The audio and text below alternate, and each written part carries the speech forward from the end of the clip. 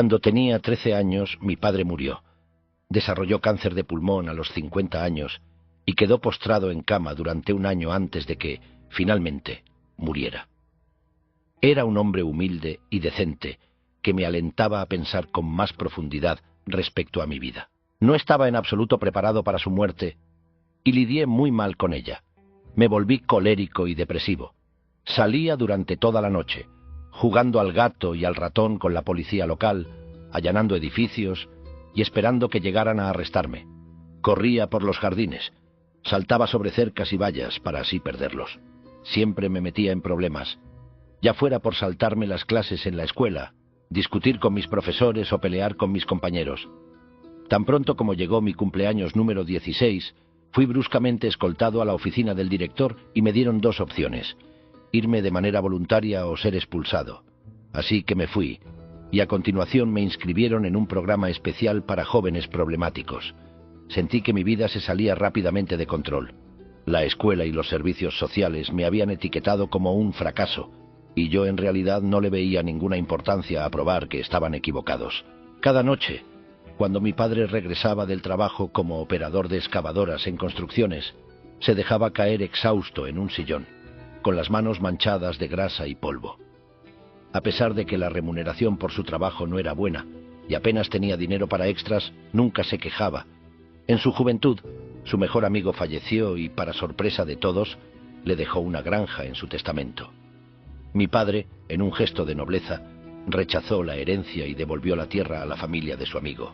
Siempre solía decir: el dinero no te traerá la felicidad, y realmente creía en ello.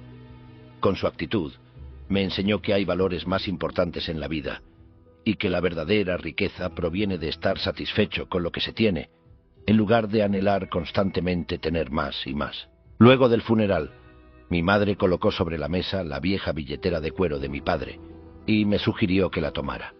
La abrí con lentitud. Mis manos temblaban, y no estaba seguro del motivo. En su interior no había más que un pedazo de papel bastante desgastado. Al observarlo, noté que era un pasaje arrancado del libro del Éxodo, en que pude leer una frase: y Dios le dijo a Moisés: yo soy el que soy. Y añadió: así dirás a los hijos de Israel: yo soy el que ha enviado a vosotros. Me encontraba ansioso por comprender el significado que esas palabras podían tener para él. Fue en ese instante, sosteniendo aquel fragmento de papel, cuando comenzó mi propio viaje filosófico. Muchos años después, al descubrir que Marco Aurelio había perdido a su padre a una edad temprana, me pregunté si él habría buscado un sentido de dirección al igual que yo. Tras la muerte de mi padre, quedé inundado de preguntas religiosas y filosóficas que me inquietaban profundamente. Recuerdo el miedo que sentía ante la idea de morir. Pasaba las noches en vela, en mi cama, intentando desentrañar el enigma de la existencia en busca de algún alivio. Era como si una incesante comezón se hubiera alojado en lo más recóndito de mi mente, y aunque intentara aliviarla, no lograba alcanzarla. En ese entonces no lo sabía, pero esa ansiedad existencial es una vivencia que impulsa a muchos a adentrarse en el estudio de la filosofía. El filósofo Spinoza, por ejemplo, escribió: y entonces percibí que me encontraba en un estado de gran peligro, y me compelí a mí mismo a buscar con todas mis fuerzas un remedio, por más incierto que éste fuera. Como un hombre enfermo que lucha contra una enfermedad mortal, cuando ve que la muerte lo alcanzará con seguridad a menos de que se encuentre un remedio, es compelido a buscar tal remedio con todas sus fuerzas, en la medida en que toda su esperanza yace en ello. Adopté la frase «yo soy el que soy» como una referencia a la conciencia pura de la existencia misma. Al principio, esto me parecía algo profundamente místico o metafísico. Soy la conciencia de mi propia existencia. Me evocaba la célebre inscripción del santuario del oráculo de Delfos: «Conócete a ti mismo». Esta se convirtió en una de mis máximas fundamentales. Con el paso del tiempo, me obsesioné con la búsqueda del autoconocimiento a través de la meditación y diversas formas de ejercicios contemplativos. Tiempo después, descubrí que el pasaje que mi padre llevaba consigo durante todos esos años desempeña un papel crucial en los rituales de la sección masónica, denominada Real Arco. Durante la iniciación, se interroga al candidato: ¿eres un masón del Real Arco? Y él responde: yo soy el que soy. La francmasonería tiene una extensa historia en Escocia, extendiéndose hasta 4 siglos atrás, y está profundamente arraigada en mi ciudad natal, Ayr. Tanto mi padre como muchos de sus amigos eran miembros de la logia local. Si bien la mayoría de los francomasones son cristianos, emplean un lenguaje interdenominacional, refiriéndose a Dios como el gran arquitecto del universo. Según la tradición, en algunos de sus textos, el filósofo Pitágoras introdujo en Occidente un conjunto de enseñanzas espirituales originadas con los constructores del templo del rey Salomón, y que fueron posteriormente difundidas por Platón y Euclides. Se cree que las logias masónicas medievales preservaron y transmitieron esta sabiduría ancestral durante siglos. Empleaban rituales esotéricos y símbolos geométricos, como el cuadrado y el compás, para expresar sus doctrinas espirituales. La francmasonería también exalta las 4 virtudes cardinales de la filosofía griega, que simbolizan las 4 esquinas de la logia: prudencia, justicia, fortaleza y templanza, o en términos más contemporáneos, sabiduría, justicia, resiliencia y moderación. Mi padre tomó muy en serio estas enseñanzas éticas, y su influencia marcó profundamente mi carácter.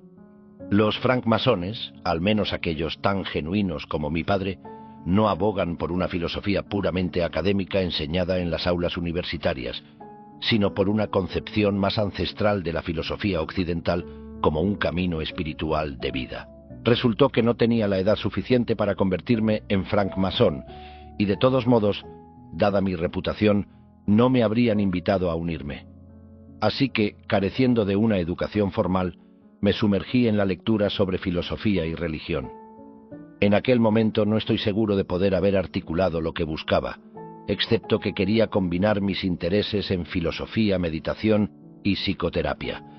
Anhelaba una guía más racional y filosófica para la vida, pero nada parecía encajar. Afortunadamente me encontré con Sócrates. Había estudiado la colección de textos gnósticos antiguos hallados en Nag Hammadi, Egipto, que poseen una orientación hacia la filosofía griega. Esto me condujo a la lectura de los diálogos de Platón, en los cuales Sócrates, el filósofo griego por excelencia, interpela a sus amigos y otros interlocutores acerca de sus valores más arraigados. Solía centrarse en las virtudes cardinales de la filosofía griega, las mismas que posteriormente adoptaron los francmasones. Sócrates no dejó escritos propios sobre filosofía. Conocemos su pensamiento principalmente a través de los diálogos escritos por 2 de sus discípulos más renombrados, Platón y Jenofonte. Según la tradición, Sócrates fue pionero en aplicar el método filosófico a cuestiones éticas. Su deseo era ayudar a otros a vivir sabiamente, en armonía con la razón. Para él, la filosofía no era solo una guía moral, sino también una herramienta terapéutica. Argumentaba que practicar la filosofía podía ayudarnos a enfrentar el miedo a la muerte, refinar nuestro carácter y hallar un sentido auténtico de satisfacción. Los diálogos socráticos son a menudo conocidos por no llegar a conclusiones definitivas. De hecho, la frecuente afirmación de Sócrates de no saber nada sobre ciertos temas, un rasgo que se denomina ironía socrática, inspiraría posteriormente la tradición del escepticismo griego. Sin embargo, Sócrates transmitió enseñanzas positivas a sus discípulos sobre cómo llevar una buena vida. Un pasaje célebre de la Apología de Platón resume esencialmente estas enseñanzas. En este diálogo, Sócrates se defiende de las acusaciones de impiedad y de corromper a la juventud, cargos que eventualmente llevarían a su condena a muerte. Pero, en lugar de disculparse o rogar clemencia, y en lugar de recurrir a tácticas emocionales como presentar a su esposa e hijos llorando ante el jurado, como otros habrían hecho, él opta por seguir filosofando. Interroga a sus acusadores y ofrece lecciones éticas al jurado.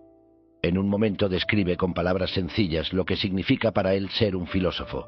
Pues yo no hago más que persuadir tanto a los jóvenes como a los viejos entre ustedes a que no les importe su cuerpo ni su riqueza, más que, o tanto como, el mejor estado posible de su alma.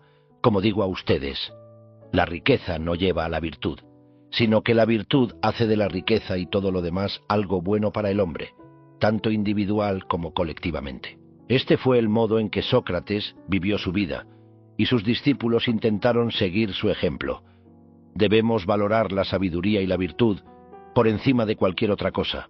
Un filósofo, en el sentido socrático, es alguien que vive conforme a estos valores, alguien que ama literalmente la sabiduría, que es el significado original del término. Mirando hacia atrás, reconozco que me acerqué a Sócrates y a otros filósofos antiguos buscando una filosofía de vida similar a la que mi padre había hallado en la francmasonería. Sin embargo, como señalé anteriormente, los diálogos que han perdurado tienden a resaltar el método interrogativo de Sócrates, más que ofrecer una guía práctica y detallada sobre el arte socrático de vivir con sabiduría.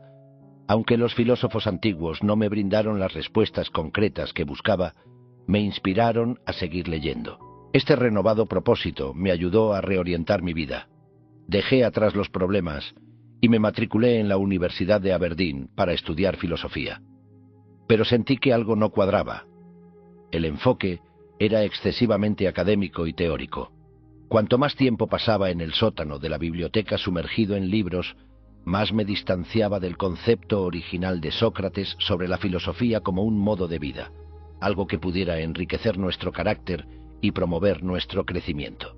Si los antiguos filósofos eran verdaderos guerreros del pensamiento, sus homólogos contemporáneos parecen más bibliotecarios del pensamiento, más inclinados a catalogar y organizar ideas que a vivir la filosofía diariamente como una disciplina psicológica.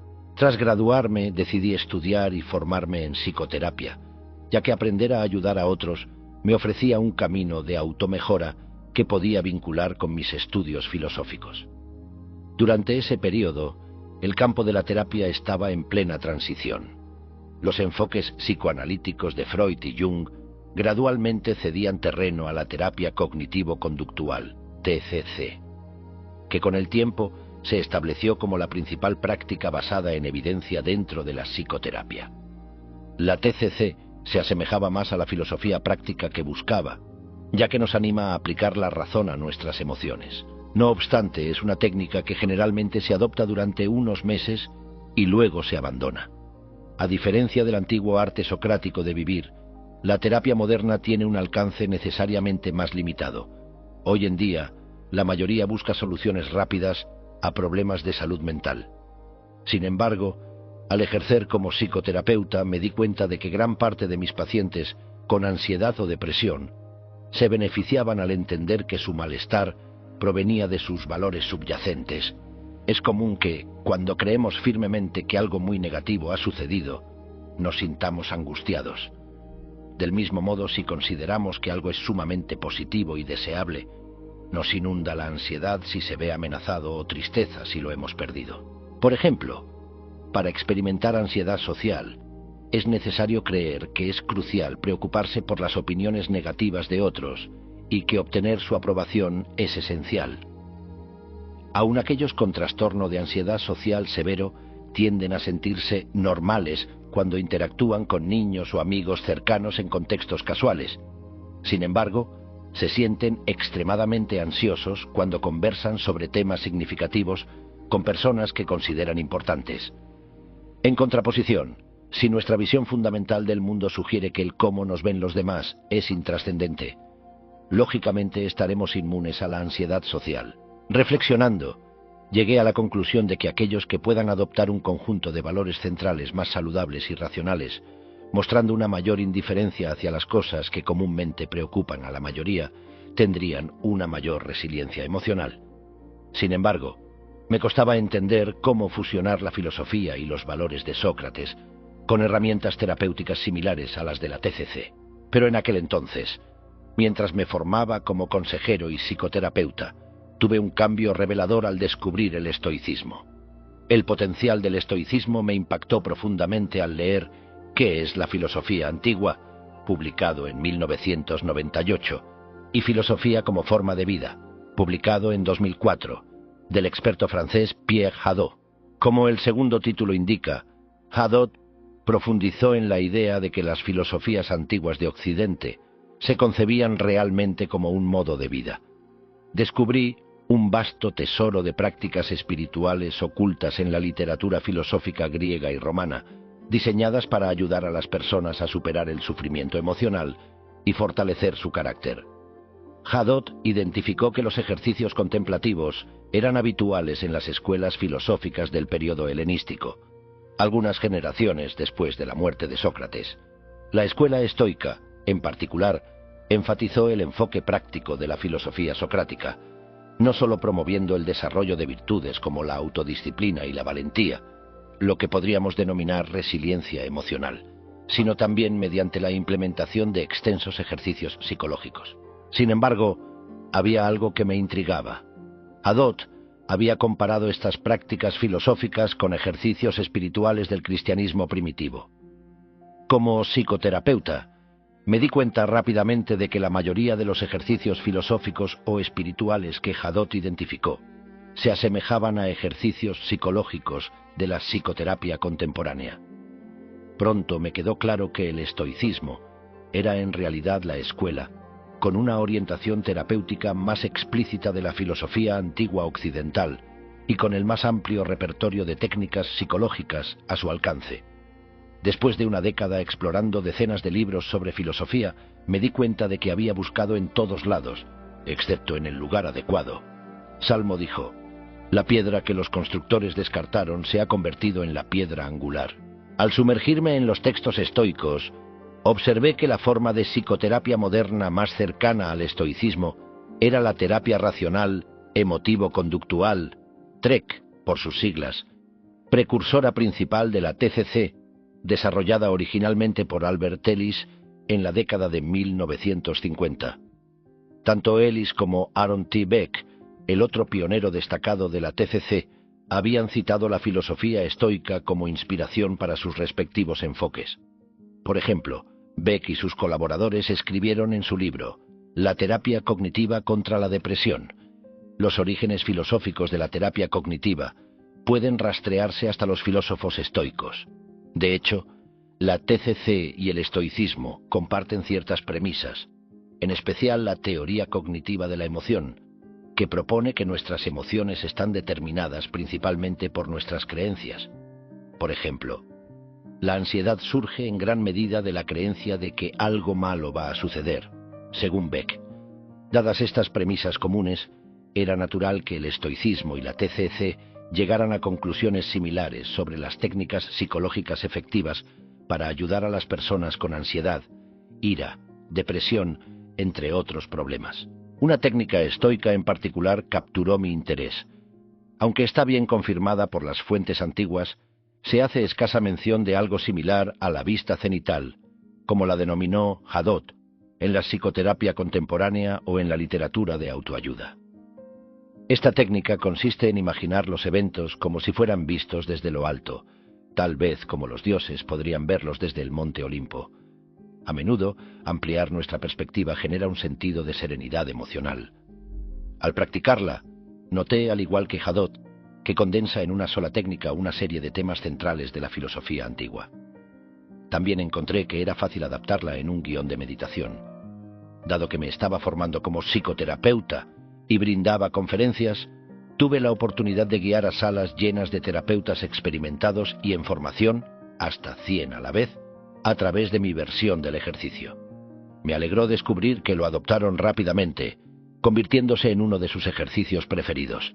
Describieron cómo lograban mantener una calma excepcional al contemplar su situación de vida desde una perspectiva distante. Empecé a compartir estos recursos en línea a través de mi blog personal.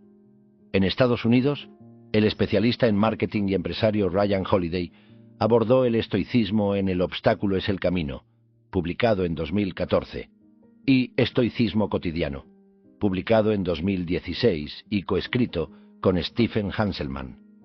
Posteriormente, en el Reino Unido, el ilusionista y personalidad televisiva Derren Brown publicó un libro titulado Feliz, publicado en 2017, inspirado en los estoicos. Estos autores alcanzaron una nueva audiencia, más allá de la academia, presentando el estoicismo como autoayuda y filosofía de vida. El científico escéptico y profesor de filosofía Massimo Pigliucci lanzó Cómo ser un estoico, publicado en 2017. Ese mismo año, el político republicano Pat McGeehan escribió El estoicismo y la casa del Estado. El estoicismo también se implementó en el ejército, como parte del entrenamiento de resiliencia del guerrero, a cargo del coronel Thomas Jarrett. Michael Lombardi, ejecutivo de la NFL y exentrenador de los New England Patriots, también lo adoptó, y la filosofía empezó a ganar adeptos en el mundo deportivo. Era evidente que el estoicismo estaba resurgiendo en popularidad, y esto parecía ser solo la punta del iceberg. Las comunidades en línea dedicadas al estoicismo florecieron, atrayendo a cientos de miles de miembros en Internet, relatando la historia del estoicismo. Hace un tiempo, cuando mi hija Poppy tenía 4 años, comenzó a pedirme que le contara historias. No conocía ninguna historia para niños, así que le relaté lo que venía a mi mente. Mitos griegos e historias sobre héroes y filósofos. Una de sus favoritas era la del general griego Jenofonte. Una noche, el joven Jenofonte caminaba por un callejón entre 2 edificios cerca del mercado ateniense.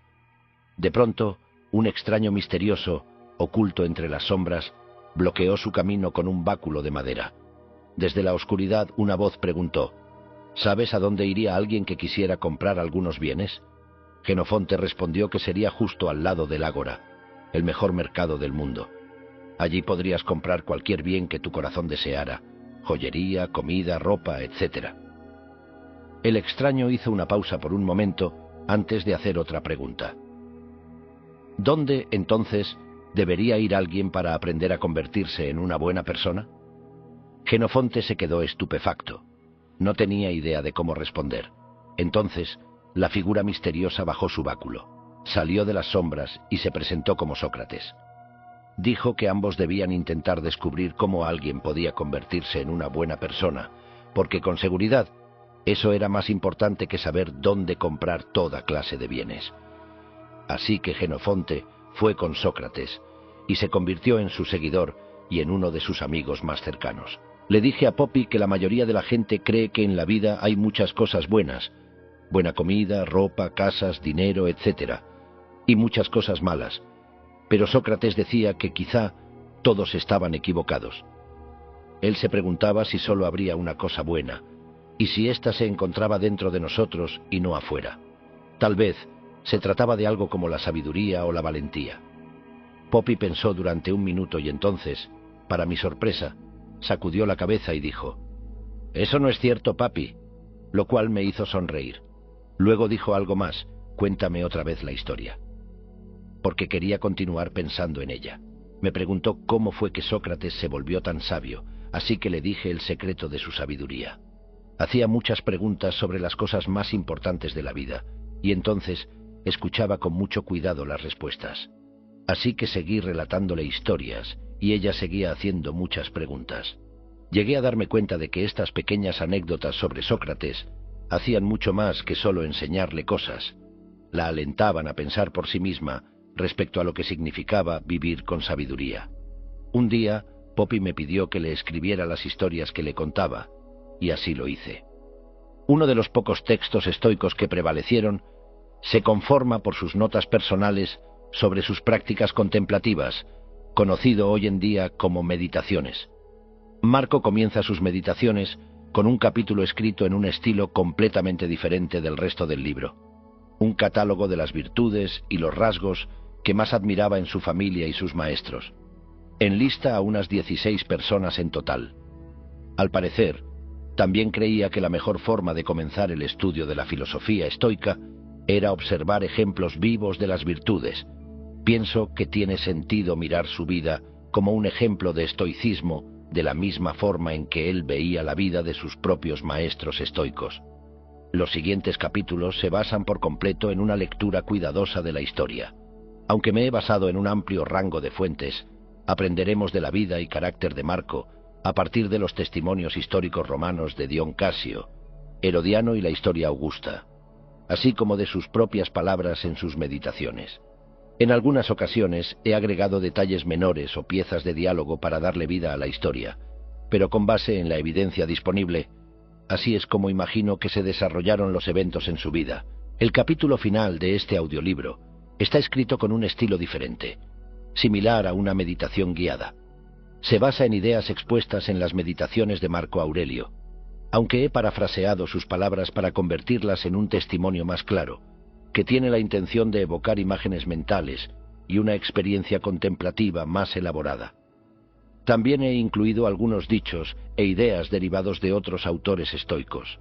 Le di la forma de un monólogo interno o una fantasía porque sentí que era una buena forma de presentar la contemplación estoica de la muerte y de la vista cenital. Todo este audiolibro está diseñado para ayudarte a seguir a Marco en la obtención de una fuerza mental estoica y finalmente un sentido más profundo de satisfacción. Descubrirás que he combinado el estoicismo con muchos elementos de la terapia cognitivo-conductual, o TCC por sus siglas, lo cual, como hemos visto, es natural, debido a que la TCC fue inspirada por el estoicismo y tienen algunos elementos fundamentales en común. De modo que notarás que me refiero a ideas terapéuticas modernas como el distanciamiento cognitivo, que es la habilidad de distinguir nuestros pensamientos de la realidad externa, y el análisis funcional, que es la evaluación de las consecuencias de diferentes formas de proceder. La TCC es una terapia a corto plazo, un enfoque correctivo para problemas de salud mental como la ansiedad y la depresión. Todos sabemos que la prevención es mejor que la cura. Las técnicas y conceptos de la TCC han sido adaptados para su uso en la construcción de la resiliencia, para reducir el riesgo de desarrollar problemas emocionales serios en el futuro. Sin embargo, creo que para muchas personas una combinación de la filosofía estoica y la TCC puede ser más apropiada como un enfoque preventivo a largo plazo. Cuando se la asimila como una filosofía de vida, con una práctica diaria, tenemos la oportunidad de aprender una mayor resiliencia emocional, fuerza de carácter e integridad moral. De eso se trata en realidad este libro. Los estoicos pueden enseñar a encontrar un sentido de propósito en la vida, a enfrentar la adversidad, a conquistar la ira dentro de uno mismo, a moderar los deseos, a experimentar fuentes de alegría sanas, a soportar el dolor y la enfermedad con paciencia y con dignidad, a exhibir fortaleza ante las ansiedades, a lidiar con la pérdida y quizá hasta a confrontar la propia mortalidad mientras se permanece tan libre de perturbaciones como Sócrates. Marco Aurelio enfrentó retos colosales durante su reinado como emperador de Roma. Meditaciones proporciona una ventana a su alma que nos permite ver cómo se guió a sí mismo a través de todos ellos. Ciertamente, te invito, como lector, a hacer un esfuerzo por escuchar este audiolibro de forma especial, a intentar ponerte en sus zapatos y mirar la vida a través de sus ojos, a través de la lente de su filosofía. Veamos si podemos acompañarlo en el viaje que hizo mientras se transformaba a sí mismo, día con día, en un estoico pleno. Si el destino lo permite, más personas podrían ser capaces de aplicar la sabiduría del estoicismo a los retos reales y problemas cotidianos de la vida moderna. Ese cambio, no obstante, no saltará de las páginas. Solo llegará al tomar una decisión firme, aquí y ahora, para comenzar a poner ideas como estas en práctica. Tal como Marco se escribió a sí mismo: no desperdicies tiempo discutiendo sobre cómo debería ser un hombre bueno. Solo sé uno. Capítulo 1. El emperador muerto. Es el año 180 después de Cristo. A medida que otro prolongado y riguroso invierno se aproxima a su fin en la frontera norte del imperio, el emperador romano Marco Aurelio yace moribundo en su campamento militar en Vindobona, la actual Viena. Hace 6 días, una fiebre comenzó a consumirlo, y sus síntomas se han intensificado rápidamente. Para sus médicos, está claro que está al borde de sucumbir a la gran peste antonina, posiblemente una cepa de la viruela, que ha afectado al imperio durante los últimos 14 años. A pesar de que Marco, cerca de los 60 años, es frágil físicamente, y todos los indicios apuntan a una pronta partida, quienes lo rodean lo ven extrañamente sereno, casi indiferente. Ha estado preparándose para este momento durante la mayor parte de su vida. La filosofía estoica que ha adoptado le ha enseñado a reflexionar sobre su propia mortalidad de manera serena y lógica. Aprender a enfrentar la muerte, según los estoicos, es aprender a liberarse de las cadenas del miedo. Esta perspectiva filosófica hacia la muerte no le vino naturalmente. Su padre falleció cuando él era apenas un niño, dejándolo con un carácter serio y reflexivo. A la edad de 17 años fue adoptado por el emperador Antonino Pío como parte de un plan de sucesión diseñado por su predecesor, Adriano, quien había visto en él un potencial inmenso de sabiduría y liderazgo desde su temprana edad. Sin embargo, Marco estaba reacio a dejar el hogar materno para mudarse al palacio imperial. Antonino, reconociendo su potencial, reunió a los más destacados maestros en retórica y filosofía para formarlo en preparación para su futura posición como emperador. Aunque estuvo bajo la tutela de expertos en platonismo y aristotelismo, el núcleo de su educación filosófica fue el estoicismo. Estos maestros se convirtieron en una especie de familia para él. Se cuenta que, al morir uno de sus tutores más estimados, Marco se desplomó en un profundo dolor, tanto que los sirvientes del palacio intentaron contenerlo, preocupados de que tal despliegue de emoción fuera visto como inapropiado para un futuro emperador. Sin embargo, Antonino intervino, permitiéndole a Marco vivir su duelo, afirmando: «Dejad que por una vez sea simplemente un hombre. Ni la filosofía ni el imperio pueden suprimir las emociones naturales». Años después, tras la dolorosa pérdida de varios de sus hijos pequeños, Marco nuevamente se vio abrumado por las lágrimas en público durante un juicio. Esta vez fue tras escuchar a un intercesor mencionar en su alegato: «Benditos sean aquellos que murieron por la peste». Marco, por naturaleza, era un hombre profundamente afectuoso y amoroso, y la pérdida siempre le golpeó con fuerza. A lo largo de su vida, se volcó cada vez más a los preceptos del estoicismo para enfrentar la muerte de sus seres queridos, y ahora, mientras yace en su lecho de muerte, reflexiona nuevamente sobre esas enseñanzas. Años atrás, la emperatriz Faustina, su compañera de 35 años, había fallecido. De sus 13 hijos, solo vio crecer a 5, 4 hijas y un único hijo varón, Cómodo. La muerte estaba omnipresente. Durante su reinado, millones de romanos por todo el imperio perecieron debido a la guerra o enfermedades. Estas calamidades a menudo iban de la mano, ya que los campamentos de legionarios eran especialmente propensos a brotes de peste, particularmente durante los fríos meses invernales.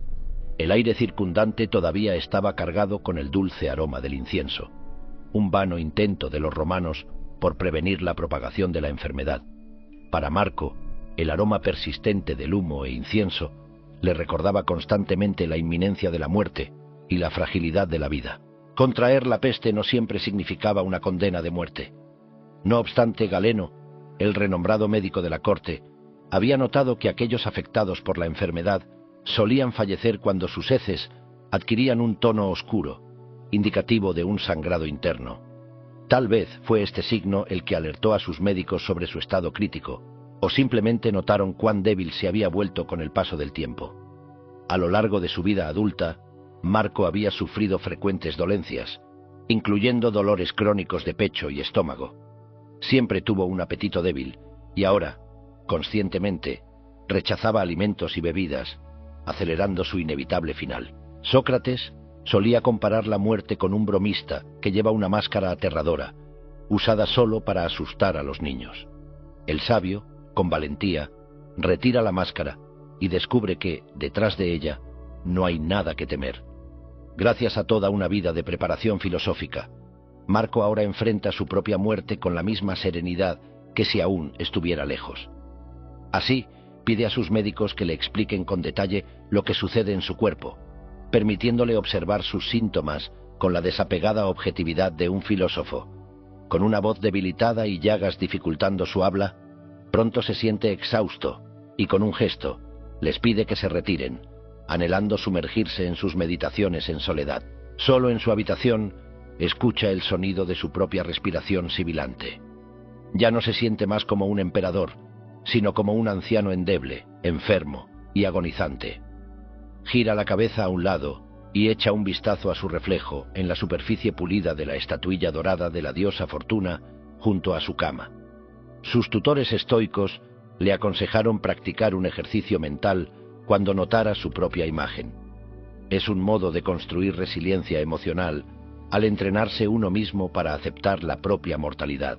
Al enfocar sus ojos con debilidad en su reflejo, intenta imaginar que le devuelve la mirada uno de los emperadores romanos muertos, que hace mucho tiempo lo precedieron. Primero imagina a Antonino, su padre adoptivo, y luego a su abuelo adoptivo, el emperador Adriano. Incluso imagina que su reflejo asume de a poco las características que aparecen en pinturas y esculturas de Augusto, fundador del imperio 2 siglos atrás. Al hacerlo, Marco se pregunta a sí mismo en silencio: ¿dónde están ahora? Y susurra la respuesta: en ninguna parte, o al menos, en ninguna parte de la que podamos hablar. Continúa meditando pacientemente, pero somnoliento, sobre la mortalidad de los emperadores que lo precedieron. No queda nada de ninguno de ellos salvo huesos y polvo.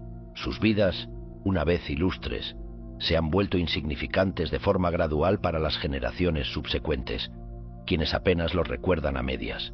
Incluso sus nombres resultan antiguos y evocan recuerdos de otra era.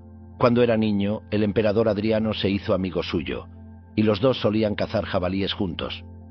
Ahora, hay oficiales jóvenes bajo su mando para quienes Adriano solo es un nombre en los libros de historia. El cuerpo real que tenía en vida ha sido sustituido por retratos y estatuas inánimes. Antonino, Adriano, Augusto, todos muertos y ausentes por igual. Todos, desde Alejandro Magno hasta el arriero más pobre, terminan por yacer en el mismo suelo. Reyes y mendigos por igual. Al final a todos les espera el mismo final. Este tren de pensamiento es interrumpido bruscamente por un ataque de tos acompañado por sangre y tejido de la úlcera en su garganta. El dolor y el malestar de su fiebre compiten por su atención, pero Marco hace de ello otra parte de su meditación. Se dice a sí mismo que solo es otro de esos hombres muertos. Pronto no será más que un nombre junto a los demás en los libros de historia, y un día hasta su nombre será olvidado. Así es como contempla su propia mortalidad, mediante la práctica de uno de los muchos ejercicios estoicos con siglos de antigüedad que aprendió en su juventud. Una vez que aceptamos de verdad nuestra propia muerte como un hecho inescapable de la vida, deja de tener sentido desear la inmortalidad, cuerpos tan duros como los diamantes, o poder volar con las alas de un ave. Mientras podamos asir con firmeza la verdad de que ciertos infortunios son inevitables, ya no sentiremos más la necesidad de preocuparnos por ellos, ni anhelaremos aquello que aceptamos como imposible, siempre que podamos ver con una claridad tan transparente como el cristal que es fútil hacerlo. Ya que la muerte se encuentra entre las certezas más grandes de la vida, para un hombre sabio debe ser una de las menos temidas. Aunque Marco comenzó su preparación en filosofía por primera vez cuando apenas era un niño de 12 años, su práctica se intensificó cuando estaba en sus 20 y se dedicaba sin reservas a convertirse en un estoico. Desde entonces, practicó sus ejercicios estoicos todos los días, entrenó su mente y su cuerpo para obedecer a la razón, y se transformó a sí mismo de forma progresiva, tanto como hombre como regente, en algo que se aproximaba al ideal estoico. Había intentado desarrollar su propia sabiduría y resiliencia sistemáticamente, esculpiéndose a la imagen de los filósofos que compartieron sus enseñanzas con él, y de otros grandes hombres que se habían ganado su admiración, entre los cuales sobresalía Antonino. Estudió la forma en que enfrentaban diversas formas de adversidad con serena dignidad. Observó cuidadosamente cómo vivían en conformidad con la razón y exhibían las virtudes cardinales de sabiduría, justicia, fortaleza y templanza. Ellos sentían el dolor de la pérdida, pero no sucumbían ante ella. Marco se había sentido desconsolado tantas veces y había practicado su respuesta a ello con tal frecuencia que ya no lloraba sin control. Ya no gritaba más «¿por qué?», ni «¿cómo puede ser posible?». Ni siquiera albergaba tales pensamientos. Ahora asume con firmeza la verdad de que la muerte es una parte de la vida, natural e inevitable. Ahora que ha llegado su hora, le da la bienvenida con una actitud filosófica. Hasta podría decirse que ha aprendido a ser amigo de la muerte.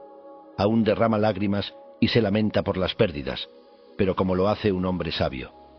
Ya no suma a su pesar natural con quejas, sacudiendo el puño contra el universo. Desde que completó su diario de reflexiones sobre filosofía muchos años atrás, Marco ha estado transitando por la etapa final de un viaje espiritual de toda la vida. Ahora que yace con dolor y malestar, con el final aproximándose, se recuerda a sí mismo con gentileza que ya ha muerto muchas veces a lo largo del camino. Primero murió como niño al entrar al palacio imperial, como heredero al trono. para asumir el título de César, luego de que Adriano falleciera. Tras la muerte de Antonino, como el joven César, Marco tuvo que morir al tomar su lugar como emperador de Roma. Dejar Roma atrás para comandar las legiones del norte durante la guerra marcomana fue la señal de otra muerte. Una transición a una vida de conflicto y permanencia en el extranjero. Ahora, como un anciano, enfrenta su muerte no por primera vez, sino por última. Desde el momento en que nacemos, morimos constantemente, no solo con cada etapa de nuestra vida, sino también día con día. Nuestro cuerpo ya no es aquello que nuestra madre vio nacer, como Marco lo explicaba. Nadie es la misma persona que era ayer. Darse cuenta de ello hace más fácil soltarse. No podemos aferrarnos a la vida más de lo que podemos sujetar las aguas de una corriente torrencial. Ahora, Marco se siente más somnoliento y está a punto de quedarse dormido, pero se incita a hacer un esfuerzo para sentarse en la cama. Aún tiene asuntos que atender. Les ordena a los guardias llamar a los miembros de su familia y a su círculo íntimo de cortesanos, los amigos del emperador, quienes han sido convocados al campamento. Aunque luce frágil y ha sufrido de enfermedades durante toda su vida, posee una famosa resiliencia. Ya ha parecido estar al borde de la muerte antes, pero esta vez los médicos le han confirmado que es poco probable que sobreviva.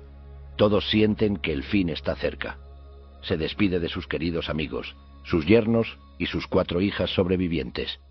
Habría besado a cada una de ellas, pero la peste lo obliga a mantener distancia. Su yerno Pompeyano, su mano derecha y general en jefe durante las guerras marcomanas, está a su lado como siempre. Su amigo de toda la vida, Aelio Victorino, otro de sus generales, también está presente, al igual que Brutio Presente, el suegro de Cómodo, y otro de sus yernos, Cneo Claudio Severo, un amigo cercano y también filósofo. Se reúnen con rostro solemne alrededor de su cama. Marco enfatiza que deben cuidar bien de Cómodo, su único hijo superviviente, quien ha regido a su lado como su coemperador aprendiz durante los últimos 3 años. Ha asignado a los mejores maestros disponibles para él, pero la influencia que tienen disminuye. Cómodo se convirtió en emperador cuando apenas tenía 16 años. Marco tuvo que esperar hasta los 40. Los regentes jóvenes, como el emperador Nerón, suelen corromperse con facilidad, y él puede ver que su hijo ya tiene malas compañías. Pide a sus amigos, en especial a Pompeyano, que le hagan el honor de asegurar que la educación moral de Cómodo continúe como si fuera su propio hijo. Marco nombró a Cómodo como su heredero oficial al otorgarle el título de César cuando apenas tenía 5 años. El hermano menor de Cómodo, Marco Annio Vero, también fue nombrado César, pero murió poco después.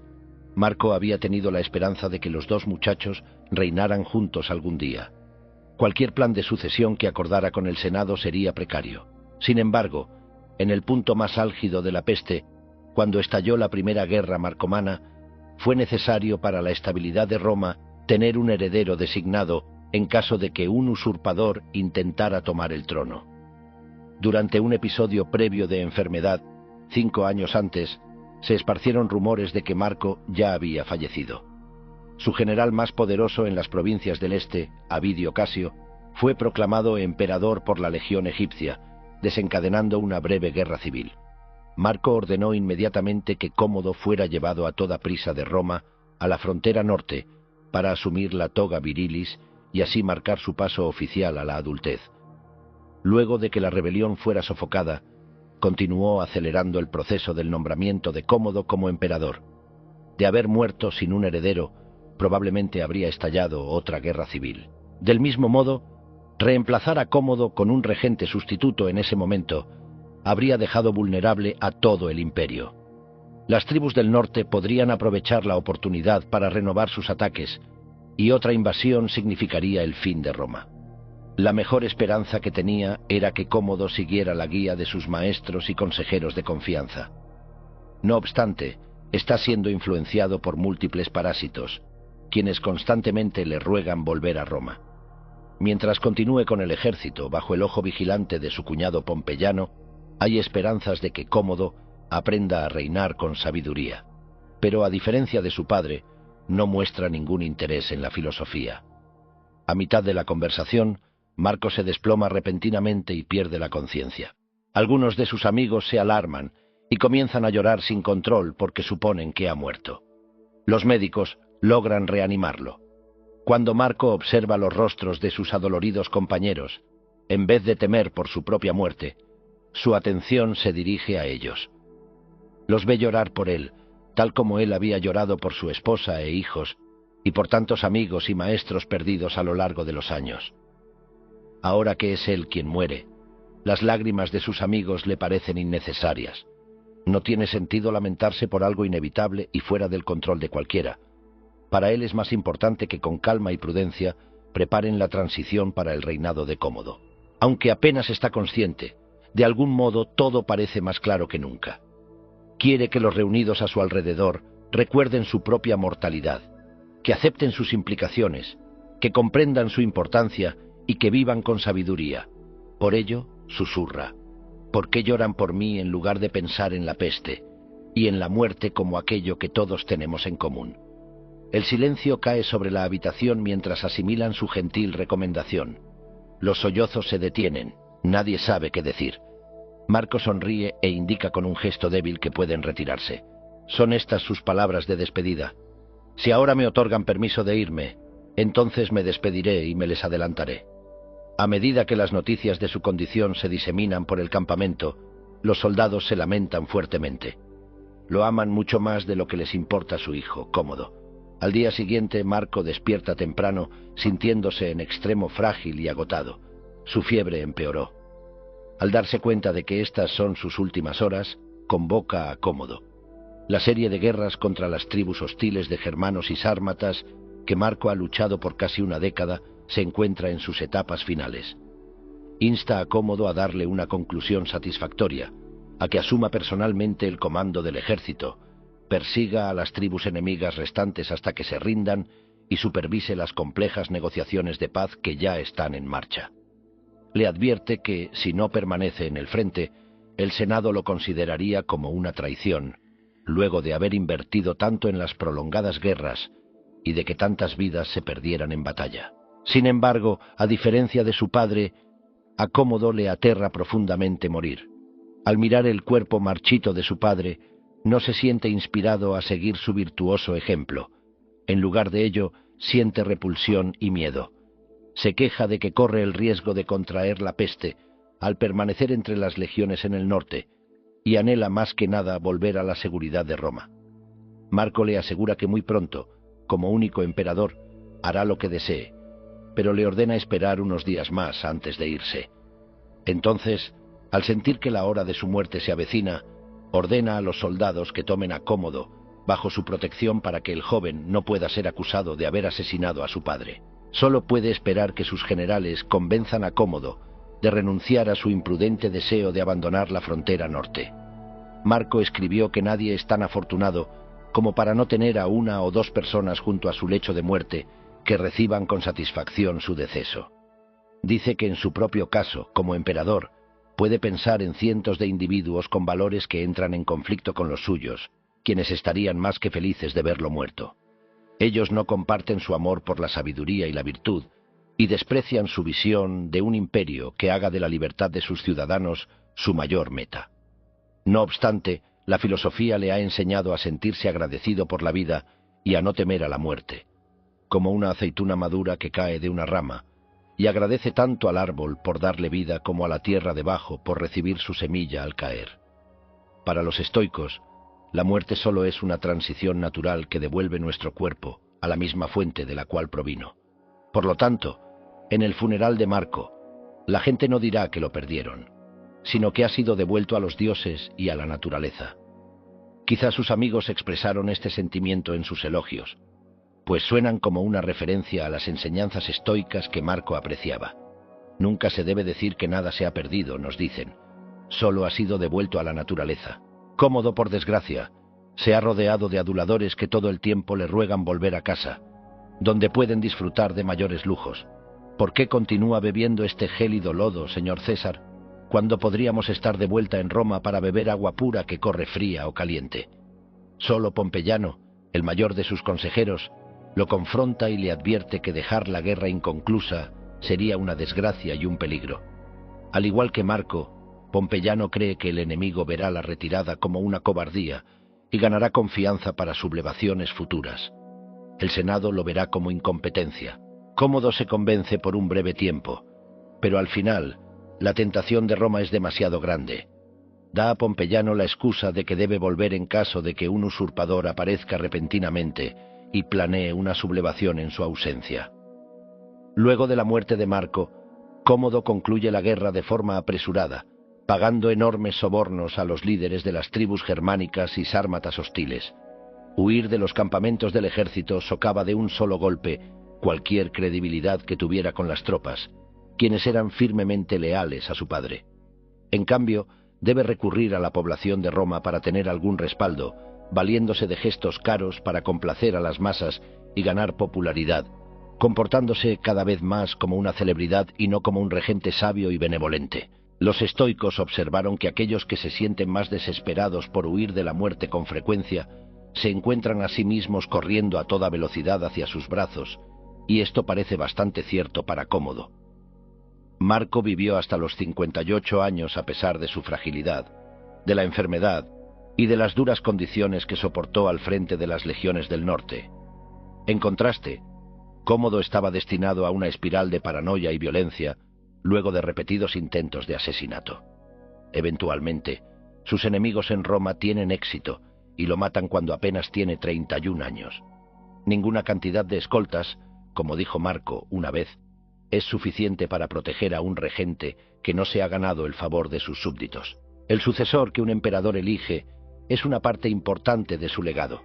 Sin embargo, los estoicos enseñaron que no podemos controlar las acciones de otros y que hasta los maestros con una sabiduría suprema, como Sócrates, tienen hijos y estudiantes rebeldes. Se dice que cuando Estilpón, un filósofo de la escuela de Megara y uno de los predecesores del estoicismo, fue criticado por el carácter vergonzoso de su hija, dijo que las acciones de su hija no le traían más deshonor a él de lo que las suyas propias le daban honor a ella. Tal como resultaron las cosas, el legado real de Marco no sería Cómodo, sino la inspiración que su propio carácter y filosofía proporcionaron a las generaciones futuras. Como todos los estoicos, él creía firmemente que la virtud debía ser su propia recompensa. También se sentía conforme con aceptar que los eventos durante la vida, sin mencionar aquellos después de la muerte, nunca dependen del todo de nosotros. No obstante, los estoicos enseñaron que el hombre sabio siente una inclinación natural a escribir libros que ayuden a otras personas. En algún momento durante la primera campaña en la frontera norte, Marco, separado de sus adorados maestros y amigos estoicos en Roma, comenzó a escribir sus reflexiones personales sobre filosofía como una serie de notas breves y máximas. Es probable que comenzara poco después de la muerte de su principal tutor estoico, Junio Rústico. Quizá escribió como una forma de lidiar con este golpe, convirtiéndose en su propio maestro para sustituir las conversaciones con Rústico. Esta colección de reflexiones es conocida hoy en día como Meditaciones. Cómo sobrevivieron dichos textos es un misterio. Es probable que cayeran en manos de Cómodo, a menos de que Marco los legara a alguien más. Quizá cambiaron de manos en la reunión final con sus cortesanos. Decepcionado por el carácter irresponsable de su hijo, el agonizante emperador sabría que al menos uno de sus amigos de confianza protegía ya las Meditaciones, su verdadero obsequio para las generaciones subsecuentes. La historia del estoicismo. Marco Aurelio fue el último estoico famoso del mundo antiguo. No obstante, la historia del estoicismo comenzó casi 5 siglos antes de su muerte, a raíz de un naufragio. Zenón de Citio, un joven y próspero comerciante fenicio de la isla de Chipre, transportaba su cargamento de tinte púrpura a través del Mediterráneo. Para obtener tan solo unos pocos gramos de esta preciada sustancia, conocida como púrpura imperial o real, usada para teñir las túnicas de emperadores y reyes, se requería disecar meticulosamente a mano miles de crustáceos fermentados. El barco de Zenón se vio atrapado en una tormenta violenta. A pesar de que pudo salvar su vida, tuvo que observar desde la playa cómo su valioso cargamento se hundía y se perdía en el océano. Según se cuenta, Zenón lo perdió todo en ese naufragio. Arrasado por la pérdida, llegó a Atenas como un inmigrante empobrecido. En busca de dirección sobre cómo vivir mejor, viajó al oráculo de Delfos, donde, a través de una sacerdotisa, el dios Apolo le sugirió que debería adoptar el color no de los crustáceos muertos, sino de los hombres muertos. Este enigmático consejo debió confundirlo. Sin rumbo, Zenón regresó a Atenas, y por casualidad se encontró con un montón de libros en un puesto de un vendedor. Allí comenzó a leer por pura coincidencia una serie de anécdotas sobre Sócrates, escritas por Jenofonte, uno de sus alumnos más destacados. Las palabras que leyó lo impactaron profundamente, transformando su vida por completo. Tradicionalmente, los aristócratas griegos sostenían que la virtud estaba ligada al linaje noble. Sin embargo, Sócrates contraponía esta idea argumentando que las virtudes clásicas, como la justicia, la fortaleza y la templanza, eran simplemente formas de sabiduría moral, y que cualquier persona tenía el potencial de aprenderlas. A través de Jenofonte, Sócrates enseñaba que las personas debían cultivar en sí mismas la sabiduría y la virtud mediante la autodisciplina. Después de la ejecución de Sócrates, Jenofonte se esmeró en documentar las conversaciones filosóficas de su maestro. Quizás fue en ese instante cuando Zenón comprendió lo que el oráculo quiso decir al referirse a tomar el color de hombres muertos. Debía sumergirse en las enseñanzas de sabios anteriores, como las filosofías que estaba descubriendo en ese momento en los escritos de Jenofonte sobre Sócrates. Emocionado, Zenón inquirió al vendedor dónde podría encontrar a alguien como Sócrates en ese tiempo. Por coincidencia, el reconocido filósofo cínico Crates de Tebas pasaba por allí, y el vendedor lo señaló, instando a Zenón a seguirlo. Así, Zenón se convirtió en discípulo de Crates, sumergiéndose en la filosofía cínica establecida por Diógenes de Sinope. El estoicismo tiene sus raíces en el cinismo, y ambas tradiciones mantuvieron una relación estrecha hasta la época de Marco Aurelio. Aunque hoy asociamos el cinismo con escepticismo y desconfianza, en la antigüedad, el cinismo se centraba en la virtud y la fortaleza del carácter, a través de rigurosos entrenamientos en dificultades voluntarias. Era una vida de autodisciplina y austeridad. Sin embargo, Zenón consideraba que la filosofía cínica no era completamente satisfactoria, y que carecía de rigor intelectual. Por ello, decidió estudiar en las escuelas filosóficas académicas y megáricas, fundadas por Platón y Euclides de Megara, respectivamente, quienes fueron prominentes discípulos de Sócrates. Cada escuela se especializaba en distintos aspectos de la filosofía, fusionando virtud, lógica y metafísica. Parece que Zenón buscaba fusionar lo mejor de las distintas tradiciones filosóficas de Atenas. Las escuelas cínicas y académicas, sin embargo, solían presentar visiones fundamentalmente opuestas sobre la naturaleza de la filosofía. Los cínicos criticaban la naturaleza erudita y ostentosa de la academia platónica. Por otro lado, los académicos consideraban que las enseñanzas cínicas eran rudimentarias y excesivamente radicales. Se dice que Platón describía a Diógenes como un Sócrates enajenado. Zenón probablemente veía su enfoque como un término medio. Sus discípulos sostenían que el estudio teórico de la filosofía, incluidos temas como la lógica y la cosmología, era valioso siempre y cuando contribuyera al desarrollo de la virtud y el fortalecimiento del carácter. No obstante, también creían que podía ser perjudicial si se convertía en una mera erudición académica, alejándolos de la verdadera búsqueda de la virtud. Marco Aurelio adoptó una perspectiva similar de sus mentores estoicos. Se recordaba constantemente no perderse en la lectura excesiva de libros, evitando caer en el laberinto de problemas lógicos o metafísicos, y se enfocaba en el objetivo práctico de vivir sabiamente. Después de estudiar filosofía en Atenas durante 20 años, Zenón estableció su propia escuela en un edificio público frente al ágora, llamado Stoa Poikile o Pórtico Pintado. Aquí, caminaba enérgicamente de un extremo a otro mientras disertaba sobre filosofía. Al principio, los estudiantes que se congregaban allí se llamaban zenonianos, pero con el tiempo adoptaron el nombre de estoicos en referencia al pórtico. El término estoico podría también insinuar la naturaleza pragmática y realista de esta filosofía, que emergió en las calles de Atenas, al aire libre y cerca del mercado donde Sócrates solía debatir sobre sabiduría y virtud. El cambio de zenonianos a estoicos es revelador. ya que, a diferencia de otras corrientes filosóficas, los fundadores del estoicismo no se veían a sí mismos como seres supremamente sabios. Zenón, en su relación con sus estudiantes, adoptaba una postura similar a la que posteriormente describiría Séneca. No se consideraba un experto médico, sino más bien un paciente compartiendo su proceso de recuperación con otros enfermos. Esto contrastaba marcadamente con la escuela rival, el epicureísmo, que llevaba el nombre de su fundador, Epicuro, quien sí se veía a sí mismo como un sabio consumado. Zenón solía comentar a sus discípulos que había llegado a valorar la sabiduría por encima de la riqueza o el reconocimiento social. Mi viaje más provechoso, decía, comenzó el día en que naufragué y perdí toda mi fortuna. A menudo, en la terapia moderna, un cliente puede llegar a la revelación de que perder su trabajo fue, paradójicamente, lo mejor que le sucedió. Zenón adoptó la perspectiva cínica de que la virtud es el verdadero propósito de la vida, y que la riqueza y otras externalidades son irrelevantes en comparación.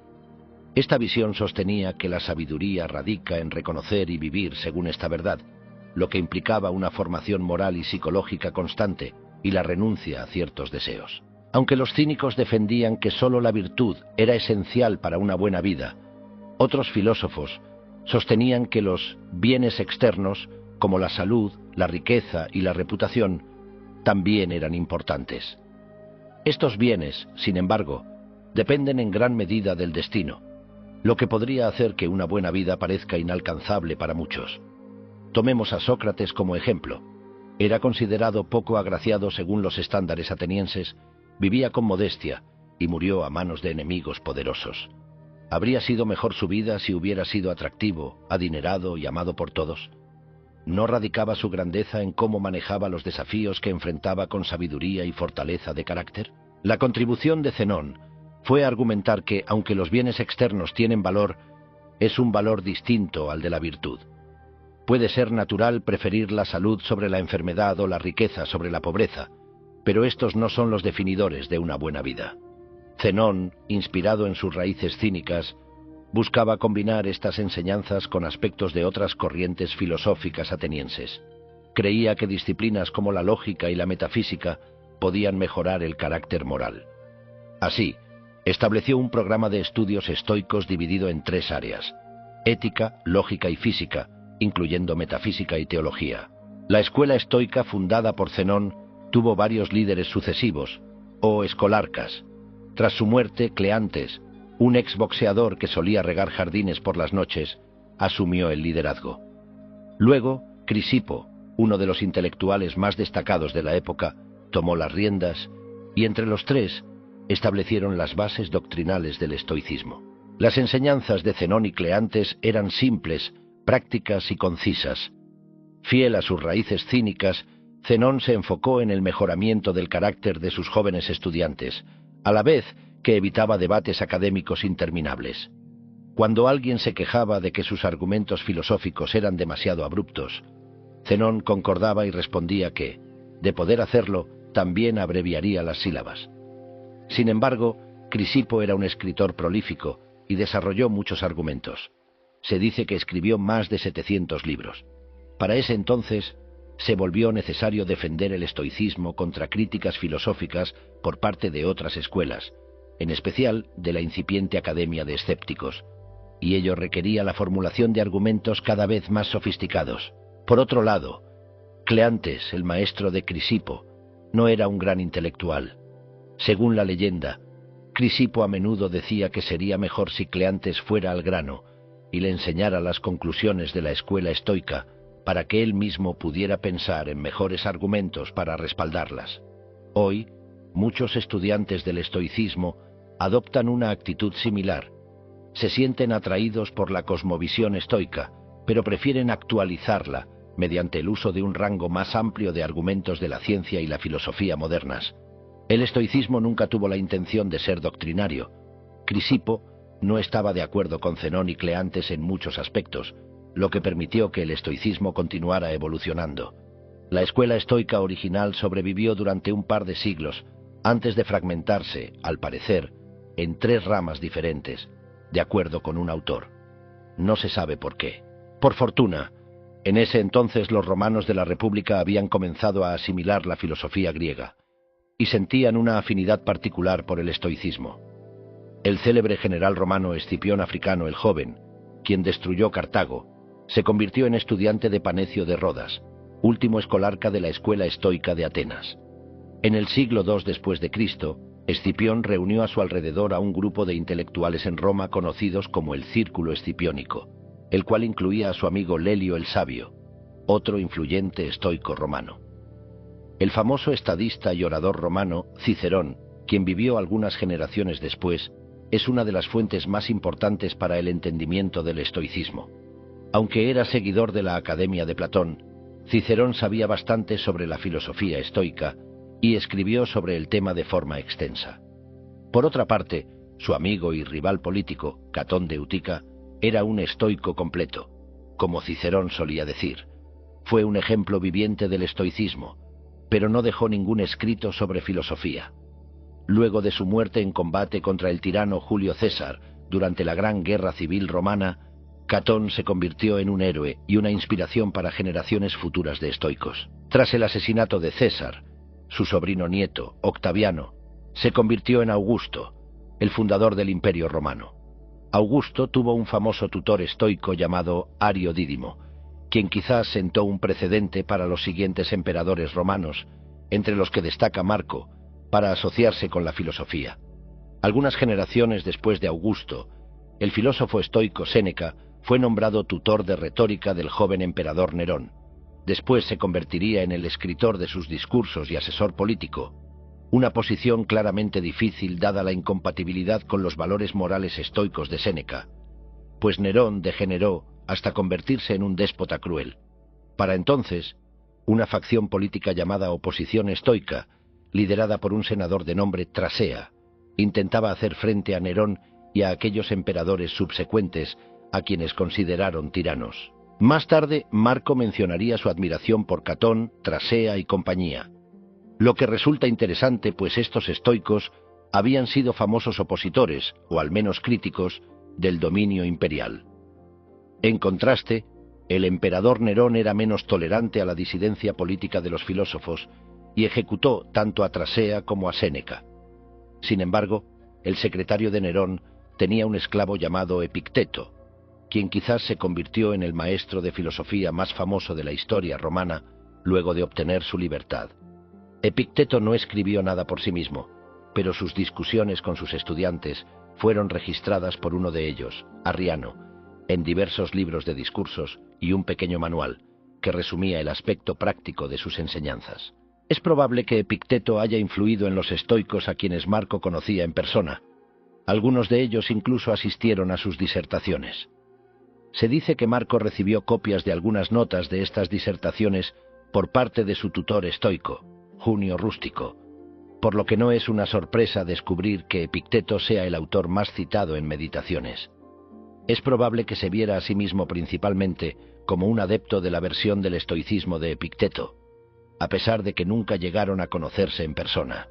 Casi 5 siglos después de que Zenón, el comerciante de tinte, fundara la escuela estoica, Marco Aurelio aún hablaba sobre teñir las cosas color púrpura. Se advertía a sí mismo evitar teñir su carácter con el púrpura real y convertirse en un César en vez de aspirar a permanecer fiel a sus principios filosóficos.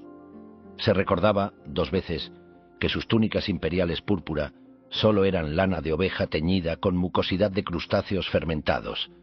Se repetía que debía teñir su mente con la sabiduría de los preceptos filosóficos transmitidos a él por sus maestros estoicos. Marco Aurelio, ciertamente, se veía a sí mismo primero como un estoico y después como un emperador. ¿En qué creían los estoicos? Los estoicos eran escritores prolíficos, pero es probable que menos del 1% de sus escritos haya sobrevivido hasta nuestros días. Los textos más influyentes que existen hoy provienen de 3 famosos estoicos romanos de la era imperial: los diversos ensayos y cartas de Séneca, los discursos y el manual de Epicteto, y las meditaciones de Marco Aurelio.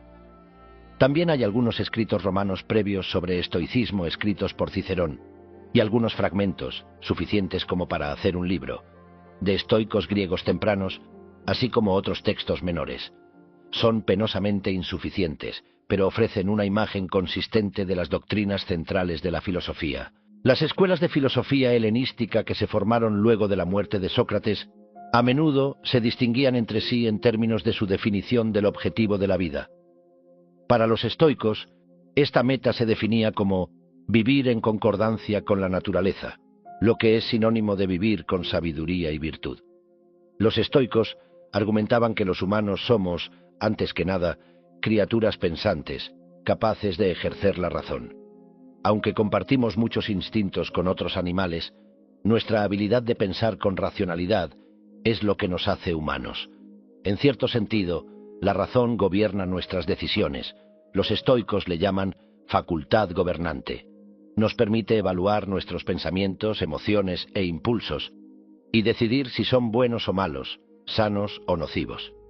Tenemos, por lo tanto, el deber innato de proteger nuestra habilidad de razonar y de usarla apropiadamente. Cuando razonamos bien sobre la vida y la vivimos de forma racional, exhibimos la virtud de la sabiduría.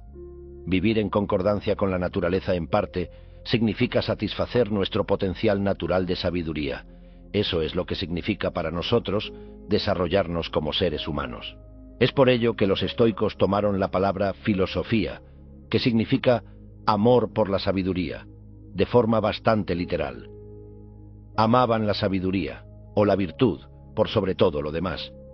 Si virtud suena demasiado pomposo, su equivalente griego, arete, se puede traducir de mejor forma como excelencia de carácter. En este sentido, algo sobresale si desempeña bien su función. Los humanos sobresalen cuando piensan con claridad y razonan bien sobre su vida, lo cual equivale a vivir con sabiduría. Los estoicos adoptaron la división socrática de virtudes cardinales como sabiduría, justicia, fortaleza y moderación. Las otras tres virtudes pueden ser entendidas como sabiduría aplicada a nuestras acciones en diversas áreas de la vida. La justicia es sabiduría que se aplica en su mayoría a la esfera social, a nuestras relaciones con otras personas. Demostrar fortaleza y moderación involucra el dominio sobre nuestros miedos y deseos, respectivamente, para superar lo que los estoicos llamaban pasiones nocivas, que por el contrario interfieren con nuestra habilidad para vivir en concordancia con la sabiduría y la justicia. La sabiduría en todas estas formas requiere principalmente que entendamos la diferencia entre cosas buenas, malas e indiferentes. La virtud es buena y el vicio es malo, pero todo lo demás es indiferente.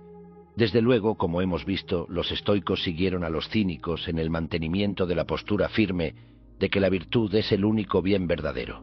Sin embargo, Zenón distinguió las cosas indiferentes en preferidas, no preferidas, y completamente indiferentes. Puesto de forma cruda, las cosas externas tienen cierto valor, pero no vale la pena alterarse por ellas. Es un tipo diferente de valor. Una de las formas en que los estoicos explicaban lo anterior era decir que, si pudiéramos poner la virtud en un lado de la balanza, no importaría cuántas monedas de oro u otras cosas indiferentes pusiéramos en el otro lado, nunca inclinarían la balanza a su favor. No obstante, algunas cosas externas son preferibles a otras, y la sabiduría consiste, precisamente, en nuestra habilidad de hacer todos estos juicios de valor. La vida es preferible a la muerte. La riqueza es preferible a la pobreza. La salud es preferible a la enfermedad. Los amigos son preferibles a los enemigos, etc. Como Sócrates solía expresarlo, tales ventajas externas en la vida son buenas solo si las usamos con sabiduría. En cambio, si algo puede ser usado tanto para el bien como para el mal, no puede ser bueno por sí mismo y debe ser clasificado como indiferente o neutral. Los estoicos dirían que cosas como la salud, la riqueza y la reputación son, en el mejor de los casos, ventajas u oportunidades en vez de algo bueno por sí mismas. De hecho, las ventajas sociales, materiales y físicas dan a los individuos imprudentes más oportunidades para dañarse a sí mismos o a los demás. Podemos pensar en los ganadores de la lotería. Aquellos que malgastan su repentina riqueza a menudo terminan siendo más miserables de lo que habrían imaginado. Cuando se manejan de forma equivocada, las ventajas externas como la riqueza dañan más de lo que benefician. Los estoicos iban todavía más allá. El hombre sabio y bueno puede crecer incluso cuando enfrenta la enfermedad, la pobreza y a los enemigos. Para los estoicos, la verdadera meta en la vida no es adquirir tantas ventajas externas como sea posible, sino usar todo lo que nos suceda de forma sabia, ya sea la enfermedad o la salud, la riqueza o la pobreza, los amigos o los enemigos. El sabio estoico, el hombre sensato, no necesita nada, pero usa bien todo. El tonto cree que necesita incontables cosas, pero da un mal uso a todas. Lo más importante es que la búsqueda de estas cosas indiferentes preferidas nunca debe realizarse a expensas de la virtud. Por ejemplo, la sabiduría puede decirnos que la riqueza, por lo general, es preferible a la deuda, pero darle un valor mayor al dinero que a la justicia es un vicio. Con el fin de explicar el valor supremo que tienen la sabiduría y la virtud, los estoicos comparaban la razón, nuestra facultad gobernante, con un rey en relación con su corte. Todos en la corte se sitúan en un lugar importante de la jerarquía. Sin embargo, el rey tiene una importancia única, pues él es quien les asigna a todos los demás un papel en la jerarquía. Como se mencionó antes, los estoicos se refieren a la razón, el rey en esta metáfora, como nuestra facultad gobernante, hegemonicon. Es parte de la naturaleza humana desear ciertas cosas en la vida, como el sexo y la comida. La razón nos permite dar un paso atrás y preguntarnos si lo que deseamos será en realidad bueno para nosotros o no. La sabiduría en sí misma tiene un valor único, porque nos permite juzgar el valor de lo externo. Es la fuente del valor de todo lo demás. ¿Cómo podría algo ser provechoso para un hombre, dirían los estoicos, si con ello se gana el mundo entero, pero pierde su sabiduría y virtud? Además de creer que los humanos son, en esencia, criaturas pensantes, capaces de razonar, los estoicos también sostenían que la naturaleza humana es inherentemente social. Partían de la premisa de que, bajo condiciones normales, solemos tener un vínculo de afecto natural con nuestros hijos. De no tenerlo, sabemos ahora, nuestra descendencia tendría menos probabilidades de sobrevivir y transmitir nuestros genes. Este vínculo de afecto natural también tiende a extenderse a otros seres queridos, como parejas, padres, hermanos y amigos cercanos. Los estoicos creían que conforme maduramos con sabiduría, nos identificamos cada vez más con nuestra propia capacidad para razonar, pero también comenzamos a identificarnos con otros en tanto ellos sean capaces de razonar. En otras palabras, el hombre sabio extiende una consideración moral a todas las criaturas racionales y las ve, en cierto sentido, como hermanos y hermanas. Esa es la razón por la que los estoicos describieron su ideal como cosmopolitismo, es decir, ser ciudadanos del universo, frase que se atribuye tanto a Sócrates como al cínico Diógenes. La ética estoica involucra el cultivo de este afecto natural hacia otras personas en conformidad con virtudes como la justicia, la equidad y la generosidad. Aunque esta dimensión social del estoicismo a menudo se pasa por alto hoy en día, es uno de los temas principales en Meditaciones. Marco aborda temas como las virtudes de la justicia y la generosidad, el afecto natural, la hermandad del hombre y el cosmopolitismo ético prácticamente en todas sus páginas. Otra idea errónea generalizada hoy en día es que los estoicos son insensibles.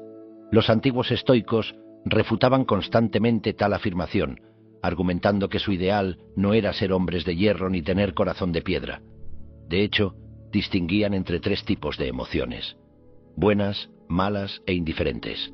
Tenían nombres para muchos tipos diferentes de pasiones buenas, eupateiai, término que comprende tanto los deseos como las emociones, las cuales agrupaban en tres categorías generales: un profundo sentido de júbilo o alegría y paz mental, que surge de una vida sabia y virtuosa; una sensación sana de aversión al vicio, similar a un sentido de conciencia, honor, dignidad o integridad; el deseo de ayudar a otros y a uno mismo mediante la amistad, la generosidad y la buena voluntad.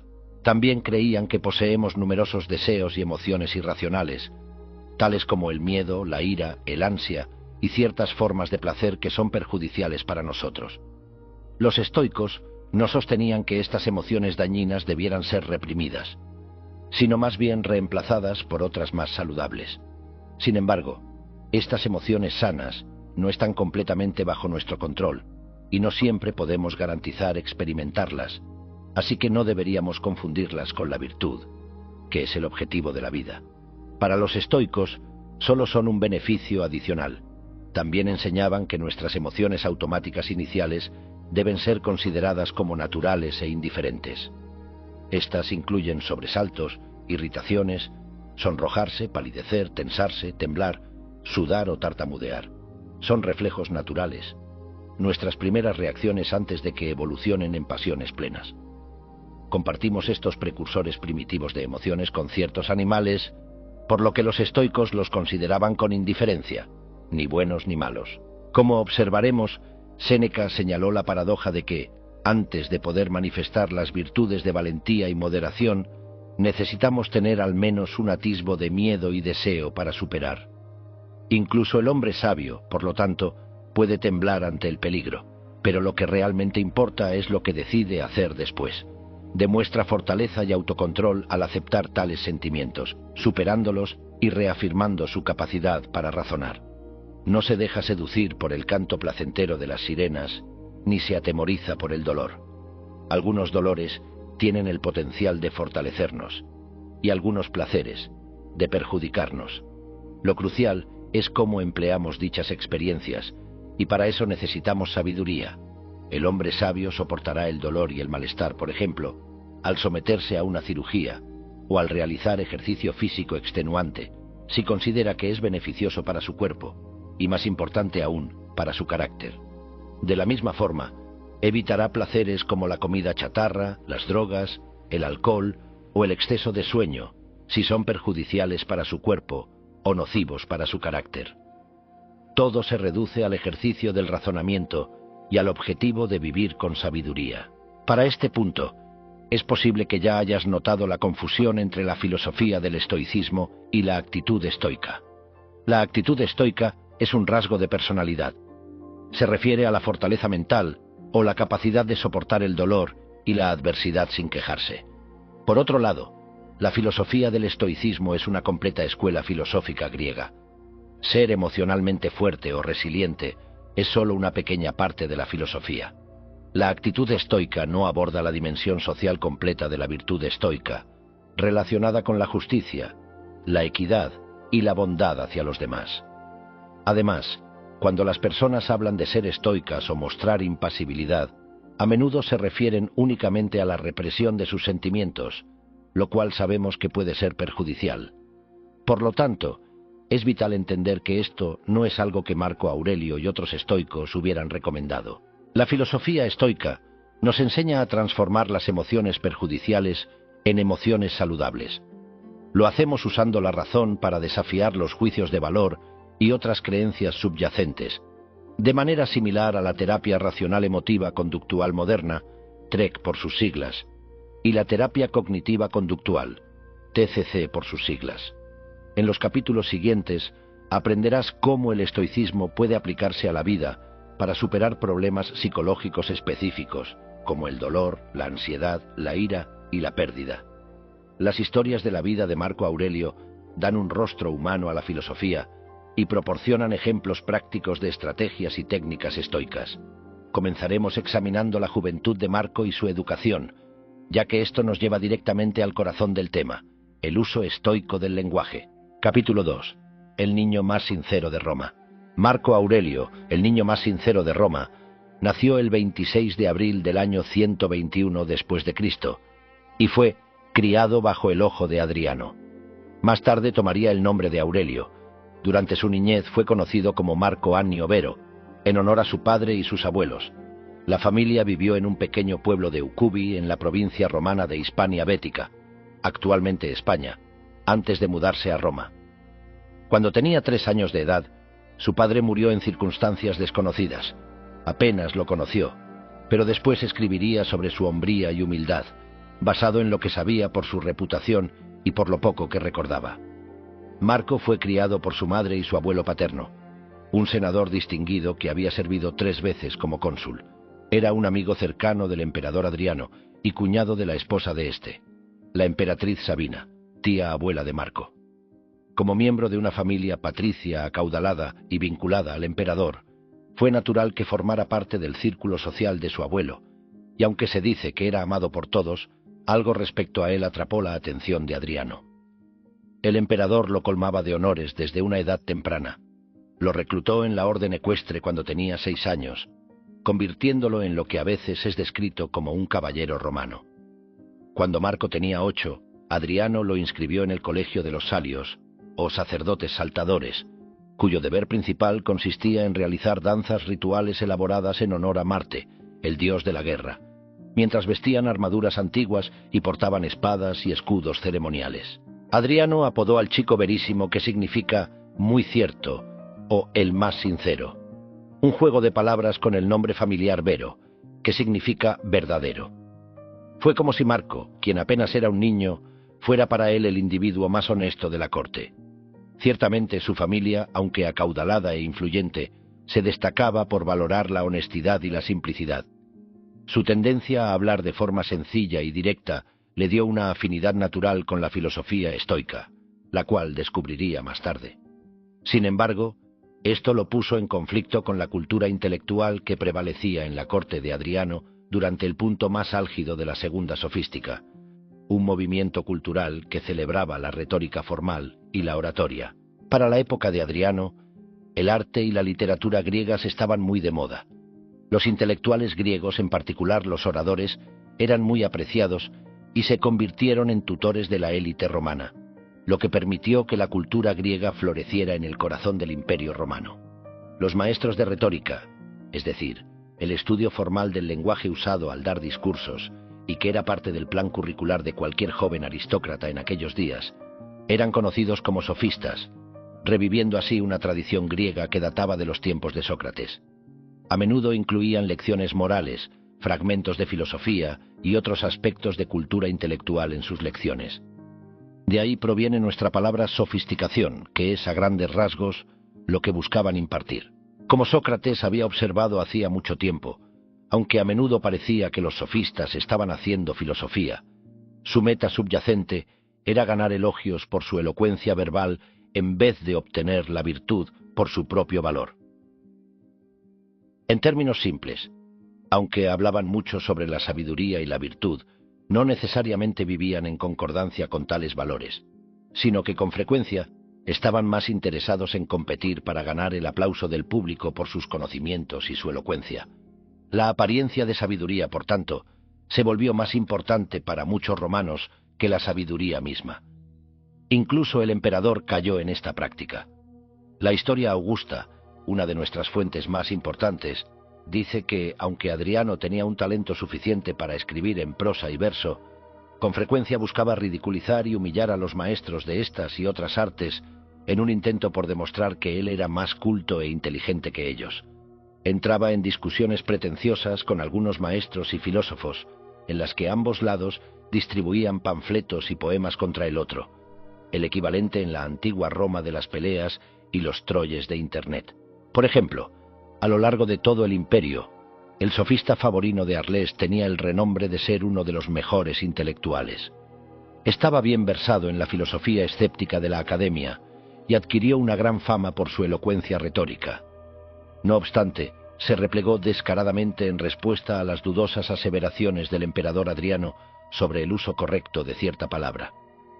«Me empujan al camino equivocado», dijo Favorino a sus amigos, «si no me permiten considerar que el hombre más erudito es aquel que posee 30 legiones». A Adriano no le gustaba estar equivocado. Peor aún, llevaba a cabo terribles venganzas contra los intelectuales que no estaban de acuerdo con él.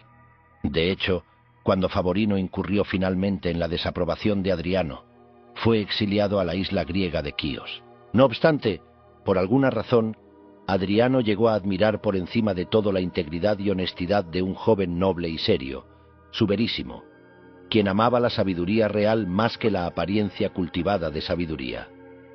Adriano era un hombre talentoso, apasionado y voluble, el tipo de persona que sería descrito como muy astuto, pero no necesariamente sabio. Quizás sea sorprendente que se dice fuera amigo de Epicteto, el maestro más importante del estoicismo en el Imperio romano. Posiblemente sea difícil imaginar al famoso estoico tolerando la inclemente necesidad de Adriano por ser el mejor. Sin embargo, Era claro que el emperador estaba en muy buenos términos con el estudiante más famoso de Epicteto, Arriano, quien escribió y editó Discursos y Manual. Como veremos, Arriano se volvió prominente durante el reinado de Adriano. Pero este último no era un filósofo. Veía la filosofía de la misma forma superficial que los sofistas, como una fuente de material para presumir el conocimiento que poseía. En contraste, Epicteto, de la típica manera estoica, advertía continuamente a sus estudiantes no confundir el aprendizaje académico con la sabiduría, además de evitar discusiones mezquinas, ser quisquillosos y perder el tiempo con temas académicos abstractos. Enfatizaba la diferencia fundamental entre un sofista y un estoico. El primero habla para ganar la adulación de su público, el segundo lo hace para mejorarlo y ayudarlo a alcanzar la sabiduría y la virtud. Los retóricos se alimentan de los halagos y esto es vanidad. Los filósofos aman la verdad y abrazan la humildad. La retórica es una forma de entretenimiento y es placentero escucharla.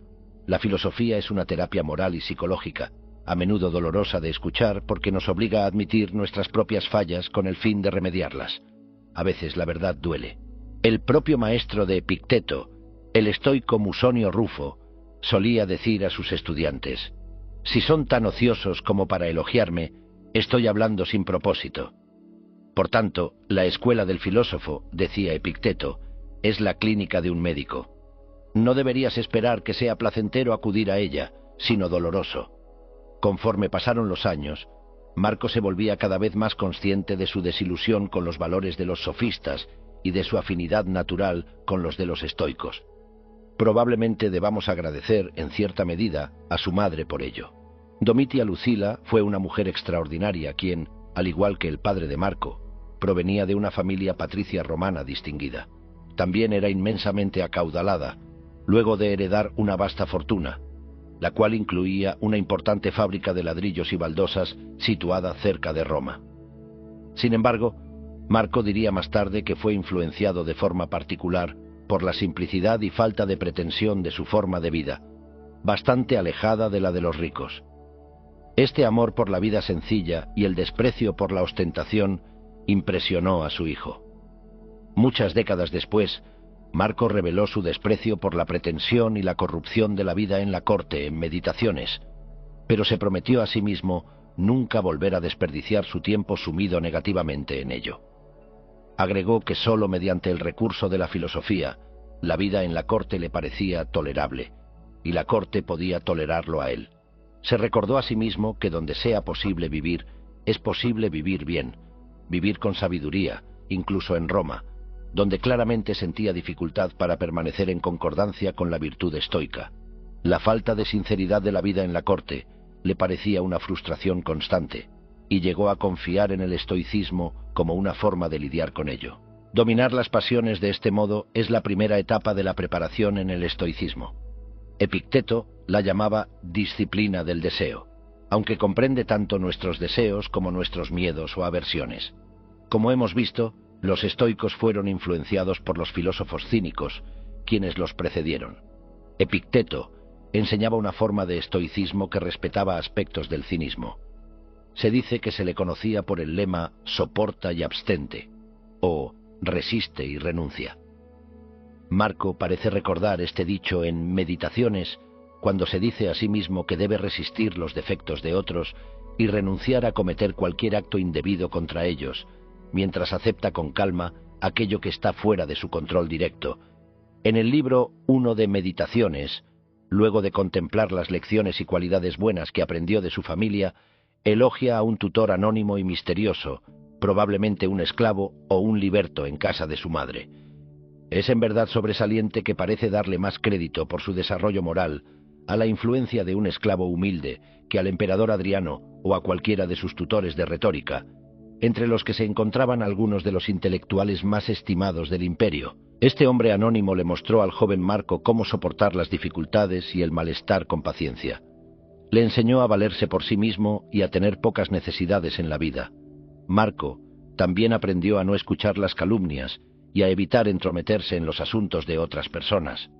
Este es un ejemplo muy diferente al que le dieron Adriano o los afamados estoicos, que competían para ganar la gracia del emperador y el aplauso de las muchedumbres en Roma. El mismo tutor también lo persuadió desde temprano de no tomar partido entre los verdes y los azules de las carreras de cuadrigas o entre los diferentes gladiadores en el anfiteatro.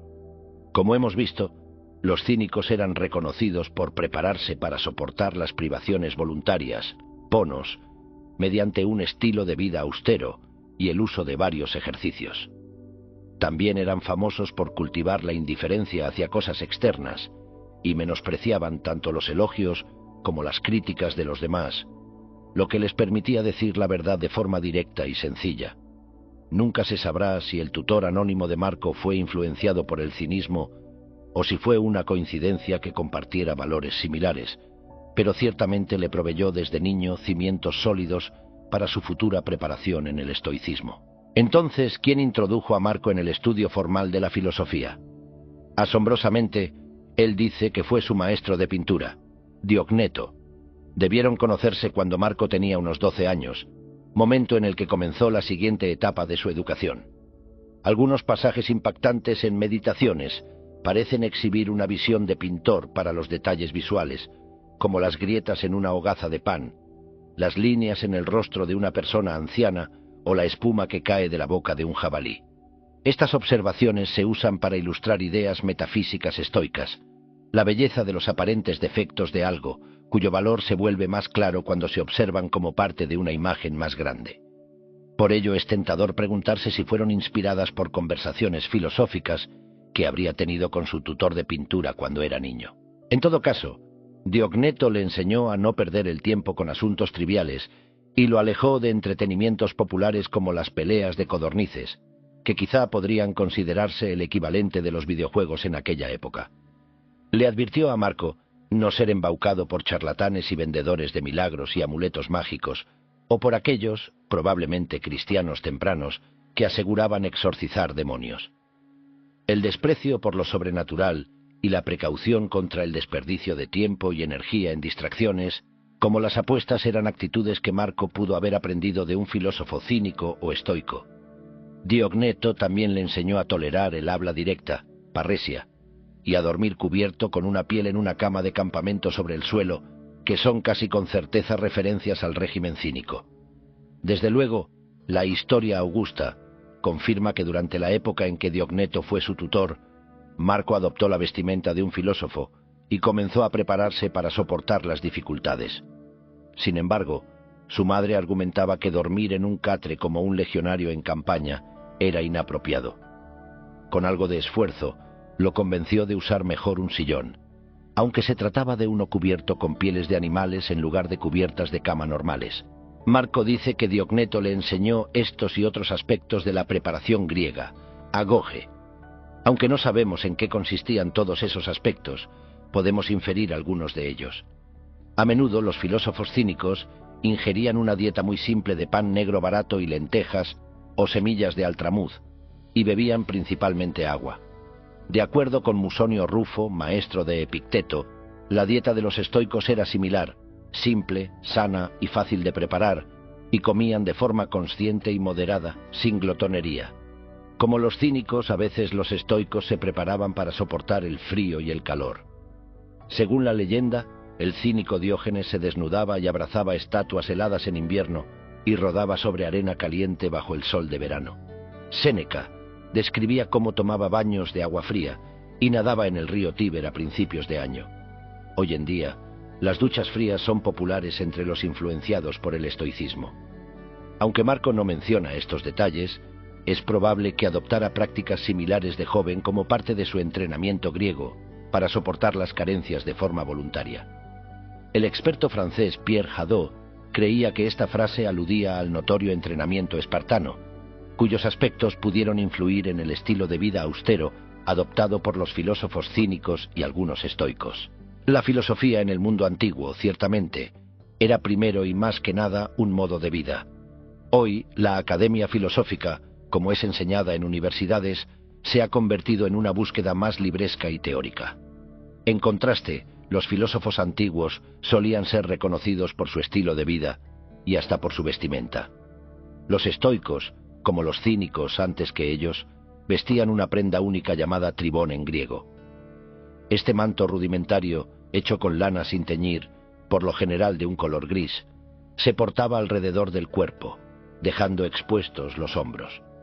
Ciertos filósofos, como Sócrates y los cínicos, también andaban descalzos. Algunos filósofos romanos aún vestían así, aunque en ocasiones el estilo era visto como anticuado y pretencioso. Marco, al menos en su juventud, vistió el manto de un filósofo y, como se puede ver en esculturas, tenía una barba larga y bien cuidada, probablemente común en los estoicos de ese periodo. Quizá Diogneto vestía y vivía como un filósofo, y Marco se haya sentido inspirado para imitar su ejemplo. De nuevo, es impactante que, en el ápice de la segunda sofística, cuando la oratoria y la poesía estaban de moda en la corte de Adriano, Marco se dirigiera en una dirección opuesta. La simplicidad y la honestidad de la filosofía griega lo alejó con una gran fuerza de la sofisticación y la ostentación de la retórica. Además de presentarle esta forma de vida, Diogneto alentó al joven a escribir diálogos filosóficos y a asistir a lecturas de muchos filósofos. Se mencionan 3 hombres, pero no se sabe nada más sobre ellos. Algunos años después, cuando Marco tenía 15 años, asistió brevemente a disertaciones en casa de un famoso maestro estoico llamado Apolonio de Calcedonia, quien se encontraba de visita en Roma. Más tarde, Apolonio partió a Grecia, pero, como veremos, pronto volvería. Para ese entonces Marco ya era un aspirante a estoico. Apolonio y otros, con seguridad, debieron introducirlo a las enseñanzas de Epicteto, considerado el más influyente de todos los filósofos romanos. Epicteto, cuya escuela había dejado Roma para reubicarse en Grecia hacía tiempo, murió cuando Marco aún era un niño, por lo que es casi seguro que nunca se hayan conocido. No obstante, conforme avanzó su educación, pasó más tiempo en compañía de hombres mayores, quienes probablemente habían asistido a las disertaciones de Epicteto y estudiado los discursos transcritos por Arriano. En Meditaciones lo nombra como un filósofo ejemplar junto a Sócrates y Crisipo, y lo cita más que a cualquier otro autor. Con certeza, llegó a verse a sí mismo como su seguidor. Sin embargo, es probable que su familia supusiera que era mejor que su educación se enfocara en el aprendizaje de la retórica de eminentes sofistas, en especial luego de ser designado como futuro emperador. El matrimonio de Adriano no dio hijos, por lo que en sus últimos años, cuando su salud comenzó a deteriorarse, adoptó a un sucesor. Para sorpresa de todos, eligió a un hombre poco sobresaliente llamado Lucio Cellonio Cómodo, quien pasó a ser conocido como Lucio Helio César, iniciando así la tradición de que el heredero oficial del imperio asumiría el título de César. No obstante, Lucio tenía tan mala salud que murió apenas un año después. Al parecer, Adriano quería que Marco, con 16 años, se convirtiera en su sucesor, pero sentía que aún era demasiado joven. Por ello, eligió a un hombre mayor llamado Tito Aurelio Antonino, quien, con poco más de 50 años, tenía 2 hijas, pero ningún varón. Además, estaba casado con la tía de Marco, Faustina. Así, como parte de un plan de sucesión a largo plazo, Adriano adoptó a Antonino con la condición de que él, a su vez, adoptara a Marco, colocándolo en línea directa al trono. De este modo, Adriano adoptó a Marco como su nieto. A principios del año 138 después de Cristo, en el día de su adopción, un joven Marco Annio Vero asumió el nombre de la familia de Antonino, y en adelante sería conocido como Marco Aurelio Antonino. Sin embargo, para complicar más las cosas, Lucio Helio, el hombre a quien Adriano había nombrado como sucesor y César en primer lugar, había dejado un hijo propio, también llamado Lucio. Por ello, Antonino también adoptó al pequeño Lucio, quien se convertiría en el nuevo hermano de Marco Aurelio. Tiempo después, inmediatamente luego de su propia aclamación, Marco nombró a su hermano adoptivo coemperador, momento en el que comenzó a ser conocido como el emperador Lucio Vero. Era la primera vez que 2 emperadores regían conjuntamente de este modo. Se supone que Marco tomó la decisión de compartir el poder con su hermano, al menos en parte, para evitar el riesgo de inestabilidad al tener una dinastía rival con derecho al trono. Más adelante volveremos a la relación entre él y su hermano Lucio.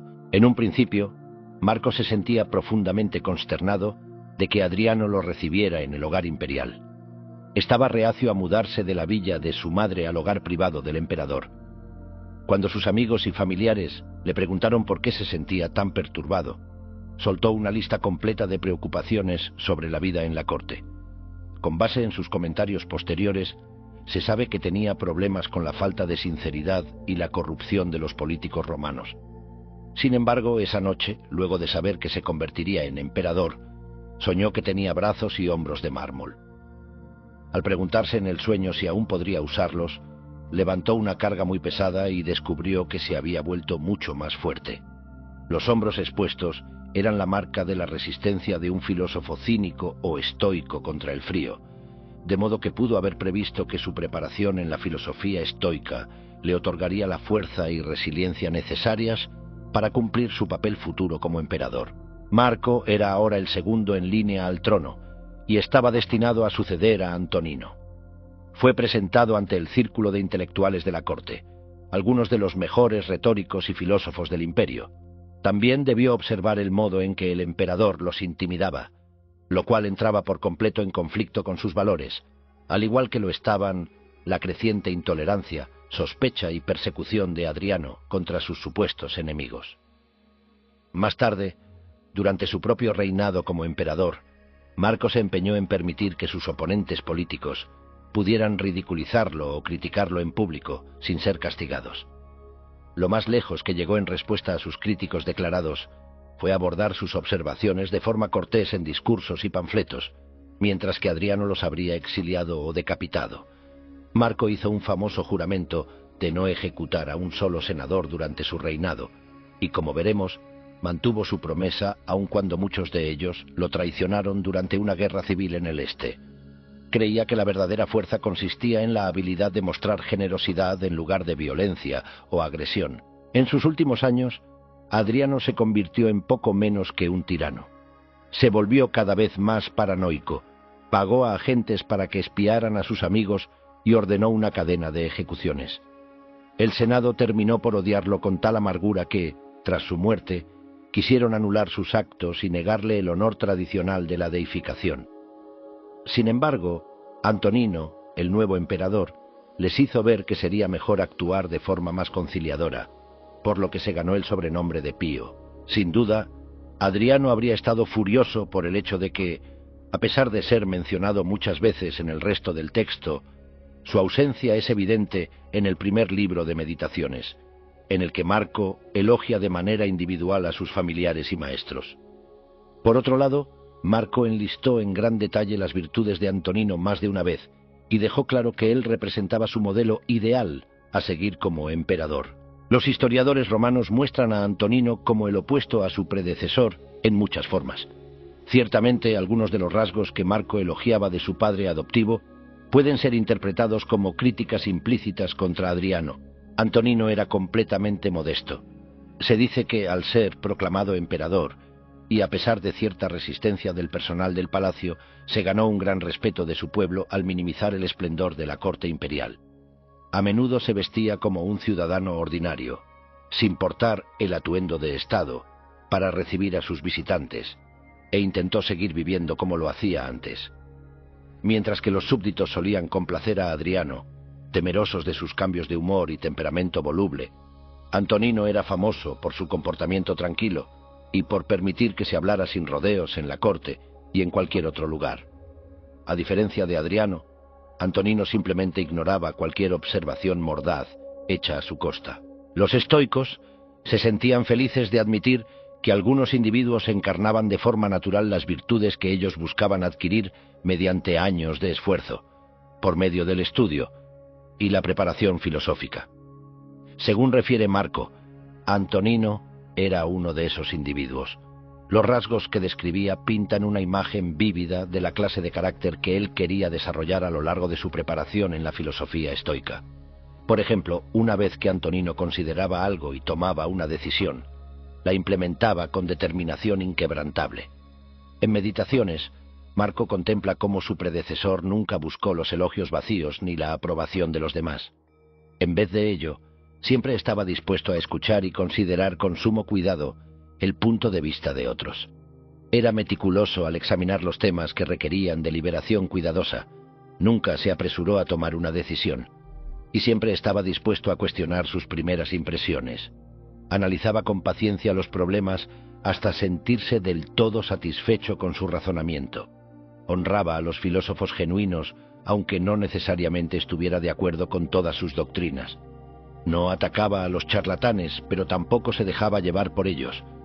En otras palabras, era un hombre muy tranquilo y racional.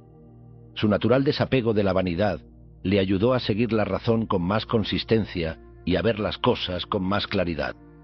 A diferencia de Adriano, no necesitaba tener siempre la razón. Bajo el mandato de Antonino, y más tarde del de Marco, la cultura en Roma cambiaría de manera notable y pasaría de favorecer a los sofistas a favorecer a los filósofos, en particular a los estoicos. Marco quería abordar el aprendizaje griego, pero de una forma por completo diferente a la de Adriano. Él buscaba genuinamente transformarse en una mejor persona en vez de solo llevar un mejor marcador contra rivales intelectuales. Las semillas de la transformación fueron plantadas por su familia, quizá en especial por su madre, pero después fueron nutridas por una serie de tutores excepcionales. No obstante, se esperaba que los jóvenes nobles romanos se sometieran a un entrenamiento formal en retórica, que comenzaba cuando alcanzaban la adultez oficial, simbolizada mediante la toma de la toga virilis a la edad de 15 años. El estudio de la retórica con el fin de comunicarse de forma más elocuente y persuasiva se convertiría en la obligación principal de Marco como estudiante, aunque chocaba con su creciente interés en la filosofía estoica. Herodes Ático y otros lo educaron extensivamente en griego, la lengua que usaría para escribir Meditaciones. Sin embargo, una vez que el emperador Antonino lo adoptó, su tutor principal fue Marco Cornelio Frontón, el retórico latino más destacado del momento. La familia recibió a Frontón como un buen amigo, y permaneció de esa forma hasta su muerte alrededor del año 166 o 167 después de Cristo, posiblemente víctima de la peste durante su brote inicial en Roma. Frontón escribiría su brillante impresión de Marco cuando éste era joven. Tenía una predisposición innata a todas las virtudes antes de ser educado en ellas, se dice. Era un buen hombre antes de la pubertad y un orador habilidoso antes de portar los mantos de la adultez. Frontón fue tan importante para él que es uno de los tutores citados en el libro Uno de las Meditaciones. Sin embargo, menciona poco de la influencia de Frontón en su carácter y reserva un mayor elogio para Alejandro de Cotiaeum, su maestro de gramática griega de menor grado. Por tanto, a pesar de la importancia de su relación, Frontón no lo inspiró tanto como modelo a seguir. También intentó activamente desalentar a su joven estudiante de convertirse en estoico. Sabemos que a Frontón le preocupaba que, a veces, los filósofos carecían de la elocuencia requerida por los estadistas y emperadores, y que estar bajo la influencia de sus peculiares doctrinas podía causar el riesgo de tomar malas decisiones. Le escribió a Marco diciendo que incluso si alcanzaba la sabiduría de Zenón y Cleantes, los fundadores del estoicismo, aún estaría obligado, le gustara o no, a vestir el manto imperial púrpura y no el de los filósofos hecho de lana tosca. Frontón se refería a que no solo era necesario que Marco vistiera como un emperador, sino que también hablara como uno, vistiera púrpura y ganara elogios por su elocuencia formal. Pero en realidad, Marco prefería vestir de forma sencilla y hablar sin rodeos como un filósofo o, si no lo lograba, como un ciudadano ordinario. El trabajo de Frontón era imbuir al muchacho con una sofisticación cultural que beneficiara su estado en la vida y lo preparara para convertirse en un orador o escritor de discursos políticos efectivo. Esta fue una época muy difícil para el joven César, ya que se sentía dividido entre la retórica y la filosofía. Al final, la influencia de Frontón se debilitó. La elocuencia es una cosa, la sabiduría es otra. Se dice que un dicho de Platón siempre estaba en boca de Marco. Prosperan aquellos estados donde los filósofos son reyes o los reyes son filósofos. La contienda entre sofistas y estoicos por el joven Marco había iniciado poco después de la muerte de Adriano, cuando Antonino convocó al filósofo Apolonio de Calcedonia de vuelta a Roma. La historia augusta dice que Antonino dio instrucciones para que Apolonio se mudara al palacio imperial, la casa de Tiberio, de modo que pudiera convertirse en el tutor personal de Marco de tiempo completo. Sin embargo, Apolonio respondió de forma lacónica: El maestro no debe buscar al pupilo, sino que el pupilo debe buscar al maestro. Al principio, Antonino quedó poco impresionado por la respuesta y bromeó diciendo que sería más fácil para Apolonio viajar desde Grecia hasta Roma de lo que para él sería levantarse y caminar de su casa al palacio. Probablemente supuso que era arrogante para un tutor insistir en que el hijo de un emperador fuera a su hogar para recibir tutela como todos los demás. Apolonio fue el principal filósofo a cuyas clases asistió Marco durante su juventud, lo que sugiere que, finalmente, Antonino cedió y permitió que su hijo se mezclara con otros estudiantes fuera del palacio.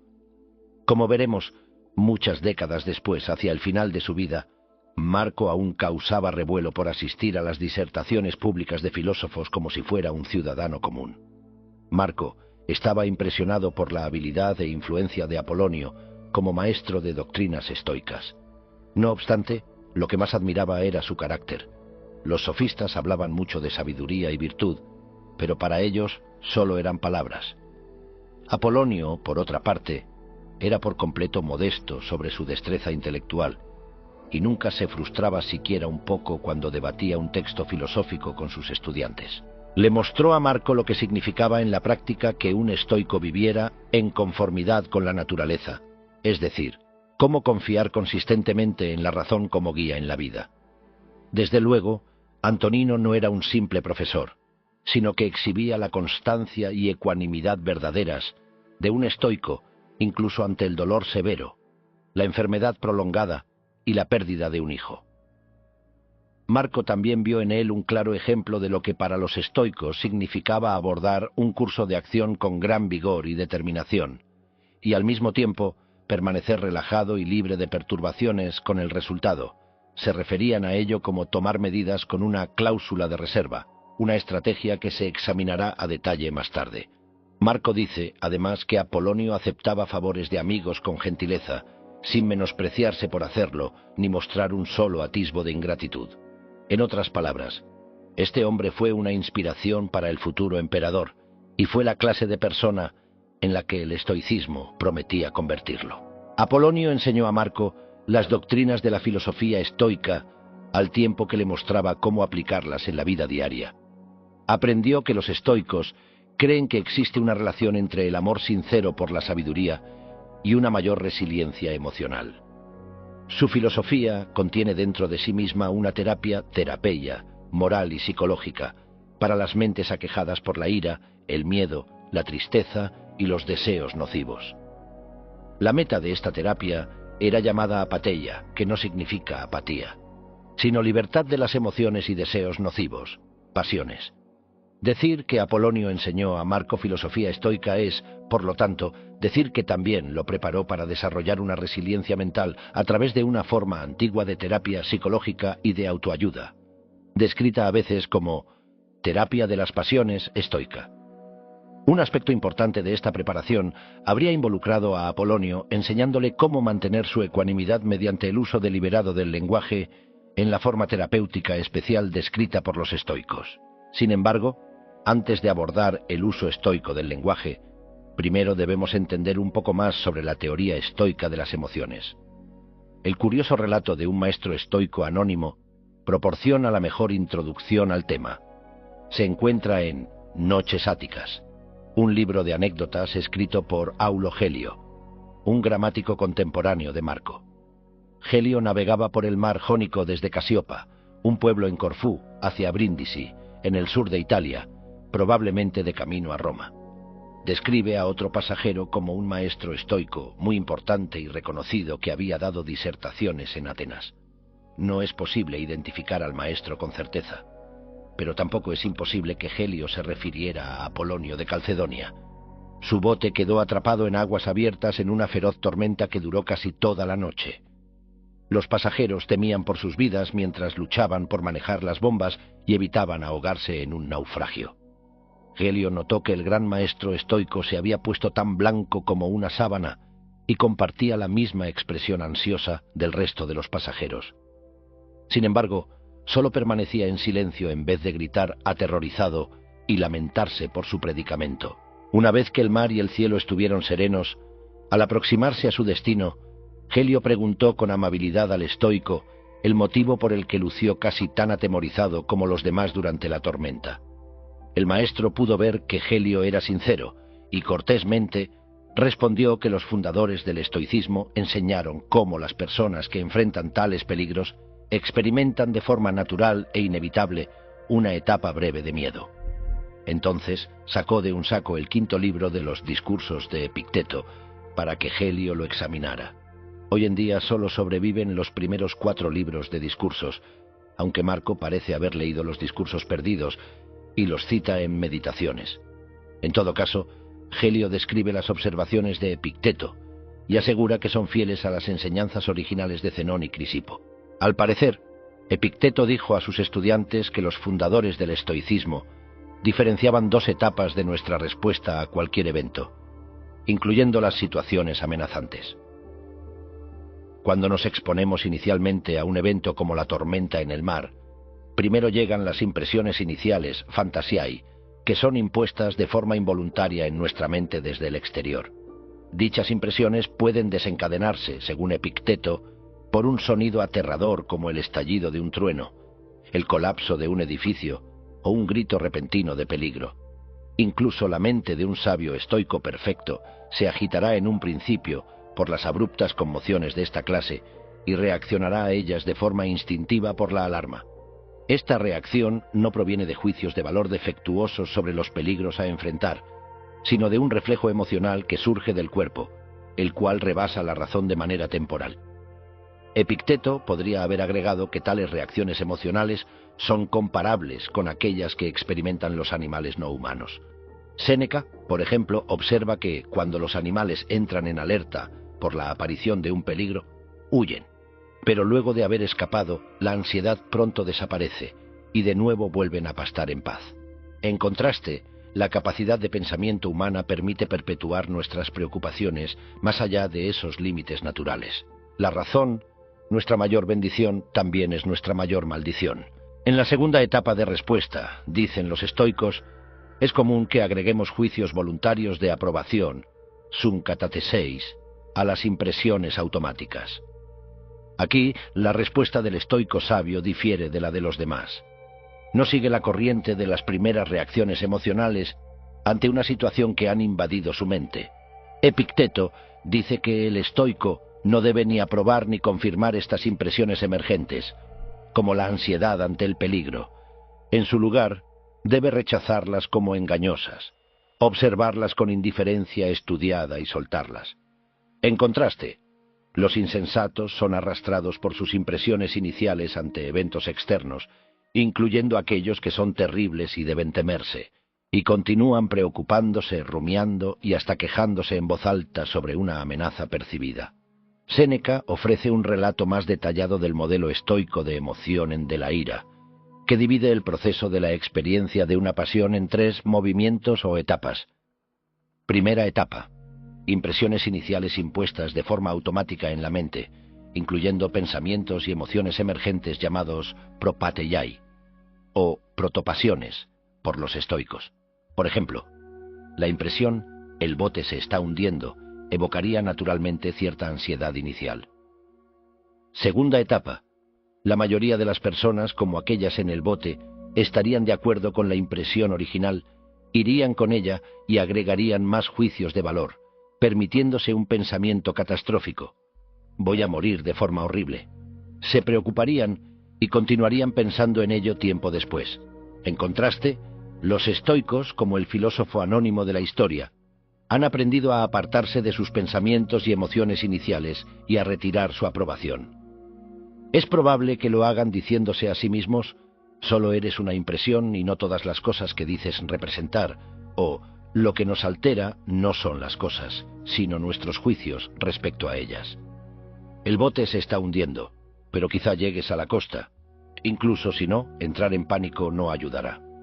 Responder con calma y fortaleza es más importante. Es lo que elogiarías de otras personas si se encontraran en la misma situación. Tercera etapa: por otra parte, si has aprobado la impresión de que algo es intrínsecamente malo o catastrófico, se desarrolla una pasión total, la cual puede salirse de control con mucha rapidez.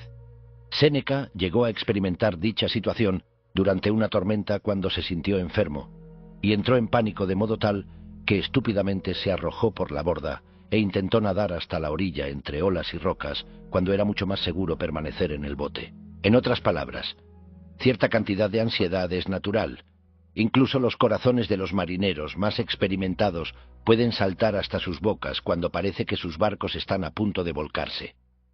La valentía consiste en continuar a pesar de ello y lidiar con la situación de manera racional. De esta forma, el estoico se dice a sí mismo que, aunque la situación pueda parecer atemorizante, lo que en realidad importa en la vida es cómo se elige responder ante ella. Así, se recuerda que debe ver la tormenta con indiferencia estoica y responder con sabiduría y valentía, mientras acepta sus reacciones nerviosas iniciales como inocuas e inevitables. Lo que no debe hacer es empeorar su situación por continuar preocupándose. Por esta razón, una vez que la expresión pálida y ansiosa ha abandonado su rostro, la ansiedad del hombre sabio suele amainar de forma natural y éste recupera la compostura poco después. Entonces, reevalúa sus impresiones ansiosas iniciales y asegura con confianza que son tanto falsas como inútiles. Por otra parte, el torpe y temeroso perpetúa su propia angustia por mucho más tiempo.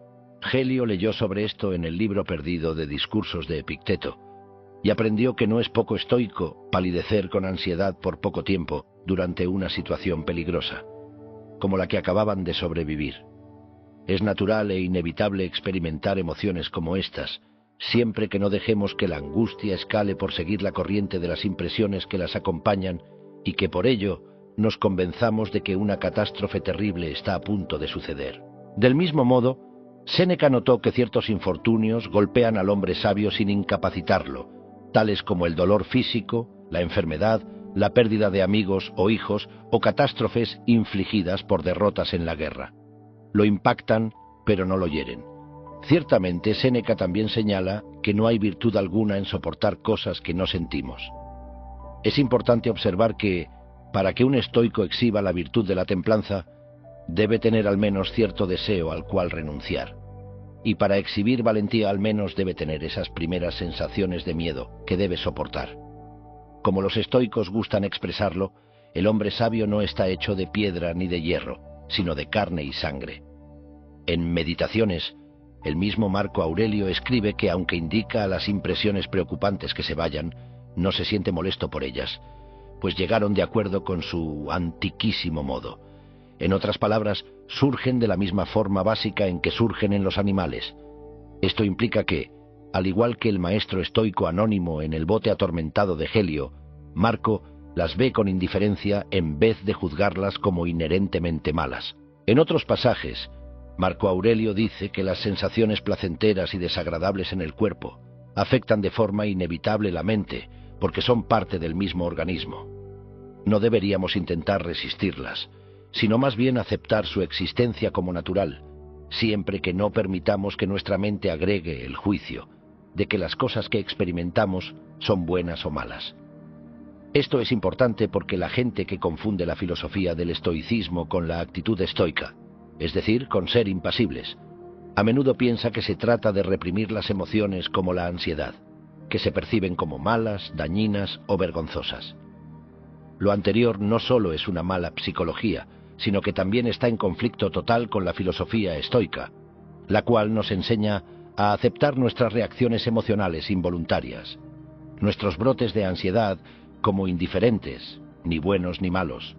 En otras palabras, lo que importa no es lo que sentimos, sino cómo respondemos a tales sentimientos. Aunque se dice que Marco Aurelio se acercó a la filosofía desde una edad inusualmente temprana, se cree que no comprometió su vida al estoicismo de manera incondicional, sino hasta que Junio Rústico suplantó a Frontón como su principal tutor, cuando Marco tenía poco más de 20 años. Al rememorar esta época, Marco se sentía agradecido de no haber caído por completo bajo el hechizo de un sofista como Frontón cuando comenzó a estudiar filosofía, ni de haber terminado devorando libros de forma obsesiva, descifrando acertijos lógicos o especulando sobre la física y la cosmología. En vez de ello, se enfocó en la ética estoica y su aplicación práctica en la vida diaria. Mientras que Frontón aconsejó a Marco a vestir y hablar como un emperador, Rústico hizo lo contrario. Se encontraba entre aquellos que alentaron a Marco a hacer a un lado la vanidad de su estatus y a vestir de forma sencilla, siempre que fuera posible, en vez de andar por todas partes, con el atuendo formal de un César y después de un emperador. Este era un comportamiento excepcional para un romano de su estatus, pero el Museo Británico tiene una estatuilla en su colección que parece confirmar que en verdad sucedió. La estatuilla lo muestra vestido no como un emperador, sino como un ciudadano común, al parecer mientras visitaba Egipto en su edad adulta. Rústico también lo persuadió de no dejarse llevar por su entusiasmo inicial por la retórica formal, ni perder el tiempo escribiendo ensayos teóricos o intentando ganar elogios interpretando meramente el papel de un hombre virtuoso. Desde luego, Marco dice que Rústico lo convenció de abstenerse de la oratoria, la poesía y el lenguaje florido en general, y de adoptar una forma de hablar más modesta y sencilla asociada con el estoicismo. En otras palabras, Marco experimentó una suerte de conversión de la retórica a la filosofía, lo que parece haber sido un evento fundamental en su vida. Pero ¿por qué fue esto una conmoción? Mientras que la sofistería solo se trata de crear una apariencia, la filosofía se trata de asir la realidad. La transformación de Marco en un estoico pleno, por tanto, entrañaba un cambio en sus valores fundamentales. Resulta que el habla sencilla estoica no es tan fácil como parece. Requiere valentía, autodisciplina y un compromiso sincero con la verdad filosófica. Como veremos, este cambio de orientación y cosmovisión fue de la mano no solo de una forma de hablar más estoica, sino también de un modo completamente nuevo de considerar los eventos. Hablar con sabiduría. Hemos visto que Marco creció en una época en la que la retórica estaba muy de moda, especialmente en la corte imperial de Adriano. Se sometió a un entrenamiento riguroso en escritura de discursos y oratoria, bajo un grupo de tutores, incluidos Herodes Ático y Frontón, los retóricos griego y latino, respectivamente, más influyentes de su era. Sin embargo, desde su juventud, Marco se ganó una reputación por hablar de forma directa y honesta. En claro contraste con Adriano, quien amaba hacer de su aprendizaje un espectáculo, Marco se decía a sí mismo que la filosofía verdadera es simple y modesta, y que nunca deberíamos ser seducidos por la vanidad y la ostentación en este respecto. Solía decir que siempre se debe tomar la ruta más corta. La ruta corta es el camino de la naturaleza, que lleva a las palabras y acciones más sólidas. La simplicidad nos libera de la afectación y los problemas que ésta trae consigo. Para los estoicos, esta honestidad y simplicidad del lenguaje requieren dos elementos principales: concisión y objetividad. Sería una simplificación excesiva afirmar que esto solo significa dejar de quejarse, pero en muchos casos los estoicos aconsejaban algo parecido. El punto en el que nuestro lenguaje comienza a evocar emociones fuertes es justo cuando comenzamos a enunciar cosas que involucran juicios de valor fuertes, ya sea hacia otros o hacia nosotros mismos. De acuerdo con la filosofía estoica, cuando asignamos valores intrínsecos como bueno o malo a eventos externos, nos comportamos irracionalmente e incluso exhibimos una forma de autoengaño. Cuando llamamos a algo catástrofe, por ejemplo, vamos más allá de los meros hechos y comenzamos a distorsionar los eventos y a engañarnos a nosotros mismos. Más aún, los estoicos consideran la mentira como una forma de impiedad. Cuando un hombre miente, se aliena a sí mismo de la naturaleza. Entonces, ¿cómo recomendaban los estoicos usar el lenguaje? Zenón, quien escribió un manual de retórica, no consideró que la elocuencia verbal fuera un fin en sí misma, sino un medio para compartir la sabiduría mediante la articulación de la verdad de una forma clara y concisa, que se adaptara a las necesidades del oyente. De acuerdo con Diógenes Laercio, la retórica estoica identificó 5 virtudes del habla: gramática correcta y buen vocabulario, claridad de expresión, hacer que las ideas se entiendan con facilidad, concisión, no emplear más palabras de las necesarias, propiedad de estilo, apto para el tema y también para la audiencia, distinción o excelencia artística y evitar la vulgaridad. La retórica tradicional compartía la mayoría de estos valores, con la excepción notable de la concisión. No obstante, el uso estoico del lenguaje era percibido completamente opuesto a las formas establecidas de la retórica. Los sofistas, como hemos visto, Buscaron persuadir a otros al recurrir a sus emociones, usualmente con el fin de ser elogiados. Los estoicos, en contraste, le dieron un valor supremo a la comprensión y comunicación de la verdad apelando a la razón, lo cual significaba evitar el uso de retórica emotiva o duros juicios de valor. Por lo general, pensamos en la retórica como algo que se usa para manipular a otras personas. Tendemos a olvidar que también nos manipulamos a nosotros mismos no solo cuando hablamos, sino cuando usamos el lenguaje para pensar. Los estoicos tenían un claro interés por la manera en que nuestras palabras afectan a los demás. Sin embargo, su prioridad era cambiar la forma en que nos afectamos a nosotros mismos, nuestros pensamientos y emociones, mediante nuestra elección de palabras. Exageramos, sobreanalizamos, omitimos información y usamos un lenguaje fuerte y metáforas coloridas. Ella siempre es una perra. Ese bastardo no deja de ponerme el pie. Este trabajo es una completa porquería. Las personas suelen pensar que exclamaciones como estas son una consecuencia natural de emociones fuertes como la ira. Pero, ¿y si también están causando o perpetuando nuestras emociones? Si lo piensas, esta clase de retórica está diseñada para evocar emociones fuertes. En contraste, deshacer los efectos de la retórica emocional mediante la descripción de los mismos eventos de manera más objetiva forma la base de la antigua terapia estoica de las pasiones. Ciertamente, un modo de entender el contraste entre la filosofía estoica y la retórica sofística es ver al estoicismo como la práctica de una suerte de antirretórica o contrarretórica. Mientras que los oradores tradicionalmente buscaron explotar las emociones de su audiencia, los estoicos se empeñaron por describir los eventos en términos directos y simples de forma consciente, al evitar el lenguaje engañoso y los juicios de valor, y al deshacerse de cualquier adorno o lenguaje emotivo. Intentaron articular los hechos de manera más tranquila y sobria. Del mismo modo, Marco se dijo a sí mismo que debía hablar de forma directa en vez de disfrazar sus pensamientos con un lenguaje elegante. De hecho, nada es tan favorable para la grandeza mental, decía Marco, como la habilidad para examinar los eventos racionalmente y verlos de forma realista al reducirlos. De este modo, hasta sus características esenciales.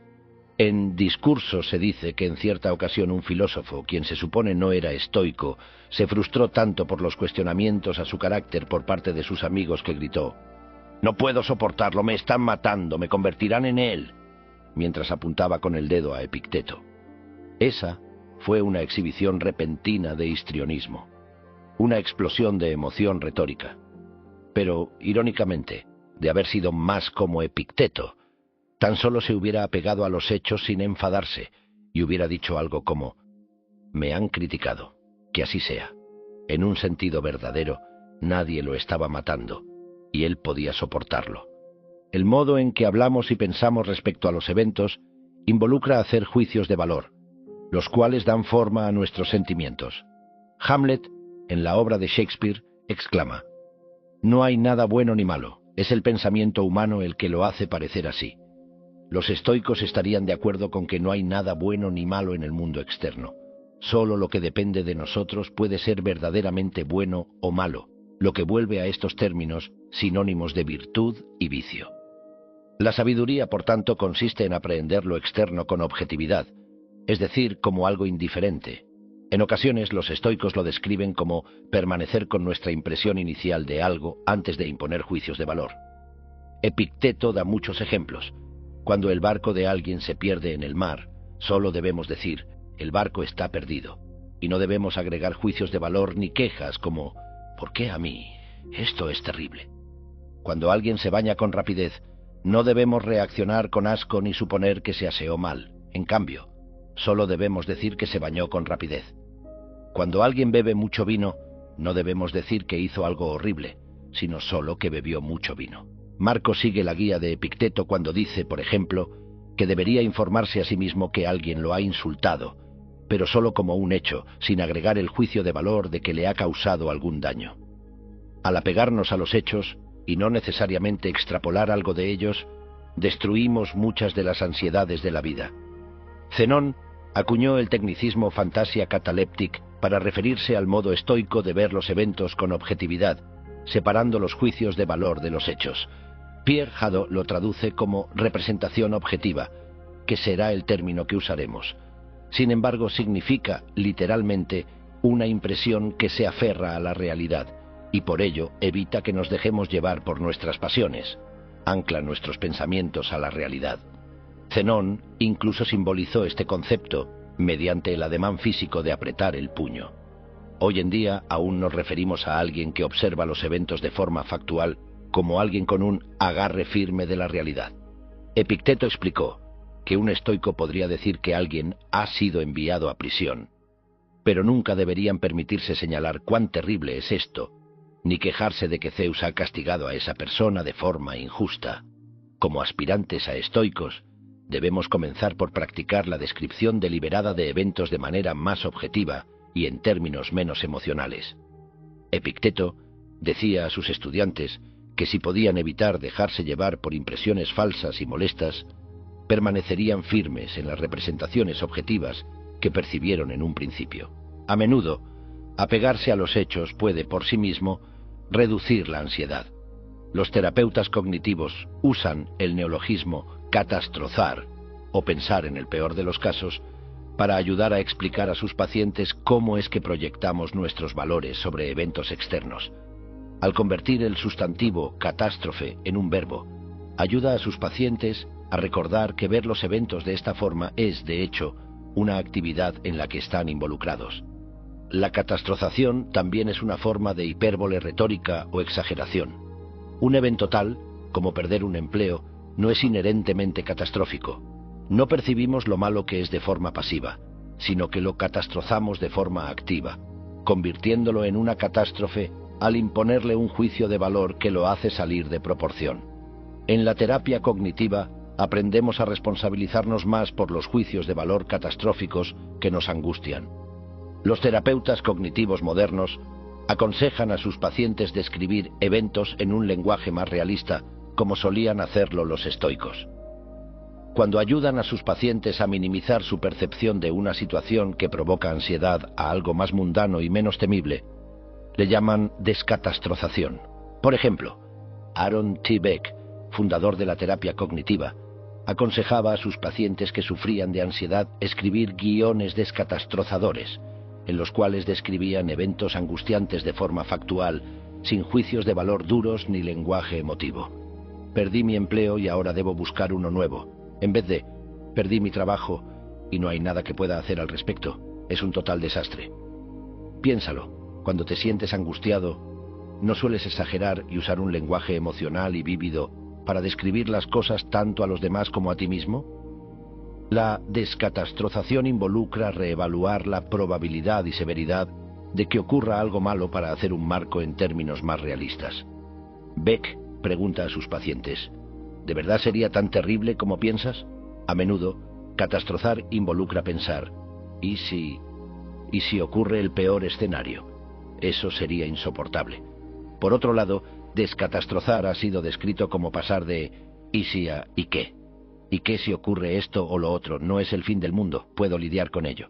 Otro método común de descatastrozación es que los terapeutas cognitivos pregunten a sus pacientes de forma repetida, ¿qué viene después? Las imágenes mentales de eventos atemorizantes a menudo escalan con gran rapidez hasta lo peor, lo que produce mayor ansiedad, y entonces permanecen pegadas ahí como si la experiencia perturbadora fuera de algún modo atemporal. Pero la realidad es que todo tiene un antes, un durante y un después. Todo cambia con el tiempo y las experiencias vienen y van. Con frecuencia la ansiedad puede reducirse con tan solo llevar la imagen más allá del peor escenario y luego imaginar de forma realista y no catastrófica qué tiene más probabilidades de ocurrir en las horas, días, semanas o meses siguientes. Recordarse a uno mismo la transitoriedad de los eventos es una de las estrategias favoritas de Marco, como veremos en otros capítulos. Una forma de hacerlo es preguntarse, de manera realista, qué tiene más probabilidades de ocurrir, qué viene después y qué viene luego, etc. El enfoque original de la terapia cognitiva de Beck para la ansiedad se derivó de algo conocido como el modelo transaccional del estrés, desarrollado por Richard Lazarus. Imagina un sub y baja con tu evaluación de la severidad de una situación qué tan amenazante y peligrosa es, en un lado. En el otro lado está tu evaluación de tu propia habilidad para lidiar con ella, tu confianza en ti mismo, si gustas. Si crees que la amenaza supera tu habilidad para lidiar y el sub y baja se inclina hacia el peligro, es probable que sientas mucho estrés o ansiedad. Por otra parte, si juzgas que la severidad de la amenaza es baja y tu habilidad para lidiar es alta, entonces la balanza se inclinará hacia ti y sentirás calma y confiarás en ti. Los estoicos, al igual que los terapeutas modernos, intentaban modificar ambos lados de la ecuación. Por lo general, cuando llegamos a una descripción más realista de una situación temida, consideramos formas en las que podríamos lidiar con ella y superarla. A veces esto involucra una resolución de problemas creativa, realizar una lluvia de ideas, de alternativas y valorar sus consecuencias. A los estoicos les gustaba preguntarse: ¿qué virtudes me ha dado la naturaleza que puedan ayudarme a lidiar mejor con la situación? También podríamos considerar cómo es que otras personas afrontan una situación, de modo que podamos usar sus actitudes y comportamientos como modelo. ¿Qué haría un modelo a seguir como Sócrates, Diógenes o Zenón? También podemos preguntar: ¿qué haría Marco si él tuviera que enfrentar la misma situación? En la terapia moderna, los pacientes siguen el modelo de comportamiento de otros y desarrollan planes para afrontar, los cuales describen cómo lidiarían con la situación temida si realmente ocurriera. Considerar qué haría otra persona o qué aconsejaría sirve para formular mejores planes para afrontar y normalmente conduce a descatastrozar la situación y a reducir la valoración de su severidad. Lo cual significa cambiar de pensar en ciertos eventos como totalmente insoportables a imaginarlos de formas realistas que pueden ser soportadas y con las que se puede lidiar. Cuanto más claramente formulado esté nuestro plan para afrontar y más confianza tengamos de ponerlo en práctica, tenderemos a sentirnos menos ansiosos. Cuando sus amigos tenían dificultades emocionales, a veces los estoicos les escribían cartas de consuelo para ayudarlos a ver los eventos de forma menos catastrófica y más constructiva. Hoy en día existen 6 cartas de consuelo escritas por Séneca. En una de ellas le escribió a una mujer llamada Marcia, quien hacía poco había perdido a su hijo. Los consuelos que Séneca le dedicó incluían el argumento de que la muerte es la liberación de todo el dolor de la vida, una barrera más allá que nuestro sufrimiento no puede traspasar y que nos devuelve al mismo estado de descanso en el que nos encontrábamos antes de nacer. Más aún, Epicteto dijo a sus estudiantes que uno de los estoicos a quien tenía en alta estima, Paconio Agripino, solía escribirse cartas a sí mismo siempre que caía sobre él alguna dificultad. Cuando enfrentaba fiebres, calumnias o exilio, escribía elogios estoicos para alabar tales eventos como ocasiones para ejercitar la fortaleza de carácter. Agripino era en verdad un maestro de la descatastrozación. Replanteaba cada dificultad como una oportunidad para afrontar mediante el ejercicio de la sabiduría y fuerza de carácter. Epicteto decía que cierto día, mientras Agripino se preparaba para comer con sus amigos, llegó un mensajero con el anuncio de que el emperador Nerón lo había desterrado de Roma como parte de una purga política. «Muy bien», dijo Agripino encogiéndose de hombros, «comeremos nuestro almuerzo en Aricia, la primera parada que tomaría de camino al exilio. Puedes comenzar a prepararte en la práctica estoica de la representación objetiva en este momento, escribiendo la descripción de un evento molesto o problemático en lenguaje directo. Menciona las cosas con tanta precisión como sea posible y míralas desde una perspectiva más filosófica, con indiferencia estudiada. Una vez que domines este arte, llévalo un paso más allá siguiendo el ejemplo de Paconio Agripino y busca oportunidades positivas. Escribe cómo podrías ejercitar la fortaleza de carácter y cómo afrontarías la situación con sabiduría. Pregúntate cómo podría afrontar la misma situación o qué te aconsejaría hacer alguien que admiras. Trata el evento como un compañero de boxeo en el gimnasio que te da una oportunidad para fortalecer la resiliencia emocional y las habilidades para afrontar situaciones. Tal vez quieras leer tu guión en voz alta y revisarlo varias veces, o crear distintas versiones hasta que estés seguro de que te ayudó a cambiar lo que sientes respecto a los eventos. Marco tendía a referirse a esta forma de ver los eventos como suponer la separación de nuestros juicios de valor de eventos externos. Del mismo modo, y durante muchas décadas, los terapeutas cognitivos han enseñado a sus pacientes la famosa cita de Epicteto: lo que nos altera no son las cosas, sino nuestros juicios respecto a ellas, que se convirtió en una parte integral de la orientación inicial, socialización del paciente al enfoque del tratamiento. Este tipo de técnica es referido como un distanciamiento cognitivo en la TCC, terapia cognitivo-conductual, porque es necesario detectar la separación o distancia entre nuestros pensamientos y la realidad externa. Beck lo definía como un proceso metacognitivo, es decir, un cambio hacia un nivel de conciencia que involucra pensar respecto al pensamiento. Distanciamiento se refiere a la habilidad de ver nuestros propios pensamientos o creencias como construcciones de la realidad y no como la realidad misma. Recomendaba explicar esto a los pacientes usando la analogía de los lentes de colores. Podemos ver el mundo a través de lentes rosas y positivos o de lentes azules y tristes, y suponer que lo que vemos es como son las cosas realmente. Sin embargo, también podemos mirar los lentes y darnos cuenta de que ellos dan el color a nuestra visión. Tomar conciencia de cómo nuestros pensamientos y creencias tiñen nuestra percepción del mundo es un prerequisito para poder cambiarlos en la terapia cognitiva. Generaciones posteriores de médicos e investigadores descubrieron que la preparación rigurosa en el distanciamiento cognitivo por sí misma era suficiente en muchos casos para lograr una mejora terapéutica. Un mayor énfasis en esta habilidad cognitiva es una parte integral del enfoque de la TCCC, que llegó a conocerse como mindfulness o atención plena, basada en la aceptación. A veces, el simple hecho de recordar el dicho de Epicteto, lo que nos altera no son las cosas, puede ayudarnos a lograr distancia cognitiva de nuestros pensamientos y permitirnos verlos como hipótesis en lugar de hechos sobre el mundo. Sin embargo, hay muchas otras técnicas de distanciamiento cognitivo que son usadas en la TCC moderna. Escribir de forma concisa los pensamientos cuando ocurren y verlos en papel. Escribirlos en una pizarra y verlos allá, literalmente a distancia. Antecederlos con una frase como justo ahora, noto que estoy pensando. Referirse a ellos en tercera persona, por ejemplo. Donald piensa que, como si se estudiaran los pensamientos y creencias de alguien más. Evaluar de forma distanciada los pros y contras de tener una opinión determinada. Usar un contador o registro para monitorear con curiosidad distanciada la frecuencia de ciertos pensamientos. Cambiar de perspectiva e imaginar un rango determinado de formas de ver la misma situación, de modo que el punto de vista inicial se vuelva menos fijo y rígido. Por ejemplo, si yo fuera como Marco Aurelio, ¿cómo me sentiría si chocara mi auto? Si esto le sucediera a mi hija, ¿cómo le recomendaría afrontarlo? ¿Qué voy a pensar sobre esto, en retrospectiva, dentro de 10 o 20 años?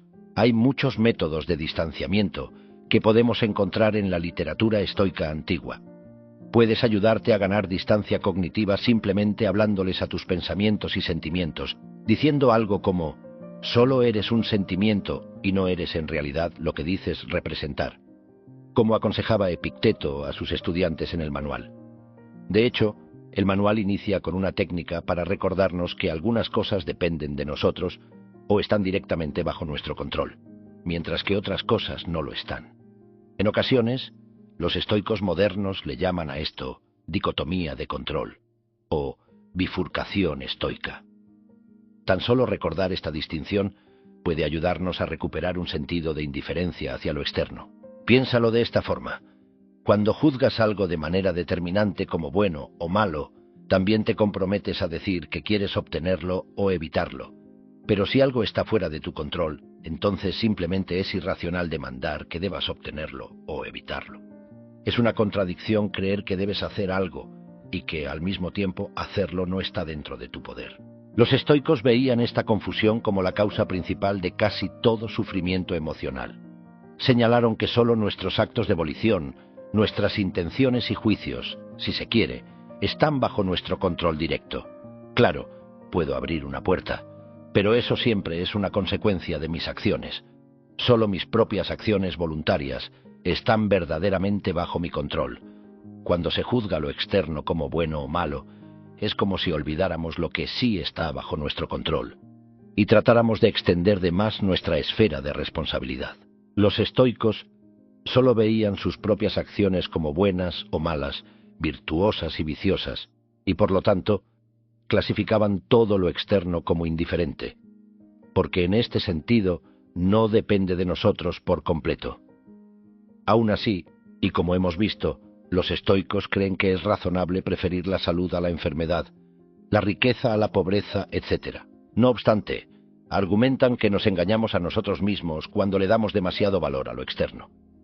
También se entrenaban para ganar distancia cognitiva mediante el entendimiento de que los eventos no son percibidos de la misma forma por todos.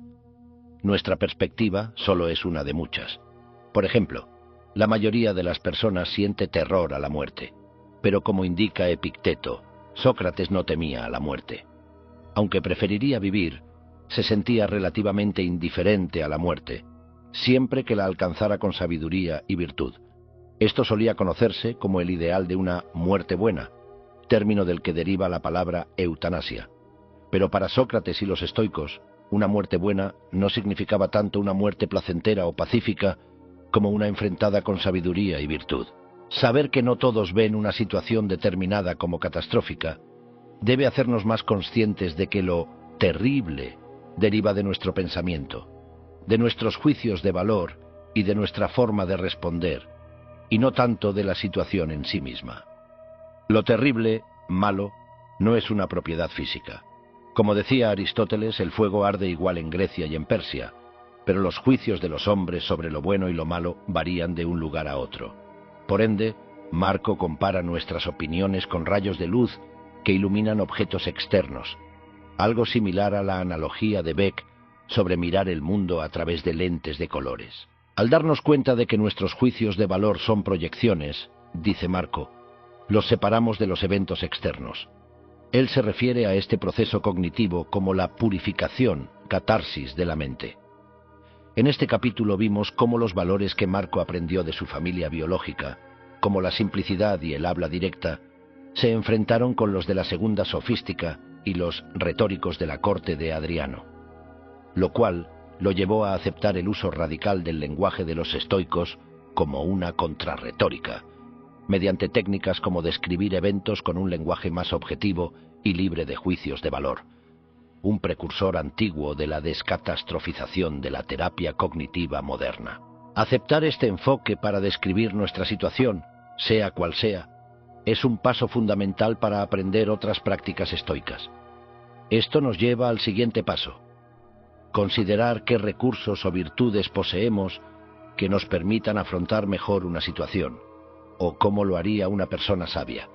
Ya sea que lo llamemos distanciamiento cognitivo o catarsis, separamos los juicios de valor rígidos de los eventos externos al soltar el apego excesivo a las cosas.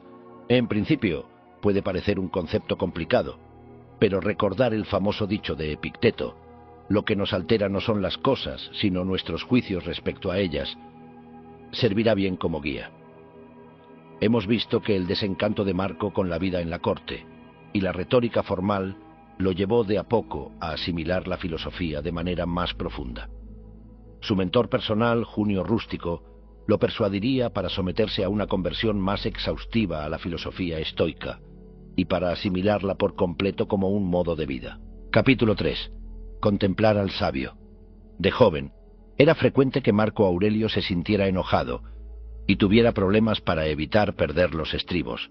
Más tarde en su vida, agradecería a los dioses por haber sido capaz de impedirse hacer algo en esos momentos de lo que se habría arrepentido después. Había visto el daño causado por el temperamento de Adriano.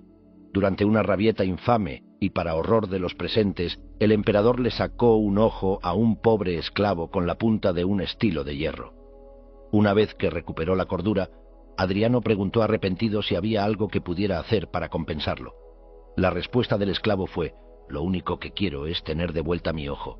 Su sucesor, Antonino, era famoso por ser gentil y sereno, lo opuesto a Adriano. En el primer libro de Meditaciones, Marco contempla muchas veces las virtudes de su padre adoptivo Incluso llega a referirse a sí mismo como discípulo de Antonino, pero no menciona ninguna de las virtudes de Adriano. Es claro que Marco veía a Antonino como el modelo de un gobernante ideal, todo a lo que aspiraba a convertirse. Sin duda, más de una década después de su muerte, Marco aún meditaba cuidadosamente sobre su ejemplo. Los estoicos le enseñaron que la ira no es más que una locura temporal y que sus consecuencias son a menudo irreparables, como en el caso del ojo del esclavo. También le proporcionaron las herramientas y conceptos psicológicos necesarios para dominar sus sentimientos de agresión. Es claro que Marco quería ser más como el humilde y pacífico Antonino que como el arrogante y volátil Adriano. Pero para lograrlo necesitaba ayuda. Irónicamente, es al hombre que con más frecuencia provocaba su ira a quien da el crédito por enseñarle cómo controlarla. Su mentor estoico, Junio Rústico, a menudo lo hacía enfadar, pero también le mostraba cómo recuperar su estado mental sereno.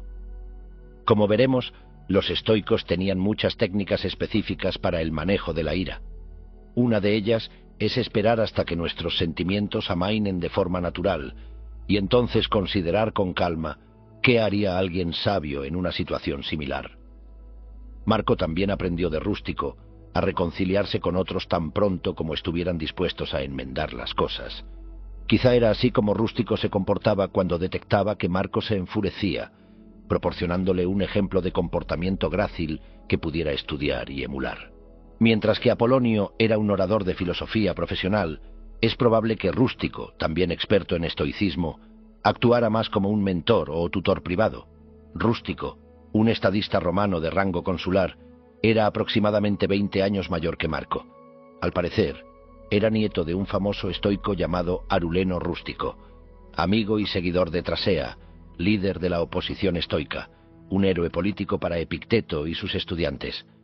El mismo Rústico era un hombre muy estimado, tanto en la vida privada como pública, y era intensamente leal a Marco. Frontón, con una hipérbole típica, dice en cartas privadas que Rústico entregaría y sacrificaría con gusto su vida con tal de preservar el dedo meñique de Marco. Es claro que Marco reverenciaba a Rústico, y pronto se vio a sí mismo como su discípulo. Le fue devoto durante décadas, incluso después de convertirse en emperador. Por ejemplo, en la corte imperial era costumbre que el emperador recibiera a su prefecto pretoriano con un beso en los labios, pero Marco siempre rompió esta convención al besar primero a Rústico cuando se encontraban, como si recibiera a su propio hermano. Este gesto dejaba claro a todos que el filósofo ocupaba una posición especial en la corte. Si Antonino era el modelo a seguir de Marco como emperador, Rústico indudablemente le proporcionaba el principal ejemplo que buscaba seguir como estoico. Como solía decir, la filosofía era su madre, la corte era apenas su madrastra. No hay duda de que Rústico era la figura central en su desarrollo como filósofo. Sin embargo, Marco deja claro que uno de los eventos más importantes en su relación fue cuando su tutor le entregó un conjunto de notas de su biblioteca personal sobre las disertaciones de Epicteto.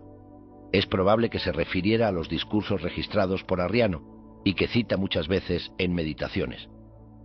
Como hemos visto, Arriano era estudiante de Epicteto, quien transcribió 8 volúmenes de sus discusiones filosóficas, de las cuales solo 4 sobreviven. También contamos con un breve resumen de los dichos de Epicteto, el manual, o Enchiridión. Arriano también fue un autor prolífico y un estadista y general romano muy talentoso. Adriano lo convirtió en senador y más tarde lo nombró cónsul sufecto para el año 131 después de Cristo. Después sirvió durante 6 años como gobernador de Capadocia, uno de los destacamentos militares más importantes del imperio. Durante el reinado de Antonino se retiró a Atenas, donde más tarde serviría como arconte, gobernante y magistrado en jefe antes de morir, poco después del inicio del reinado de Marco. Es posible que Arriano sea el eslabón perdido que conecta a Marco y a Rústico con Epicteto. Arriano era casi una década mayor que Rústico, y es probable que se conocieran. Ciertamente, Temistio, un filósofo romano del siglo IV, habla de ellos juntos. Adriano, Antonino y Marco dice: sacaron a Arriano y a Rústico de sus libros, negándose a dejarlos ser meros filósofos de pluma y tinta. Los emperadores no permitieron que Arriano y Rústico escribieran sobre la valentía, mientras permanecían en la seguridad del hogar, ni que escribieran tratados legales mientras evitaban la vida pública, ni que ponderaran sobre la mejor forma de administración mientras se abstenían de la participación en el gobierno de Roma. En vez de ello, fueron escoltados desde el estudio de la filosofía estoica a la tienda de campaña del general y a la plataforma del orador. Temistio agrega que, mientras servían como generales romanos, Arriano y Rústico pasaron por las puertas del Caspio, sacaron a los alanos de Armenia y establecieron fronteras para los ibéricos y los albanos.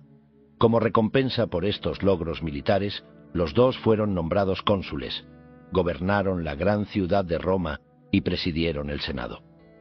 Los ejemplos de predecesores como ellos, estatistas y comandantes militares inspirados por el estoicismo, alentaron a Marco para creer que podría ser a la vez emperador y filósofo. Se sabe que Rústico fue nombrado cónsul por segunda vez, un año después de que Marco fuera proclamado emperador. También fungió como prefecto urbano desde el año 162 al 168 después de Cristo, convirtiéndose así en la mano derecha del emperador en Roma durante la primera fase de su reinado.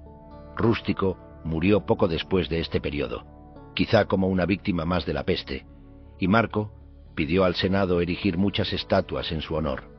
Al igual que con sus otros tutores, Marco tenía una estatuilla de Rústico en su santuario personal y ofrecía sacrificios en su memoria, lo que nos deja con una pregunta singular. ¿Qué pudo haber hecho exactamente Rústico para irritar tanto al emperador? La respuesta yace en la naturaleza de su relación. Marco se dice a sí mismo en Meditaciones que, mientras se aprende a leer y escribir, no se puede ser maestro sin haber sido primero estudiante, y esto es aún más cierto en el arte de la vida. Los estudiantes del estoicismo se beneficiaban de la sabiduría de sus maestros al tratarlos como modelos, cuyo comportamiento buscaban emular, y como mentores cuyo consejo podían escuchar. Con certeza, Rústico le proporcionó a Marco un ejemplo vivo de sabiduría y virtud. En Meditaciones menciona que Rústico era uno de 3 tutores, junto con Apolonio de Calcedonia y Sexto de Queronea, quienes para él ejemplificaban el estoicismo como modo de vida. Pero también estaba allí para aconsejarlo, mientras ofrecía su guía y correcciones morales. Así, Marco dice que fue Rústico quien le mostró que necesitaba preparación moral y terapia psicológica estoica. Esto podría explicar la tensión en su relación. Es claro que Marco tenía en alta estima a Rústico como amigo y lo admiraba como maestro, pero a veces también le resultaba exasperante, presumiblemente porque con frecuencia instaba al joven César a observar los defectos de su carácter. Basándonos en algunos comentarios en Meditaciones, quizá podamos inferir qué aspectos del carácter de Marco retaba Rústico. Por ejemplo, Rústico le enseñó a no ser pretencioso, alentándolo a vestir como un ciudadano común cuando fuera posible. También le enseñó a ser un estudiante de filosofía cuidadoso y paciente, a leer con atención en lugar de solo hojear los libros, y a no dejarse llevar con facilidad por oradores con lengua de plata. Del mismo modo, Epicteto decía repetidamente a sus estudiantes que no debían hablar sobre filosofía a la ligera como hacían los sofistas, sino que debían mostrar los frutos de ésta en su carácter y acciones. De forma contundente, les decía que las ovejas no vomitan pasto para mostrar a los pastores lo mucho que han comido, sino que digieren su comida y gracias a ella producen buena lana y buena leche. Sin embargo, el cambio más importante que Rústico provocó fue persuadir a Marco de dejar de lado el estudio formal de la retórica latina, que se esperaba de un noble romano, para favorecer un mayor compromiso con la filosofía estoica como modo de vida. Rústico, el filósofo, y Frontón, el retórico, los tutores más importantes de Marco, parecen haber competido por su atención durante casi una década, pero al final Rústico fue el vencedor. Los expertos datan esta conversión alrededor del año 146 después de Cristo, cuando Marco tenía 25 años. En una carta, Marco le confiesa a Frontón que no ha sido capaz de concentrarse en sus estudios de retórica latina. Una mezcla de alegría y angustia lo había sobrecogido luego de leer algunos libros de un filósofo llamado Aristón. La mayoría de los expertos cree que debió tratarse de Aristón de Quíos, un estudiante de Zenón que se rebeló contra sus enseñanzas y adoptó una versión más simple y austera del estoicismo, similar al cinismo. Quizá Rústico o uno de sus otros tutores estoicos le compartieran dichos escritos. Aristón rechazó el estudio de la lógica y la metafísica, argumentando que la preocupación primaria de los filósofos debe ser el estudio de la ética, una actitud que resuena en Meditaciones. Marco le dijo a Frontón que los escritos de Aristón lo atormentaban, haciéndolo consciente de cuán lejos de la virtud se encontraba su carácter. Tu pupilo se sonroja una y otra vez y se enfada consigo mismo porque, a la edad de 25 años, no he absorbido ninguna de estas excelentes enseñanzas ni de estos principios más puros en mi alma. El joven César se encontraba en una crisis genuina. Se sentía deprimido y furioso y perdió el apetito. También menciona sentir envidia de otros, quizá refiriéndose a que anhelaba dedicarse al estoicismo y volverse como los filósofos que admiraba. Fue por ese entonces que comenzó a distanciarse de los sofistas como Frontón y Herodes Ático. Pero, ¿cómo fue en realidad el proceso de ser tutelado por un filósofo estoico? ¿Por qué tuvo un impacto tan profundo y duradero en Marco? Los estoicos escribieron muchos libros en los que describieron su psicoterapia de las pasiones, incluido uno escrito por Crisipo, el tercer líder de la escuela, titulado Terapéutica. Por desgracia, ninguno de ellos ha llegado hasta nuestros días, pero sí sobrevivió un tratado titulado De las pasiones y los errores del alma, escrito por el célebre médico de Marco, Galeno. Erudito con un gusto ecléctico por la filosofía, Galeno había estudiado inicialmente con un estoico llamado Filopáter y se basó en la filosofía estoica temprana, citando a Zenón, para su propia versión del diagnóstico y cura de pasiones nocivas. Esto puede darnos algunas pistas sobre la naturaleza de la terapia estoica a la que Marco se sometió con Rústico. Cuando era joven, Galeno se preguntó por qué la máxima del oráculo de Delfos, «Conócete a ti mismo», debía tenerse en tan alta estima. ¿Acaso no todos se conocen ya a sí mismos? Pero poco a poco llegó a darse cuenta de que solo los más sabios llegan a conocerse a sí mismos de verdad. Los demás, observó Galeno, tendemos a caer en una trampa de suponer que estamos del todo libres de defectos o que estos son pocos, leves e infrecuentes. Ciertamente, quienes consideran que tienen muy pocos defectos son a menudo aquellos que a ojos de los demás tienen más fallas. Esto se ilustra en una de las fábulas de Esopo, la cual dice que cada uno de nosotros nace con dos sacos que cuelgan de nuestro cuello. Uno está lleno con los defectos de los demás, cuelga frente a nosotros y es visible.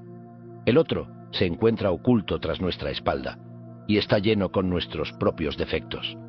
En otras palabras, vemos las fallas de los demás con mucha claridad, pero las propias se encuentran en un punto ciego. Del mismo modo, el Antiguo Testamento pregunta por qué miramos la paja en el ojo ajeno, pero no prestamos atención a la viga que está en el propio. Galeno dice que Platón explicó bien esto cuando dijo que, por lo general, los amantes son ciegos respecto al amado. Dado que, en cierto modo, nos amamos a nosotros mismos más que a nadie, también nos cegamos con respecto a nuestros propios defectos. Por lo tanto, para la mayoría es difícil alcanzar la autoconsciencia requerida para mejorar nuestra vida. La solución de Galeno para tal problema es que encontremos un mentor apto en cuya sabiduría y experiencia podamos confiar genuinamente. Si un cantante es en verdad espantoso, cualquiera puede notarlo, pero se necesita un experto para advertir errores muy sutiles en una presentación. Del mismo modo, se requiere de una persona de sabiduría moral para discernir defectos pequeños en el carácter de otra persona. Todos sabemos que alguien está molesto cuando su rostro se sonroja y comienza a gritar, pero un verdadero experto en naturaleza humana sería capaz de decir cuando alguien está a punto de enfadarse, quizá incluso antes de que dicha persona se dé cuenta. Por lo tanto, debemos hacer el esfuerzo de conseguir un amigo mayor y más sabio, uno reconocido por su honestidad y habla directa, que haya dominado las mismas pasiones con las que necesitamos ayuda, que pueda identificar de manera apropiada nuestros vicios y nos diga con sinceridad en qué aspectos de la vida hemos perdido el rumbo. Lo que Galeno describe suena como algo similar a la relación entre un consejero o psicoterapeuta moderno y su paciente. Sin embargo, una mejor comparación sería, probablemente, la de la asesoría o SAN que adictos al alcohol y las drogas rehabilitados proporcionan a aquellos que se encuentran en recuperación y luchan contra hábitos similares. Séneca lo describía como la ayuda de un paciente más experimentado. Desde luego, encontrar un mentor apropiado es fácil de decir, pero resulta difícil de conseguir. Marco escribió que cualquiera que de verdad quiere lograr la sabiduría a través del estoicismo tendrá como prioridad en la vida cultivar su propio carácter y buscar la ayuda de quienes compartan valores similares. Ese parecía ser el papel que Junio Rústico desempeñaba en su vida. Según Galeno, debemos preguntar a esa persona si nota alguna pasión nociva en nosotros y asegurarle que no nos ofenderemos si habla con franqueza. Galeno también explica que el aprendiz está destinado a sentir que algunas de las observaciones de su mentor son injustas, pero debe aprender a escucharlas con paciencia y a soportar la crítica sin sentirse irritado. A partir de lo que Marco escribe, eso fue un reto para él al principio, aunque Rústico era bueno para suavizar las cosas. Marco tuvo otro tutor estoico llamado Cina Catulo, de quien se sabe muy poco. Marco observó que Catulo era un hombre que prestaba atención a sus amigos cuando le hacían ver los fallos en su carácter. Incluso si lo hacían de forma injusta, siempre trataba de abordar el asunto y restaurar la amistad. Por lo tanto, a través de su comportamiento, Rústico y Catulo le mostraron que un hombre sabio debe recibir de buena fe la crítica de sus amigos. Es claro que los estoicos heredaron su amor por el habla directa de sus predecesores cínicos, quienes eran reconocidos por hablar sin rodeos y criticar incluso a gobernantes poderosos. En cierto sentido, era el deber y el privilegio de un verdadero filósofo hablar al poder con la verdad.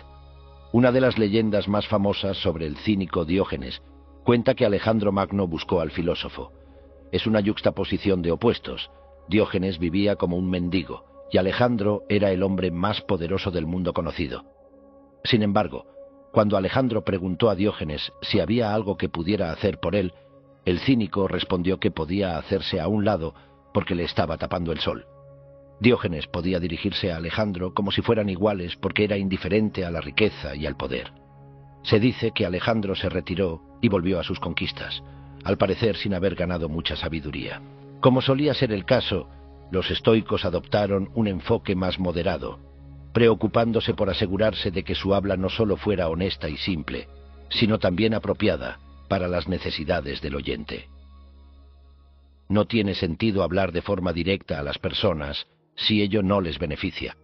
A lo largo de Meditaciones, Marco Aurelio hace muchas referencias al valor que le da a hablar con la verdad, pero también reconoce de manera consistente la importancia de comunicarla de forma apropiada.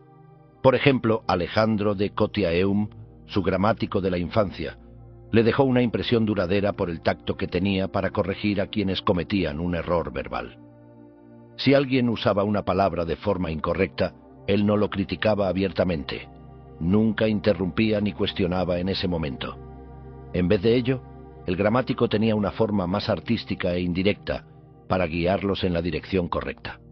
Marco notó que Alejandro mencionaba de manera sutil la expresión correcta mientras respondía o discutía algún otro tema.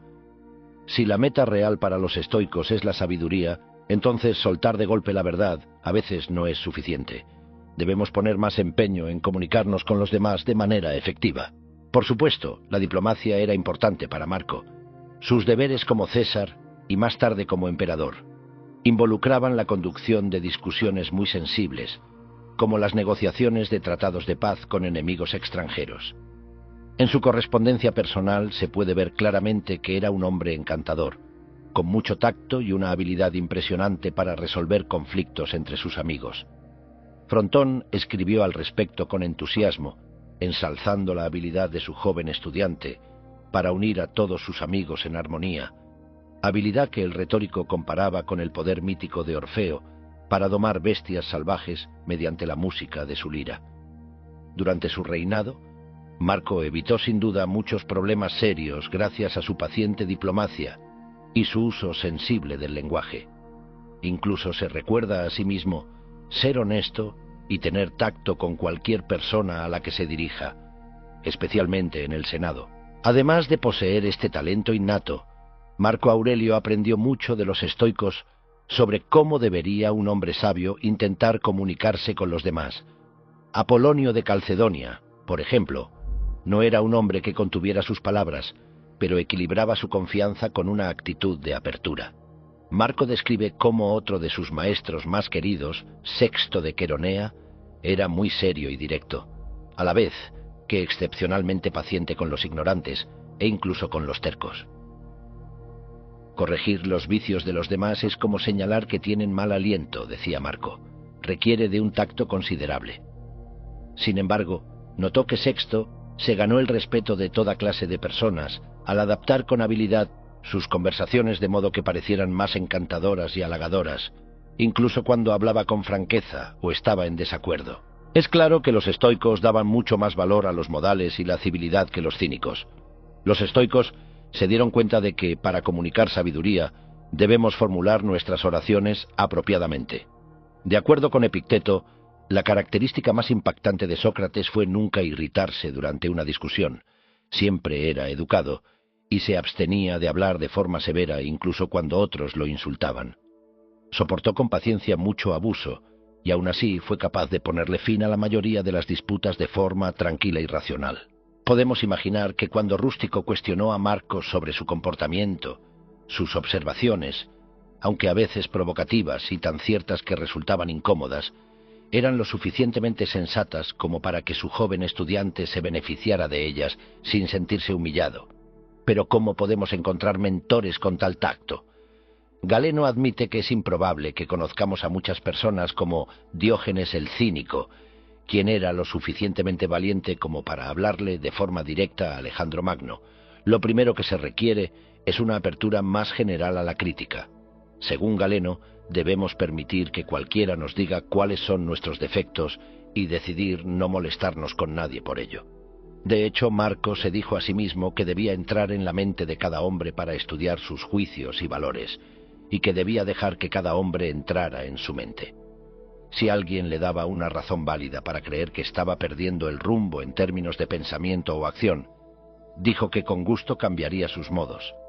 Buscó que su prioridad en la vida fuera llegar a la verdad de las cosas, recordando que nadie ha sufrido daños verdaderos por ello, pero que en cambio quienes se aferran al error y la ignorancia se dañan a sí mismos.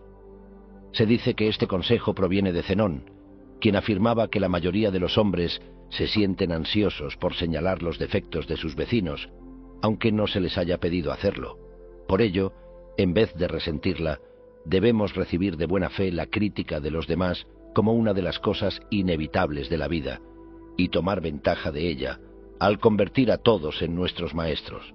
Por ende, Galeno dice que si deseamos aprender de sabiduría, debemos estar listos para escuchar a cualquiera que encontremos y mostrar gratitud, no a quienes nos halagan, sino a aquellos que nos reprenden.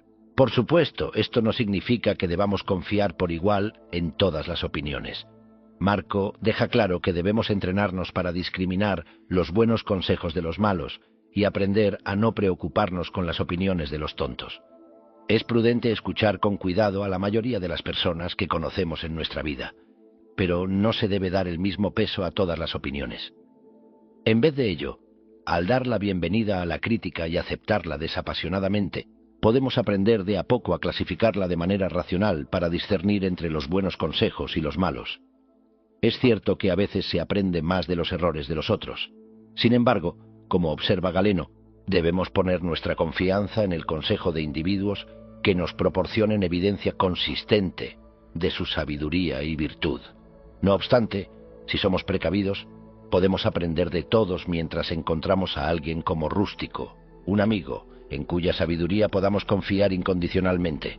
Pero para que una relación de este tipo funcione, el estudiante debe ser escrupulosamente honesto con su mentor. En un pasaje, Marco imagina a un maestro sabio que le indica a su pupilo no pensar en nada que no esté dispuesto a decir en voz alta, sin censura, tan pronto como le llegue a la mente. Marco duda que la mayoría de nosotros pueda aguantar esto siquiera por un día, porque, tontamente, damos más valor a las opiniones de los demás que a las propias, y, aun así, él aspiraba a ese nivel de transparencia. Decía que debemos imaginar que alguien pregunta sin previo aviso, ¿qué está pasando por tu mente en este mismo momento? Y que deberíamos poder responder con honestidad, sin sentir la necesidad de sonrojarnos. Quería que su alma estuviera desnuda y fuera simple, más visible incluso que el cuerpo que la rodeaba. En otros escritos va incluso más allá, y como un cínico, dice que no debería ansiar nada en la vida que requiriera muros o cortinas. Por un lado, estas son expresiones de su deseo de trabajar hacia un ideal moral sublime, ser tan puro de corazón que no tenga nada que ocultar a nadie. Sin embargo, también alude a una estrategia terapéutica muy poderosa. Ser observados nos puede ayudar a desarrollar una mayor autoconsciencia y así corregir nuestro comportamiento, especialmente si estamos en presencia de alguien a quien admiramos, como un mentor confiable, incluso sin nuestro propio rústico. Solo imaginar que somos observados por alguien sabio y benevolente tiene el potencial de producir beneficios similares, especialmente si pretendemos que de alguna manera nuestros pensamientos y sentimientos más profundos sean visibles para esa persona. Galeno dice que si deseamos mejorarnos a nosotros mismos, nunca debemos relajar nuestra vigilancia, ni siquiera por una hora. ¿Cómo podría ser esto posible? Zenón de Citio enseñó que debemos actuar con precaución en todo, como si poco después tuviéramos que contárselo a nuestros maestros. Este es un truco mental muy inteligente que convierte la educación estoica en una suerte de práctica de mindfulness o atención plena. Imaginar que somos observados nos ayuda a prestar más atención a nuestro propio carácter y comportamiento. A un aspirante a estoico, como el joven Marco, se le aconsejaría ejercer siempre la autoconsciencia mediante el monitoreo de sus pensamientos, acciones y sentimientos. Quizá como si su mentor rústico lo observara continuamente. Epicteto decía a sus estudiantes que así como alguien que anda descalzo tiene cuidado de no pisar un clavo o torcerse el tobillo, ellos debían ser cuidadosos a lo largo del día para no dañar su propio carácter por caer en errores de juicio moral. En la terapia moderna, es común que los pacientes que están progresando se pregunten entre una sesión y otra qué pensaría su terapeuta sobre los pensamientos que tienen. Por ejemplo, es posible que se preocupen por algo y de pronto imaginen la voz de su terapeuta cuestionándolos con preguntas como ¿dónde está la evidencia que fundamenta tales miedos? O ¿te está sirviendo de algo preocuparte así? La mera noción de que alguien más observa nuestros pensamientos y sentimientos puede ser suficiente para hacer una pausa y reconsiderarlos. Desde luego, si ocasionalmente hablamos con un mentor o terapeuta sobre nuestras experiencias, es mucho más sencillo imaginar su presencia cuando no están cerca. Incluso si en tu vida no hay alguien así, puedes visualizarte siendo observado por un amigo sabio y solidario. Por ejemplo, si lees lo suficiente sobre Marco Aurelio, puedes experimentar con imaginar que es tu compañero mientras llevas a cabo alguna tarea complicada o enfrentas una situación difícil. ¿Cómo cambiaría tu comportamiento con solo saber que él está a tu lado? ¿Qué crees que diría de tu comportamiento? Si pudiera leer tu mente, ¿qué comentaría sobre tus pensamientos y sentimientos? Desde luego, puedes elegir a tu propio mentor, pero esa es la idea. Pienso que es posible que en parte esto sea lo que Marco pretendía al escribir Meditaciones. Rústico murió, probablemente, alrededor del año 170 después de Cristo, mientras Marco se encontraba lejos, comandando las legiones de la frontera norte durante la Primera Guerra Marcomana. Existe cierta evidencia que sugiere que pudo haber comenzado a trabajar en Meditaciones por ese entonces. Es tentador preguntarse si lo hizo como respuesta a la pérdida de su amigo y tutor. Como hemos visto, Marco describió estar rodeado por gente que se oponía a su punto de vista y que incluso deseaba su muerte. Suena como si en ese momento realmente sintiera la ausencia de un amigo como Rústico, quien compartía sus creencias filosóficas y sus valores más preciados. Si Marco en verdad comenzó a registrar estas notas personales poco después de la pérdida de su mentor estoico, su propósito pudo haber sido asumir la responsabilidad de educarse a sí mismo. Aún hoy, los ejercicios de escritura, como los diarios de terapia, son una forma popular de autoayuda. Sin embargo, además de los aforismos de Marco y las citas de poetas y filósofos famosos, Meditaciones contiene pequeños fragmentos de diálogo que podrían ser citas de notas de lectura, como la copia de los discursos de Epicteto que le dio Rústico, o podrían ser diálogos ficticios inventados por él, utilizando su imaginación para conjurar un mentor interno. Quizá hasta fueran recuerdos de conversaciones que había tenido con sus tutores muchos años atrás. Por ejemplo, uno de ellos puede parafrasearse de la siguiente manera: un maestro se encontraba sentado en un banco de madera, rodeado por el silencio y la tranquilidad del jardín en el que se hallaban. Frente a él, un joven estudiante lo miraba con atención, listo para absorber cada palabra de sabiduría que su maestro le pudiera brindar. «Recuerda», comenzó el maestro, «que debes construir tu vida pieza a pieza, una acción tras otra, y sentirte satisfecho si cada acto individual, tanto como el destino lo permita, logra su meta». El estudiante frunció el ceño un tanto preocupado y preguntó: «¿Pero qué pasa si hay un obstáculo externo que me impide lograr mi meta?». El maestro sonrió con paciencia y respondió: «No puede haber obstáculo alguno para el esfuerzo de un hombre por acercarse a las cosas con sabiduría, justicia y autoconsciencia».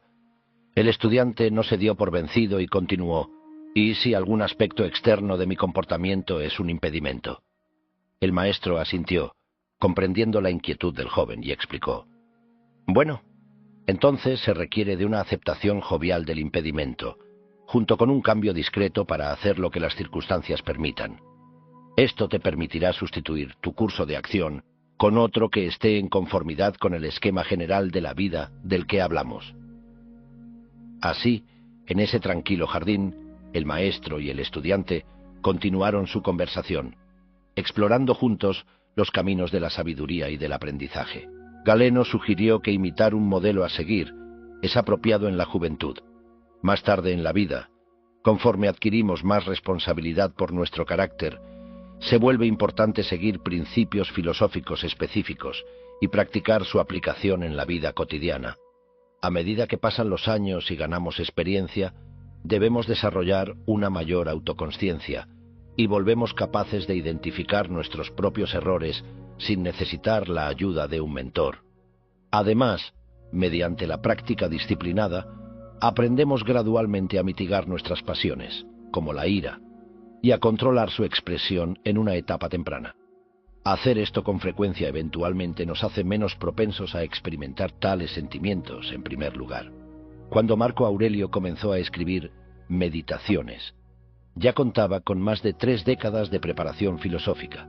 Por lo tanto, es probable que estuviera bien preparado para entrar en la siguiente fase de su desarrollo psicológico, como estoico, tras el fallecimiento de Rústico. Seguir tus valores. El término mentor proviene de la Odisea de Homero. En ella, Atenea, la diosa de la sabiduría y la virtud, se disfraza como un amigo de Odiseo llamado Mentor, para aconsejar a su hijo Telémaco, quien se encuentra en gran peligro. Ella permanece junto a ambos durante la batalla final contra los enemigos de Odiseo, alentando al héroe hacia la victoria. Marco Aurelio decía que, así como un soldado herido durante el asedio de una fortaleza no se sonroja por aceptar el apoyo de sus camaradas para saltar sobre las almenas, ni siquiera los aspirantes a estoicos deben sentirse avergonzados por buscar la ayuda de otros. Sin embargo, no todos tienen un rústico que les ayude a superar las murallas. Si podemos encontrar a alguien en quien confiar, como describe Galeno, es fantástico. Pero la realidad es que la mayoría de las personas tendrá que confiar en otras estrategias para tener un modelo a seguir, como quizá hizo Marco luego de la muerte de Rústico. Dichas estrategias recaen en 2 categorías principales: escribir e imaginar. Incluso si no tenemos un mentor real que nos acompañe en todo momento, podemos beneficiarnos del concepto utilizando nuestra imaginación. Al igual que otros filósofos de la antigüedad, Marco conjuró en su mente las imágenes de varios asesores y modelos a seguir. También creía en la importancia de considerar el carácter y las acciones de filósofos históricos famosos. En un punto, menciona que los escritos de los Efesios, probablemente refiriéndose a los seguidores de Heráclito, aconsejaban pensar constantemente en individuos de generaciones previas, que hubieran demostrado una virtud ejemplar. Como hemos visto, la historia de Zenón comienza cuando recibe el enigmático consejo de tomar el color de hombres muertos, mediante el estudio de la sabiduría de generaciones pasadas. Marco se indica a sí mismo enfocar su atención en la mente de hombres sabios, en particular en sus principios subyacentes, y considerar con cuidado lo que estos hombres evitaron y lo que persiguieron en vida. En Meditaciones nombra a los filósofos que más admira: Pitágoras, Heráclito, Sócrates, el cínico Diógenes, Crisipo y Epicteto. Desde luego tú también puedes elegir a Marco Aurelio como modelo a seguir si estudias su vida y filosofía. El primer paso es escribir las virtudes que exhibe alguien a quien admiras. Listar las cualidades que más admiras de otra persona, como hacía Marco Aurelio en el primer libro de Meditaciones, es un ejercicio simple y poderoso. En un capítulo posterior, Marco explica que contempla las virtudes de quienes vivieron con él, con el fin de elevar sus espíritus: la energía de uno, la modestia de otro, la generosidad de un tercero, etc. Nada da más ánimos al alma que ver a las personas cercanas a nosotros exhibir virtud en su vida, dice. Y por esa misma razón, debemos atesorar estos ejemplos y mantener fresco su recuerdo. A menudo, escribir hace más vivida y memorable una imagen. Los estoicos consideraban esta práctica como una fuente de alegría sana. Escribir tus pensamientos sobre lo que hace admirable a otra persona, reflexionar sobre ellos y reconsiderarlos te da la oportunidad de procesarlos. Con práctica, serás capaz de visualizar con mayor facilidad los rasgos de carácter que describes. Por ejemplo, más de una década después de la muerte de Antonino, Marco aún se recordaba a sí mismo como su discípulo fiel en todas las áreas de la vida. Aunque Antonino no era un filósofo, poseía de forma natural muchas de las virtudes elogiadas por los estoicos. En Meditaciones, Marco dice que fue Antonino quien le demostró que un emperador puede ganarse el respeto de sus súbditos sin escoltas, túnicas caras, ornamentos preciosos, estatuas, ni todos los demás adornos de su posición. Fue su padre adoptivo quien le enseñó que, a pesar de su estatus como César, era posible vivir de forma cercana a la de un ciudadano común, sin perder su estatus ni descuidar sus responsabilidades. Siguiendo el ejemplo de Antonino, Marco recordaba no teñirse de púrpura para convertirse en un César. En cambio, buscó impregnar su mente profundamente con las mismas virtudes que observaba en los demás, esforzándose, como él lo expresaba, por permanecer como la persona en que la filosofía buscaba convertirlo. Marco contemplaba el vigoroso compromiso de Antonino con la razón, su piedad sencilla, su inquebrantable paz interna y su comportamiento sereno. Incluso dice que su padre era como Sócrates, por su habilidad de abstenerse de aquello sin lo cual muchos se sienten débiles, y de disfrutar con moderación aquello que la mayoría no puede disfrutar sin excederse.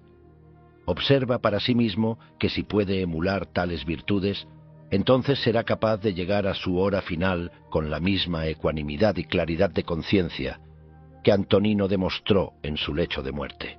Además de contemplar las virtudes de personas reales, los estoicos también eran conocidos por reflexionar sobre el carácter hipotético de un sabio ideal. Hay numerosos pasajes en los que Marco parece hacer lo mismo. Estas descripciones, invariablemente, tienden a ser un poco más abstractas y grandilocuentes. Por ejemplo, él afirma que el sabio perfecto es como un auténtico sacerdote de los dioses, al ser uno con el elemento divino de la razón que reside en su interior. Este sabio no se corrompe por el placer ni se ve afectado por el dolor, y permanece incólume ante los insultos. El verdadero sabio es comparado con un luchador en la más noble de las contiendas, impregnado profundamente de justicia. Con todo su ser, acepta todo lo que le acontece, como si el destino así lo hubiera dispuesto. Rara vez se preocupa por lo que hacen o dicen los demás, a menos que sea en pro del bien común. Se preocupa de manera innata por todos los seres racionales, como si fueran sus hermanos y hermanas. No se deja influenciar por las opiniones ajenas, pero presta especial atención a aquellos sabios que viven en armonía con la naturaleza. Marco se esfuerza en describir la perfección humana para visualizar un sabio ideal que encarne plenamente los objetivos estoicos de la vida. Después de reflexionar sobre qué cualidades podría tener el sabio ideal, podemos preguntarnos qué características nos gustaría poseer en el futuro. Por ejemplo, ¿qué tipo de persona esperas ser después de haber practicado el estoicismo durante 10 o 20 años? En cierto punto, Marco parece describir los objetivos a largo plazo del proceso terapéutico estoico que experimentó con Rústico. Él señala que en la mente de aquel que ha sido corregido y purificado, meticulosamente no quedan llagas ni heridas ocultas. Ya no hay nada servil ni falso en alguien que ha alcanzado este estado. Esa persona no es dependiente de los demás, ni se siente alienada de ellos. Para los estoicos, estas son metas tanto terapéuticas como vitales. Escribir sobre las virtudes que posee un hombre sabio o una mujer sabia hipotéticos, o aquellas a las que tú aspiras, es generalmente un ejercicio muy beneficioso. También puede resultar útil formular descripciones de 2 o 3 individuos específicos y compararlas con una descripción más general de un ideal. Dichos individuos podrían ser amigos tuyos, figuras históricas o incluso personajes ficticios. Lo importante es procesar la información reflexionando sobre ella y modificarla cuando sea necesario. Deja pasar un tiempo y luego vuelve para revisar y mejorar tus descripciones. Considera cómo virtudes específicas, como la sabiduría, la justicia, la fortaleza y la moderación, pueden ser exhibidas por los modelos a seguir que has elegido. En general, pensar en las cosas de nuevo y considerar estas ideas desde diferentes perspectivas, cualesquiera que elijas, puede ser útil en términos de mejora personal. Tras haber pasado cierto tiempo con los ejercicios de escritura, te será más fácil visualizar las cosas en tu mente. La mejor forma de hacerlo es imaginar un modelo a seguir cuyas fortalezas hayas identificado al enfrentar una situación difícil. Los estoicos se preguntaban, ¿qué harían Sócrates o Zenón? Es probable que Marco también se preguntara cómo afrontarían Rústico y sus otros maestros las situaciones difíciles que él enfrentaba. Sin duda, se preguntó qué haría Antonino. Los psicólogos llaman a esto modelar el comportamiento de alguien. Ya hemos mencionado esto brevemente al discutir la descatastrofización en la terapia cognitiva. Es posible que, por ejemplo, quieras preguntarte, ¿qué haría Marco? Además de visualizar a las personas como modelos a seguir en cuanto a comportamiento, también podemos modelar sus actitudes. Los estoicos se preguntaban, ¿qué dirían Sócrates o Zenón sobre esto? Puedes imaginar a tu modelo a seguir personal, o incluso a un panel completo de sabios estoicos aconsejándote. ¿Qué te recomendarían hacer? ¿Qué consejo te darían? ¿Qué dirían sobre cómo estás manejando un problema en la actualidad? Plantea este tipo de preguntas mientras los visualizas en tu imaginación e intentas formular cuáles serían sus respuestas. Si te resulta útil, puedes imaginar una conversación prolongada. De nuevo, si decides modelar a Marco Aurelio, pregúntate, ¿qué diría Marco? Por lo general, al modelar le sigue el ensayo mental del cambio de comportamiento. Imaginar que actúas más como tus modelos a seguir o que sigues sus consejos. Frecuentemente, esto requiere de varios intentos. Piénsalo como un aprendizaje de tipo prueba y error. Imagínate enfrentando los retos que esperas superar y exhibiendo las virtudes que deseas incorporar. Es probable que te resulte más útil visualizarte mejorando poco a poco en lugar de dominar completamente la situación de inmediato. A esto se le conoce como el beneficio de las imágenes de afrontamiento en comparación con las imágenes de dominio. No intentes correr antes de poder caminar al establecer metas irreales. Solo debes ensayar algunos cambios simples en tu comportamiento para comenzar. De cualquier modo, los cambios pequeños pueden tener grandes consecuencias. Me he dado cuenta de que cuando enseño a las personas a emplear prácticas estoicas, resulta útil tener un esquema simple para las prácticas estoicas diarias. Este esquema involucra un ciclo de aprendizaje con un inicio, medio y final, que se repite día tras día. En la mañana te preparas para el día por delante. A lo largo del día intentas vivir en concordancia con tus valores. Y por la noche, revisas tu progreso y te preparas para repetir el ciclo al día siguiente. Me referiré a los ejercicios estoicos usados al principio y al final de cada día como meditaciones matutinas y vespertinas. Tener una rutina diaria como esta facilitará la consistencia en tu práctica. Este esquema también se ajusta bien a nuestra discusión del modelo y el mentor. Durante tu meditación matutina, considera qué tareas debes completar y qué retos debes superar. Pregúntate, ¿qué haría mi modelo a seguir? E intenta imaginarlo enfrentando la misma situación que tú enfrentarás. Ensayo mentalmente las virtudes que quieres exhibir. A lo largo del día, intenta ser consciente de ti mismo, como si un mentor sabio o un maestro te observara. Hoy en día llamamos a esto conciencia estoica, pero el significado que le daban los estoicos era algo similar a prosoche, es decir, prestarse atención a uno mismo. Observa cómo usas tu mente y cuerpo.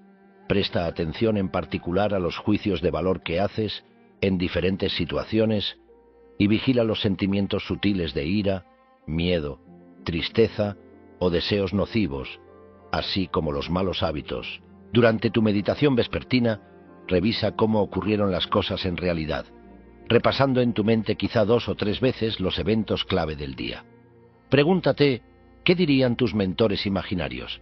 ¿Qué consejo te darían para hacer las cosas de manera diferente la próxima vez?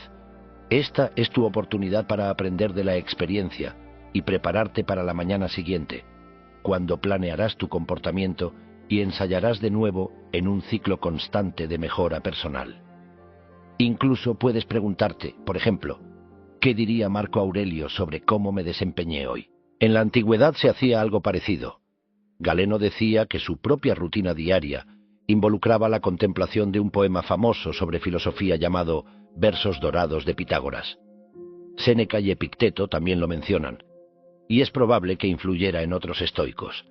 Galeno recomendaba leer sus versos 2 veces, primero en silencio y luego en voz alta. Sugería que todos los días llevemos a nuestra mente las áreas por mejorar que nuestro mentor nos ayudó a identificar. Debería hacerse con tanta frecuencia como sea posible, pero como mínimo, al amanecer, antes de comenzar nuestras tareas diarias, y hacia la noche, antes de ir a descansar, dice. Respecto a la meditación matutina, Galeno indica que tan pronto como nos levantamos de la cama y comenzamos a considerar las tareas frente a nosotros, deberíamos formularnos 2 preguntas. ¿Cuáles serían las consecuencias de actuar como esclavo de tus pasiones?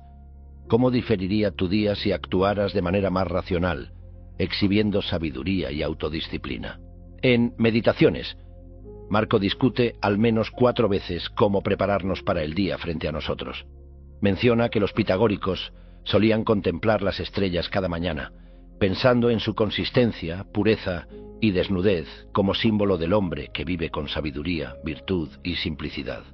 De igual modo, él se dice a sí mismo al despertar que se levanta para cumplir con su potencial para la sabiduría, y no solo para ser un títere de sensaciones corporales, arrastrado por sentimientos placenteros o alejado por el malestar. Además, se recuerda amar su naturaleza y su capacidad para razonar, y a hacer lo mejor que pueda para vivir en concordancia con ello. Como veremos después, también se da un consejo muy específico sobre cómo lidiar con personas difíciles sin frustrarse o resentirlo. Este famoso pasaje de los versos dorados, que Epicteto citaba para sus alumnos, describe la meditación vespertina. No permitas que el sueño cierre tus cansados ojos sin antes haber considerado cada acto del día. ¿Dónde me equivoqué? ¿Qué hice? ¿Y qué deber quedó inacabado? Repruébate por actos viles, pero regocíjate en aquellos bien hechos. Puedes formularte estas 3 sencillas preguntas. ¿Qué hiciste mal? ¿Te permitiste ser dominado por miedos irracionales o deseos nocivos? ¿Actuaste mal o te permitiste pensamientos irracionales? ¿Qué hiciste bien? ¿Lograste progresar al actuar con sabiduría? Felicítate y refuerza lo que desees repetir. ¿Qué podrías hacer de otra manera? ¿Omitiste alguna oportunidad para ejercer virtud o fuerza de carácter? ¿Cómo podrías haber manejado mejor la situación? Como hemos visto, los estoicos jóvenes se volvían sumamente conscientes de sus pensamientos y acciones cuando eran observados o cuestionados por un mentor de confianza. Hasta cierto punto, saber que te estás examinando a ti mismo al anochecer puede tener un efecto similar. Te obliga a prestar más atención a tu conducta durante el día. Marco Aurelio se recordaba a sí mismo un breve dicho de Heráclito. No debemos actuar ni hablar como si durmiéramos. En otras palabras, necesitamos esforzarnos por despertar nuestra autoconsciencia. Seguir esta rutina diaria de actuar como nuestros propios mentores nos ayuda en cierto sentido a lograrlo. Este régimen incrementará tu consciencia sobre tus pensamientos, sentimientos y acciones. Para fomentar la autoconsciencia, puedes cuestionarte durante el día al estilo de los estoicos. Por ejemplo, Marco Aurelio solía reflexionar sobre su propio carácter y acciones, planteándose preguntas similares a las que formularía un mentor estoico. En distintas situaciones se cuestionaba: ¿qué uso le estoy dando ahora a mi alma? Investigaba su propia mente, indagando en los valores que consideraba intrínsecos. Se preguntaba: ¿con qué alma actúo ahora? ¿Mi comportamiento es el de un niño, un tirano, una oveja, un lobo? ¿O estoy realizando mi potencial como ser racional? ¿Con qué propósito empleo mi mente en este instante? ¿Estoy siendo ingenuo? ¿Estoy distanciado de los demás? ¿Mis acciones están guiadas por el miedo y el deseo? ¿Qué emociones prevalecen en mí en este momento? También puedes preguntarte: ¿cómo está resultando todo esto realmente? En ocasiones, es necesario pausar las acciones habituales y evaluar si en realidad son beneficiosas o perjudiciales a largo plazo. Los estoicos adoptaron el método socrático de cuestionamiento, el elenchus, que destaca contradicciones en las creencias del interrogado, similar a un interrogatorio judicial. Sostenían que el hombre sabio mantiene coherencia en pensamientos y acciones. En contraposición, las personas inconsistentes se ven guiadas por emociones contradictorias, fluctuando como mariposas. Es por esto que los estoicos alaban al hombre sabio por mantenerse constante, sin importar las circunstancias. Incluso su expresión y comportamiento son consistentes, llueva o truene. Es probable que Rústico y otros tutores estoicos sometieran a Marco a este tipo de cuestionamiento como parte de la terapia estoica. Un aspecto que suele destacarse es la discrepancia entre los valores que guían nuestra vida y aquellos con los que juzgamos a otros. A esta incongruencia, en la actualidad, se le denomina doble estándar. Este tipo de interrogatorio socrático es parte de un enfoque conocido como clarificación de valores, que ha existido desde la década de 1970 y ha resurgido en popularidad entre terapeutas e investigadores. Al reflexionar diariamente sobre nuestros valores y describirlos con precisión, adquirimos una dirección más clara en la vida. Para ello, puedes plantearte preguntas como: ¿qué es esencial para ti en la vida? ¿Qué deseas que tu vida represente? ¿Cómo quisieras ser recordado tras tu muerte? ¿Qué tipo de persona aspiras a ser? ¿Qué características deseas poseer? ¿Qué te gustaría que quedara escrito en tu lápida? Estas preguntas son similares a la técnica terapéutica bien conocida que consiste en imaginar los elogios en tu propio funeral para así reflexionar sobre cómo te gustaría que la gente te recordara. Tomemos como ejemplo a Ebenezer Scrooge, del cuento de Navidad de Charles Dickens, quien experimentó una especie de epifanía moral después de que el fantasma de las Navidades futuras lo confrontara con una visión perturbadora de cómo las personas reaccionarían ante su muerte y su lápida. Otra técnica útil de clarificación de valores para los estudiantes del estoicismo es hacer dos listas cortas en columnas, una al lado de la otra, tituladas deseado y admirado. Deseado, aquello que más ansías en la vida. Admirado, cualidades que encuentras admirables y dignas de elogio en otras personas. Normalmente las listas no son idénticas. ¿Por qué son diferentes? ¿Y cómo cambiaría tu vida si desearas para ti las cualidades que admiras en los demás? Según los estoicos, ¿qué sucedería si hicieras de la virtud tu mayor prioridad en la vida? El aspecto más importante de este ejercicio de clarificación de valores para los estoicos sería comprender la verdadera naturaleza del mayor bien del hombre, esclarecer nuestro objetivo más fundamental y vivir de acuerdo con él. En el estoicismo, todo gira en torno a la meta de comprender la verdadera naturaleza del bien y vivir en concordancia con ella. Una vez que hayas clarificado tus valores fundamentales, puedes compararlos con las virtudes cardinales estoicas de la sabiduría, justicia, fortaleza y moderación. A las personas les resulta sorprendentemente útil dedicar unos minutos al día para reflexionar profundamente sobre sus valores. La clarificación de valores se ha convertido en una parte integral de los tratamientos modernos basados en evidencia para la depresión clínica. Clarificar nuestros valores e intentar vivir en concordancia con ellos de manera más consistente puede ayudarnos a obtener una mayor sensación de dirección y propósito en la vida, lo que a su vez conduce a una mayor satisfacción y realización. Intenta hacer una lluvia de ideas sobre pequeñas maneras en que puedes actuar diariamente para satisfacer tus valores fundamentales. No seas demasiado ambicioso, Comienza con cambios pequeños. Luego, durante tu meditación vespertina, puedes evaluarte en una escala del 1 al 10 por virtud, o dicho de otra manera, por cuánto te has acercado a tus valores fundamentales. Esto te motivará a pensar con más profundidad sobre cómo puedes progresar en la encarnación de estos valores. Recuerda, para los estoicos, el objetivo fundamental de la vida, el bien supremo, es actuar en concordancia con la razón y la virtud de manera consistente. En este capítulo, hemos analizado el papel de Junio Rústico como tutor estoico y mentor en la vida de Marco Aurelio, y cómo convenció al joven César de los beneficios de una preparación moral y de la terapia estoica de las pasiones. Hemos reconstruido una versión de la terapia estoica, Terapeia, a partir de la descripción proporcionada por Galeno, el médico personal de Marco Aurelio, que a su vez se basó en la terapéutica perdida de Crisipo. También hemos combinado esta versión con pasajes relevantes de Meditaciones. Además, hemos explorado cómo podemos beneficiarnos de prácticas similares en la actualidad, ya tengamos o no un mentor real. El papel del mentor puede entenderse en términos de modelado de comportamientos y actitudes. Se pueden utilizar diferentes ejercicios de escritura y visualización para simular el proceso estoico del mentor. También hemos observado cómo los versos dorados de Pitágoras proporcionaron a Galeno, Séneca y Epicteto un esquema para la terapia estoica, dividiendo el día en 3 etapas: meditación matutina, atención plena durante el día y meditación vespertina. Hemos introducido el concepto de clarificación de valores de la terapia moderna.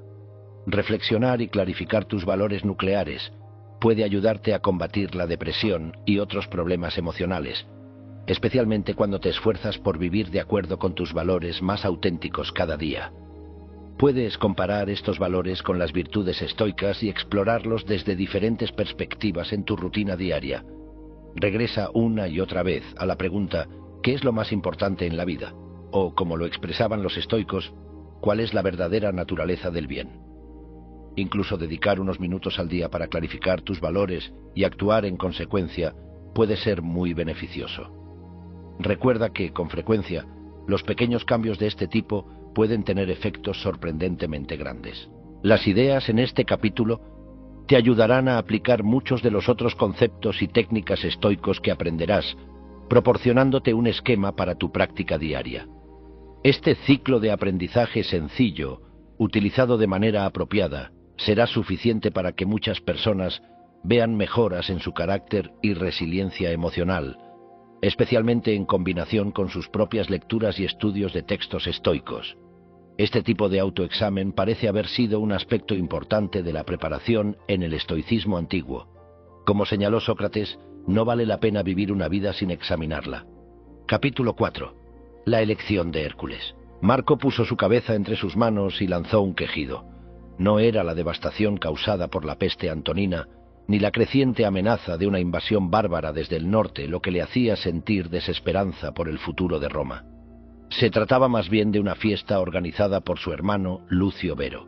Ambos hermanos siempre habían sido personajes muy diferentes, incluso si reinaban juntos, pero conforme los años pasaban, sus vidas se separaban aún más. Mientras Marco prestaba cada vez más atención a la filosofía como guía, Lucio cobraba notoriedad por ser un hedonista y causar enormes alborotos. Las relaciones familiares de los nobles romanos podían ser complicadas. Lucio no solo era el hermano adoptivo de Marco, sino también su yerno tras haberse casado con su hija Lucila. Por ello se decía que Marco lo veía más como un hijo que como hermano.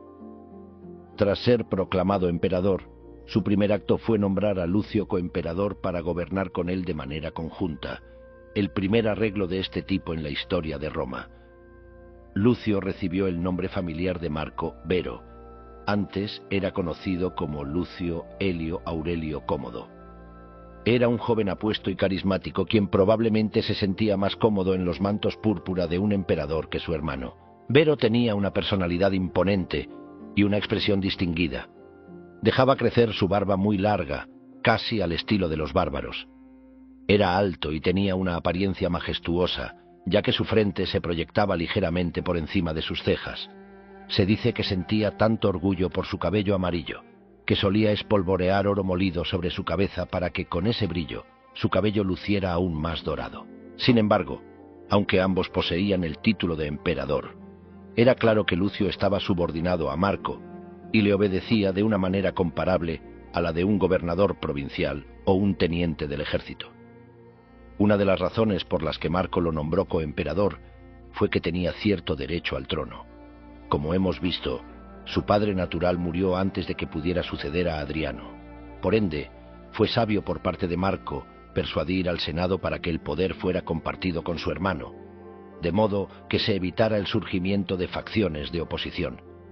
Lo que más temía el Senado era que una guerra civil destruyera el imperio, y esta medida ayudó a asegurar la estabilidad política. Los relatos también sugieren que la pobre salud de Marco influyó en la decisión. Dado que Lucio era 9 años más joven y gozaba de mejor condición física, se preveía que sobreviviría a Marco y se convertiría en su sucesor.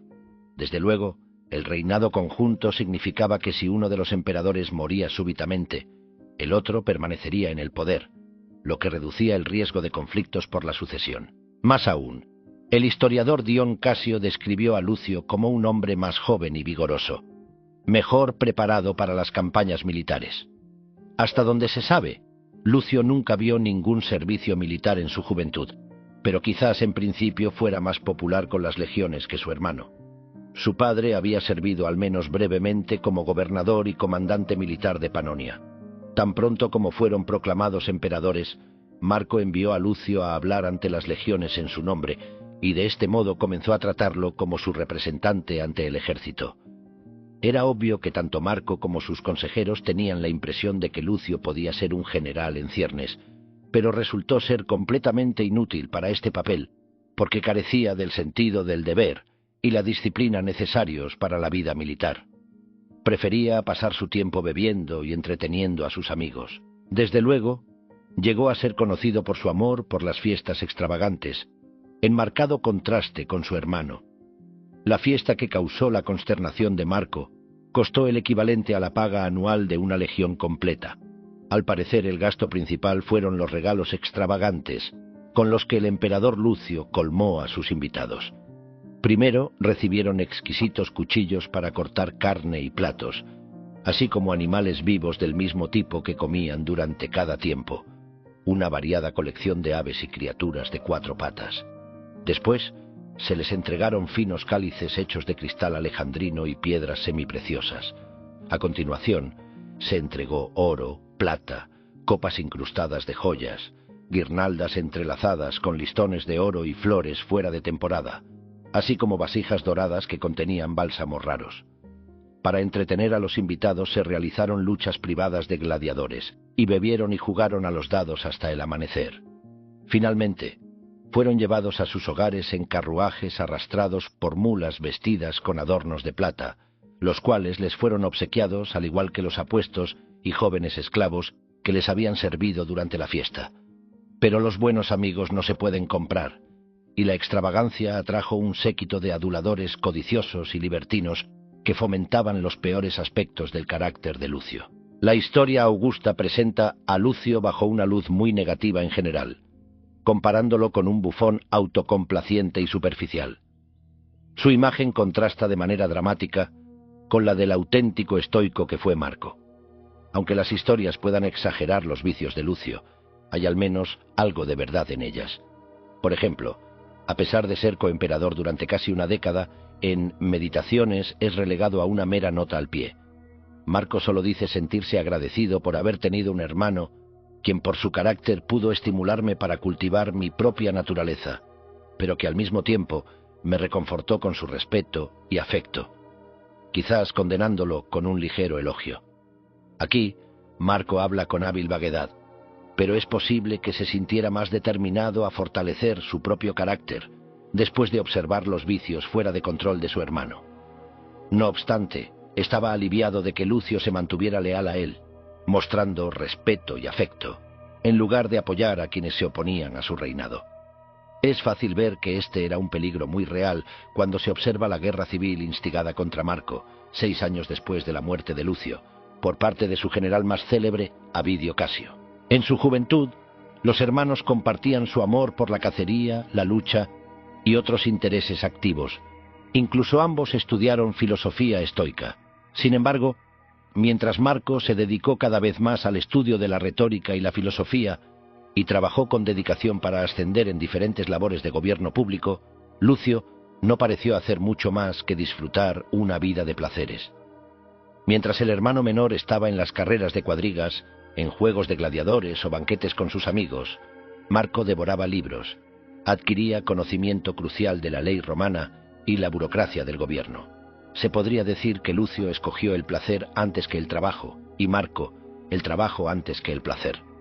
Mi interpretación es que Lucio organizó toda su vida alrededor de la búsqueda de placeres vacíos como forma de evasión emocional.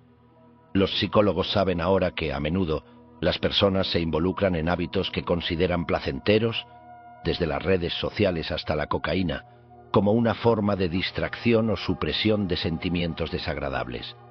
Quizá en el caso de Lucio, el alcohol y otras diversiones le ofrecían una forma de escapar de las preocupaciones relacionadas con sus responsabilidades como emperador.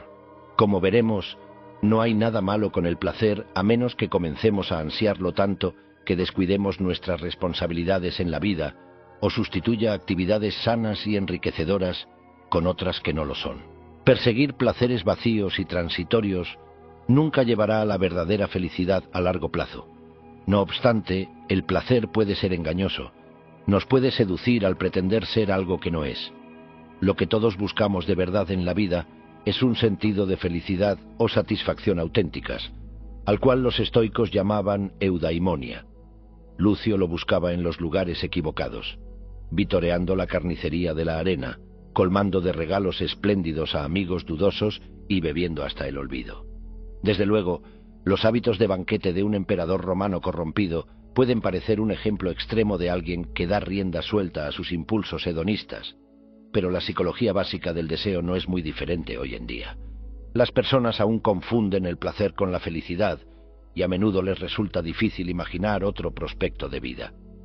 En contraste, los estoicos enseñaron a Marco que todos buscamos un sentido más profundo y duradero de satisfacción.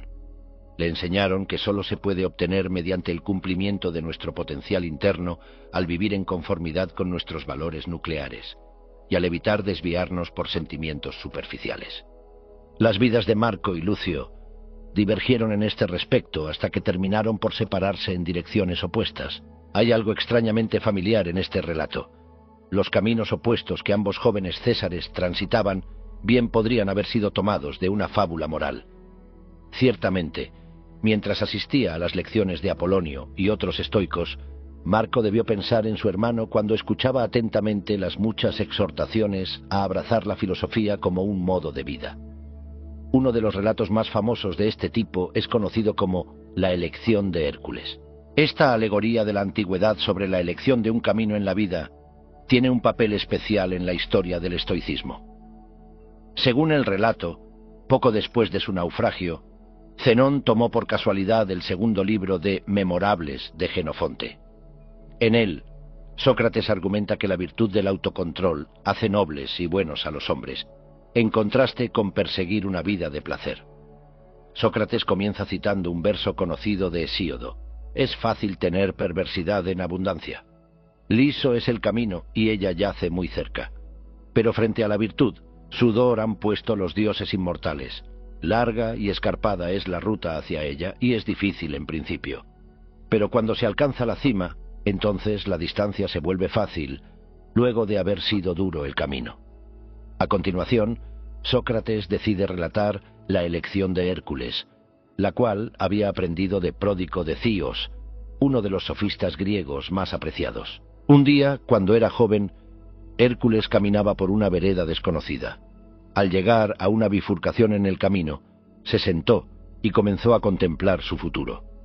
Indeciso sobre qué camino tomar, fue confrontado de pronto por dos diosas misteriosas. La primera apareció como una mujer hermosa y seductora, vestida con ropas delicadas. Su nombre era Caquia, aunque aseguró, falsamente, que sus amigos la llamaban Eudaimonia, que significa felicidad y satisfacción. Se interpuso frente a su compañera y rogó a Hércules con mucha insistencia que siguiera su camino. Según le prometía, lo llevaría por una vida más fácil y placentera, un atajo hacia la verdadera felicidad. Le dijo que podría vivir como un rey, evitando las dificultades y disfrutando de lujos más allá de los sueños más extravagantes de cualquier hombre, y que todo le sería entregado gracias al trabajo de otros. Luego de escucharla por un rato, se acercó la segunda diosa, Arete. Era una mujer menos presuntuosa y mucho más modesta, aunque brillaba con una belleza natural. Para sorpresa de Hércules, en su rostro había una expresión grave. Le advirtió que su camino lo llevaría en una dirección muy diferente. Sería largo y difícil, y requeriría de mucho trabajo duro. En pocas palabras le dijo que sufriría, estaría condenado a andar por el mundo en harapos, denigrado y perseguido por sus enemigos. Nada que sea en verdad bueno y admirable, advirtió Arete, es otorgado por los dioses a los hombres sin esfuerzo y dedicación. Hércules tendría que ejercer sabiduría y justicia y enfrentar cada vez más adversidades con valor y disciplina.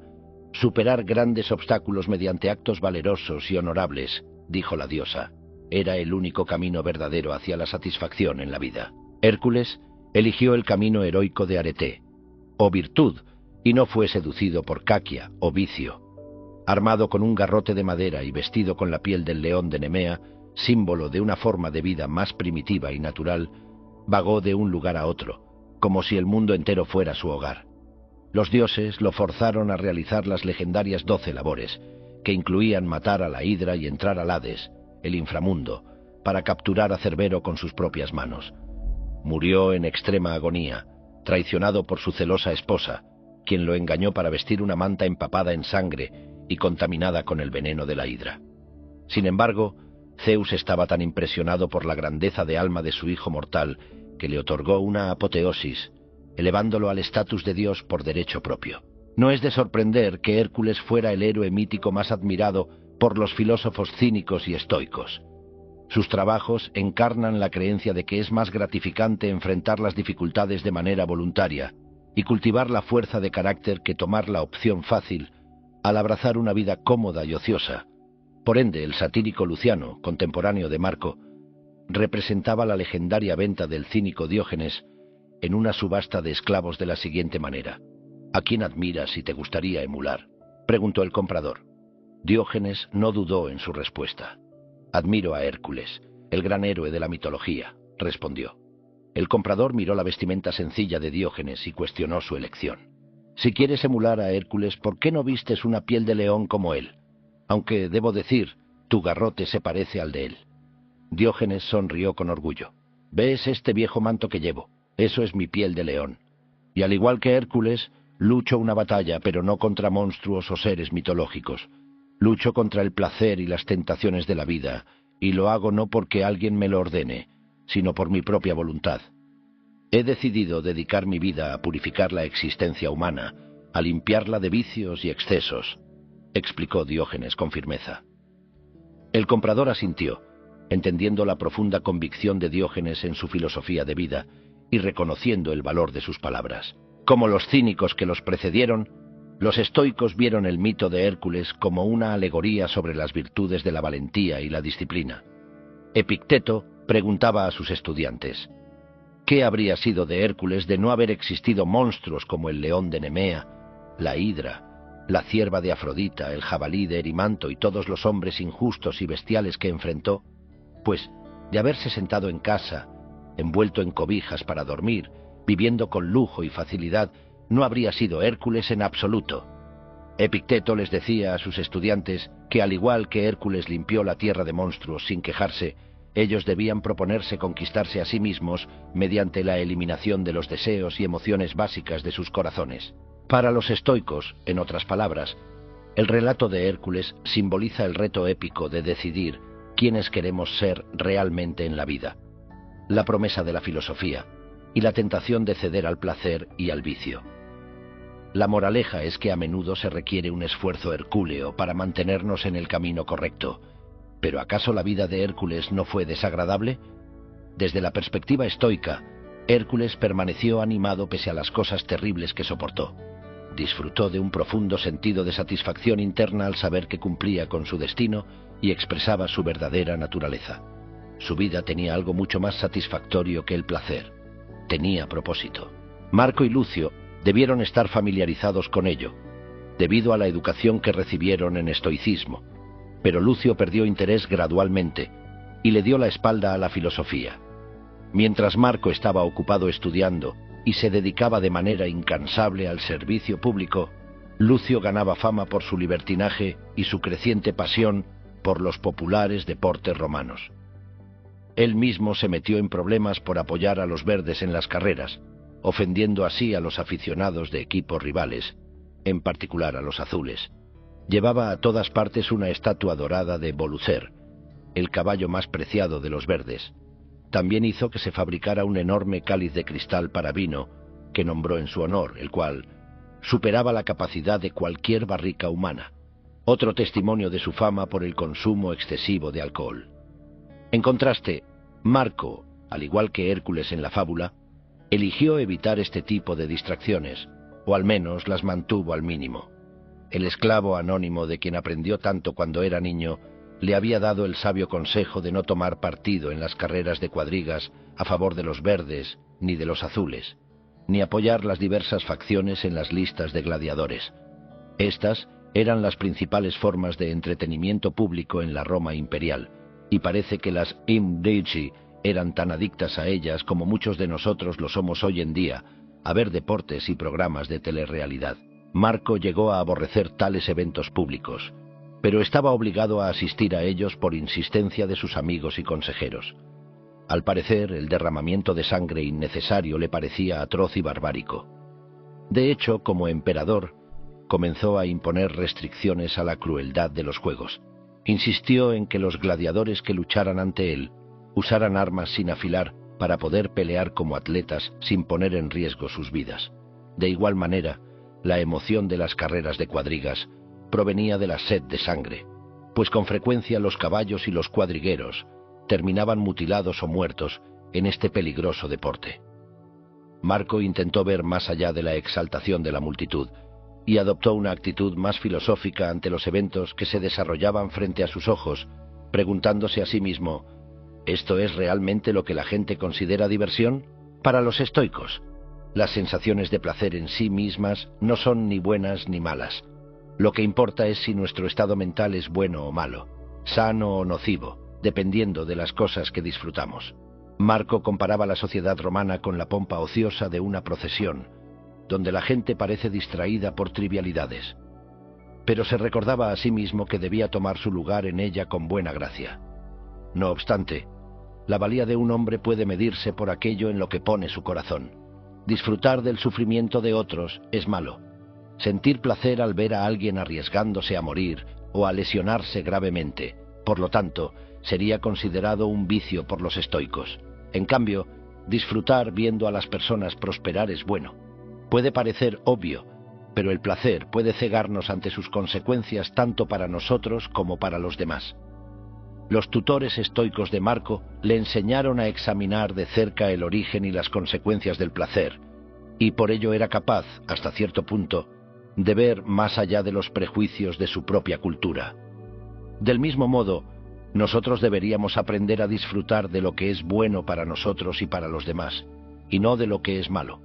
Existe una gratificación interna que proviene de vivir en concordancia con nuestros valores más profundos de manera consistente, y eso puede hacer que los placeres ordinarios se sientan superficiales en comparación. Marco tenía esto en mente cuando se repetía a sí mismo que la meta de su vida no era el placer, sino la acción.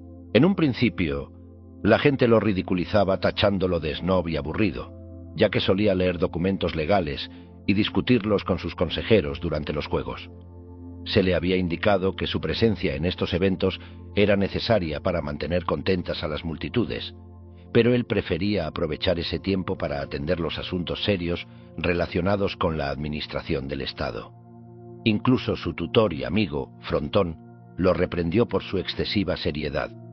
En ocasiones, durante tu ausencia, te he criticado de manera muy severa frente a un pequeño círculo de mis amigos más cercanos. Hubo un tiempo en que así lo hacía.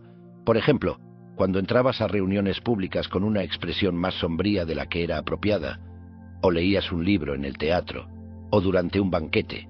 Me refiero a cierta vez en que yo mismo no podía alejarme de los teatros y banquetes.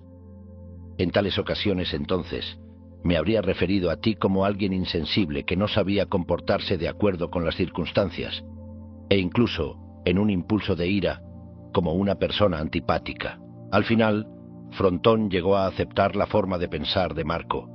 Con el tiempo, se dio cuenta de que había más en la vida que socializar entre la clase patricia de Roma, a la que ambos llegaron a ver como carente de cualquier calidez y amistad genuinas. Marco también fue criticado por la vieja guardia por promover a ciertos hombres, como su futuro yerno Pompeyano, basándose en sus méritos y no en la nobleza de su nacimiento.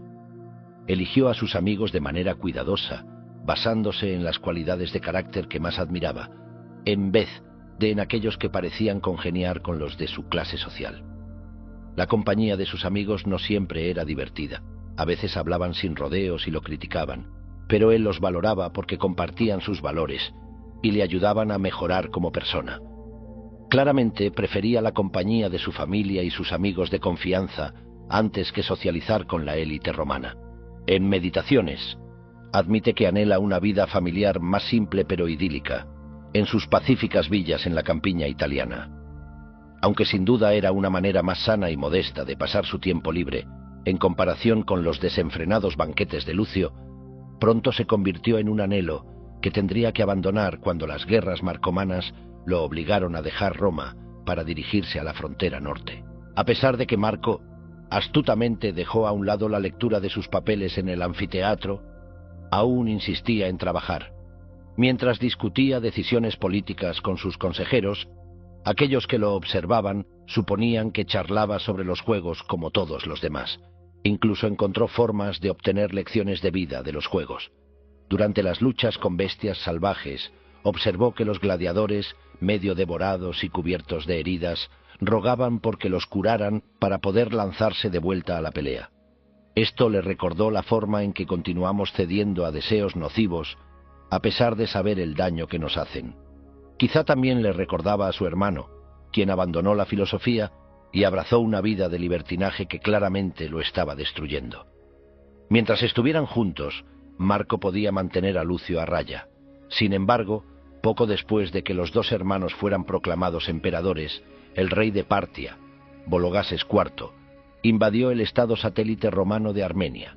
El gobernador de la cercana Capadocia, actual Turquía, se apresuró a enfrentar al enemigo, pero su legión fue rodeada y aniquilada, y él fue forzado a quitarse la vida. Se trató de una derrota humillante para los romanos, y el conflicto pronto escaló hasta convertirse en una crisis militar grave. Como su presencia aún era requerida en Roma, Marco envió a Lucio a Siria para comandar las tropas reunidas en el este. Sin embargo, un viaje que debió haber durado unas pocas semanas se extendió durante 9 meses. Los relatos narran que Lucio desperdició el tiempo cazando y realizando fiestas en la ruta. Marco lo acompañó hasta Capua, al sur de Italia, antes de tener que volver a Roma. Tan pronto como su hermano mayor se fue, Lucio comió en exceso en casa de todos, hasta enfermar de tal modo que Marco debió apresurarse para atenderlo cerca de Canosa. Como hemos visto, los placeres pueden cegarnos respecto a sus consecuencias si no somos cuidadosos. Los excesos de Lucio lo llevarían cada vez más a descuidar tanto su propio bienestar como el del imperio. La historia augusta se refiere al emperador Lucio con dureza, quejándose de que, cuando por fin llegó a Siria, y durante el curso de la guerra parta, lejos de la supervisión de su hermano, las características más débiles y degeneradas de su carácter prevalecieron. Pues mientras un legado, un general romano, era asesinado, mientras legiones eran masacradas, mientras Siria consideraba una revuelta y el este era devastado, Lucio Vero cazaba en Apulia, paseando entre Atenas y Corinto acompañado por orquestas y cantantes, y perdiendo el tiempo por todas las ciudades de Asia que bordeaban el mar, y aquellas ciudades de Panfilia y Cilicia, que eran particularmente conocidas por sus centros de recreo y placer. Cuando finalmente Lucio llegó a Antioquía, la capital de Siria, se entregó por completo a una vida calamitosa, lejos de la mirada de su hermano. También se afeitó la barba para complacer a su amante Pantea, lo que confirmaba que había decidido abandonar la filosofía de una vez por todas, con el fin de perseguir un estilo de vida más autocomplaciente. La barba del filósofo se había convertido de manera sorpresiva en un símbolo politizado luego de años de persecución bajo regímenes previos. Para algunos, rasurarla implicaba que la persona abandonaba sus creencias y valores más apreciados. Algunas generaciones atrás, probablemente refiriéndose a la persecución de filósofos por parte del emperador Domiciano, Epicteto había exclamado de manera desafiante que, si las autoridades querían cortar su barba, primero debían cortarle la cabeza. Marco ya había enviado al general romano Avidio Casio, célebre por su estricta disciplina, a comandar las tropas en Siria, apartando a los disolutos legionarios del este de los burdeles y tabernas y eliminando las flores que llevaban en el cabello. Pero tan pronto como Lucio llegó para tomar el mando, su séquito personal tomó el lugar de los soldados en los antros y centros de recreo del este. El rumor era que Lucio se permitía numerosos amoríos adúlteros con mujeres y hombres jóvenes en Siria, a pesar de estar casado con la hija de Marco, Lucila. Fue ahí donde adquirió el hábito de jugar dados hasta el amanecer. Se dice que vagaba por tabernas y burdeles muy avanzada la noche, disfrazado como un hombre común, emborrachándose, metiéndose en peleas y llegando a casa amoratado. Cuando salía a beber le gustaba destrozar las copas de los comedores, arrojando monedas contra ellas, lo que probablemente haya comenzado muchas peleas. Se embriagaba a tal punto, luego de darse enormes festines durante la noche, que era común verlo dormir en la mesa y ser arrastrado a su dormitorio por los sirvientes. Ciertamente, Lucio era conocido por ser un bebedor empedernido. Con base en la información disponible, es posible que sufriera de alcoholismo, acompañado por síntomas de ansiedad y depresión.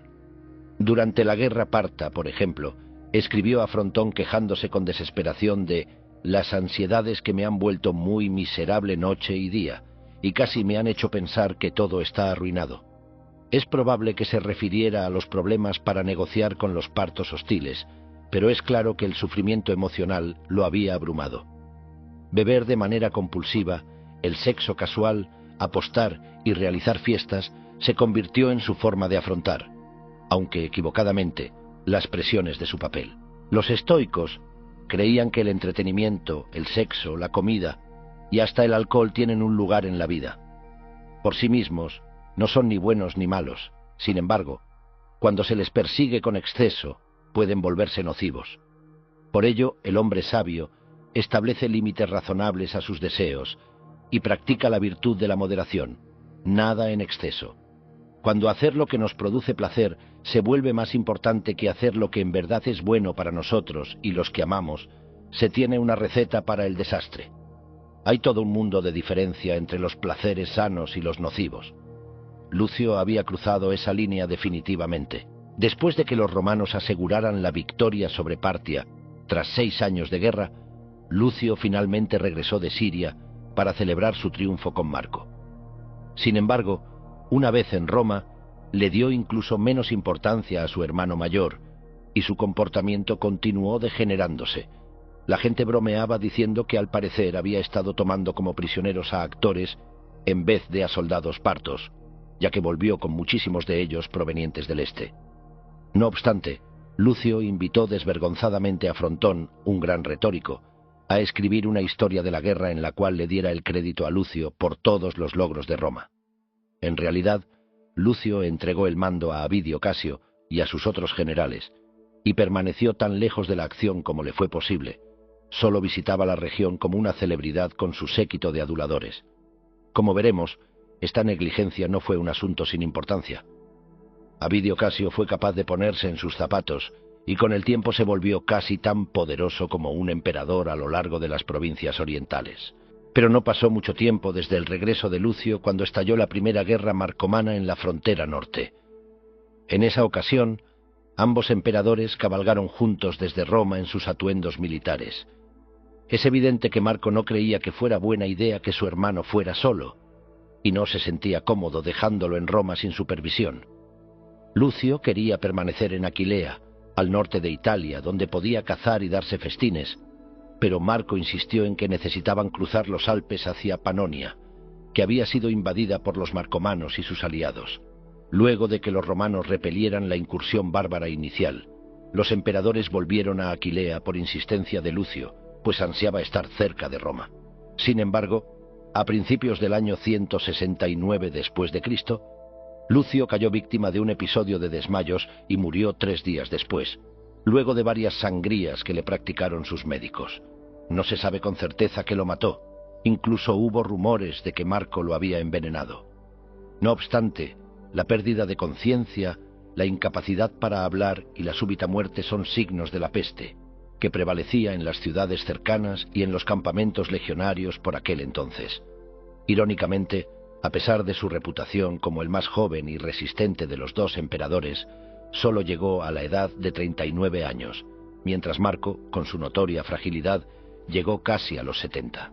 Podría pensarse que Marco se sintió aliviado por librarse de su errático hermano, pero es muy probable que sufriera su pérdida. La muerte de Lucio llegó en un momento de crisis crecientes, ya que la enfermedad se dispersaba a lo largo del imperio, y Marco se vio forzado a dejar Roma por primera vez para tomar el mando en la frontera norte.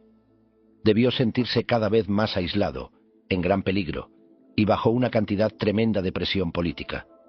Pero como veremos, fue dentro de este crisol que Meditaciones adquirió forma: conquistar los deseos. Mencionamos ya la elección de Hércules de Pródico, pero Marco cita otra famosa alegoría sobre el deseo en sus notas. Se trata de una de las fábulas de Esopo llamada El ratón de campo y el ratón de ciudad. Cierta vez, un ratón de ciudad visitó a su primo en el campo, donde fue recibido con una comida simple de alimentos rústicos, un trozo de pan y un poco de avena seca. El ratón de ciudad se burló de los gustos poco sofisticados y de la comida de campesino de su primo, y alardeando sobre el lujo y la abundancia de la ciudad, insistió en que el ratón de campo lo acompañara de vuelta a la ciudad para recibir una probada de la buena vida. El ratón de campo accedió. Ambos volvieron a la casa donde el ratón de ciudad vivía oculto, y se dieron a comer como reyes, con las sobras más finas de la mesa del dueño de la casa. Cuando 2 perros los escucharon rasguñando aquí y allá, entraron corriendo y ladrando al cuarto, lo que provocó que los ratones se escabulleran aterrados por sus vidas. Una vez a salvo en la seguridad de un agujero en la pared, y tras recuperar el aliento, el agitado ratón de campo agradeció a su primo su hospitalidad, mientras le dijo que volvería a su humilde casa rural de inmediato. Aunque la comida del campo fuera modesta, prefería la paz y la tranquilidad de su propio hogar y una vida simple a los peligros de la ciudad. El hábitat peligroso del ratón de ciudad no era para nada la buena vida. Su costo era muy alto. El ratón de campo dijo que preferiría cenar como campesino que arriesgarse a ser devorado por feroces perros. Al reflexionar sobre la moraleja de la historia, Marco pensó en la alarma y trepidación con las que el ratón de ciudad vive perpetuamente debido a su avaricia. No puedo evitar pensar que Marco Aurelio se veía a sí mismo como el ratón de campo y a su hermano Lucio como el ratón de ciudad. Que Marco viera los placeres que atraparon a Lucio como vacíos y superficiales no significa que no hubiera alegría en su propia vida. La gravedad de Meditaciones, que consiste en ejercicios semiformales, no debería engañarnos y hacernos creer que el autor tenía una personalidad melancólica. Sus cartas privadas prueban que Marco era un hombre de buen humor y sorprendentemente afectivo. Pasó su juventud disfrutando de una amplia variedad de deportes y pasatiempos. Le gustaba pintar, boxear, luchar, correr, cazar aves y jabalíes. Y la Historia Augusta agrega que era muy hábil en diversos juegos de pelota. Desde luego, conforme pasaron los años y sus responsabilidades crecieron, dedicó su vida al manejo de asuntos del Estado y a su preparación en la filosofía estoica, la cual le ayudó a guiar sus acciones. Sin embargo, era amado por aquellos cercanos a él y otros les resultaba agradable y accesible. Se le describía como austero, mas no en exceso, humilde pero no pasivo, y serio pero nunca melancólico. Es claro que disfrutaba mucho de la compañía de sus amigos y familia. Probablemente era un hombre mucho más feliz de lo que era su hermano hedonista, si bien es cierto que no experimentó las alegrías de todas las excéntricas fiestas de Lucio, tampoco sufrió de las tristes y dolorosas consecuencias del abuso de la complacencia. En vez de ello, ganó la felicidad más profunda y duradera que los estoicos aseguraban era el resultado de vivir en concordancia con la sabiduría y la virtud, o al menos cierto atisbo de ese estado ideal. Ciertamente, dejó claro que su meta era lograr la mayor alegría en su corazón y mantener una serenidad amena a lo largo de toda su vida. Al haber vislumbrado esta paz interna, Marco se convenció de que era posible vivir de manera consistente en dicho estado mental, incluso si era criticado por las personas a su alrededor o si lo embestían salvajes bestias. El mismo Sócrates había permanecido ameno mientras esperaba su ejecución en prisión, e incluso mientras llevaba la copa con cicuta hacia sus labios. Al menos así cuenta la historia. Sin embargo, Marco también vio esta sana actitud de alegría ante la adversidad con sus propios ojos tal como la mostraban sus queridos tutores estoicos. Ellos le habían enseñado en su juventud que la calma y felicidad internas son consecuencia natural de una vida bien vivida, en conformidad con la sabiduría genuina y la disciplina. Pero, más importante aún, había sido testigo de la evidencia de que ese era verdaderamente el modo de vida de estos grandes hombres, encarnado en sus acciones, incluso al enfrentar adversidades terribles. La lengua moderna no está bien equipada para capturar algunas de las distinciones hechas en la antigua filosofía griega, en especial cuando se trata de describir emociones y sensaciones. Usamos la palabra placer de manera amplia para abarcar casi cualquier sentimiento positivo. Sin embargo, los estoicos distinguían entre la clase de placer, hedone, que obtenemos de cosas phanliao, como comida, sexo o halagos, y el sentido más profundo de felicidad interna, chara, de la que Marco hablaba. La alegría estoica es profunda, proviene de lograr tu meta fundamental en la vida y experimentar satisfacción genuina, lo que vuelve triviales a los placeres ordinarios en comparación. A menudo los placeres ordinarios alborotan nuestra mente, sobre todo cuando los permitimos demasiado. La alegría estoica nunca hace esto, es sinónimo de paz interna y no conoce excesos. Los estoicos se refieren a ella como la forma pura de alegría que alguien experimenta cuando vive una vida verdaderamente grandiosa y ha obtenido satisfacción personal genuina, eudaimonia. Desde luego ninguno de nosotros se encuentra ahí, pero todos tenemos el potencial de atisbar la meta, en tanto sigamos la dirección correcta. Hay otros dos puntos clave sobre la alegría estoica que vale la pena enfatizar. Los estoicos veían la alegría no como la meta en la vida, que es la sabiduría, sino como un subproducto de ella, y por ende creían que perseguirla de manera directa nos llevaría por el camino equivocado si se busca a expensas de la sabiduría. La alegría en el sentido estoico es fundamentalmente activa y no pasiva. Proviene de percibir la cualidad virtuosa de nuestras propias acciones, de las cosas que hacemos, mientras que los placeres corporales surgen de experiencias que nos ocurren, incluso si son consecuencia de acciones como comer, beber o tener sexo. Marco, por tanto, dice que el bien supremo no reside en los sentimientos, sino en las acciones. El sentido de deleite del hombre sabio proviene de un solo lugar: actuar en concordancia con la virtud de manera consistente. No obstante, Marco menciona en otra parte dos fuentes adicionales de alegría. En conjunto, corresponden con las tres relaciones centrales que abarca la ética estoica: nosotros mismos, otras personas y el mundo como un todo. 1. Contemplar la virtud en ti mismo. Como hemos visto, Marco afirma que la fuente más importante de serenidad y alegría para un estoico proviene de soltar el apego a cosas externas y enfocarse en vivir con sabiduría, en particular mediante el ejercicio de la virtud, justicia, en las relaciones con los demás. 2. Contemplar la virtud en otros. Marco también se recuerda a sí mismo que cuando quiere alegrar su corazón, medita en las buenas cualidades de las personas cercanas a él, como energía, modestia o generosidad. En esencia, es lo que hace en el libro Uno de las Meditaciones cuando enlista las virtudes de sus familiares y maestros a detalle, lo que lo ayuda a explicar la importante función de tales amistades en su vida. Y 3. Dar la bienvenida al destino. También se dice a sí mismo que, en lugar de desear aquello que esté ausente, como hacen muchos, debe reflexionar en los aspectos placenteros de lo que ya está frente a él y contemplar cuánto lo extrañaría si faltara. La palabra griega para alegría, o chara, se relaciona estrechamente con la de gratitud, o charis. De hecho, los estoicos alentaban a valorar las cosas externas que la fortuna nos ha dado. Sin embargo, advierte Marco, debe ejercerse con moderación. No debemos caer en el hábito de valorar en exceso cosas externas y volvernos demasiado apegados a ellas. Según indica, podemos revisar nuestro apego al preguntarnos si nos alteraría que nos arrebataran cosas que valoramos. Los estoicos querían desarrollar un sentido sano de gratitud ante la vida, uno que no estuviera manchado por el apego, de modo que practicaban imaginando tranquilamente el cambio y la pérdida, como un río que fluye gentil y se lleva las cosas en su corriente. El hombre sabio ama la vida y está agradecido por las oportunidades que le da, pero acepta que todo cambia y nada dura para siempre. Por ende, Marco escribió que es una característica del sabio estoico amar y dar la bienvenida a todo lo que le ocurre y le entrega su destino.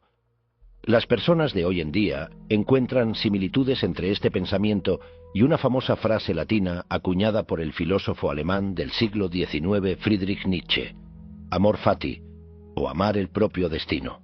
Sin embargo, una paradoja aún más profunda yace en la noción de que al final, la virtud de la disciplina puede convertirse por sí misma en una fuente más grandiosa de placer que la comida y otros objetos de deseo externos. De manera más precisa, ejercer la moderación puede convertirse en una fuente de satisfacción personal y realización interna que sobrepasa los placeres ordinarios que busca superar. Aunque es importante recordar que hablamos de disciplina que debe practicarse con sabiduría, no de cualquier clase de privación que en realidad pueda ser tonta o dañina. Para los estoicos, el valor intrínseco de la sabiduría es un fin por sí mismo y siempre sobrepasa todo lo demás, incluyendo el placer y otros beneficios externos que pueden devengar como resultado de una vida sabia. Esos son más bien ventajas agregadas y no la meta real de la vida. Pasos para cambiar los deseos. Entonces, ¿cómo puedes deshacerte de tus deseos nocivos y aprender a experimentar una mayor realización en la vida, como la que describen los estoicos? La mayoría de nosotros nos encontramos buscando placeres hedonistas y permitiéndonos malos hábitos que pueden ser difíciles de romper. Por supuesto, en casos de adicción genuina a drogas o alcohol, debes buscar asesoría profesional. Sin embargo, los psicólogos que trabajaron a finales de la década de 1970 desarrollaron formas confiables de cambiar deseos y hábitos ordinarios. Hoy en día, los terapeutas aún aplican dichos métodos en problemas como ingerir alimentos dañinos o morderse las uñas. Algunos de nuestros hábitos más persistentes pueden ser formas de evadir sentimientos desagradables, lo que deja problemas aún más profundos sin resolver. Sin embargo, pasar demasiado tiempo persiguiendo placeres vacíos también puede alejarnos de actividades que nos resultarían genuinamente gratificantes, como vivir más alineados con nuestros valores nucleares. Podría decirse que ese es el problema más serio de todos. Por ejemplo, hoy en día las personas se quejan con frecuencia de que se sienten adictas a las redes sociales. Pasan muchas horas en línea revisando mensajes como cierta clase de hábito o compulsión y se sienten agitadas, aburridas o incómodas si intentan abstenerse durante cierto tiempo.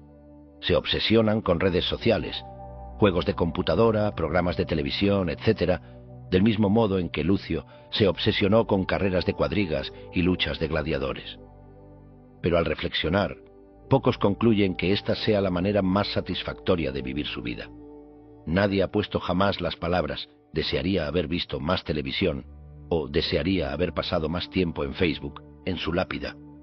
Si estos placeres vacíos y pasivos no proporcionan un sentido duradero de realización y satisfacción, los estoicos nos advertirían en contra de pasar demasiado tiempo con ellos. En particular, las personas que sufren de depresión clínica pueden descubrir que los placeres no satisfactorios han reemplazado las actividades más gratificantes que alguna vez dieron significado a su vida. Con facilidad pueden convertirse en formas de distracción o fuentes de adormecimiento emocional. Por ende, debes evaluar con cuidado tus hábitos y deseos en términos del panorama general. ¿Cuántas de estas búsquedas contribuyen verdaderamente a tu felicidad a largo plazo o a tu sentido de realización en la vida? Voy a recomendarte un esquema simple para evaluar y cambiar tu comportamiento, basándome en una combinación de terapia cognitivo-conductual y prácticas estoicas antiguas. Consiste en los siguientes pasos: evaluar las consecuencias de tus hábitos o deseos con el fin de decidir cuáles cambiar. Detectar signos de alerta tempranos para poder cortar de raíz los deseos problemáticos. Adquirir distancia cognitiva al separar tus impresiones de la realidad externa. Hacer algo diferente en lugar de llevar a cabo el hábito. Además, considera cómo podrías introducir otras fuentes de sentimientos positivos y saludables mediante lo siguiente: planear nuevas actividades que sean consistentes con tus valores fundamentales. Contemplar las cualidades que admiras en otras personas. Practicar gratitud por las cosas que ya tienes en la vida. Primer paso: evaluar las consecuencias de los deseos. ¿Cómo identificar cuáles hábitos cambiar? Los terapeutas modernos a menudo ayudan a sus pacientes a sopesar los pros y los contras de diferentes cursos de acción con el fin de elegir entre ellos. A veces, esto es llamado análisis de costo-beneficio o análisis funcional. Desde luego, la gente con hábitos que desea cambiar, como comer de más o fumar, suele decir: ya sé que esto es malo para mí. No obstante, si no estás seguro de que algo sea un mal hábito o un deseo nocivo, debes sopesar las consecuencias de seguir ese deseo contra las consecuencias de practicar la moderación o hacer otra cosa. Por ejemplo, si regularmente miras la televisión durante 1 hora luego del trabajo, ¿cuáles son los pros y los contras a largo plazo de ese hábito? ¿Qué podrías hacer en su lugar que sería más consistente con tus verdaderos valores en la vida, y cómo podría servir eso a largo plazo? Como hemos visto, algunos filósofos aseguran que el mero hecho de practicar la moderación podría ser más gratificante por sí mismo que permitir malos hábitos. Por otro lado, es probable que quieras realizar un comportamiento sustituto que ocupe un lugar alto en tu lista de valores personales, pero que podría requerir algo de esfuerzo para llevarlo a cabo, como llamar por teléfono a un ser querido o leer un libro. Recuerda, el propósito de este ejercicio no solo es reducir los malos hábitos, sino introducir más actividades con un valor y una gratificación intrínsecos, como las virtudes estoicas. Por ejemplo, si es importante para ti ser un buen padre, programa actividades que te permitan comportarte de manera consistente con ese valor. Asimilar este tipo de oportunidades te ayudará a convertirte más en la clase de persona que quieres ser en la vida, incluso si al principio lo haces solo por unos cuantos minutos al día. ¿Qué ocurriría si pasaras más tiempo practicando las virtudes que admiras? Hicieras cosas que consideras inherentemente valiosas y satisfactorias, y pasaras menos tiempo permitiendo la clase de hábitos que pueden sentirse placenteros, pero que en realidad no son buenos para ti. De hecho, pensar realmente en las consecuencias de un comportamiento y visualizarlas de manera vívida puede ser suficiente en algunos casos para eliminar tal comportamiento. Por ende, Epicteto indicaba a sus estudiantes visualizar las consecuencias de una acción y determinar cómo resultaría para ellos con el tiempo. Podemos observar a Marco emplear este método, preguntándose a sí mismo lo que significa para él cada acción, y considerando si le provocará arrepentimiento en el futuro. Como hemos notado, los estoicos gustaban de desglosar las decisiones en dicotomías simples. En la elección de Hércules, por ejemplo, básicamente hay 2 caminos por seguir: la ruta del vicio, o seguir deseos excesivos y emociones irracionales, pasiones nocivas; la ruta de la virtud, o ejercer disciplina, seguir a la razón y los verdaderos valores en la vida. Con frecuencia los estoicos se recordaban a sí mismos la paradoja de que las emociones nocivas, como el miedo o la ira, en realidad nos hacen más daño que las cosas que nos alteran. Asimismo, aprender autocontrol puede terminar por hacernos un bien mayor que obtener todas las cosas externas que deseamos. Las virtudes de la fortaleza y la moderación mejoran nuestro carácter y nuestra vida en general cuando son practicadas con sabiduría, mientras que la mayoría de las cosas que ansiamos solo nos proporcionan un placer efímero. A los terapeutas les resulta útil preguntar a sus pacientes por sus hábitos. ¿Cómo resultará eso a largo plazo? A menudo, esa simple pregunta es suficiente para motivar un cambio de comportamiento. Sin embargo, lo que llamaremos análisis funcional estoico puede llevarse a cabo de manera más minuciosa en papel. Puedes escribir los pros y los contras a corto plazo de un curso de acción, seguidos por las consecuencias a largo plazo. A veces, con tan solo darte cuenta de que tus deseos producen resultados negativos, cambias la forma en que te sientes y te comportas. Pero en otras ocasiones, es posible que necesites imaginar de manera repetida, detallada, clara y vívida los efectos negativos de malos hábitos, con el fin de cambiarlos. También puede ser útil imaginar las consecuencias positivas de abstenerse del deseo, de dominarlo o de hacer lo opuesto. Puede servirte visualizar dos senderos frente a ti, justo como la bifurcación en el camino que Hércules confrontó. Por ejemplo, dejar de fumar o continuar haciéndolo, ejercitarte o no hacer nada. Tómate un momento para imaginar cómo se separarían estos caminos con el tiempo, a dónde podrían llevarte en unos meses, o incluso en algunos años. Tu meta principal en esta etapa es identificar qué deseos o hábitos quieres superar y tener claras las consecuencias de lograrlo. Tu meta secundaria es impulsar tu motivación al contrastar los dos caminos frente a ti y los beneficios del cambio. La motivación es una clave bien establecida para el éxito cuando se trata de romper hábitos, por lo que tiene sentido comenzar por hacer lo que puedas para darle un impulso. Para romper un hábito debes desear el cambio, y es posible incrementar tu deseo de cambiar. Por ende, es algo en lo que deberías trabajar. Segundo paso, detectar signos de alerta tempranos.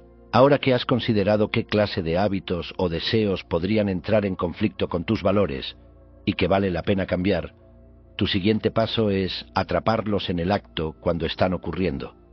La clave es advertirlos desde el inicio para poder cortarlos de raíz. Esto requiere un monitoreo paciente y, en especial, que estés atento a las señales de alerta tempranas de los sentimientos o comportamientos que deseas cambiar. Cuando se hace de manera apropiada, este tipo de monitoreo es una forma efectiva de preparación en la conciencia estoica. Mantén un registro diario por escrito de las situaciones en las que notas que emerge el deseo. Puede ser tan simple como poner una marca cada vez que sientes incluso la más ligera inclinación por llevar a cabo el hábito, el primer atisbo del deseo. También podría ser una hoja de registro más detallada que incluya filas y columnas para anotar la fecha, la hora, la situación externa, dónde estabas, las señales de alerta tempranas que adviertes y una calificación del 0 al 10 de la intensidad del anhelo, y posiblemente también del nivel de presión real que experimentas si cedes ante él. Si te resulta útil, además podrías registrar cualquier pensamiento que facilite o justifique el deseo, como «es solo una vez, no hará daño», «dejaré de hacerlo a partir de mañana» o simplemente «no tengo la fuerza de voluntad». Tu primera meta debe ser conocerte e identificar las situaciones desencadenantes o de alto riesgo en las que el problema tiende a surgir. Tal vez comes comida chatarra como forma de consuelo en ciertos días de mucho estrés en el trabajo o después de pelear con un ser querido. Busca señales de alerta tempranas sutiles del comportamiento que quizás hayas pasado por alto anteriormente. Debes estar más al tanto de tus pensamientos, acciones y sentimientos para poder detectar el deseo emergiendo en etapas cada vez más tempranas. Identifica las señales que comúnmente preceden al deseo. Por ejemplo, si te atrae la comida chatarra, es probable que te sorprendas mirando un dulce en la tienda e imaginándote comiéndolo. Si eres fumador, quizá notes que te tensionas y jugueteas con los dedos cuando ansías un cigarrillo. A menudo es difícil para las personas detectar las pequeñas cosas que hacen cuando realizan comportamientos habituales, incluso si son muy evidentes para un observador externo. Por ejemplo, la expresión facial, la mirada en los ojos, la forma en que usan las manos, etc.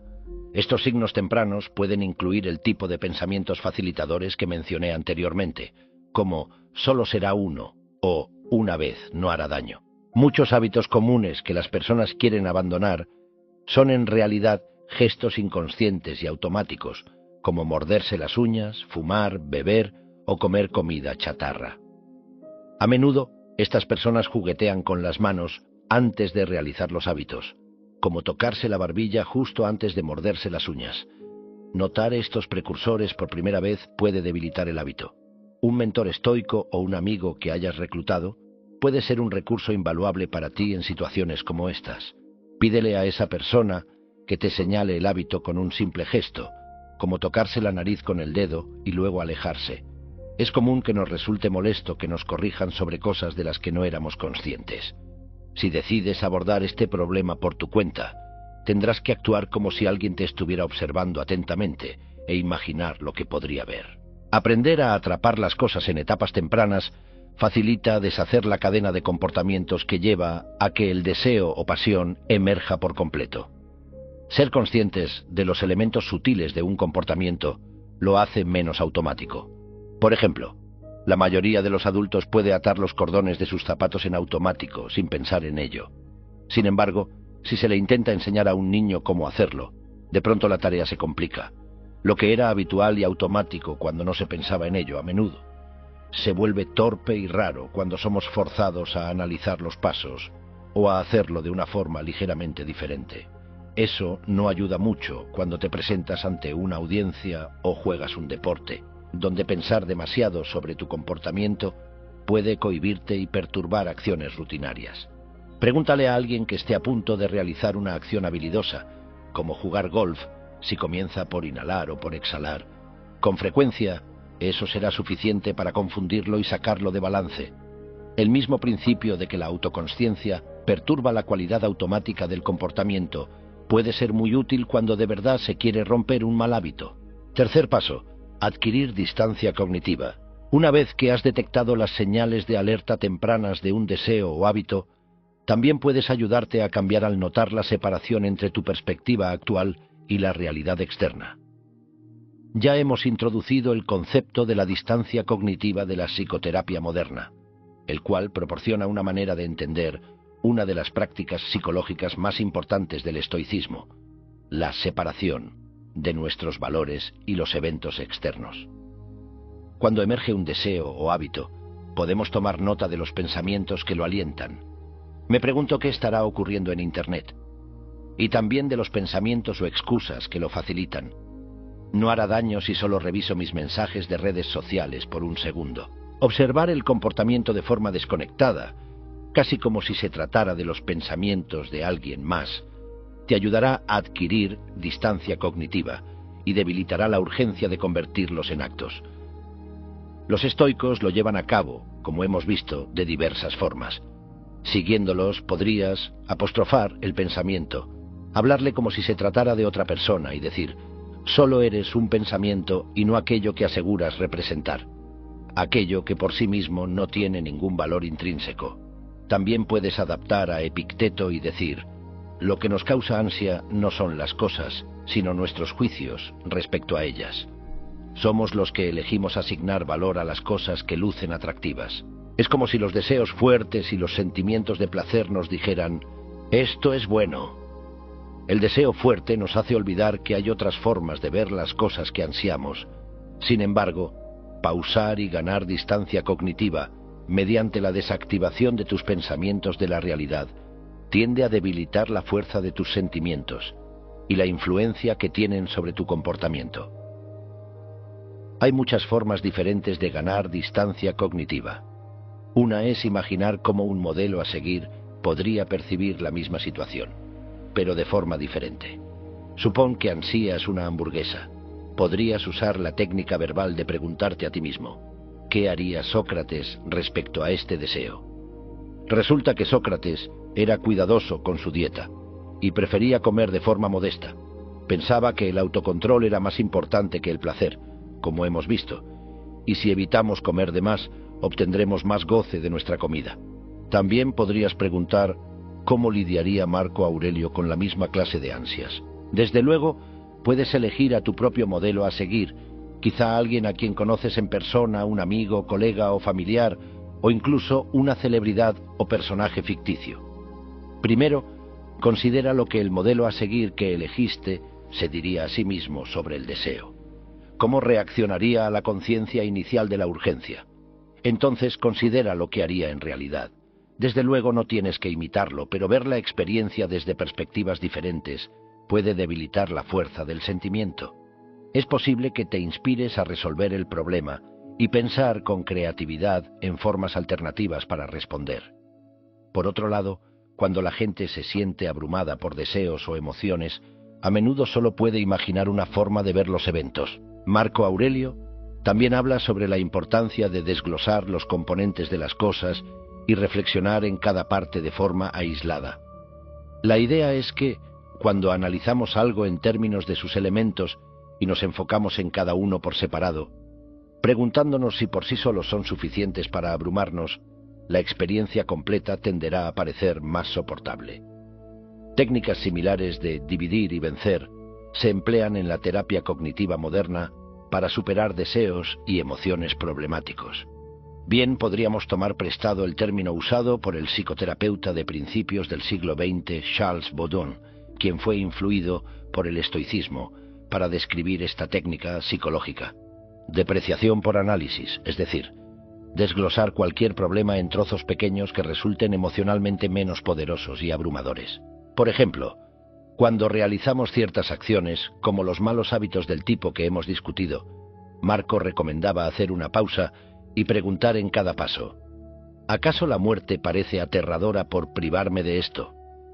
Plantearse esta pregunta le daba una manera de aislar por turnos cada parte de un hábito y poner su valor en duda. Por ejemplo, alguien que fuma un cigarrillo puede preguntarse con cada inhalación si perder esa sensación sería de verdad el fin del mundo. Alguien que revisa de manera compulsiva sus redes sociales puede parar y preguntarse si no leer cada notificación individual sería de verdad tan insoportable. Si practicas esta autoconsciencia de este modo, a menudo, aunque no siempre, te darás cuenta de que el placer que obtienes de tales hábitos es en realidad mucho menor de lo que habías considerado con anterioridad. Marco dirigía la danza de los salios, los antiguos sacerdotes guerreros, y entrenaba boxeo y lucha cuando era joven. Inspirado por estas experiencias, hizo la astuta observación psicológica de que puedes arruinar el deleite de una canción o un baile con tan solo detenerte a analizarlo por partes. Por ejemplo, al desglosar una melodía en notas individuales en la mente y preguntar respecto a cada pequeña parte: ¿esto es suficiente para abrumarme? Asimismo, en el Pancration, un antiguo deporte que combinaba boxeo, lucha, patadas y llaves, analizar cada uno de los movimientos del oponente de manera individual puede servir para superarlos sin sentirse abrumado. Por ende, Marco se aconsejaba a sí mismo analizar los componentes de los eventos con el fin de romper el hechizo de una pasión. Ya has aprendido sobre el concepto de la indiferencia estoica o apatheia. Tiene un significado muy específico: libertad de los deseos o pasiones nocivos, que los estoicos distinguían de la indiferencia ordinaria. No se trata de tener corazón frío ni que nada importe. Mientras que los estoicos creían que el único bien verdadero son la sabiduría y la virtud, tendemos a caer en el hábito de pensar en cosas externas como si fueran más importantes que satisfacer nuestra propia naturaleza. Hemos visto que los estoicos enfatizaban, en particular, la suspensión de juicios de valor sobre cosas externas mediante el uso del lenguaje para describir eventos de manera tan objetiva como fuera posible. A este firme agarre en la realidad le llamaban fantasia cataleptique, o representación objetiva de los eventos. Podemos ver cómo este concepto puede aplicar al manejo de deseos nocivos. Con frecuencia, las personas hablan sobre lo que ansían con un lenguaje que termina por excitar el propio deseo, incluso cuando se dan cuenta de que fomentan hábitos nocivos. Me muero por un chocolate. ¿Por qué es tan bueno? Tiene un sabor celestial. Es mejor que el sexo. Básicamente es grasa vegetal, algo de cacao y mucha azúcar refinada. Ese es otro ejemplo de retórica que funciona en tu contra. Por otra parte, cuando describimos la comida u otra cosa que ansíes con un lenguaje realista, podemos sentirnos desprendidos de ello. Adriano, quien se piensa murió de un ataque cardíaco, admiraba tanto un extravagante platillo llamado abroma tetrapharmacum, o remedio cuádruple, inventado supuestamente por el padre de Lucio Vero. Consistía de faisán, jabalí, jamón y ubre de cerda, todo cubierto de hojaldre. En contraste, a veces Marco miraba carnes asadas y otros manjares y murmuraba para sí mismo: esto es un ave muerta, esto es un pez muerto, esto es un cerdo muerto. Un vino exquisito solo es jugo de uva fermentado, etc. En otras palabras, a menudo aquello que ansiamos no es nada emocionante cuando lo vemos desde una perspectiva diferente. A veces estas representaciones objetivas se parecen a las notas que un médico de la antigüedad o un filósofo natural podrían haber hecho al documentar sus observaciones sobre fenómenos físicos. En la terapia cognitiva moderna, también sugerimos a los clientes pensar en sí mismos como científicos, considerando el cambio de comportamiento como un experimento con una actitud de curiosidad, separación y objetividad. Marco incluso aplicaba esta forma de ver al mundo en su vida sexual. Observamos con anterioridad que había tenido problemas para superar la ira cuando era joven. También menciona brevemente deseos sexuales que consideraba mejor no llevar a cabo. En el libro, Uno de las meditaciones, dice que en retrospectiva se siente agradecido por haber elegido preservar su inocencia sexual durante algunos años, ya en la adultez. También se siente agradecido de que, cuando más tarde se sintió perturbado por fuertes deseos sexuales, los superó y nunca tocó a Benedicta o Teodoto, posiblemente esclavos en el hogar de su padre, el emperador Antonino. Podemos ver que Marco aplicó la depreciación por análisis a deseos sexuales. En cierto punto, por ejemplo, se describe el sexo a sí mismo quizá como lo haría un médico de la antigüedad, como la mera frotación de partes corporales seguida por una convulsión y la eyaculación de cierta mucosidad. No es muy romántico, pero ese es el punto. Su objetivo era neutralizar impulsos sexuales inapropiados del tipo que luchaba por superar. Aunque tuvo 13 hijos, así que no se oponía por completo al sexo. El punto no es aniquilar todo deseo, sino moderar los deseos nocivos o excesivos, los cuales dan demasiada importancia a ciertos tipos de placer. Paso número 4. Hacer algo diferente. Ya has identificado qué deseos quieres superar.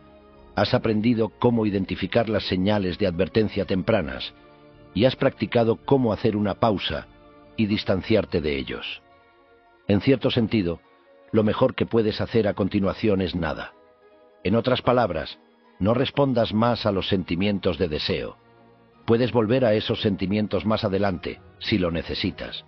Tómate un tiempo de descanso, en vez de actuar por el deseo. Quizá quieras abandonar la situación en cuanto experimentas la tentación.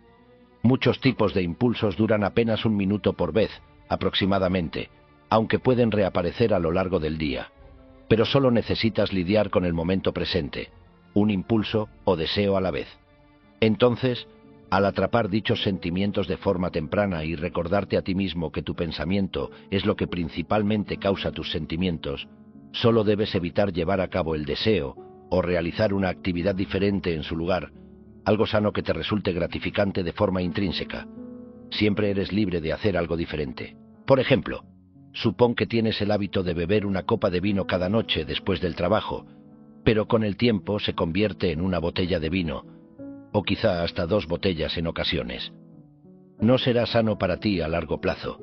Quizá también has decidido que sería mejor pasar tus noches leyendo o tomando alguna clase nocturna, porque esa es la clase de persona que preferirías ser.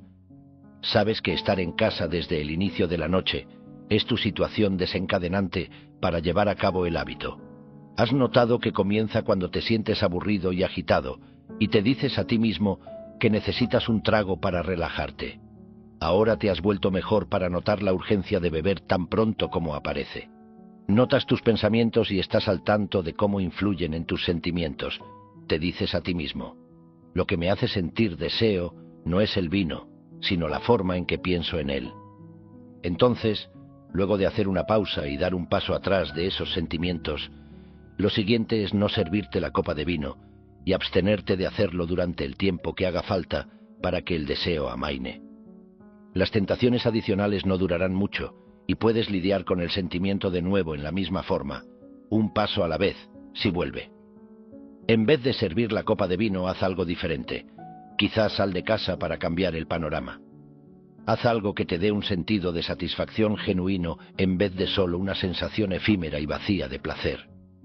Si estás determinado a romper esta clase de hábito, puedes remover la tentación deshaciéndote de cualquier botella de vino y cualquier copa en la casa, y comprometiéndote a no comprar reemplazos.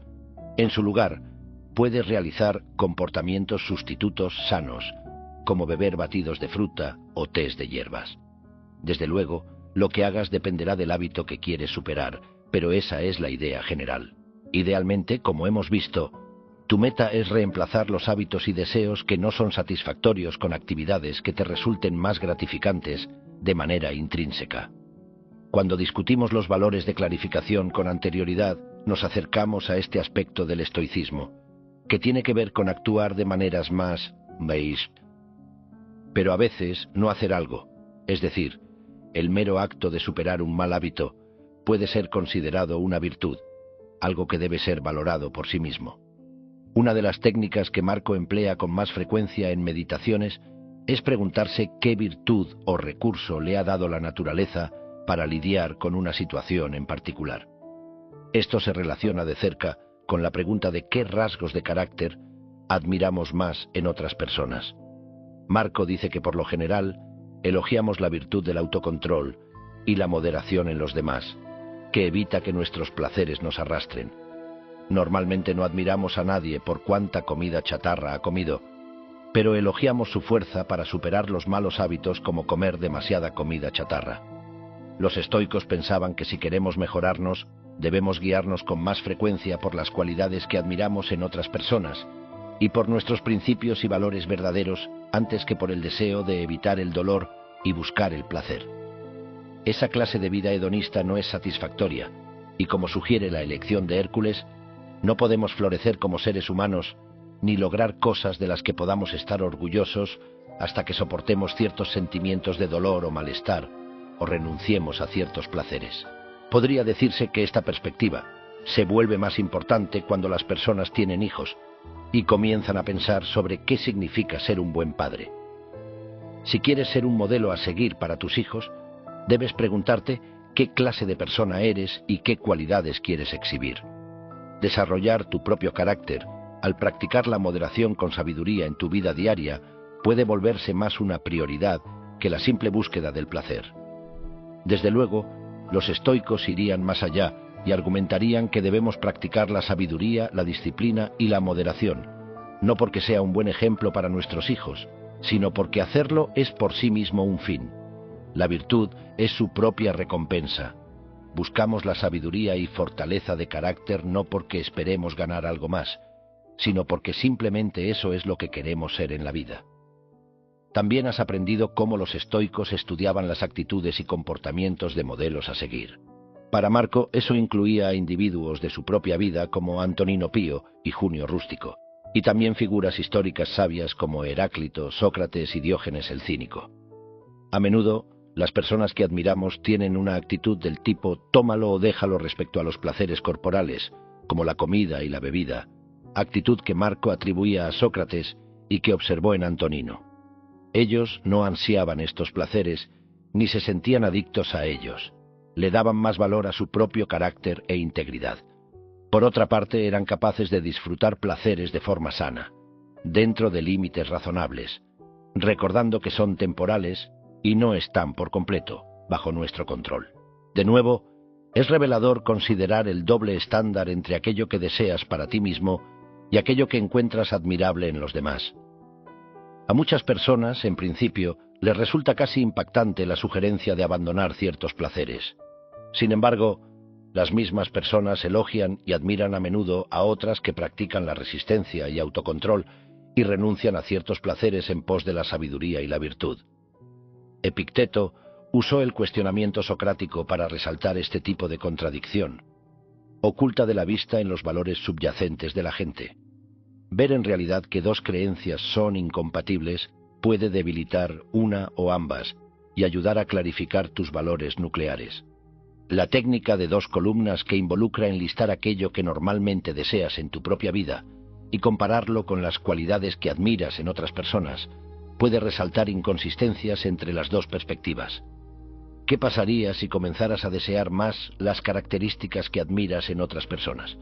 Por ejemplo, supón que tienes el deseo de comer chocolate y que lo reemplazas con el de ser una persona disciplinada y de tomar decisiones sanas, con más consistencia. Para los estoicos, la meta suprema siempre es la virtud y no el placer. Sin embargo, placeres sanos e incluso un sentido más profundo de alegría pueden ser consecuencia de vivir en conformidad con la virtud. Agregar fuentes más sanas de alegría. Con anterioridad, vimos que Marco menciona 3 fuentes de alegría racional. La primera y más importante es la alegría que los estoicos experimentan al atisbar su progreso hacia la sabiduría y la virtud, realizando así su potencial en la vida. Además de reemplazar hábitos nocivos con actividades más intrínsecamente valiosas, puedes programar actividades benéficas todos los días. Por ejemplo, aunque apartar 10 minutos al día para escribir historias para tus hijos no reemplaza un mal hábito, sí introduce uno bueno, y eso puede darte un sentido de realización. Es como apartar cierto tiempo cada día para practicar las virtudes estoicas y volverte más parecido a las personas que admiras. ¿Qué hay de la alegría que Marco asegura podemos obtener al contemplar la virtud de otros?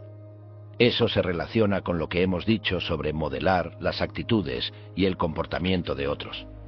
Quizá quieras apartar un tiempo para escribir una descripción de las cualidades que más admiras en otras personas, como hace Marco en el libro 1 de Meditaciones, o puedes visualizarlas en tu mente. Contemplar las virtudes de personas cercanas a ti puede tener el beneficio agregado de ayudarte a mejorar tu relación con ellos. Además, ¿cómo te afecta pensar en las cualidades que admiras en otros y cómo podrías aprender y beneficiarte de esta experiencia? Por último, recuerda lo que Marco decía sobre sentir gratitud en lugar de deseo. En cierto sentido, desear algo es imaginar que tienes lo que no tienes, la presencia de algo que está ausente. La gratitud, por otra parte, proviene de imaginar la ausencia de aquello que está presente en el ahora. ¿Cómo serían las cosas si no tuvieras esto? Si no imaginamos la pérdida de vez en cuando, recordándonos cómo sería la vida sin las cosas y las personas que amamos, las daríamos por sentado. Mantén un diario de personas y cosas por las que estás agradecido, quizá enfocándote también en lo que puedes aprender de ellas. Pero, como Marco lo expresaba, es importante hacerlo de tal modo que no termines demasiado apegado a cosas externas. Los estoicos intentaban evitarlo al recordar que las cosas externas y otras personas no están del todo bajo nuestro control y que un día se irán. El hombre sabio se siente agradecido por los regalos que la vida le ha dado, pero también se recuerda a sí mismo que son un mero préstamo. Todo cambia y nada dura para siempre. Epicteto pedía a sus estudiantes estoicos imaginar que eran invitados a un banquete en el que recibían una sola charola para compartir. No debían retenerla con avaricia y burlarse de los demás, sino tomar con cortesía una porción apropiada para luego ceder el resto a los otros. Así es como los estoicos pensaban respecto a la vida en general. Su objetivo era estar agradecidos por cosas externas sin apegarse demasiado a ellas. Hemos visto ya cómo los estoicos aspiraban a encontrar la alegría de formas sanas mediante la gratitud por lo que tenían, la admiración por las fortalezas de otros y el orgullo en su propia habilidad para actuar con dignidad, honor e integridad. También hay que recordar que, para los estoicos, el placer ordinario y el dolor no son buenos ni malos, sino meramente indiferentes. Su principal preocupación es evitar volverse hedonistas por dar demasiado valor a placeres físicos, permitiéndolos y ansiándolos en exceso. Una preferencia o deseo ligero por cosas placenteras, además de evitar el dolor y el malestar, es natural para los estoicos, dentro de límites razonables. Hoy en día podemos aplicar algunas de las guías que nos dejaron sobre cómo dominar nuestros deseos, mediante el uso del esquema que describí. Evalúa ciertos hábitos o deseos de manera racional, en términos de sus consecuencias. Escribe los pros y contras a largo plazo de permitir el hábito en vez de superarlo. Cierra los ojos y visualiza una bifurcación en el camino que representa 2 rutas. Primero, imagina de forma tan vívida como te sea posible el futuro con pasiones nocivas, y luego el futuro con acciones sabias en conformidad con la razón. Puedes adaptar esta rutina diaria para que se vea así. 1. Meditación matutina. Piensa en el sol naciente, las estrellas y tu pequeño espacio dentro de todo el cosmos.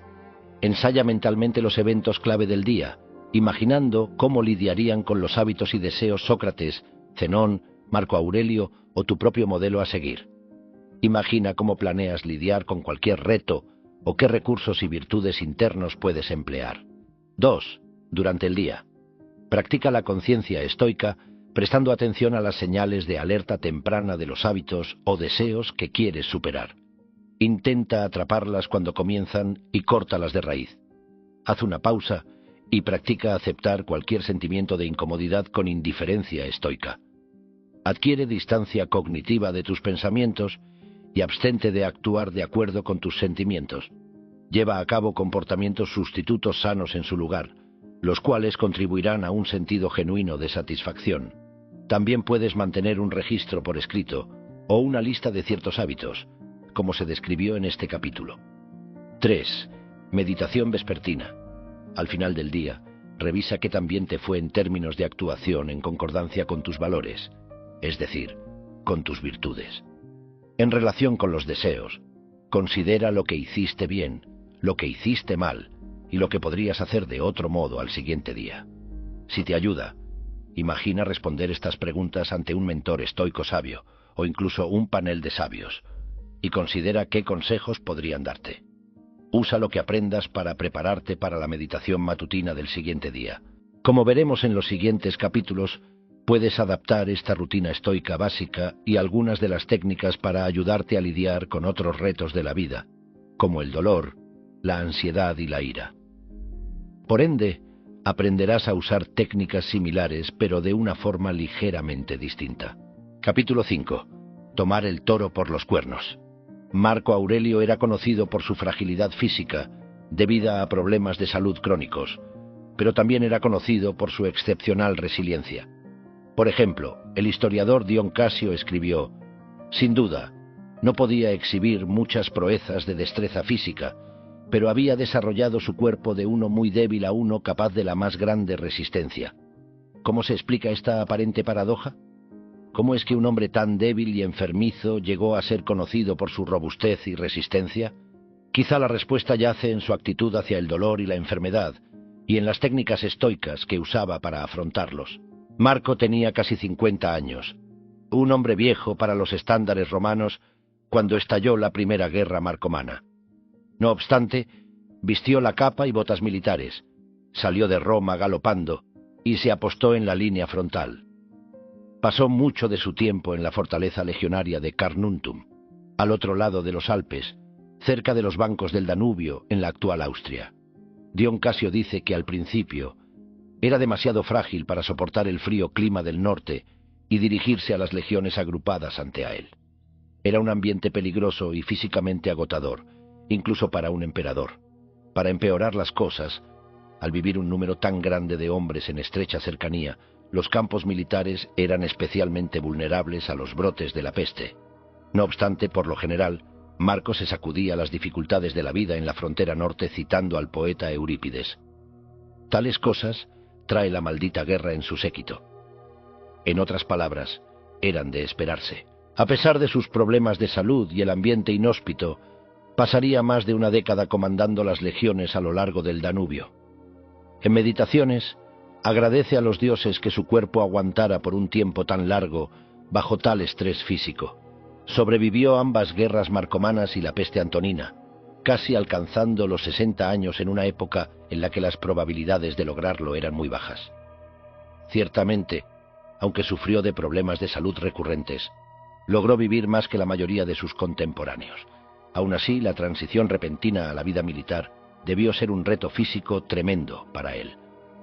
Por ello, no es de sorprender que sus escritos revelen con frecuencia evidencias de su lucha psicológica para afrontar los problemas físicos, pero se había preparado para enfrentar esa batalla interna durante casi toda su vida. A lo largo de los años, había aprendido gradualmente a resistir el dolor y la enfermedad, utilizando las estrategias psicológicas del estoicismo antiguo.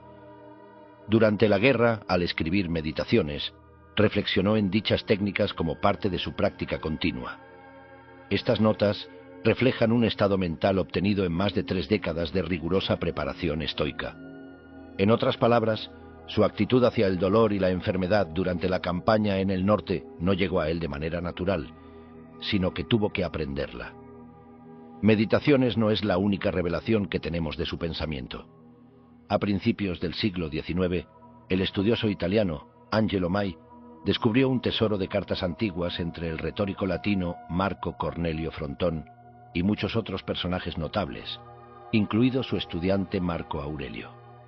Las cartas individuales no pueden ser fechadas con precisión, pero parecen abarcar todo el periodo de la amistad entre Marco y Frontón hasta la muerte de este último, alrededor del año 167 después de Cristo, durante el ápice de la peste antonina.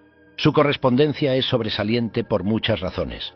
Por primera vez, los estudiosos pudieron echar un vistazo a la vida privada de Marco y atestiguar su verdadera personalidad. Lejos de la popular caricatura de un estoico como alguien fríamente austero, Marco muestra calidez y afecto notables hacia Frontón y su familia. Su estilo de escritura es casual y afable. Por ejemplo, le cuenta a Frontón sobre la vez en que cabalgaba por la campiña, vestido como un ciudadano común, cuando un pastor acusó a sus acompañantes de ser una banda de canallas vulgares. Marco cabalgó entre carcajadas hacia el rebaño, dispersando a las ovejas de manera juguetona para romper la discusión. Sin embargo, el pastor no estaba contento y les arrojó su porra, gritando mientras los jóvenes dejaban la escena. Es difícil imaginar que 20 años más tarde, el autor de estas cartas afables y despreocupadas se encontraría anotando con seriedad meditaciones estoicas luego de ver cuerpos cercenados cubriendo los gélidos campos de batalla de Panonia. Pero hay algo más sobre estas cartas que resalta en marcado contraste con meditaciones: la cantidad de charla trivial y, en ocasiones, hasta las quejas sobre diversas condiciones de salud. Frontón era casi 20 años mayor que él, y tenía un gusto particular por quejarse con él respecto a sus varias molestias y dolores. En una ocasión, Frontón enlista las zonas de su cuerpo más afligidas durante la noche por un extenso dolor: mi hombro, codo, rodilla y tobillo, que, según explica, no le permitió escribirle a Marco de su propia mano. En otra carta escribe: luego de tu partida me embargó un dolor en la rodilla, lo bastante leve, es cierto, para que permitirme caminar con cierto cuidado y usar un carruaje. Esta noche el dolor se ha vuelto más violento, pero no tanto como para no poder soportarlo con facilidad cuando me recuesto, si es que no empeora. A veces, Marco se involucraba en cotilleos con Frontón sobre sus propios problemas de salud. En cuanto a mi presente estado de salud, podrás juzgarlo con suficiente facilidad a partir de mi escritura temblorosa. Es cierto que con respecto a mi fuerza, esta comienza a volver, y nada queda por demás del dolor en mi pecho, pero la úlcera está trabajando en mi tráquea. Esta carta en particular la escribió antes de que fuera proclamado emperador. En ella se muestra que, para la edad de 40 años, quizá mucho antes, ya sufría de la clase de síntomas que lo afligirían a lo largo de su reinado. Sin embargo, en estas cartas no hay evidencia de las técnicas estoicas de afrontamiento que encontramos cerca de una década después en Meditaciones. Cuando era joven, Marco tenía buena condición y disfrutaba de actividades físicas, como hemos visto. Mientras se encontraba en Roma, se entrenó para luchar con armadura, probablemente practicando con gladiadores y usando armas sin filo. Disfrutaba de la caza y sentía un amor particular por la caza de jabalí con lanza a caballo. También cazaba aves con redes y lanzas. La imagen general en su juventud es la de un joven fuerte y atlético, pero conforme llegó a los 40 y 50 años se volvió físicamente frágil, y así es como lo recordaron las generaciones subsecuentes. Por ejemplo, en un escrito del siglo IV, el emperador Juliano imagina que su piel lucía diáfana y traslúcida. Marco incluso se refirió a sí mismo en un discurso como un viejo débil, incapaz de comer sin sentir dolor o dormir sin interrupción. En Meditaciones también menciona que consiguió remedios para su tos con sangre y sus episodios de vértigo. En particular, sufría de dolores de pecho y estómago crónicos. Solo podía comer cantidades pequeñas de comida muy por la noche. Los expertos ofrecen diferentes diagnósticos. Úlceras estomacales crónicas es el más común, aunque es probable que sufriera de múltiples problemas de salud. Luego del brote inicial de peste en Roma, el médico de su corte, Galeno, le prescribió un compuesto antiguo conocido como ceriac, un brebaje misterioso hecho a partir de docenas de ingredientes exóticos, desde mirra amarga hasta carne de víbora fermentada y una pequeña cantidad de opio. Marco creía que dosis regulares de ceriac le ayudarían a soportar el dolor en el estómago y el pecho, así como sus otros síntomas. Dejó de tomarlo por un tiempo, debido a que lo hacía sentir muy somnoliento, pero continuó tomando una versión modificada con una cantidad reducida de opio. Por tanto, parece haber tomado Theriac de manera sensata y con moderación. En cualquier caso, es claro que la medicina no eliminó el dolor y malestar que sentía. Como muchas personas que sufren dolor crónico, había desarrollado otras maneras para afrontarlo. Por tanto, con el paso de los años, llegó a depender de las técnicas psicológicas del estoicismo como una forma de vivir con problemas de salud, en especial a medida que las cosas se volvieron más difíciles para él luego de unirse al ejército en el Danubio. Durante la miseria de la peste antonina y la carnicería de las guerras marcomanas, debió haber visto a incontables personas lidiar con sus propios sufrimientos, algunos con mejor resultado que otros. Durante el curso de su vida, aprendió mucho al estudiar cómo un puñado de individuos ejemplares resistieron enfermedad y dolor severos. Interpretó esa sabiduría a través de la lente del estoicismo y entonces la destiló en Meditaciones. En claro contraste con el marco de las cartas de Frontón, en Meditaciones anuncia de manera muy directa que el hombre sabio no tiene una actitud trágica ni se queja por lo que le sucede. Con seguridad no se refiere a sus maestros de retórica, Frontón y Herodes Ático. Sin embargo, cuando escribió estas palabras es probable que tuviera a los rivales de estos en mente, sus maestros de filosofía, los hombres que le enseñaron sobre estoicismo y le proporcionaron un ejemplo viviente de resiliencia mental. Por ejemplo, la forma en que Apolonio de Calcedonia soportó dolores severos y muchas enfermedades prolongadas dejó una impresión muy duradera en Marco. Apolonio había mantenido su ecuanimidad en todo momento, sin permitir que ningún contratiempo lo sacara del camino, permaneciendo siempre comprometido con la meta de su vida, de adquirir sabiduría y compartirla con otros. No obstante, Claudio Máximo, otro de los tutores estoicos de Marco, parece haber dejado una impresión todavía más poderosa en él. En Meditaciones se mencionan 3 veces la enfermedad y muerte de Máximo. Como Apolonio, Máximo estaba completamente decidido en su compromiso con la búsqueda de sabiduría, a pesar de su severa enfermedad. No era un profesor estoico como Apolonio, sino un estatista romano de alto rango y un exitoso comandante militar. También era un individuo duro que se valía por sí mismo, reconocido por su compromiso con el estoicismo. La clase de hombre que se mantenía de pie por decisión propia, como a Marco le gustaba decir, en vez de ser enderezado por alguien más. Permaneció inquebrantable en su decisión y animado al enfrentar cualquier predicamento. Es probable que Máximo enfermara y muriera poco después de que el Senado lo nombrara procónsul de África en el año 158 después de Cristo, y al parecer su pérdida afectó profundamente a Marco. En realidad, pareciera que Marco compara a Máximo con el emperador Antonino. Ambos mostraron una fuerza de carácter impecable, disciplina y resistencia ante el dolor y la enfermedad. Antonino cuidaba bien de su salud, por lo que rara vez durante su vida requirió la asistencia de médicos. Sin embargo, sí sufría de dolores de cabeza severos, y conforme envejeció le costaba tanto mantener el torso erguido que debieron colocarle férulas de madera. Marco notó que mientras se recuperaba de un dolor de cabeza grave, su padre adoptivo simplemente volvió a sus deberes como emperador con determinación renovada.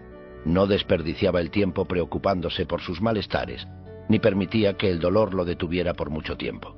Mientras escribía Meditaciones, miró en retrospectiva la forma apacible en que Antonino había muerto una década atrás, a la venerable edad de 74 años. Al igual que Máximo, Antonino siempre estaba satisfecho, siempre estaba alegre. Se dice que incluso mientras yacía moribundo, con su último aliento susurró a su guardia la palabra ecuanimidad, la cual era emblemática tanto de su carácter como de su reinado. Podemos ver con claridad que la actitud de Marco hacia el dolor y la enfermedad se formó al estudiar el carácter de estos personajes. Quizá también quería ser menos como Frontón y los otros sofistas, cuyo amor por la retórica exagerada conllevaba el riesgo de amplificar sus quejas y volver infortunios comunes en tragedias personales. Aunque Marco era un estoico, también le sirvió como inspiración otra fuente más sorprendente cuando se trataba de lidiar con el dolor y la enfermedad: la escuela filosófica rival de Epicuro. Los epicúreos creían que la meta de la vida era el placer, hedone. Pero ellos lo describían de una forma paradójica. Consistía principalmente en un estado de libertad del dolor y el sufrimiento, ataraxia. Minimizar el malestar emocional causado por el dolor y la enfermedad era, por tanto, en extremo importante para ellos. Marco cita una carta escrita supuestamente por Epicuro casi 500 años antes. Sabemos por otra fuente que Epicuro sufría de un caso severo de piedras en los riñones y disentería que eventualmente causaron su muerte. Cuando me encontraba enfermo, mi conversación no estaba dedicada a los sufrimientos de mi cuerpo, ni charlaba sobre tales temas con las personas que me visitaban, sino que continuaba discutiendo los elementos principales de la filosofía natural como antes.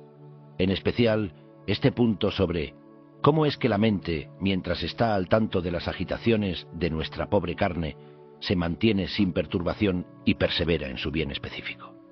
Tampoco permitía que los doctores asumieran aires de grandeza, como si abordaran algo importante, pero mi vida procedió tan bien y tan feliz como siempre.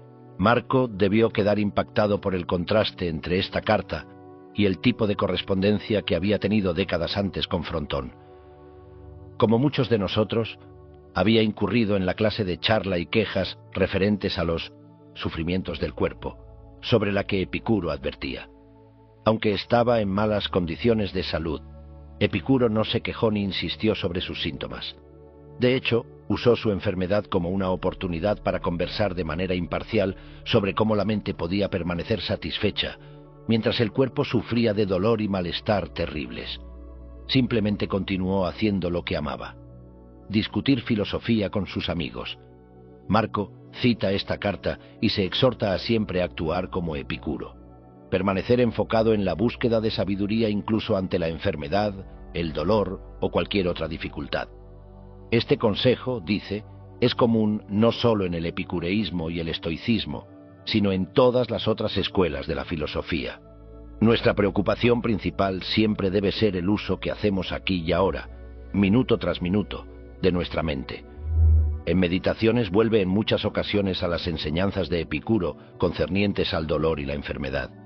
En particular le interesa una de las máximas de Epicuro más famosas, o doctrinas principales, que contiene un consejo para afrontar el dolor.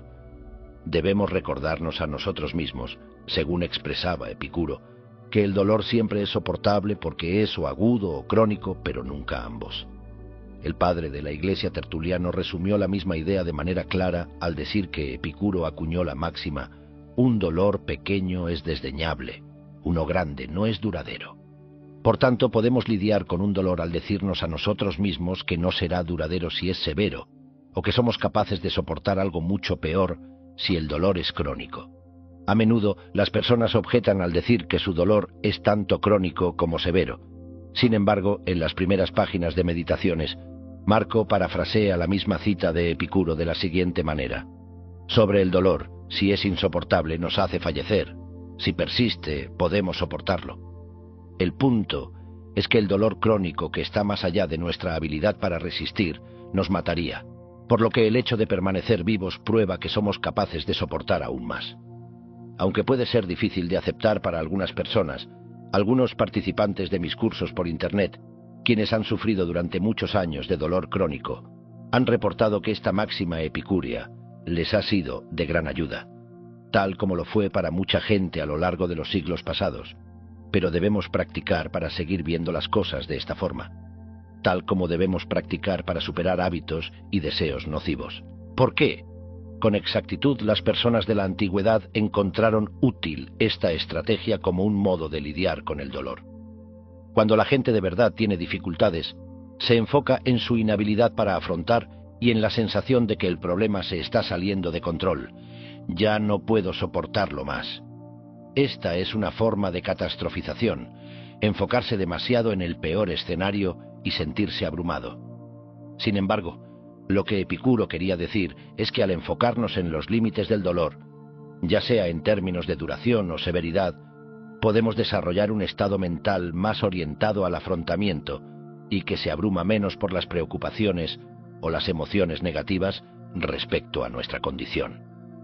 A Marco también le resultó útil pensar que su dolor estaba confinado en una zona particular del cuerpo en lugar de consumirse imaginándolo como algo más penetrante. El dolor quiere dominar tu mente y volverse toda tu historia.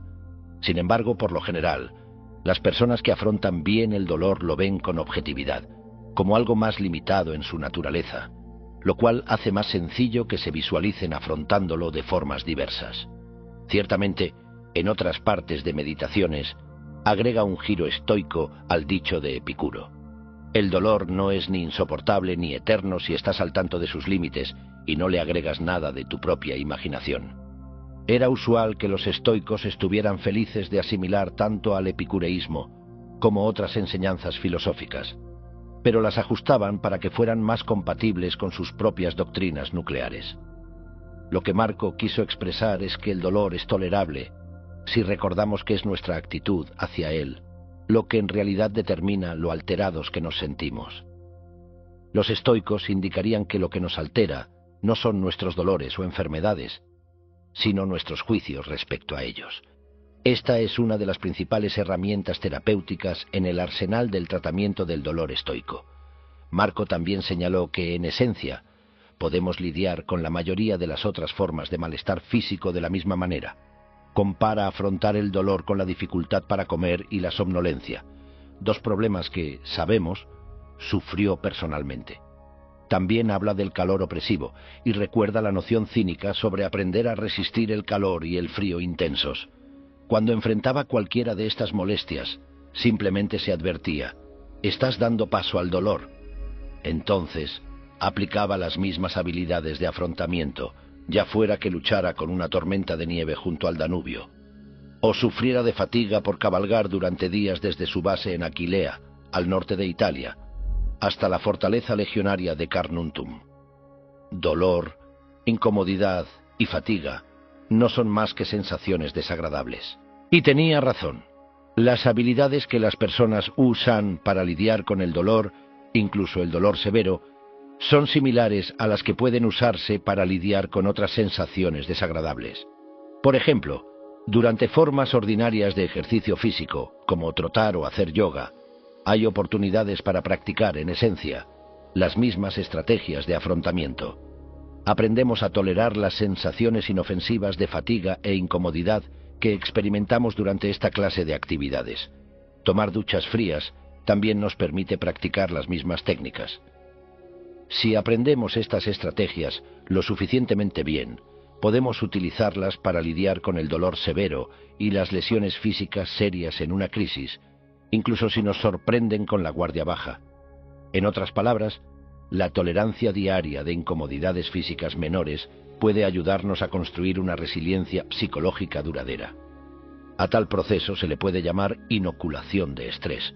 Aprendemos a crear resistencia a un problema mayor cuando nos exponemos de forma voluntaria y repetida a algo similar, aunque en dosis más pequeñas o en modos más leves. Con el paso del tiempo, Marco observó a muchas personas a su alrededor, afligidas por diferentes enfermedades que enfrentaban la muerte de diversas maneras. También aprendió estrategias y técnicas de afrontamiento específicas por parte de sus maestros estoicos. Desde luego, describió muchas estrategias estoicas diferentes para lidiar con dolores y enfermedades en Meditaciones. Lo más importante que observó en aquellos individuos que habían desarrollado una buena capacidad de afrontamiento fue su habilidad para retirar o separar la mente de las sensaciones corporales. Ya hemos mencionado esta técnica estoica de distanciamiento cognitivo, que requiere aprender a retener los juicios de valor sobre sentimientos desagradables para verlos como moralmente indiferentes, ni buenos ni malos por sí mismos, y finalmente como inofensivos. Desde luego requiere práctica y un entendimiento de los conceptos subyacentes. Fue mediante las enseñanzas estoicas de Epicteto que Marco encontró una manera de conceptualizar esta poderosa técnica. Una de las historias más famosas sobre resistencia estoica trata sobre Epicteto. Él era originalmente un esclavo y llegó a ser propiedad de Epafrodito, un secretario del emperador Nerón. Según el padre de la Iglesia Orígenes, Epafrodito sujetó a Epicteto cierto día, iracundo, y con crueldad torció su pierna. Epicteto no reaccionó, sino que guardó perfecta compostura. Simplemente advirtió a su amo que su hueso estaba a punto de romperse. Epafrodito siguió torciéndolo, y eso fue exactamente lo que pasó. En vez de quejarse, Epicteto respondió como un hecho. ¿Lo ve? ¿No le dije que se rompería? Epicteto alude a su cojera en discursos, pero nunca menciona la causa. Más bien utiliza su discapacidad como ejemplo para enseñar a sus estudiantes sobre el afrontamiento de la enfermedad. La enfermedad es un impedimento para nuestro cuerpo, solía decirles, pero no para nuestro libre albedrío, a menos que así lo consideremos. La cojera, decía, es un impedimento para la pierna, pero no para la mente. No se sentía más perturbado por su pierna coja que por su inhabilidad de generar alas y volar. Simplemente la aceptaba como una de las cosas en la vida que estaban más allá de su control. Veía su cojera como una oportunidad de practicar sabiduría y fortaleza de carácter. Tiempo después del incidente se ganó su libertad y comenzó a enseñar filosofía. Quizá su amo sintió remordimiento. En cualquier caso, esta historia ilustra poderosamente la famosa indiferencia de los estoicos al dolor físico. De ser cierta la historia, sin duda Marco la escuchó. Tolerar el dolor. Puede parecer natural suponer que el dolor es intrínsecamente malo, pero los estoicos empleaban una plétora de argumentos para persuadir a sus seguidores de que ni el dolor ni el placer son buenos o malos. Por ejemplo, una forma de ilustrar la indiferencia del dolor sería señalar que, como otros elementos externos, el dolor puede usarse con sabiduría o torpeza para bien o para mal. Un atleta puede aprender a soportar el dolor y el malestar del esfuerzo físico extremo. En ese caso, exponerse de forma deliberada a sensaciones dolorosas, o al menos incómodas, mediante el ejercicio riguroso, puede ser benéfico siempre que ayude a desarrollar resistencia. Desde luego, es probable que alguien que evita el malestar también evite el ejercicio extenuante. Dolor y malestar pueden convertirse en ventajas en la vida si nos proporcionan oportunidades para fomentar nuestras fortalezas. También es cierto que, en determinadas ocasiones, muchas personas ordinarias exhiben indiferencia al dolor, como cuando se lesionan al salvar su propia vida. Desde luego, algunos otros, como los masoquistas, incluso disfrutan la sensación del dolor. En otras palabras, el dolor es solo una sensación. Lo que importa es cómo elegimos responder ante él. En discursos, Epicteto señala muchas veces a sus estudiantes cómo lidiar con el dolor y la enfermedad. Como Epicuro hizo antes que él, creía que quejarse y hablar demasiado sobre nuestros problemas solo los empeora, y más importante aún, daña nuestro carácter. Marco estaba de acuerdo con que las quejas colectivas son malas para el alma. Sin unirse a otros en sus lamentos, no hay emociones violentas. Del mismo modo, los terapeutas cognitivos modernos consideran que el malestar aumenta cuando las personas se dicen «no puedo afrontarlo», y que disminuye cuando comienzan a mirar las cosas de manera más racional y objetiva y reconocen diversas formas en que pueden enfrentarlas potencialmente ahora o el modo en que las enfrentaron en una situación similar en el pasado. En parte, esta es una observación sobre la retórica del dolor. Debemos tener cuidado de decirnos «esto es insoportable» o algo parecido, porque por lo general no se trata más que de una hipérbole que aumenta nuestra sensación de desesperación. Epicteto decía a sus estudiantes que una cosa es tener un dolor de cabeza o de oído, pero que no debían ir más allá y decir «tengo un dolor de cabeza, qué desgracia». No deberían sugerir que el dolor es algún tipo de catástrofe. Explicaba que no les negaba el derecho de quejarse, sino que no debían hacerlo internamente y convencerse de la noción de que habían sido perjudicados. Solo porque un esclavo no se apresura para llevarles un vendaje, no deberían gritar y atormentarse a sí mismos, diciendo a modo de queja, «todos me odian». Pues ¿quién no odiaría a tal hombre?, agrega de manera sardónica. Epicteto resumía su práctico consejo al indicar a sus estudiantes que, ante eventos problemáticos o sensaciones desagradables, debían responder de forma literal: «esto no es nada para mí». Quizás sea una exageración. Los estoicos aún prefieren evitar el dolor y la enfermedad cuando sea posible, pero cuando ya está ocurriendo, intentan aceptarlo con indiferencia. Además de la máxima de Epicuro, Marco menciona muchas estrategias estoicas para soportar el dolor y la enfermedad al verlos con indiferencia estudiada. La mayoría de estas estrategias fueron influidas por los discursos de Epicteto. Separar la mente de la sensación, a lo cual llamo distanciamiento cognitivo, al recordar que no son las cosas ni las sensaciones lo que nos altera, sino nuestros juicios sobre ellas. Recordar que el miedo al dolor daña más que el dolor mismo, o usar otras formas de análisis funcional para comparar las consecuencias de temer al dolor en lugar de aceptarlo.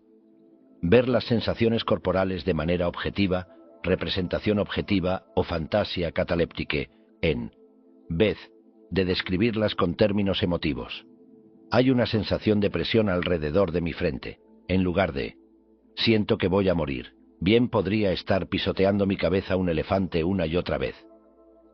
Analizar las sensaciones en sus elementos y limitarlas de forma tan precisa como sea posible a su sitio específico en el cuerpo, usando así la misma depreciación por análisis que usamos en el capítulo anterior para neutralizar deseos nocivos y ansias. Hay una sensación de pulsación aguda en mi oído que va y viene, y no, estoy en total agonía. Ver la sensación como limitada en el tiempo, cambiante y transitoria, o contemplar la impermanencia. Esta sensación solo se agrava durante unos segundos por vez y luego se desvanece. Es probable que desaparezca en un par de días.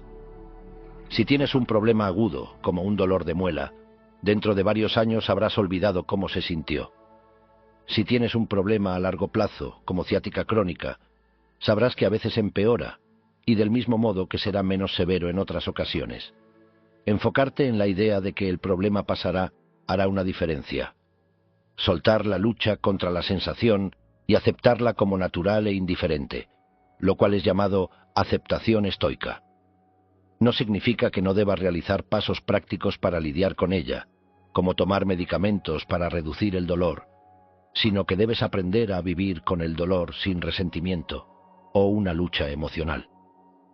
Recordar que la naturaleza te ha dado tanto la capacidad de fortaleza como la de resistencia para superar el dolor, y que admiramos estas virtudes en los demás, algo que discutimos en relación con la contemplación y el modelado de la virtud.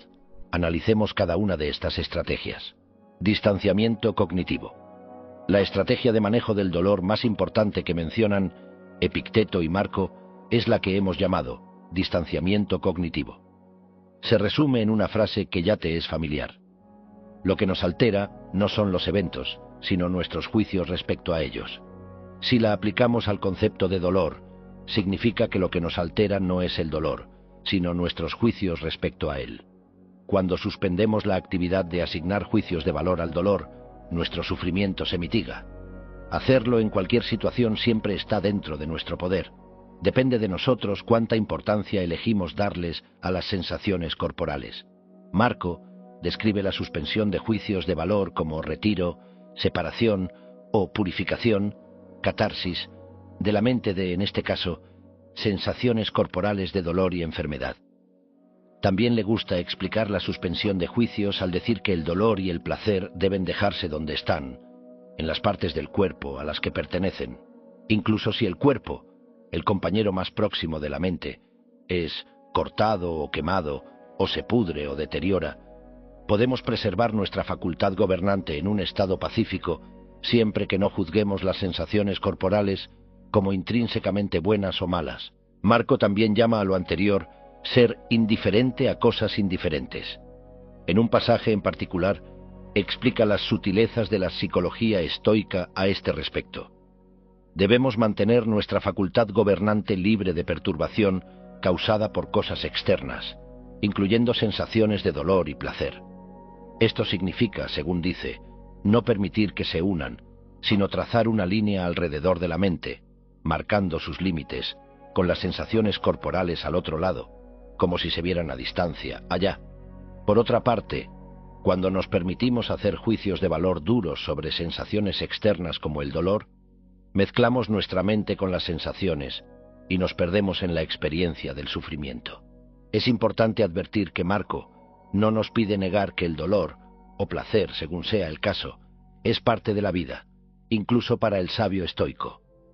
Él observa que las sensaciones de dolor y placer inevitablemente se abrirán camino hasta nuestra conciencia debido a la simpatía natural que existe entre la mente y el cuerpo.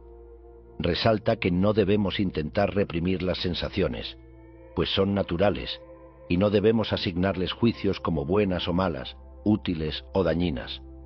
Este delicado equilibrio es central para el mindfulness, o atención plena, actual, y para la terapia cognitiva basada en la aceptación, la cual enseña a los pacientes a no suprimir sentimientos desagradables ni a preocuparse por ellos. En su lugar, debemos aprender a aceptarlos mientras permanecemos alejados de ellos. Para Marco, lo que importa es dejar de mirar el dolor y la enfermedad a través de la lente del daño. Esos juicios se originan dentro de nosotros y se proyectan hacia el exterior sobre sensaciones corporales y otros eventos externos. Es importante recordar que ver algo como útil o dañino depende por completo de nuestras metas. La mayoría de las personas dan por sentadas suposiciones con respecto a sus metas en la vida, tanto así que rara vez están conscientes de ellas. Si mi meta es lucir atractivo, y entonces llego a romperme la nariz, estoy destinado a ver el evento como algo dañino y no como algo útil. Pero si mi meta más preciada es la supervivencia, y me rompo la nariz mientras apenas logro escapar de una muerte segura, es probable que lo vea con relativa indiferencia. Los estoicos quieren que atravesemos una revuelta en nuestros valores subyacentes, de modo que nuestra meta suprema sea vivir con sabiduría y sus virtudes acompañantes. Quieren que tratemos el dolor físico y las lesiones con indiferencia. De hecho, incluso estos infortunios pueden proporcionarnos una oportunidad para ejercer mayor sabiduría y fortaleza de carácter. Marco se decía a sí mismo: deshazte del juicio, y la noción he sido dañado se deshará. Deshazte de esa noción y el daño mismo se irá. Entonces, a los estoicos no les importa en absoluto la salud física. Sí, les importa. La clasifican como un indiferente preferido. Es natural y razonable que prefiramos la salud a la enfermedad. La salud física nos provee una mayor oportunidad para ejercer nuestra voluntad e influir así en eventos externos de la vida.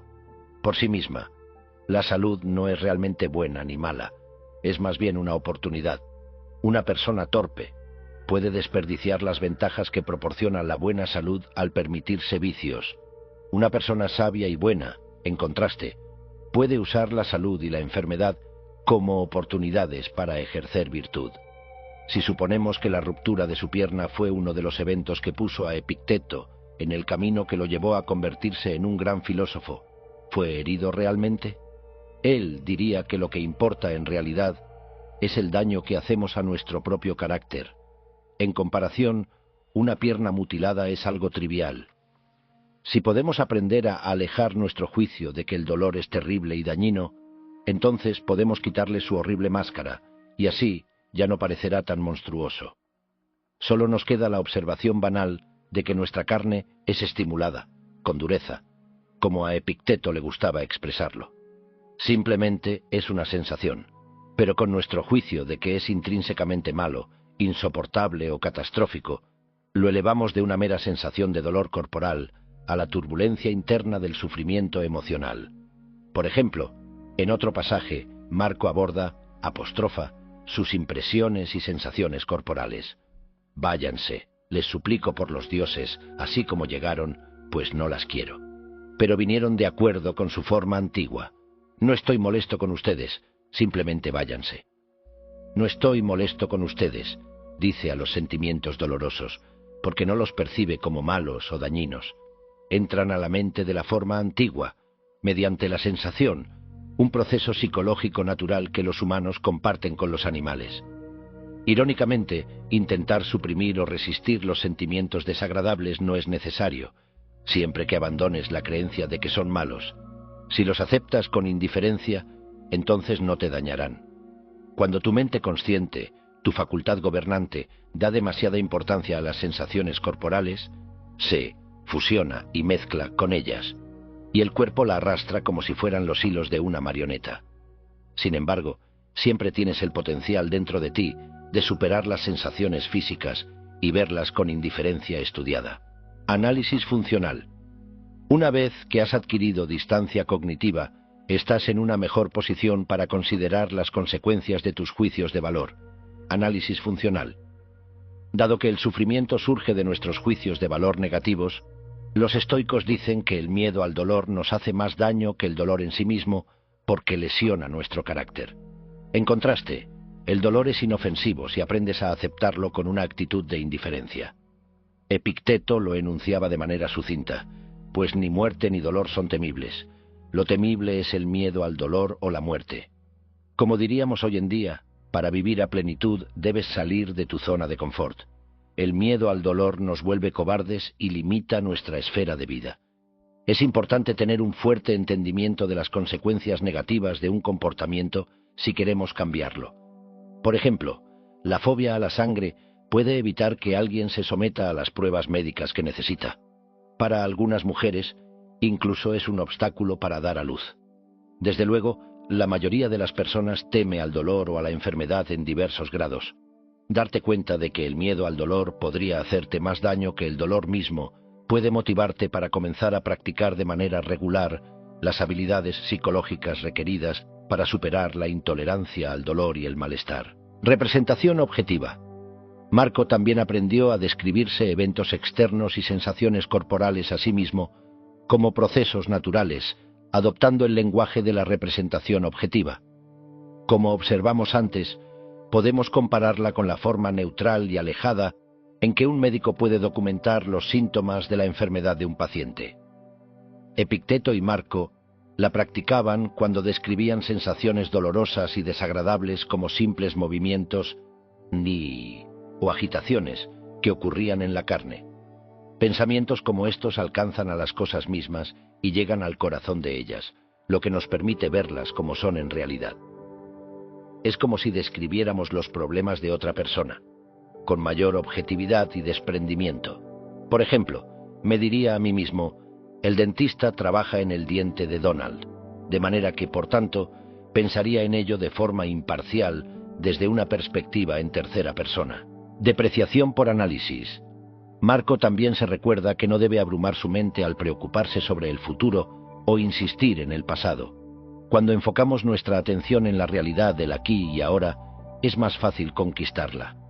Al mirar las cosas de manera objetiva, aislando el momento presente y dividiéndolo en partes más pequeñas, podemos encararlas una a la vez mediante el método que hemos llamado depreciación por análisis.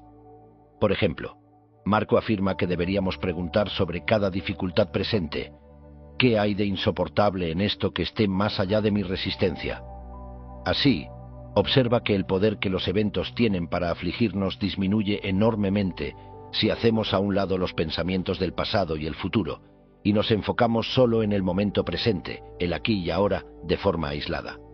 Esta estrategia de dividir y vencer aún se usa en la terapia cognitivo-conductual moderna para combatir sentimientos desagradables. Se puede alentar a los pacientes a enfocarse en el momento presente y lidiar con experiencias abrumadoras un paso a la vez. Los estoicos alternan entre esta perspectiva y una que los expertos modernos llaman la vista cenital, que involucra imaginar tu situación actual desde las alturas, como parte de un todo de la vida sobre la Tierra, o incluso el todo del tiempo y el espacio. Una estrategia divide los eventos en partes más pequeñas, mientras que la otra imagina la totalidad de la existencia y el lugar minúsculo de un evento dentro de ella.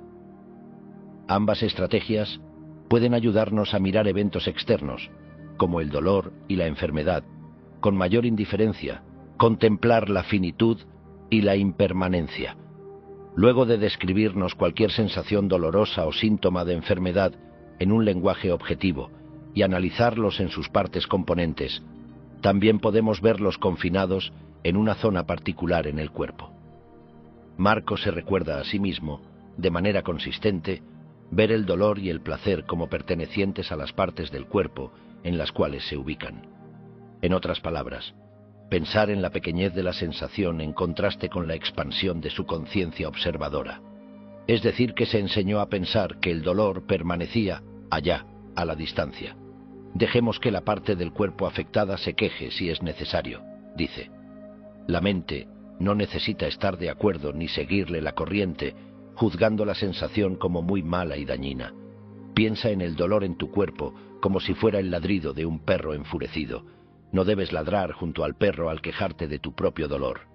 Siempre está dentro de tu poder considerar la sensación como perteneciente al cuerpo y limitada a una ubicación específica.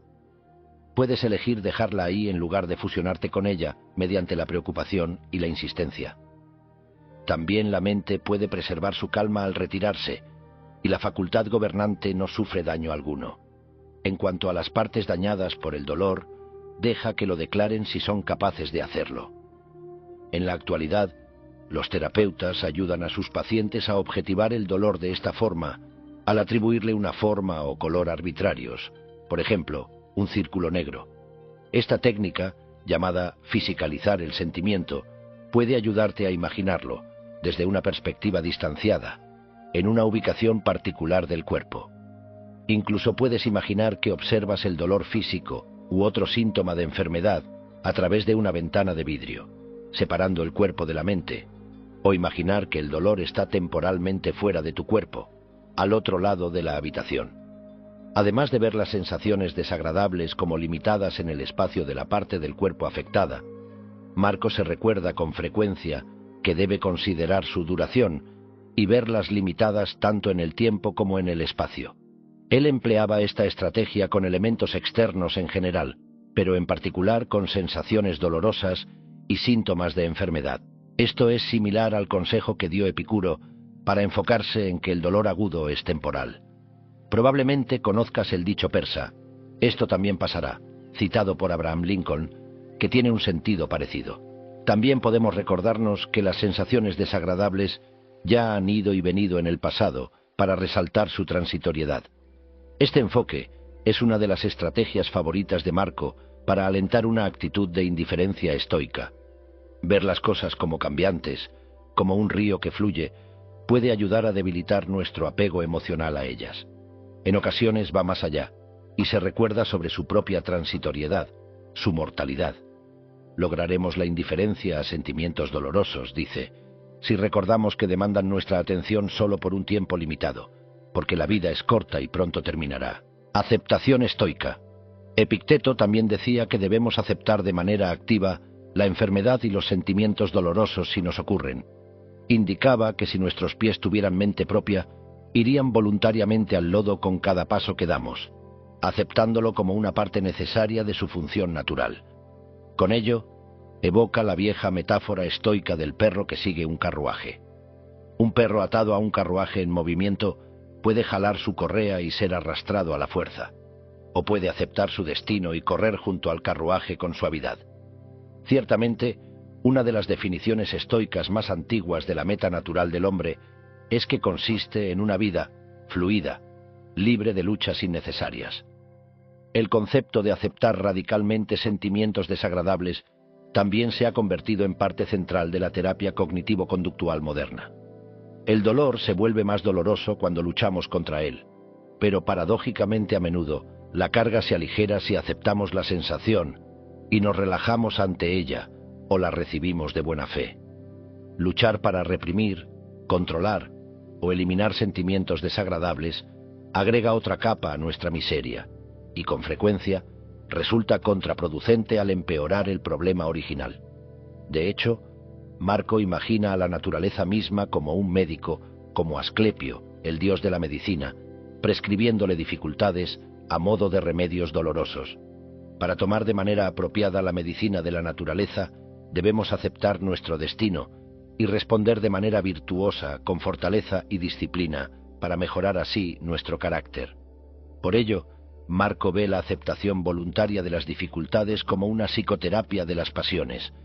Debemos tragar las amargas píldoras del destino y otros síntomas desagradables de enfermedad cuando nos ocurren.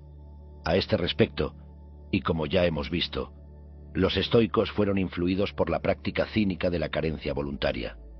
Los cínicos se exponían a molestias como calor o frío intensos, con el fin de desarrollar resistencia psicológica.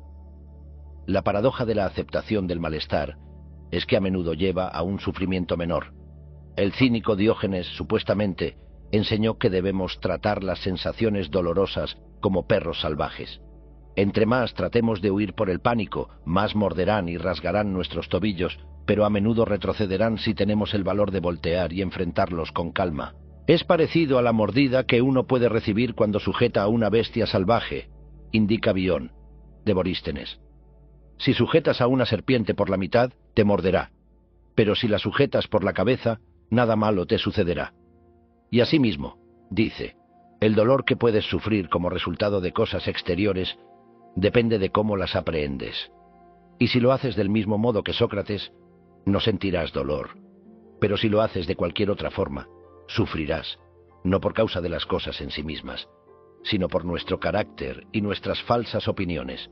Sin embargo, la mayoría de las personas comunes invitan de manera involuntaria los asaltos de la fortuna al darle la espalda para huir, en lugar de enfrentarla cara a cara. Dion Crisóstomo, un sofista que estudió con el gran maestro estoico Musonio Rufo, comparó al cínico con un boxeador que pelea mejor si se prepara para ser golpeado y lo acepta con indiferencia. Si por otra parte se encoge ansiosamente lejos de su oponente, se expondrá a una golpiza peor. Crisóstomo también comparó la resistencia al dolor con apagar un fuego a pisotones. Si lo hacemos de forma suave, es más probable que nos quememos que si pisoteamos con confianza. Incluso los niños tenían un juego en el que sofocaban flamas en sus lenguas, decía, al hacerlo con rapidez y confianza. Hoy en día se habla de tomar al toro por los cuernos, para explicar que enfrentar algo y aceptarlo lleva con frecuencia a recibir menos lesiones que acercarse con renuencia y a la defensiva. Si te acercas con temor o intentas huir del toro, te corneará. Si lo tomas con firmeza de los cuernos y te mueves de manera adecuada con su fuerza, evitarás ser corneado. Al tomar al toro del dolor por los cuernos con calma, en vez de luchar por evadirlo, resentirlo o quejarnos por él, podemos aprender a sufrir menos. Los cínicos y los estoicos se adelantaron a su tiempo por miles de años al proponer la aceptación voluntaria como una forma de afrontar el dolor y otros sentimientos desagradables. Esta aceptación ha sido parte de los protocolos de terapia de comportamiento moderna para el manejo del dolor durante mucho tiempo, y en décadas recientes se ha vuelto el enfoque central de muchos terapeutas al lidiar con estos problemas. En ocasiones, la distracción puede servir para dolores muy breves, agudos, como procedimientos quirúrgicos o dentales, pero las estrategias de evasión tienden a ser contraproducentes cuando se usan para lidiar con dolores crónicos. Como el perro estoico que sigue el carruaje, no tenemos otra opción real más que enfrentar nuestro dolor. No obstante, podemos hacerlo a la fuerza, luchando y peleando contra él, o podemos hacerlo con suavidad mediante la aceptación tranquila. La mayoría de las personas descubre que aceptar el dolor disminuye enormemente el sufrimiento emocional. Luchar con el dolor, intentar reprimirlo o evitarlo, consume tu tiempo y energía, limita tu comportamiento y evita que puedas hacer otras cosas. Por ello, la aceptación también puede mejorar tu calidad de vida. Más aún, en algunos casos, aceptar nuestras sensaciones corporales permite la habituación natural y, por ende, percibimos menos nuestro dolor, y las sensaciones dolorosas pueden, incluso, disminuir como resultado.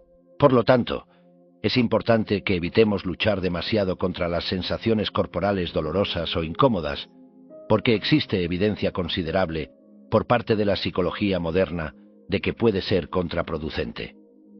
Los investigadores llaman a esta urgencia de controlar o evitar los sentimientos desagradables, evasión vivencial, y se ha probado que es bastante tóxica para la salud mental. Con frecuencia, las personas que creen encarecidamente que los sentimientos desagradables son malos e intentan reprimirlos de su mente se tensan y preocupan más por los sentimientos que intentan evitar, atrapándose a sí mismas en un círculo vicioso. Para los estoicos, el dolor es indiferente y no es malo. Por tanto, se le acepta como un proceso natural. En un pasaje gráfico, Marco reflexiona que quejarse de los eventos es tan vano e infructuoso como las patadas y chillidos de los lechones que luchan para liberarse durante un sacrificio ritual. Luchar contra aquello que no controlamos nos daña más de lo que nos beneficia.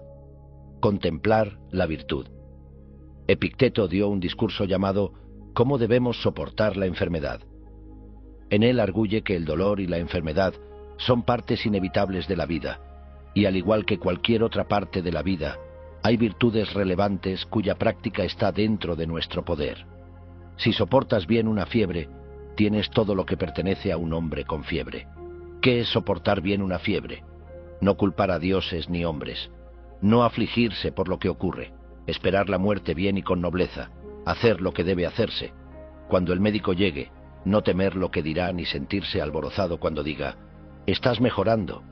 A Epicteto le gustaba decir a sus estudiantes que al encarar cualquier situación que les ocurriera, debían tener el hábito de preguntarse qué capacidad o virtud poseían para hacer buen uso del evento. De manera similar, los terapeutas cognitivos preguntan a sus pacientes: ¿qué recursos tienes que puedan ayudarte a lidiar mejor con el dolor?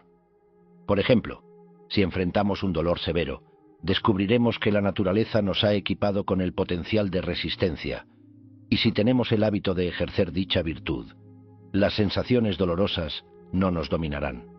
Otra forma útil de abordar el dolor es preguntarnos cómo alguien que sufre el mismo dolor o enfermedad podría enfrentarlo de manera más admirable, modelado de virtud. ¿Qué admiraríamos de otras personas en la misma situación? Y entonces podemos considerar en qué grado somos capaces de hacer lo mismo al emular tales fortalezas o virtudes. Al igual que Epicteto, Marco suele enfatizar que muchas personas comunes muestran gran fortaleza y disciplina al servicio de metas mundanas, como la codicia o el alarde para impresionar a otros. Nada le ocurre a nadie que la naturaleza no le permita soportar. Las mismas cosas les pasan a otro, y ya sea porque ignora que le han sucedido a él, o porque quiere exhibir su fortaleza mental, permanece firme, sin ser afectado. ¿No es acaso extraordinario que la ignorancia y la soberbia prueben ser más poderosas que la sabiduría? Pero Marco recuerda que podemos hacer soportable todo lo que nos ocurre en la vida, al sugerirnos que nos beneficia hacerlo, o que nuestro deber lo demanda así. Cuando tenemos una razón para soportar algo, se vuelve más sencillo hacerlo. Como Nietzsche dijo: quien tiene un porqué para vivir puede enfrentar todos los cómo. Con frecuencia es más fácil soportar el dolor si tenemos la confianza de que no nos dañará o si tenemos una meta fija. Los boxeadores reciben golpes sin quejarse para ganar encuentros. Su habilidad pone en vergüenza a los filósofos, aun si estos últimos creen estar motivados por algo infinitamente más importante: el amor por la sabiduría. No obstante, podemos aprender al observar a otros que cualquiera puede resistir grandes dolores y dificultades si tiene la motivación suficiente para hacerlo. Estoicismo en la psicoterapia temprana. Ya has aprendido que las técnicas estoicas para lidiar con dolores y enfermedades descritas por Marco se parecen a aquellas empleadas en la TCC moderna. Sin embargo, al inicio del siglo XX, mucho antes de la TCC, existió otro enfoque, racional o cognitivo, de la psicoterapia que compitió con el psicoanálisis freudiano, pero que ahora se encuentra casi olvidado. El psiquiatra y neuropatólogo suizo Paul Dubois, autor de las psiconeurosis y su tratamiento moral, en 1904, fue el defensor principal de lo que llegaría a ser conocido como psicoterapia racional. Dubois creía que los problemas psicológicos se debían principalmente a pensamientos nocivos, que funcionaban como una sugestión negativa, y estaba a favor de un tratamiento basado en la práctica del diálogo socrático, mediante la cual buscaba persuadir racionalmente a sus pacientes de abandonar las ideas dañinas, responsables de varias afecciones neuróticas y psicosomáticas. La influencia de los antiguos estoicos es evidente por las referencias dispersas de Dubois sobre ellos. Si eliminamos de los escritos de la antigüedad algunas alusiones que les dan un color local, descubriremos que las ideas de Sócrates, Epicteto, Séneca y Marco Aurelio son en absoluto modernas y aplicables a nuestros tiempos. Dubois estaba particularmente interesado en la forma en que el estoicismo podía emplearse para ayudar a los pacientes de psicoterapia a afrontar el dolor crónico y otros síntomas físicos y psicosomáticos. La idea no es nueva. Los estoicos han llevado hasta el último grado esta resistencia al dolor y el infortunio. Las siguientes líneas, escritas por Séneca, parecen extraídas de un tratado moderno sobre psicoterapia. Cuídense de agudizar sus problemas y empeorar su posición debido a sus quejas. La aflicción es ligera cuando la opinión no la exagera, y si uno se alienta a sí mismo al decir esto no es nada, o al menos esto es ligero, intentemos soportarlo pues ya pasará, uno aligera su pesar tan solo por creerlo así. Y más aún, solo somos desafortunados en la medida en que así lo creemos. Realmente podría decirse, con respecto a los dolores nerviosos, que solo se sufren cuando así se cree. Un joven a quien intenté infundir algunos principios del estoicismo respecto a las dolencias, me detuvo en cuanto comencé a hablar y me dijo: «Entiendo, doctor, déjeme mostrarle». Y tomando un lápiz, dibujó un gran punto negro en un trozo de papel. «Esta», dijo, «es la enfermedad, en su sentido más general el problema físico, reumatismo, dolor de muelas, lo que sea, problema moral, tristeza, desánimo, melancolía. Si la reconozco al fijar mi atención en ella, ya he trazado un círculo en la periferia del punto negro y se ha vuelto más grande. Si la afirmo con aspereza, el punto crece en un nuevo círculo. Ahí estoy, ocupado con mi dolor, cazando medios para deshacerme de él, y el punto solo se hace más grande. Si me preocupo por él, si temo a las consecuencias, si veo el futuro de manera sombría, el punto original duplica o triplica su tamaño». Y mostrándome el punto central del círculo, reduciendo el problema a su expresión más simple, dijo con una sonrisa: «¿No habría sido mejor dejarlo como estaba?». Séneca escribió: «Uno exagera, imagina y anticipa la aflicción. Durante mucho tiempo he dicho a mis desalentados pacientes y me he repetido a mí mismo: no construyamos un segundo piso a nuestro pesar, por lamentarnos por nuestro pesar». Este diagrama, agrega Dubois, ilustra que quien sabe cómo sufrir, sufre menos. La carga del dolor físico o la enfermedad se aligera cuando la vemos de manera objetiva, sin dibujar círculos concéntricos a su alrededor, los cuales multiplican nuestro sufrimiento al agregar capas de miedo y preocupación. Para cuando escribió Meditaciones, Marco tenía una relación diferente con el dolor que aquella, cuando intercambiaba quejas con Frontón. De acuerdo con los estoicos, nuestra reacción inicial al dolor o a la enfermedad puede ser natural y razonable, pero amplificar o perpetuar nuestro sufrimiento al quejarnos de él con el paso del tiempo es poco natural e irracional. Los animales pueden gritar por el dolor y lamer sus heridas por un tiempo, pero no insisten en él durante semanas, ni escriben cartas a sus amigos quejándose de lo mal que han dormido. Marco había aprendido a sufrir de manera apropiada, y por tanto, a sufrir menos, como lo expresaba Dubois. Así es como debió lidiar con el dolor crónico y la enfermedad durante el curso de la Primera Guerra Marcomana, en la que guió a Roma a la victoria. Capítulo 4. La ciudadela interior y la guerra de naciones. Era una emboscada. Oleada tras oleada de jinetes sármatas salieron galopando del bosque al otro lado del río Danubio y se estrellaron de frente contra los legionarios romanos. Algunos se separaron en una maniobra clásica de pinza, superando el flanco y rodeando a los hombres que yacían con impotencia en la zona de muerte, a medio camino dentro del río congelado. Marco miró en silencio junto a sus generales. Los bárbaros se escabullían regularmente a través del río que marcaba la línea frontal para saquear los asentamientos en la provincia de Panonia. Los romanos habían aprendido que los jinetes enemigos eran más vulnerables cuando iban cargados con botines en el viaje de regreso, por lo que los perseguían al otro lado del río con la esperanza de atraparlos tan pronto como redujeran el paso para cruzar de vuelta a sus propias tierras. Sin embargo, los saqueadores llevaban a los romanos a una trampa. Tan pronto como los romanos reconocieron la emboscada enemiga, la infantería asumió la formación defensiva estándar, conocida como cuadrado hueco. Los oficiales y las tropas con armadura ligera quedaban protegidos en el interior por legionarios orientados al exterior en los cuatro lados, quienes colocaban sus escudos rectangulares tan juntos como fuera posible para formar un muro protector. Los sármatas conocían muy bien esta táctica. Funcionaba siempre que los romanos pudieran mantener la formación, pero si una carga de caballería lograba atravesar el cuadrado para desorganizarlos, serían masacrados. Esa era la razón por la cual los sármatas los habían atraído al río. Sus caballos estaban entrenados para cabalgar por el hielo. Al tiempo que sus lanzas chocaran contra los escudos de los legionarios que formaban el muro defensivo, los romanos resbalarían, perderían el equilibrio y caerían como pinos de bolos. Los sármatas eran un enemigo misterioso e intimidante. En realidad, se trataba de una coalición libre de tribus nómadas dirigidas por el rey Vanadaspo, gobernante de los yácigos, la tribu más belicosa de todas. Los hombres sármatas Eran altos y musculosos y tenían feroces ojos azules, así como barbas y cabellos rojizos y rubios. Estos jinetes excepcionales cabalgaban a la batalla vestidos con un tipo de cota de escamas talladas en pezuñas. Esta inusual armadura les recordaba a los romanos la piel de una pitón, y quizá hasta conjuraba imágenes de dragones. Se decía que los yácigos adoraban el fuego. Portaban grandes cascos y peleaban con enormes lanzas de madera con puntas de hueso afilado.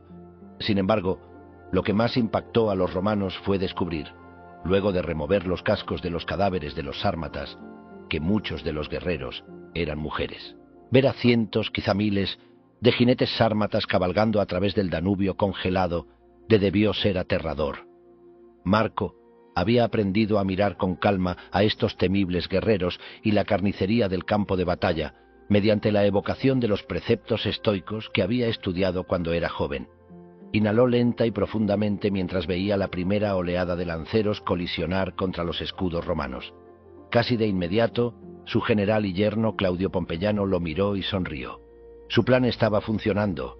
Esta vez, los sorprendidos serían los sármatas. Los legionarios mantuvieron la formación perfectamente, mientras las lanzas chocaban contra sus escudos y se desviaban sin dañarlos. La infantería de Marco había aprendido un nuevo truco.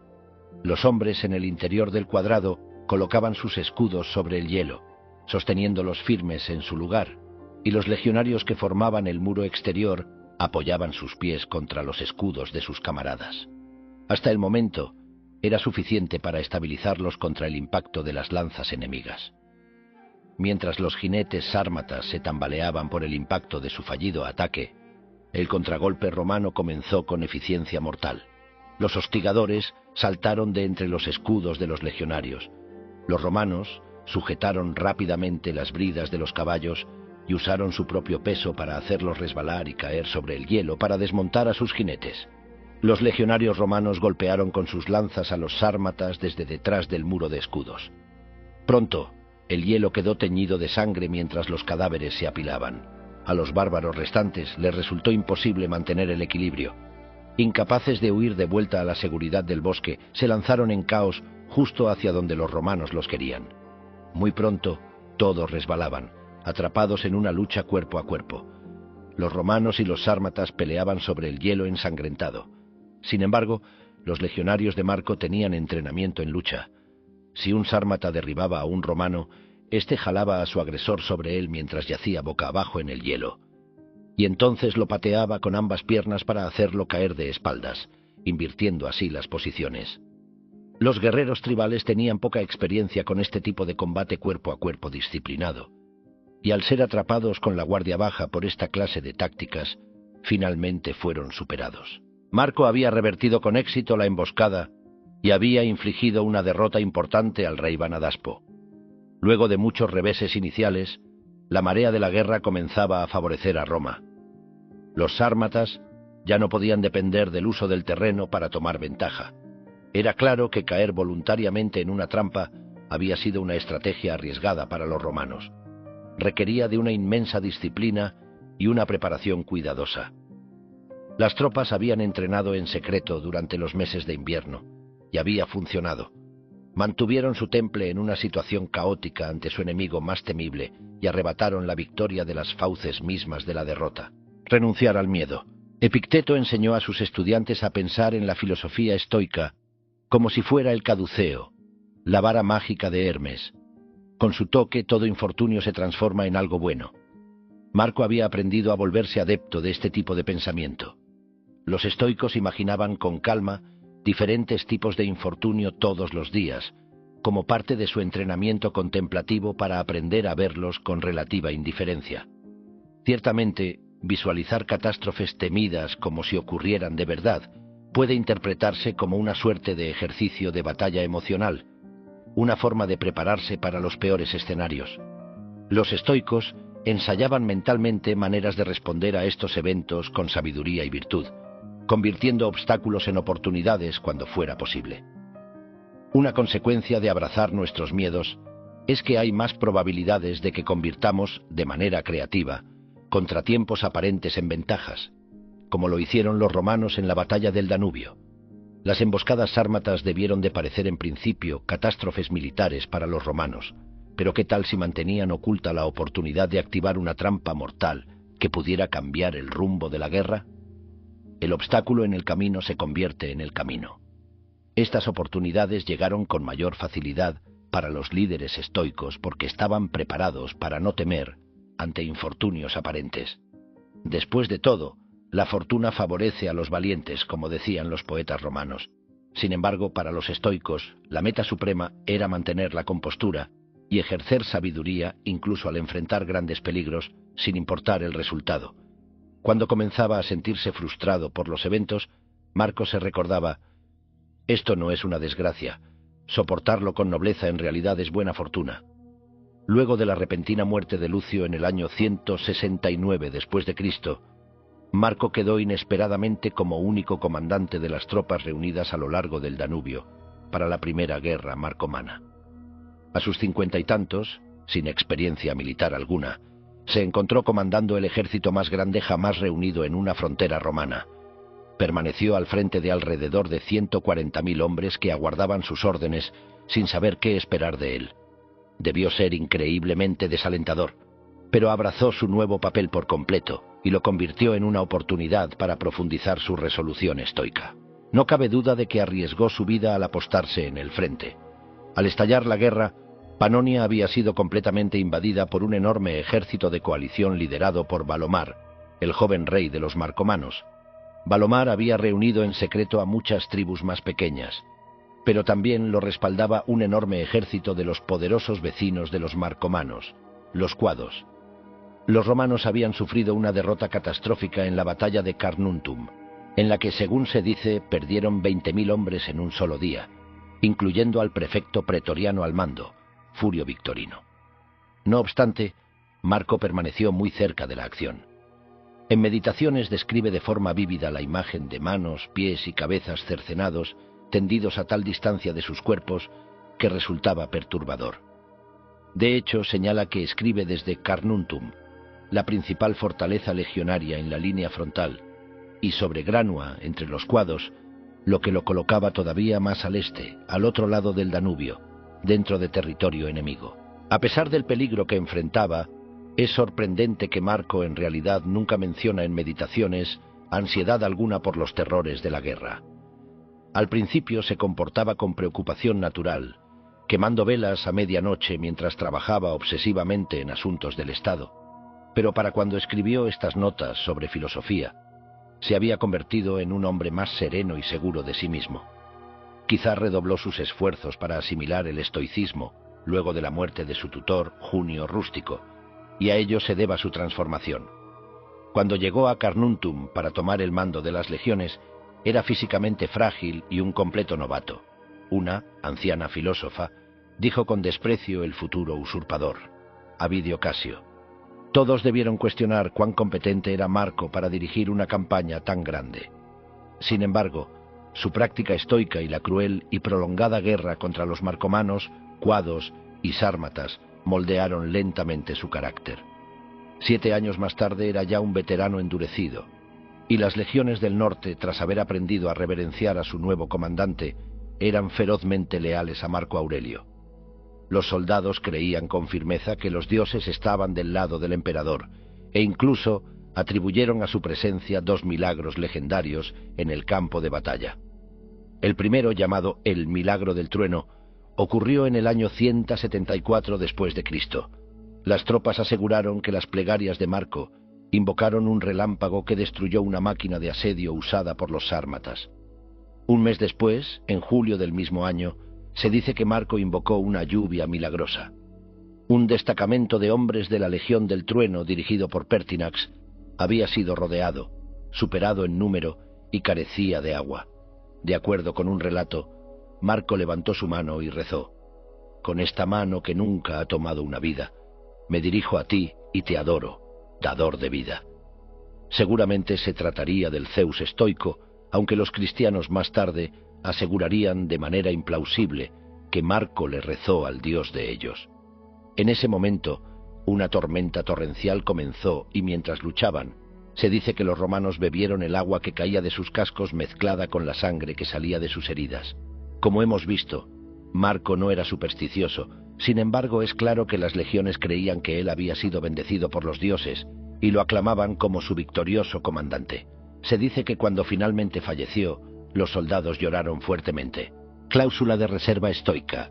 Entonces, ¿cómo hizo Marco para superar su falta total de experiencia y convertirse en un líder militar tan exitoso? ¿Cómo mantuvo la compostura ante probabilidades inciertas contra enemigos tan formidables? Una de las técnicas estoicas más importantes que empleó se llama actuar con una cláusula de reserva, hupexairesis, un término técnico que menciona al menos 5 veces en Meditaciones. Aunque la idea data de tiempos de los primeros estoicos, él aprendió a realizar cada acción con cautela y con una cláusula de reserva, luego de leer los discursos de Epicteto. En esencia, significa realizar cualquier acción mientras se acepta con calma que el desenlace no está del todo bajo nuestro control. Aprendemos de Séneca y de otros que tal acción puede tomar la forma de una reserva, como si el destino lo permite, si Dios quiere o si nada me lo impide. Esto implica que se actúa mientras se excluye algo. Las suposiciones respecto al resultado final, en particular cualquier expectativa de éxito. Decimos cláusula de reserva, porque nuestras expectativas están reservadas para aquello dentro de nuestra esfera de control.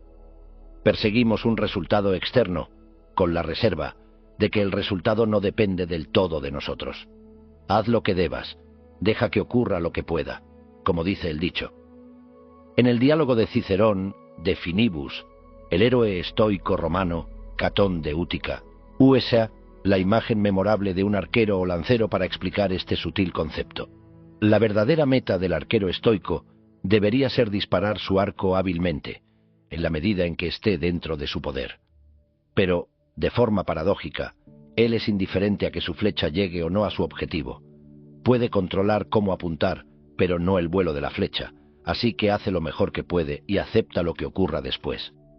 El objetivo, quizá el animal que caza, podría moverse inesperadamente. Quizá Marco tuvo esta analogía en mente cuando cazaba aves o jabalíes con lanza cuando era joven. La virtud consiste en hacer lo mejor que podemos, y aún así no molestarnos si volvemos a casa con las manos vacías luego de la cacería. Por lo general, admiramos a las personas que abordan la vida de este modo. Marco deja claro que su meta interna es vivir con virtud, en particular con sabiduría y justicia, pero su objetivo externo, su desenlace preferido, es el bien común de la humanidad, no solo de sus súbditos romanos. Aunque el desenlace es, en última instancia, indiferente para los estoicos, es precisamente la acción de perseguir el bien común lo que constituye la virtud de la justicia. Ya sea que triunfemos o fracasemos en nuestros intentos por beneficiar a otros, aún podemos ser virtuosos si nuestros esfuerzos son sinceros. Son intenciones lo que cuentan, tanto moral como psicológicamente.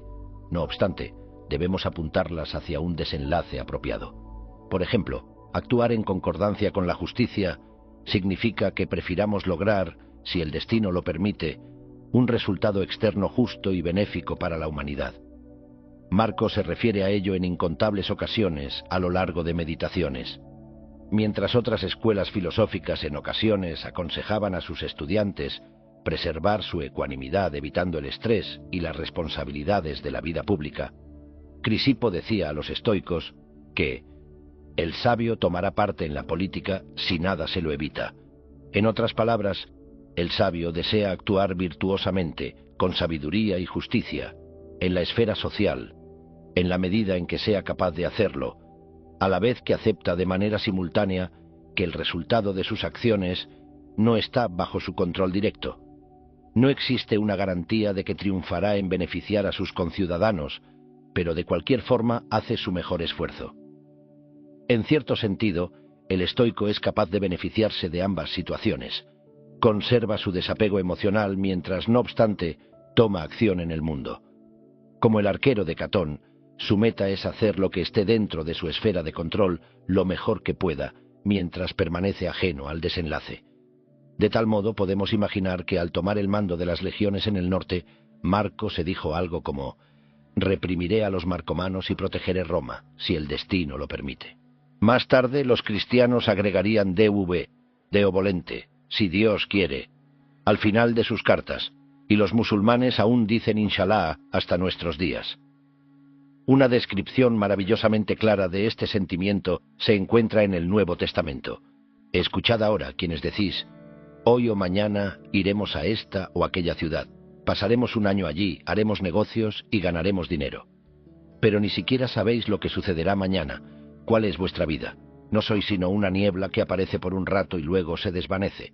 Deberíais decir, si es la voluntad del Señor, viviremos y haremos esto y aquello. Marco Aurelio bien pudo haber dicho esas palabras en referencia al Zeus estoico. Nos recuerdan que nada en la vida es seguro. Nada está por completo bajo nuestro control, excepto nuestra propia voluntad. Aceptar esto siempre y prepararte por adelantado tanto para el suceso como para el fracaso con ecuanimidad puede ayudarte a evitar sentir ira, sorpresa o frustración cuando los eventos no ocurren como lo hubieras deseado. También puede evitar que te preocupes con anticipación porque las cosas salgan mal. Enfocamos nuestra atención de manera natural en aquello que es más importante para nosotros. Los estoicos tratan sus propios juicios y acciones como lo único verdaderamente bueno o malo. Eso inevitablemente cambia el enfoque hacia el presente y reduce la inversión emocional en el pasado y el futuro. La mente preocupada siempre se adelanta demasiado a sí misma, siempre está en suspenso por el futuro. En contraste, el sabio estoico está anclado en el aquí y el ahora. Marco utiliza la analogía de un fuego abrasador para describir al sabio actuando con la cláusula de reserva. Imagina un fuego tan intenso que sus flamas consumen, naturalmente, todo lo que se le arroja. Asimismo, la mente del sabio, que actúa con la cláusula de reserva, se adapta sin titubear a todo lo que le ocurre. Ya sea que triunfe o falle, hace buen uso de su experiencia. Los estoicos solo pueden encontrar obstáculos en el exterior, no en el interior, siempre que adhieran la reserva, si el destino lo permite, a sus deseos. Por ejemplo, cuando las personas no estaban de acuerdo con él, Marco primero intentaba persuadirlas para que vieran las cosas desde su perspectiva. Sin embargo, si persistían en obstruir lo que él consideraba un curso de acción justo, permanecía tranquilo y transformaba el obstáculo en una oportunidad para practicar otra virtud, como la paciencia, el control o el entendimiento. Su ecuanimidad permanecía intacta siempre que no deseara aquello fuera de su alcance, lo que constituye uno de los cimientos del remedio estoico para la preocupación y la ansiedad. En realidad, Marco llega incluso a decir que si no se actúa con la cláusula de reserva en mente, entonces cualquier fallo se convierte de inmediato en un mal o una fuente potencial de sufrimiento. En contraste, si aceptamos que el resultado no pudo haber sido otro que el que fue, y que éste no estaba bajo nuestro control directo, entonces no sufrimos daño ni frustración. De este modo, la mente se salva de la ansiedad y se preserva en su ecuanimidad natural, como la esfera sagrada descrita por el filósofo presocrático Empédocles, redonda y verdadera, que no es tocada por fuego o acero, ni por tiranos o censura pública. El poeta Horacio también empleó esta imagen de la esfera pura cuando describió el ideal estoico de un sabio que es amo de sí mismo, impávido ante la pobreza, las cadenas o la muerte, desafiante de sus pasiones y desdeñador de posiciones de poder. Un hombre completo en sí mismo, tranquilo, que evita que elementos externos se adhieran a su superficie pulida, y que cuando la fortuna lo ataca, la única dañada es ella misma. El infortunio no puede afianzarse en su mente porque permanece desapegado de eventos externos y rechaza invertir cualquier valor intrínseco en ellos. También podríamos describir esto de forma simple como adoptar una actitud filosófica hacia el resultado de nuestras acciones. Resignarnos a lo que ocurra y permanecer sin perturbación, pase lo que pase. Si cada acción debe realizarse con la cláusula de reserva, una aceptación en la que podríamos fracasar, lo siguiente sería anticipar todo un rango de contratiempos que podrían ocurrir. Sin duda, los estoicos ampliaron esta estrategia, preparándose para lidiar con la adversidad al visualizar de forma paciente cada tipo de infortunio importante, uno a la vez, como si ya estuviera ocurriéndoles. Podían imaginarse ya exiliados, en la pobreza, endeudados o sufriendo de una terrible enfermedad. Como veremos, ir un paso más adelante y anticipar nuestra propia muerte tiene un rol muy especial en el estoicismo. La técnica de exponernos a situaciones estresantes de forma repetida y en pequeñas dosis para poder construir una resistencia más general a la perturbación emocional se conoce en la psicología conductual como inoculación de estrés. Es como inocularnos contra un virus y es similar a lo que hemos llegado a considerar como construcción de resiliencia. Séneca lo llama praemeditatio malorum o premeditación de la adversidad. El ejemplo más claro de esta estrategia de meditación prospectiva en Meditaciones ocurre cuando Marco describe parte de su rutina matutina, la preparación para el día frente a él mediante la anticipación de diversos obstáculos. Mientras otros estoicos se enfocan en amenazas como enfermedad, pobreza, exilio, etc., es claro que él se preocupa más por enfrentar problemas interpersonales, como deshonestidad, ingratitud o traición. Se imagina a sí mismo enfrentando una variedad de personas difíciles con el fin de acostumbrarse a afrontarlas. Comienza tu mañana diciéndote: me encontraré con los ocupados, los malagradecidos, arrogantes, embusteros, envidiosos, poco sociables. Es fácil ver cómo este pasaje puede relacionarse con su vida como emperador. Es cierto que tenía enemigos en el Senado, una facción opuesta a su política militar, y más tarde enfrentó una guerra civil a escala completa. Decía estar rodeado en la corte por individuos que no compartían sus valores y le eran hostiles. Algunos hasta lo querían muerto. Sin embargo, las guerras marcomanas trataron por sí mismas sobre traición y engaño. El rey Valomar de los marcomanos era un aliado romano bajo su dominio, pero en secreto conspiró durante años para lanzar su ataque sorpresa en las profundidades de Italia, llevando la guerra hasta las puertas de la misma Roma. Su oportunidad se presentó en el punto más álgido de la peste antonina, cuando los romanos estaban débiles y las tropas, normalmente guarnecidas a lo largo del Danubio, aún volvían de la guerra parta. Fue una enorme traición. Por tanto, cuando leemos este famoso pasaje de Meditaciones, debemos tomar en cuenta que Marco usaba el estoicismo para prepararse para enfrentar de forma tranquila no solo molestias vulgares, sino crisis políticas y militares importantes que cambiaron la historia europea. Toda Roma cayó en pánico por las noticias de una enorme horda de guerreros bárbaros que saqueaba todo a su paso por Italia. Marco respondió con tranquilidad y con confianza. Usó ejercicios estoicos como la premeditación de la adversidad para prepararse contra crisis repentinas que habrían hecho tambalear a otros hombres. La premeditación de la adversidad puede ser útil al confrontar la ira y otras emociones negativas, pero estas técnicas son aptas en particular para tratar el miedo y la ansiedad. Los estoicos definieron el miedo como la expectativa de que algo malo va a pasar, que es virtualmente idéntica a la definición propuesta por Aaron T. Beck, el fundador de la terapia cognitiva moderna. El miedo es, en esencia, una emoción enfocada en el futuro, por lo que es natural que la contrarrestemos abordando nuestros pensamientos concernientes al futuro. Inocularnos contra el estrés y la ansiedad, mediante la premeditación de la adversidad estoica, es una de las técnicas más útiles para desarrollar resiliencia emocional general, a lo que los psicólogos llaman habilidad a largo plazo para soportar situaciones estresantes sin abrumarse por ellas. La fábula de Esopo. El jabalí y el zorro trata por completo sobre forjar resiliencia. Cierto día un zorro caminaba por el bosque cuando notó a un jabalí afilando sus colmillos contra el tronco de un árbol. Le pareció muy gracioso y se burló de él por preocuparse sin razón. Cuando por fin dejó de reírse, preguntó: ¿para qué los afilas, tonto? No hay nadie contra quien pelear. El jabalí sonrió y dijo: es cierto, pero si llego a escuchar que se acercan los cazadores, ya será demasiado tarde para afilarlos. La moraleja es que debemos prepararnos para la guerra en tiempos de paz, si queremos estar listos para defendernos. Del mismo modo, los estoicos usaban los momentos de ocio para prepararse y así permanecer tranquilos ante la adversidad. Habituación emocional. Desde luego, no siempre sabemos qué retos específicos enfrentaremos en la vida. Sin embargo, podemos desarrollar nuestra resiliencia emocional general al entrenarnos de forma anticipada para lidiar con un rango amplio de situaciones. Eso es precisamente lo que hacían los estoicos mediante la estrategia de premeditación de la adversidad. Uno de los hallazgos más sólidamente establecidos en todo el campo de la investigación de la psicoterapia moderna es el hecho de que la ansiedad tiende a amainar de forma natural durante la exposición prolongada a situaciones temidas bajo condiciones normales.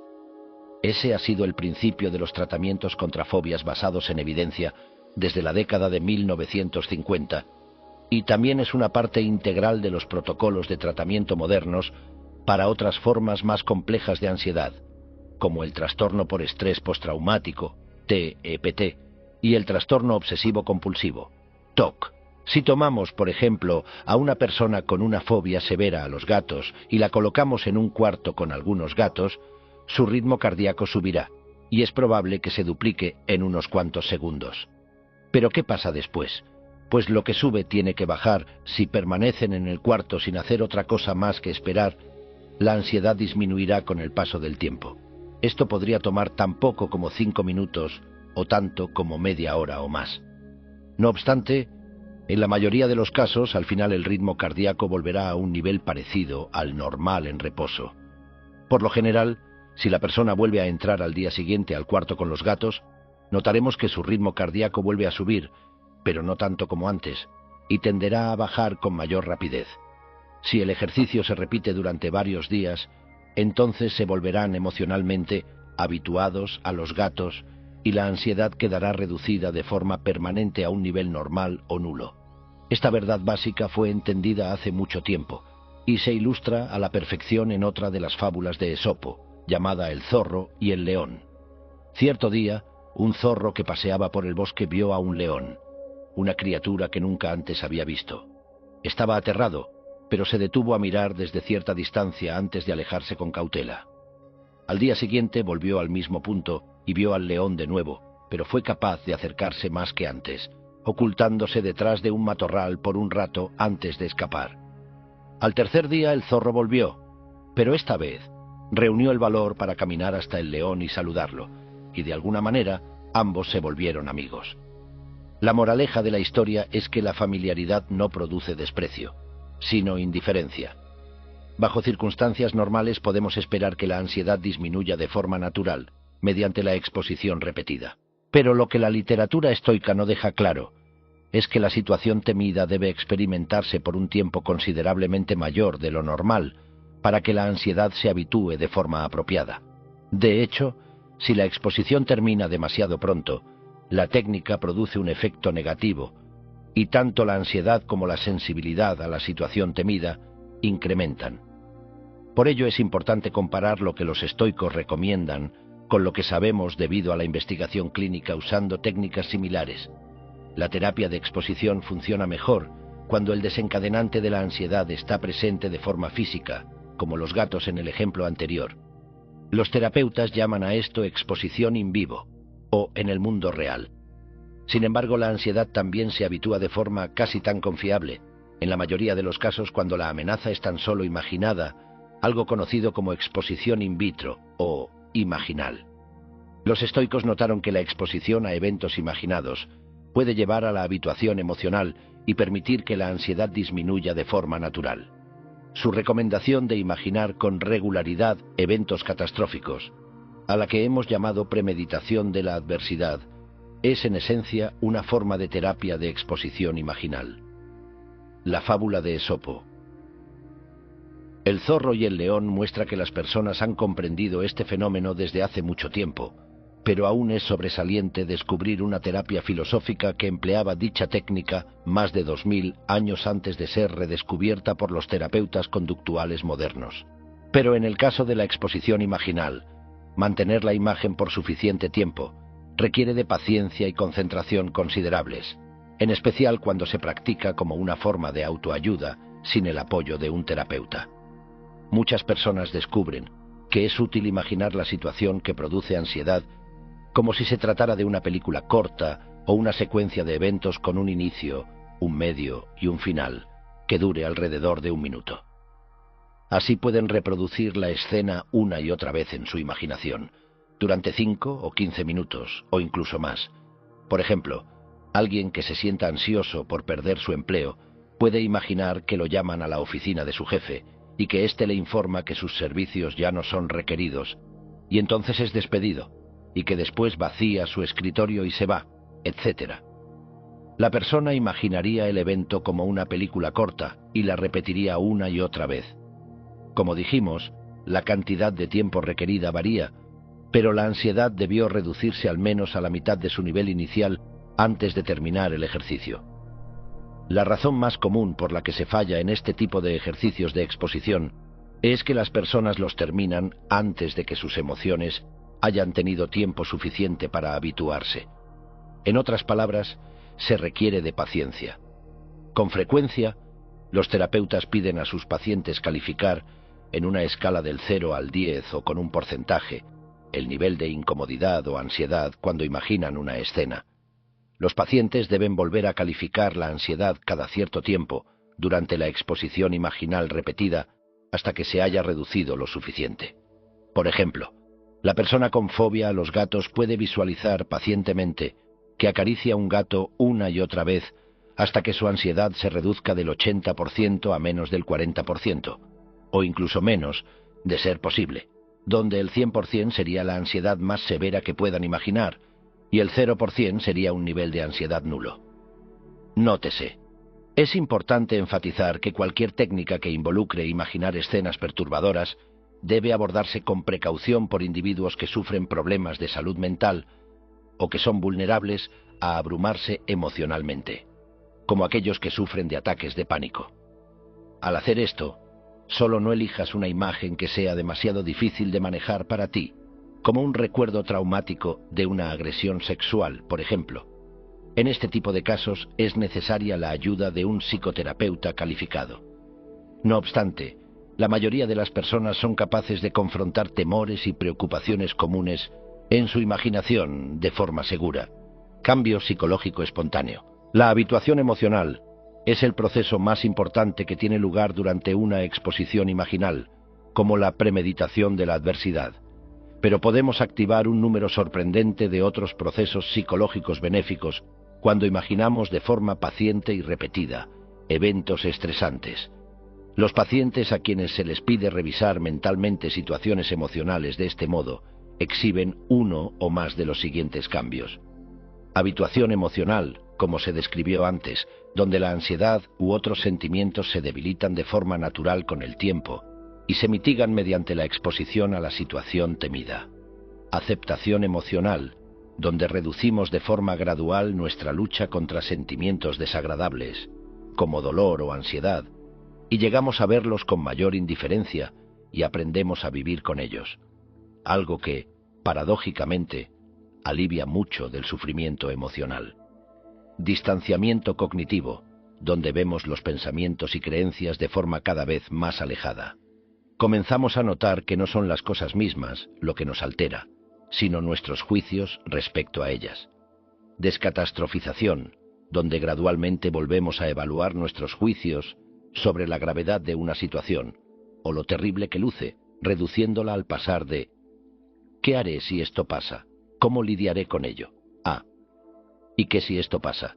No es el fin del mundo. Análisis de la realidad, donde reevaluamos nuestras suposiciones sobre una situación para hacerlas progresivamente más realistas y objetivas. Por ejemplo, reevaluar la probabilidad de que el peor escenario o de que algo malo ocurra. Resolución de problemas, donde revisamos repetidamente un evento y esto nos conduce a encontrar de forma creativa una solución a cierto problema. Quizá como la idea paradójica de Marco y sus generales de hacer marchar a sus legionarios a una emboscada sármata deliberadamente con el fin de hacer caer al enemigo en su trampa. Ensayo conductual, donde la percepción de nuestra habilidad de afrontamiento mejora a medida que la practicamos en nuestra imaginación, empleando habilidades y estrategias de afrontamiento en una manera cada vez más refinada. Por ejemplo, ensayar mentalmente formas asertivas de lidiar con la crítica injusta hasta que tengamos más confianza para hacerlo en la realidad.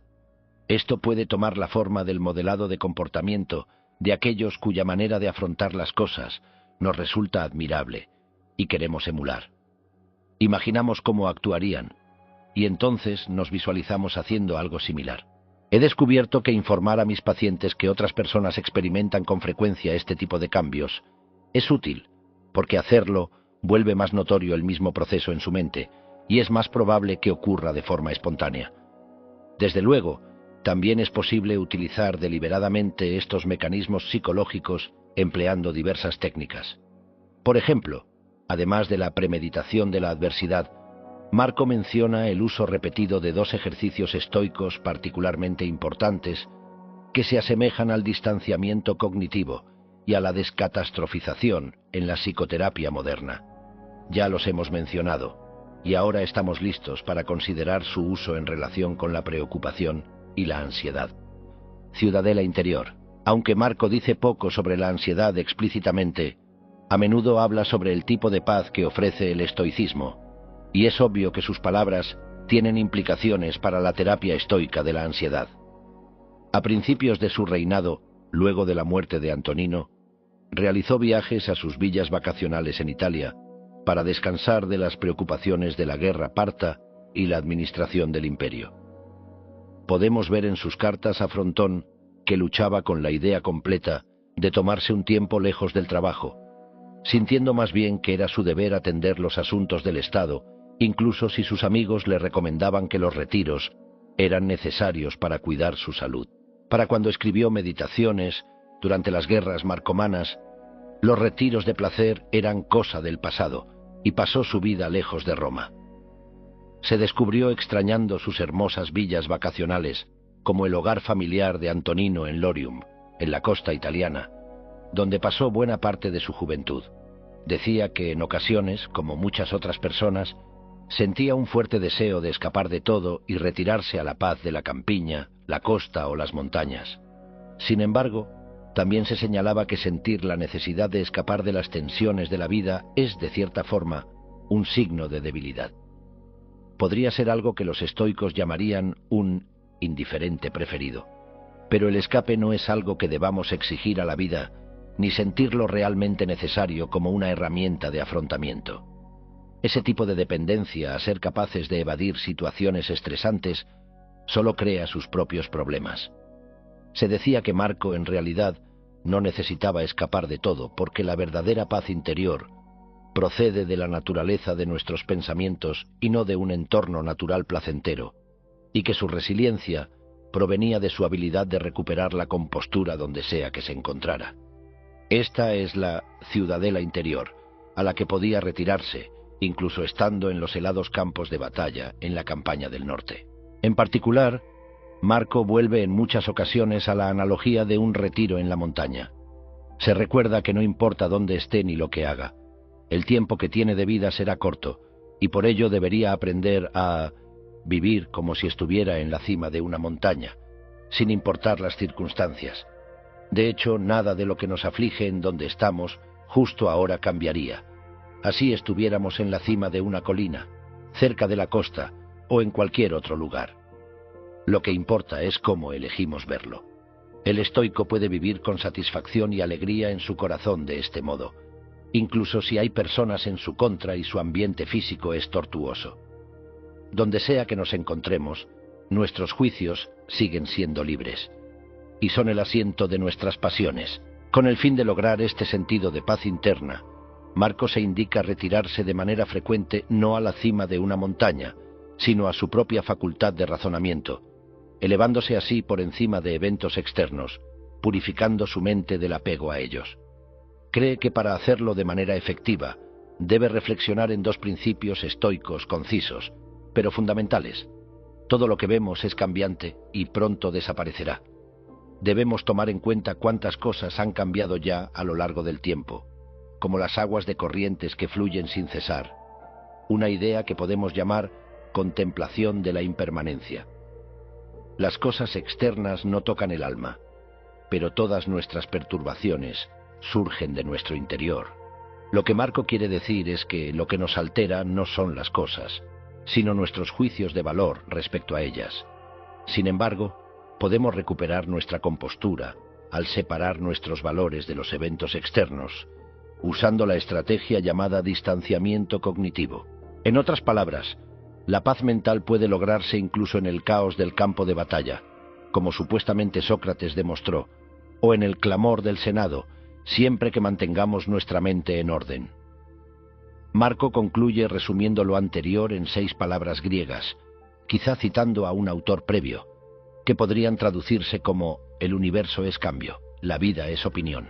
Distanciamiento cognitivo para la ansiedad. Ya estamos familiarizados con la segunda de estas técnicas fundamentales para asegurar la paz, el distanciamiento cognitivo. Podemos emplearlo como respuesta a situaciones del mundo real o durante la clase de premeditación, o técnica de exposición imaginal descrita con anterioridad. Aunque sabemos que la ansiedad se habitúa de manera natural mediante la exposición repetida, y los estoicos presumiblemente lo observaron durante el uso que daban a la premeditación regular, su meta real era cambiar nuestras opiniones sobre eventos externos, no solo nuestros sentimientos. Adquirir distancia cognitiva es, en cierto sentido, el aspecto más importante del manejo estoico de la ansiedad. Esto es a lo que Marco se refería con «la vida es opinión». La calidad de nuestra vida se determina por nuestros juicios de valor, porque ellos dan forma a nuestras emociones. Cuando nos recordamos de manera deliberada que solemos proyectar nuestros valores sobre eventos externos y que la forma en que juzgamos tales eventos es lo que nos altera, podemos adquirir distancia cognitiva y recuperar nuestra compostura mental. Descatastrofización y la contemplación de la impermanencia. La primera técnica básica para alcanzar la paz, ya descrita por Marco, se relaciona con la descatastrofización, es decir, aprender a reducir la gravedad percibida de una amenaza de catástrofe total a un nivel más realista. De nuevo, la descatastrofización puede aplicarse en situaciones reales o imaginadas durante la premeditación de la adversidad. Por ejemplo, supongamos que te preocupa fallar en un examen importante. Entonces sientes mucha ansiedad, y por ello piensas que fallar será el fin del mundo, un desastre total. Descatastrofizar implicaría reevaluar la situación de manera más equilibrada para que resulte menos abrumadora, y de este modo seas más capaz de identificar formas potenciales para afrontarla.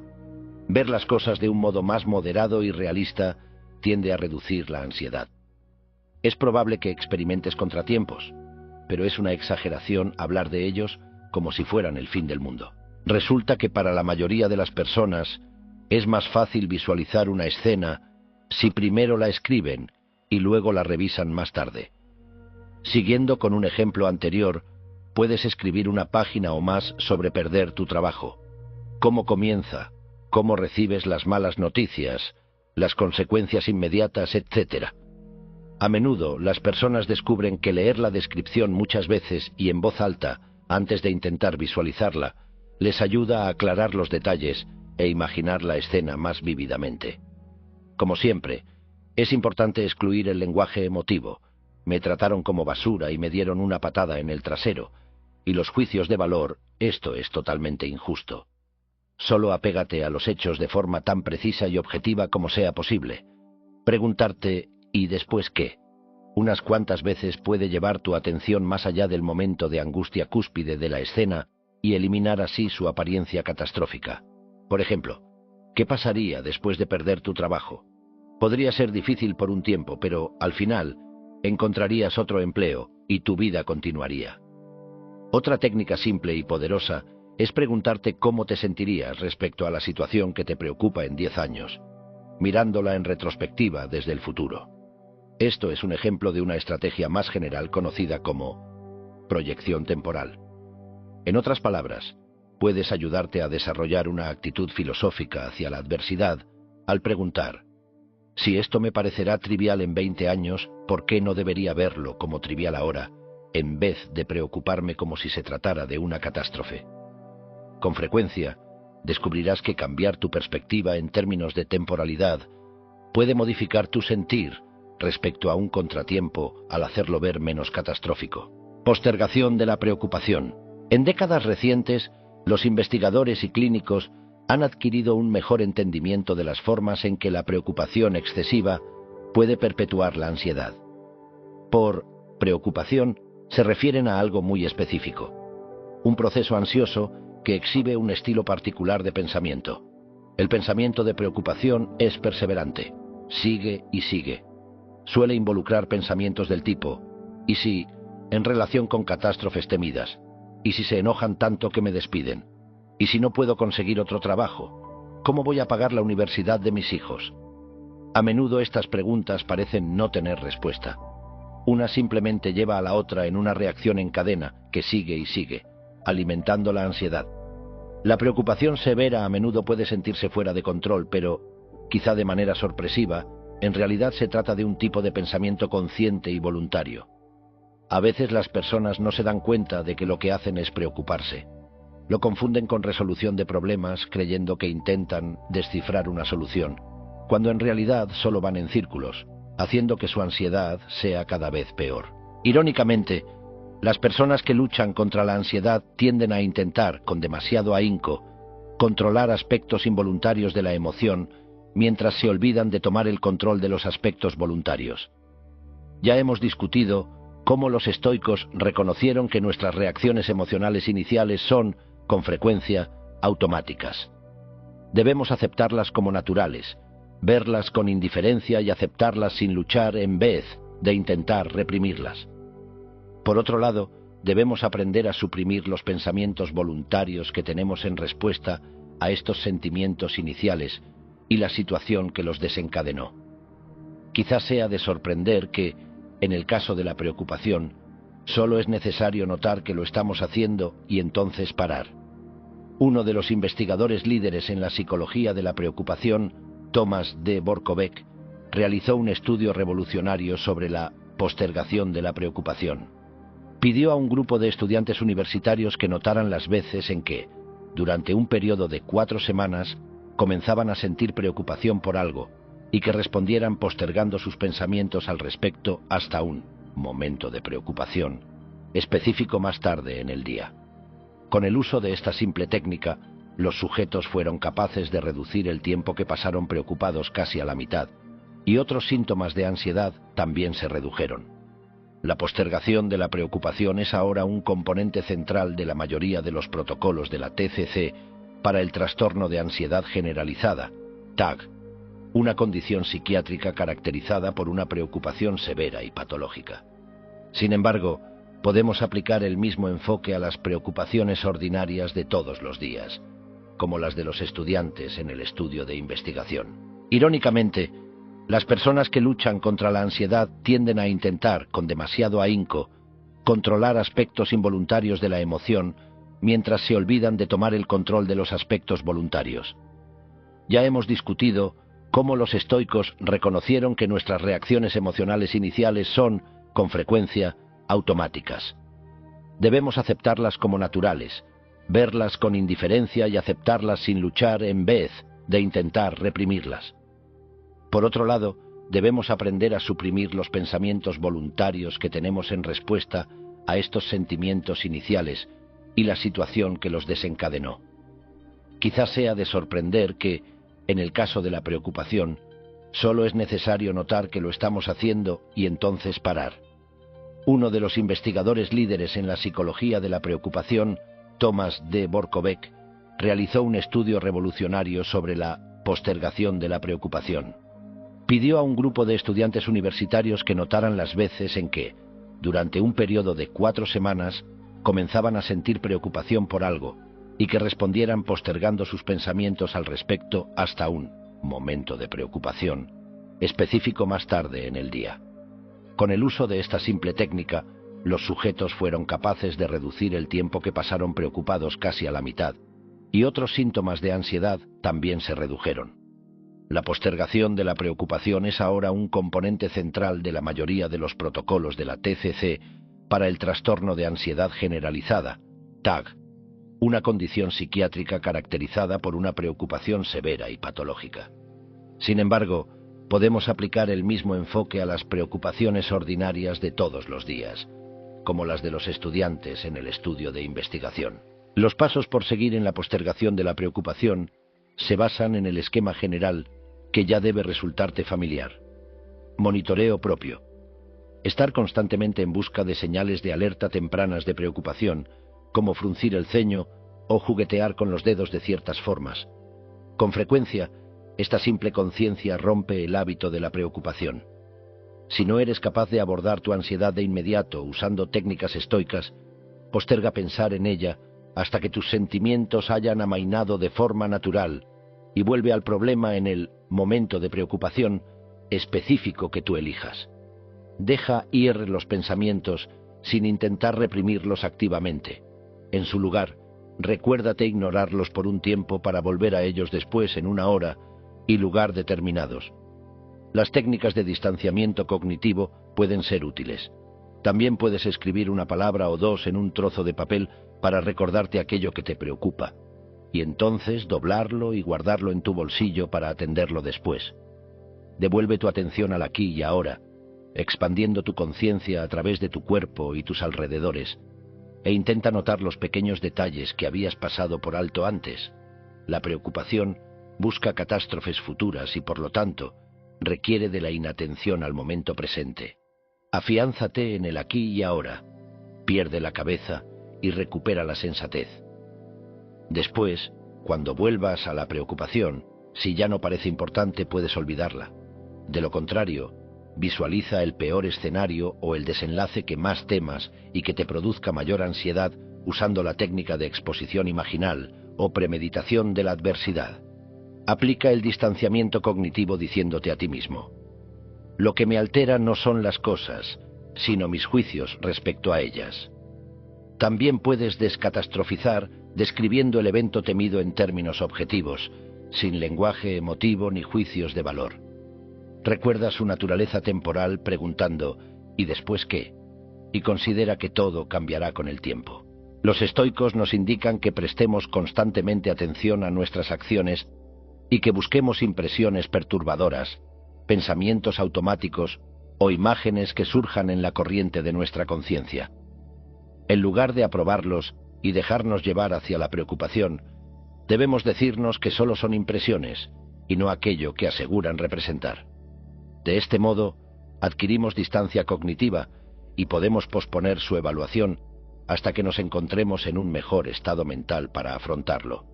Crisipo decía que, con el paso del tiempo, la inflamación emocional amaina y conforme vuelve la razón y encuentra espacio para funcionar de manera apropiada, puede exponer la naturaleza irracional de nuestras pasiones. En este capítulo, hemos visto las formas en que los estoicos lidian con la preocupación y la ansiedad, con un enfoque en la cláusula de reserva estoica y la premeditación de la adversidad. Muchas de las otras técnicas expuestas en capítulos anteriores son útiles para lidiar con la ansiedad, pero Marco menciona dos en particular que nos permiten enfocarnos en la transitoriedad de eventos molestos: el distanciamiento cognitivo y la descatastrofización. También hemos visto cómo la técnica moderna basada en evidencias de la postergación de la preocupación es parecida a las estrategias de afrontamiento que describen los estoicos de la antigüedad. Ciertamente, el estoicismo proporciona algunas herramientas poderosas para superar el miedo y la ansiedad, las cuales con frecuencia son similares a aquellas respaldadas por investigaciones de la TCC moderna. Permanecer afianzados en el presente, notar la preocupación cuando comienza y adquirir distanciamiento cognitivo de la preocupación son formas sanas y efectivas de afrontamiento. También podemos tomar ventaja de los procesos naturales de la habituación emocional al enfrentar con paciencia nuestros miedos en nuestra imaginación durante suficiente tiempo para que nuestra ansiedad amaine. Este es un beneficio inevitable de la técnica estoica conocida como premeditación de la adversidad, pero también podemos ayudarnos al emplear la descatastrofización verbal, describiendo el evento temido con un lenguaje sereno y objetivo, suspendiendo los juicios de valor responsables de nuestro sufrimiento. Luego de décadas de preparación en estas y otras técnicas estoicas, Marco pudo defender el imperio con tranquilidad y confianza. La mayoría de las personas en Roma cayeron en total pánico. Temían una catástrofe inminente a manos de las hordas bárbaras que invadían Italia desde el norte. Como emperador, Marco enfrentó un contratiempo tras otro, y en ocasiones debió sentirse superado. Sin embargo, perseveró con tranquilidad ante grandes adversidades. Poco a poco, con sus confiables generales Pompeyano y Pertinax a su lado, Marco comenzó a aventajar a las tribus del norte. El rey Vanadaspo de los Yácigos fue reemplazado por el aún más belicoso Zanticus, pero a medida que el resultado de la guerra cambió en su contra, finalmente se rindió y pidió la paz en junio del año 175 después de Cristo. Poco después, Marco fue proclamado emperador por octava ocasión y se le otorgó el título Sarmaticus, conquistador de los sármatas. Se ha reportado que 100.000 prisioneros romanos fueron liberados como resultado de la victoria. En lugar de matarlos o esclavizarlos, Marco reubicó en Italia a miles de miembros de las tribus germanas, tanto hombres como mujeres, aunque con un éxito variado. Pero esto no fue una opción con los sármatas, nómadas y belicosos. En su lugar, Marco reclutó a 8.000 de sus jinetes en el ejército romano para formar una unidad de caballería de élite auxiliar, la mayoría de los cuales fueron enviados a las guarniciones de los fuertes romanos en Bretaña. En sus notas escribió que los hombres que se enorgullecían de capturar sármatas como si se tratara de peces en una red, no eran mejores que ladrones o asaltantes. No obstante, Marco debió apresurar las etapas finales de la primera guerra marcomana y las subsiguientes negociaciones de paz con los sármatas, porque una amenaza aún mayor surgió repentinamente en el horizonte. Los preceptos y prácticas estoicos que Marco había pulido durante la primera guerra marcomana estaban a punto de ser puestos a prueba una vez más. Lejos, en el este, un rival reclamaba el trono imperial. Y eso solo podía significar una cosa: los romanos estaban a punto de ser divididos por una guerra civil que amenazaba con destruir al imperio. Capítulo 7. Locura temporal. Mayo del año 175 después de Cristo. Un nervioso mensajero entrega una carta a Cayo Abidio Casio, comandante de las legiones sirias y gobernador general de las provincias orientales. La carta no contiene más que una única palabra griega, la cual, para su consternación, dice Emanes: «Estás loco, has perdido la cabeza. Casio está furioso y la rompe en pedazos. No es alguien con quien se deba jugar. De hecho, su brutalidad se ha vuelto célebre. Uno de sus castigos favoritos es encadenar hombres en grupos de 10 y arrojarlos en medio de un río para ahogarlos. Llegó a circular el rumor de que en una ocasión ató a docenas de enemigos a un poste de casi 60 metros de altura, y entonces los hizo arder para que a cientos de kilómetros a la redonda sus compatriotas los vieran quemarse vivos. Incluso para los brutales estándares del ejército romano, aquello era considerado terriblemente cruel. Entre sus tropas era reconocido como un disciplinario estricto, casi al punto del salvajismo. Cortaba las manos de desertores, o les rompía piernas y caderas, dejándolos lisiados. Dejarlos vivir en la miseria era su forma de advertir a otros que no desobedecieran sus órdenes. Sin embargo, Casio también era un distinguido héroe militar. Junto al emperador, él era el segundo comandante más importante en el ejército romano. Quizá incluso fuera el segundo hombre más poderoso en todo el imperio. El control con puño de hierro de Casio sobre sus tropas era legendario y lo volvió indispensable para Roma. Él y Marco habían sido amigos desde hacía mucho tiempo, pero se rumoraba que Casio criticaba al emperador a sus espaldas, a lo que este último respondía ante sus cortesanos: «Es imposible hacer a los hombres exactamente como desearíamos que fueran. Debemos aprovecharlos tal como son». Su reputación por la clemencia y el perdón era un contraste total a la severidad de Casio. No obstante, a pesar de sus caracteres opuestos, Marco confiaba plenamente en Casio como general. Durante la guerra parta, mientras Lucio Vero se permitía sus vicios, a una distancia segura de cualquier batalla real, Casio lograba una impactante victoria tras otra, empujando implacablemente al rey Vologases de vuelta a las profundidades del territorio parto. Muy pronto se convirtió en el segundo al mando de Lucio. Sin embargo, cerca del final de la guerra, permitió que sus hombres saquearan las ciudades gemelas de Ctesifonte y Seleucia, junto al río Tigris, donde, según se dice, contrajeron la peste. A su regreso, las tropas llevaron la peste a sus bases legionarias a lo largo de las provincias y desde ahí devastó al imperio. Pero Casio fue recompensado por expulsar a los partos de Siria al ser nombrado legado imperial, un gobernador con comando supremo, de la provincia y responder únicamente ante los emperadores. Algunos años después, en el año 169 después de Cristo, la muerte prematura del emperador Lucio dejó un vacío en el poder que esperaba ser llenado. En el año 172 después de Cristo, mientras Marco estaba ocupado con la primera guerra marcomana en la frontera norte, un grupo tribal llamado los bucólicos, o pastores, que provenía de la región al noroeste del delta del Nilo cercana a Alejandría, instigó una revuelta contra las autoridades romanas. Esta fue una emergencia mayor que requirió la entrada de Casio a Egipto con sus 2 legiones sirias, lo que significó que debía recibir imperium, es decir, autoridad militar suprema igual a la del emperador en su ausencia. Los egipcios nativos habían soportado la mayor parte de los incrementos de impuestos necesarios para costear la guerra de Marco en el norte. Como resultado, más y más de ellos habían recurrido al bandidaje y finalmente, debido a la desesperación, formaron un ejército rebelde, dirigido por el joven y carismático sacerdote guerrero de nombre Isidoro.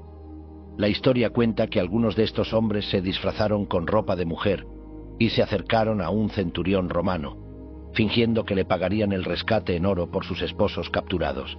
Sin embargo, lo emboscaron y luego capturaron y sacrificaron a otro oficial, supuestamente realizando un juramento sobre sus entrañas ensangrentadas antes de devorarlas en un ritual. Las noticias de este supuesto acto de terrorismo se esparcieron por Egipto rápidamente y se desató una revuelta general. Pronto, los bucólicos ganaron suficiente respaldo de otras tribus para rodear y atacar Alejandría. Cuando la legión egipcia confrontó a los tribales en una batalla campal, los romanos, superados en número, sufrieron una derrota humillante. Los bucólicos y sus aliados continuaron asediando Alejandría por meses, mientras la peste y el hambre devastaban la ciudad, a la cual habrían saqueado de no ser porque Casio y sus tropas fueron enviados desde Siria para relevar a la guarnición de Alejandría y sofocar la rebelión.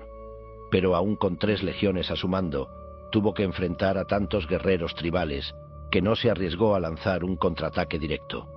En vez de ello, eligió tomarse su tiempo, sembrando la disidencia e instigando disputas entre las tribus enemigas, hasta que por fin pudo dividirlas y conquistarlas. La recompensa de Casio fue retener su imperium a lo largo de las provincias orientales, que le otorgaba un estatus único y un conjunto de poderes peligrosamente cercanos a los de un emperador. A la edad de 45 años, Casio se había vuelto un héroe para sus compatriotas como resultado de sus dramáticas victorias militares. Su autoridad se reforzaba aún más por su linaje noble. Su madre, Julia Casia Alexandra, fue una de las Casi, una familia romana famosa por su resistencia a la antigua. Ella era una princesa, descendiente del rey Herodes el Grande de Judea por el lado paterno, y por el lado materno de Augusto, el primer emperador romano. También decía ser descendiente de otro rey satélite romano, Antíoco IV Epífanes de Comagene, lo que convertía a Casio en miembro de la dinastía imperial seleucida. En resumen, Casio había nacido para gobernar. Dado su linaje noble y sus célebres victorias militares, es indudable que se viera a sí mismo como un sucesor natural del emperador Lucio Vero. Sin embargo, lejos al norte, Marco había promovido a Claudio Pompeyano, otro general sirio, pero de un linaje más humilde. Pompeyano ya se había distinguido durante la guerra parta y más adelante se casó con Lucila, la hija de Marco y viuda de Lucio Vero. Sirvió como el general de mayor rango en la frontera norte durante las guerras marcomanas y se convirtió en la mano derecha del emperador. Incluso se rumoraba que Marco había invitado a Pompeyano a convertirse en César, pero por alguna razón rechazó el ofrecimiento. Es posible que a Casio le resultara intolerable la idea de que un plebeyo de su propio país fuera ascendido por encima de él. Casio había subido con firmeza por la escalera del poder desde el día en que el emperador Lucio murió. Para el año 175 después de Cristo, Casio tenía la autoridad de un emperador en el este desde hacía 3 años. Solo le hacía falta subir un peldaño, y Marco Aurelio era la única persona que se interponía en su camino. La única palabra que sostiene en sus manos, emanes, fue escrita por Herodes Ático, el sofista que enseñó a Marco sobre retórica griega cuando era joven. Herodes era conocido por su elocuencia al dar discursos elaborados, pero esta carta tenía el tipo de golpe lacónico más propio de los estoicos que de los sofistas. Solo una palabra era necesaria para expresar su punto. Guiado por su sed de poder absoluto, Casio había instigado de manera precipitada una guerra civil, que amenazaba con destruir todo el imperio y sumergir las vidas de millones en un baño de sangre. A más de 2.500 kilómetros de distancia, en el extremo más alejado del imperio, un exhausto jinete de relevo llega al campo militar de Sirmium, la capital de la Baja Panonia, actual Serbia. Los soldados que lo reciben se dirigen a toda prisa hasta la residencia del emperador al centro del campamento. Usando el sistema de relevo de emergencia, ha tomado más de 10 días llevar las noticias desde el este, a través de Roma y hasta la frontera norte. El mensajero titubea antes de hablar. Sus noticias son tan asombrosas que apenas puede creerlas él mismo. Mi señor César, el general Avidio Casio lo ha traicionado. La legión egipcia lo ha proclamado emperador. El mensajero lleva consigo una carta del Senado que confirma las noticias. El 3 de mayo del año 175 después de Cristo. Avidio Casio había sido proclamado emperador de Roma por la legión egipcia en Alejandría. Mi señor, están diciendo a todos que usted ha muerto, explica el mensajero. Las noticias provienen de Publio Marcio Vero, gobernador de la provincia romana de Capadocia, actual Turquía, quien había servido con gran distinción como general junto a Casio y Pompeyano en la guerra parta. De forma crucial, la alarmante noticia llega acompañada por la reafirmación de que él y las 3 legiones a su mando han declarado su lealtad inquebrantable a Marco. Sin embargo, Casio había obtenido respaldo para su rebelión en la zona al sur de la cordillera del Tauro, aproximadamente la mitad del lado este del imperio. Un número de senadores en Roma que se oponían a la campaña marcomana aprovecharon la oportunidad para hacer una petición en favor de Casio. Pero hasta ahora, el Senado como unidad permanece leal a Marco. No obstante, Casio es un general muy exitoso con 7 legiones bajo su mando. También controla Egipto, el granero del imperio, y por mucho, la provincia más acaudalada del este. Su capital, Alejandría, es la segunda ciudad más grande y el puerto más importante del imperio. Si se interrumpen las exportaciones desde Egipto, con el tiempo Roma se quedará sin alimento, lo que causará disturbios y saqueos. El destino del imperio está en la balanza. Marco, de hecho, ha estado muy enfermo últimamente, quizá incluso cercano a la muerte. Con 54 años y ampliamente percibido como frágil y con mala salud, ha sido objeto de murmuraciones en Roma desde hace tiempo. Su esposa, Faustina, había vuelto a Roma hacía varios meses. Los rumores dicen que estaba asustada por la posibilidad del inminente fin del emperador e instó a Casio a reclamar su derecho al trono. El único hijo sobreviviente de Marco, Cómodo, tiene 13 años de edad y está bastante consciente de que si su padre muere o el trono es usurpado antes de alcanzar la adultez, su propia vida estará en grave peligro. Algunos dicen que Faustina había hecho planes para que, previendo la muerte de su esposo, Casio pudiera aventajar a los otros aspirantes al trono y quizá hasta pudiera asegurar la sucesión de Cómodo al casarse con él. Otros aseguran que Casio actuó por iniciativa propia, haciendo circular de forma deliberada rumores sobre la muerte de Marco para tomar el poder. Es posible que tan solo actuara de forma prematura, sin ánimos de traición, genuinamente engañado por las falsas noticias que declaraban que el emperador había muerto o se encontraba moribundo. Pero el Senado estaba alarmado, y de inmediato declaró a Casio hostis publicus, un enemigo público, y confiscó sus bienes y los de su familia, lo cual solo sirvió para intensificar el conflicto. Casio debió sentir que la situación se salía de control. Ya no podía dar marcha atrás. La guerra civil se había vuelto inevitable. Cualquiera que sea la motivación de Casio, Marco se encuentra ante una de las crisis más serias de su reinado. El emperador se ha recuperado de su último episodio de enfermedad y no pierde el tiempo para responder a la sedición. Observa los rostros de sus generales.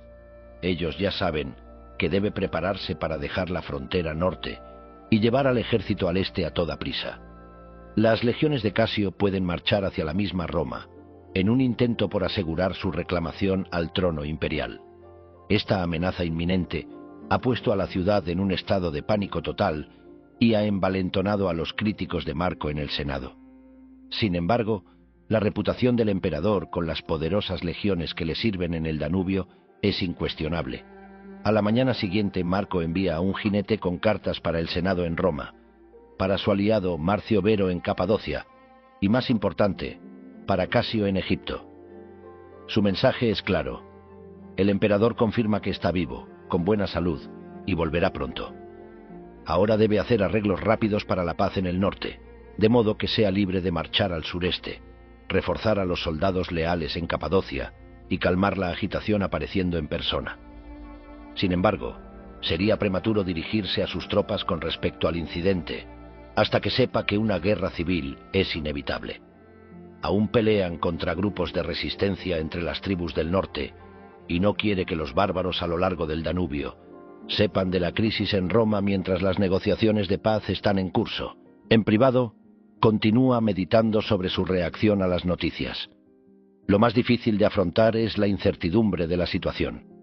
Supone que en cierto nivel, Casio cree estar haciendo lo correcto. Actúa debido a la ignorancia de lo que en verdad es correcto y lo que es incorrecto, pues, como Sócrates y los estoicos le enseñaron, ningún hombre hace lo incorrecto a conciencia. Desde luego, lo que Casio resiente de Marco es precisamente su actitud filosófica, porque para él el perdón no es más que un signo de debilidad. Esto llevó a una competencia entre sus personalidades, dos formas de regir y dos filosofías de vida, una dura, la otra indulgente.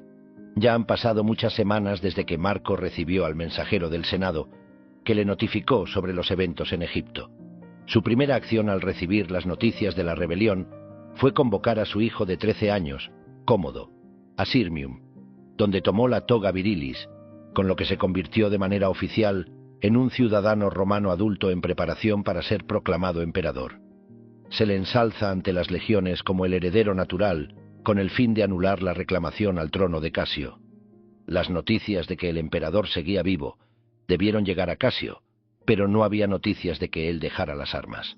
No obstante, el fracaso de la rebelión de Casio para dispersarse a través de la cordillera del Tauro hacia Capadocia significa que no tiene suficientes tropas para estar seguro de retener a Siria en caso de una ofensiva mayor por parte del ejército leal al emperador. Aún así, los rumores y la agitación crecen en el campamento de Marco. Ha llegado la hora de que se dirija a sus hombres y anuncie que marcharán al sureste para unir fuerzas con Marcio Vero en Capadocia, antes de enfrentar al ejército principal de Casio en Siria. Marco se prepara para el día por delante, contemplando las acciones de Casio y de los senadores que están en su contra. Se recuerda, como siempre, que debe estar listo para aceptar intromisiones, ingratitud, violencia, traición y envidia. De acuerdo con los estoicos, los individuos están destinados a cometer errores morales, porque la mayoría no tienen una comprensión firme de la verdadera naturaleza del bien y del mal. Nadie nace sabio, pero debemos volvernos sabios mediante la educación y la preparación. Marco cree que la filosofía le ha enseñado a distinguir lo correcto de lo incorrecto, así como la habilidad para entender la naturaleza de hombres como Casio, quienes parecen actuar de manera injusta.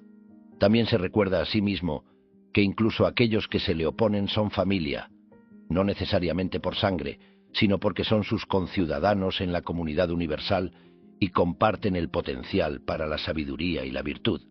Incluso si actúan de manera injusta, no pueden dañarlo de verdad, porque las acciones de ellos no manchan su propio carácter. Mientras Marco entienda esto, no puede sentir ira ni odio contra ellos. Quienes se le oponen, indica, han terminado por trabajar junto con él, tal como la fila superior de dientes trabaja con la fila inferior para masticar la comida. Responder a hombres como Casio con ira, o incluso darles la espalda, sería contrario a la razón y a la ley de la naturaleza. Además, se recuerda no pensar en la facción rebelde como enemigos, sino que debe verlos con la misma bondad que un médico ve a sus pacientes. Se toma su tiempo, en contemplación silenciosa, sabiendo lo importante que es preservar un estado mental racional ante la adversidad, especialmente dado el tremendo poder que le ha sido entregado por el pueblo romano. Tan pronto como termina estas meditaciones, se coloca la capa militar. Pompeyano y muchos otros asesores se encuentran con él fuera de su habitación. Es hora de dirigirse a las filas de legionarios reunidas en el centro del campamento. Marco los saluda como sus compañeros de armas. Les dice que no tiene caso quejarse o sentir amargura por la rebelión en el este. Acepta que todo lo que ocurra será la voluntad de Zeus. Les pide no sentir enojo contra los cielos y les reafirma su sincero arrepentimiento de que deban enfrentar guerra tras guerra a su servicio. Desea que Casio se hubiera acercado a él para poder presentar su caso ante el ejército y el Senado. Asombrosamente, jura que de haber sido persuadido de que se trataba de lo mejor para el bien común, habría renunciado al trono y al imperio sin luchar. Sin embargo, ya es demasiado tarde para eso, pues la guerra se cierne sobre ellos. Les recuerda a sus tropas que su reputación supera por mucho a la de las legiones del Este, y por ello tienen razón en sentirse optimistas. Aunque Casio es uno de sus generales más estimados, pronuncia: no tienen nada que temer de un águila al mando de Grajillas. Un comentario que causa algunas risas sombrías.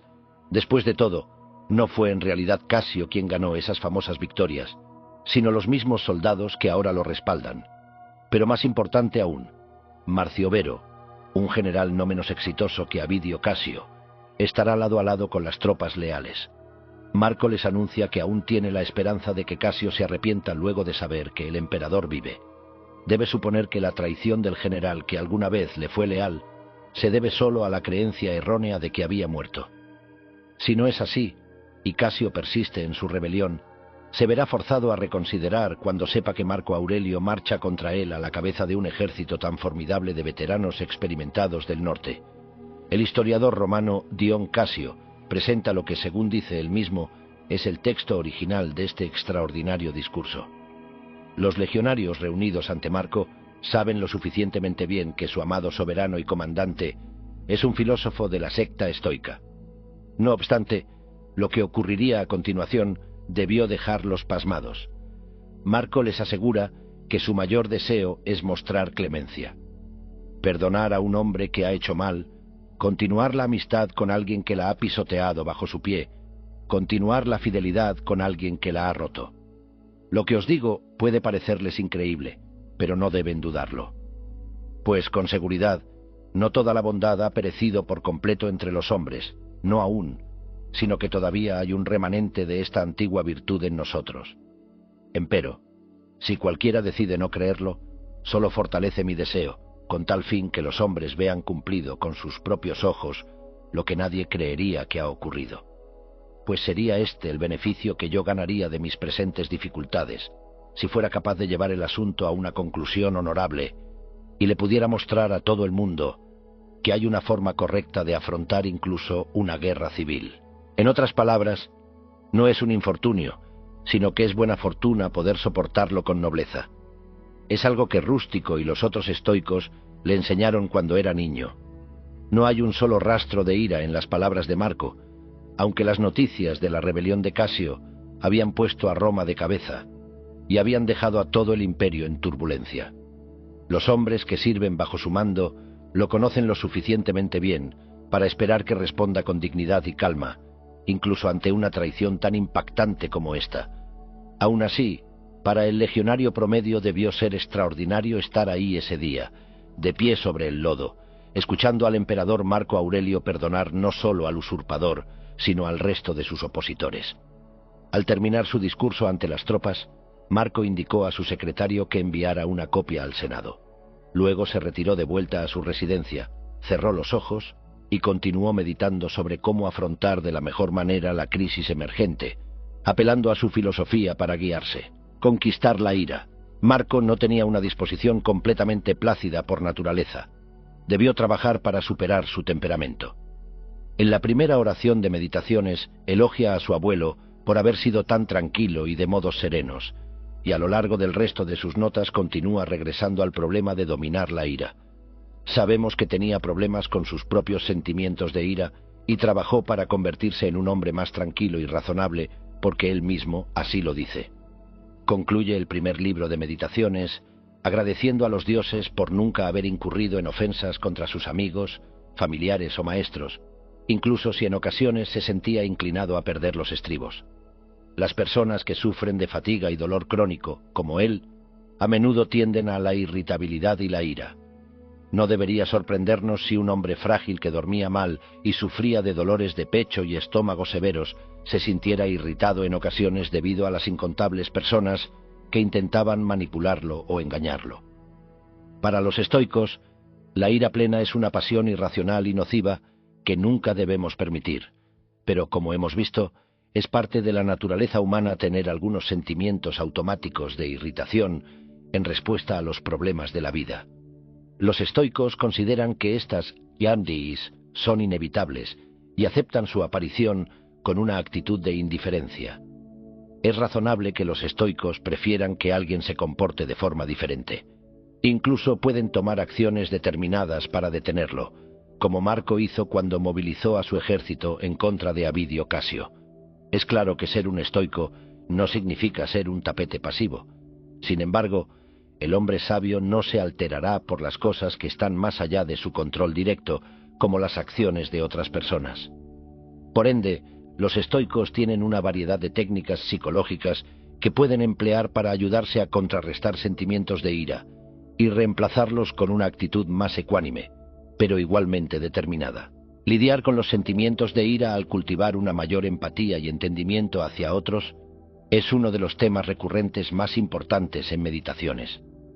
Mientras que la psicología moderna se enfoca, por lo general, en la ansiedad y la depresión, los estoicos se preocupaban más por el problema de la ira. En efecto, un libro completo de Séneca, titulado De la ira, que sobrevive hasta nuestros días, describe a detalle la teoría y tratamiento estoicos de esta pasión. Como con la mayoría de los aspectos de la vida, el modelo a seguir supremo de Marco a este respecto fue su padre adoptivo. Del emperador Antonino aprendió gentileza, primero que nada, y suavidad de temperamento. Antonino exhibía tolerancia paciente con aquellos que criticaban de forma severa su manejo cauteloso de los recursos del imperio. Marco se recuerda en específico sobre cómo, en cierta ocasión, su padre adoptivo aceptó con gracia las disculpas de un oficial de aduanas en Tusculum, y que esto era típico de su carácter amable. A diferencia de Adriano, su predecesor, Antonino nunca era grosero, prepotente ni violento con la gente y nunca perdía los estribos. Consideraba cada situación caso por caso, de forma tranquila, metódica y consistente, como si lo hiciera a placer. En otro pasaje volvemos a saber sobre la disposición gentil de Antonino y cómo soportaba a aquellos que lo culpaban de manera injusta sin culparlos a ellos en respuesta, y sobre su tolerancia hacia aquellos que se oponían abiertamente a sus percepciones y el placer que sentía cuando alguien señalaba algo mejor. La paciencia y gentileza que Antonino mostraba como gobernante fueron algunas de las virtudes más importantes que Marco aprendió. Ciertamente, él era famoso por permanecer tranquilo ante las provocaciones. No obstante, debió practicar y entrenarse para superar sus sentimientos de ira. Entonces, ¿qué terapia prescribían los estoicos? Ellos creían que la ira es una forma de deseo, un deseo de venganza contra quienes parecen haber cometido una injusticia inapropiada, de acuerdo con Diógenes Laercio. Dicho de manera menos formal, la ira consiste comúnmente del deseo de dañar a alguien porque creemos que ha hecho mal y merece ser castigado.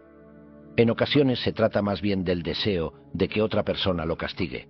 Espero que alguien le enseñe una lección.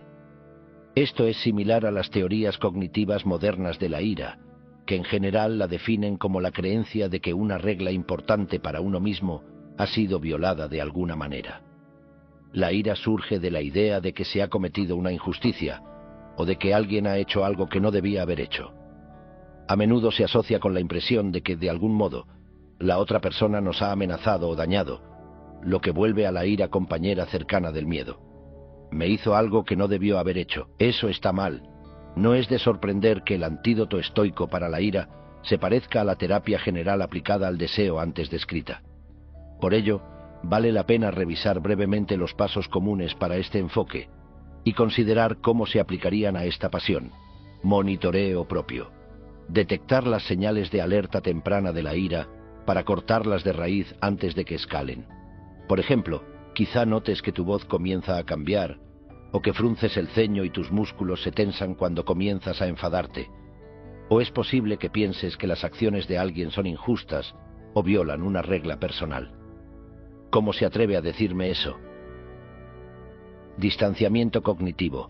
Recuerda que lo que te hace enfadar no son los eventos por sí mismos, sino que tus juicios sobre ellos son los que causan la pasión. Noto que me digo a mí mismo, ¿cómo se atreve a decir eso? Y es esa forma de ver las cosas lo que me hace sentir ira. Postergación. Espera hasta que tus sentimientos de ira amainen de forma natural antes de decidir cómo responder a la situación. Respira profundo, aléjate y vuelve a ello algunas horas después. Si aún sientes que necesitas hacer algo, entonces decide con tranquilidad la mejor respuesta. De lo contrario, déjalo ir y olvídate de ello. Modelado de virtud. Pregúntate qué haría una persona sabia como Sócrates o Zenón. ¿Qué virtudes te ayudarían a responder sabiamente? En tu caso, podría ser más sencillo pensar en un modelo con el que estés más familiarizado, como Marco Aurelio, o alguien que conozcas de tu propia vida. Una persona más sabia intentaría empatizar, se pondría a sí mismo en los zapatos de la otra persona, y entonces sería paciente al responder. Análisis funcional. Imagina las consecuencias de seguir a la ira en vez de a la razón, y de ejercer virtudes como la moderación. Si dejo que mi ira me guíe, entonces probablemente solo le grite a la persona y me meta en otra discusión, y las cosas empeorarán con el tiempo hasta que no volvamos a hablarnos. Pero si espero hasta calmarme y luego intento escuchar con paciencia, aunque sea difícil al principio y requiera de práctica para funcionar mejor, podría hacer que la otra persona se calme y quizá comenzará a ver las cosas desde mi perspectiva. Antiguo de la postergación de sus acciones hasta que la ira disminuyera. La escuela pitagórica tenía ya casi 7 siglos de antigüedad para la época de Marco, y sus seguidores eran conocidos por nunca hablar con ira. Preferían retirarse por un rato hasta que sus sentimientos se apagaran. Solo daban una respuesta cuando podían hacerlo con calma y de forma racional. Hoy día, los terapeutas suelen llamar a esto tomar un tiempo fuera de la ira con el fin de recuperar la compostura. Además de estas estrategias básicas, Marco también describe todo un repertorio de técnicas cognitivas estoicas que se enfocan en abordar las creencias subyacentes que producen nuestra ira en primer lugar.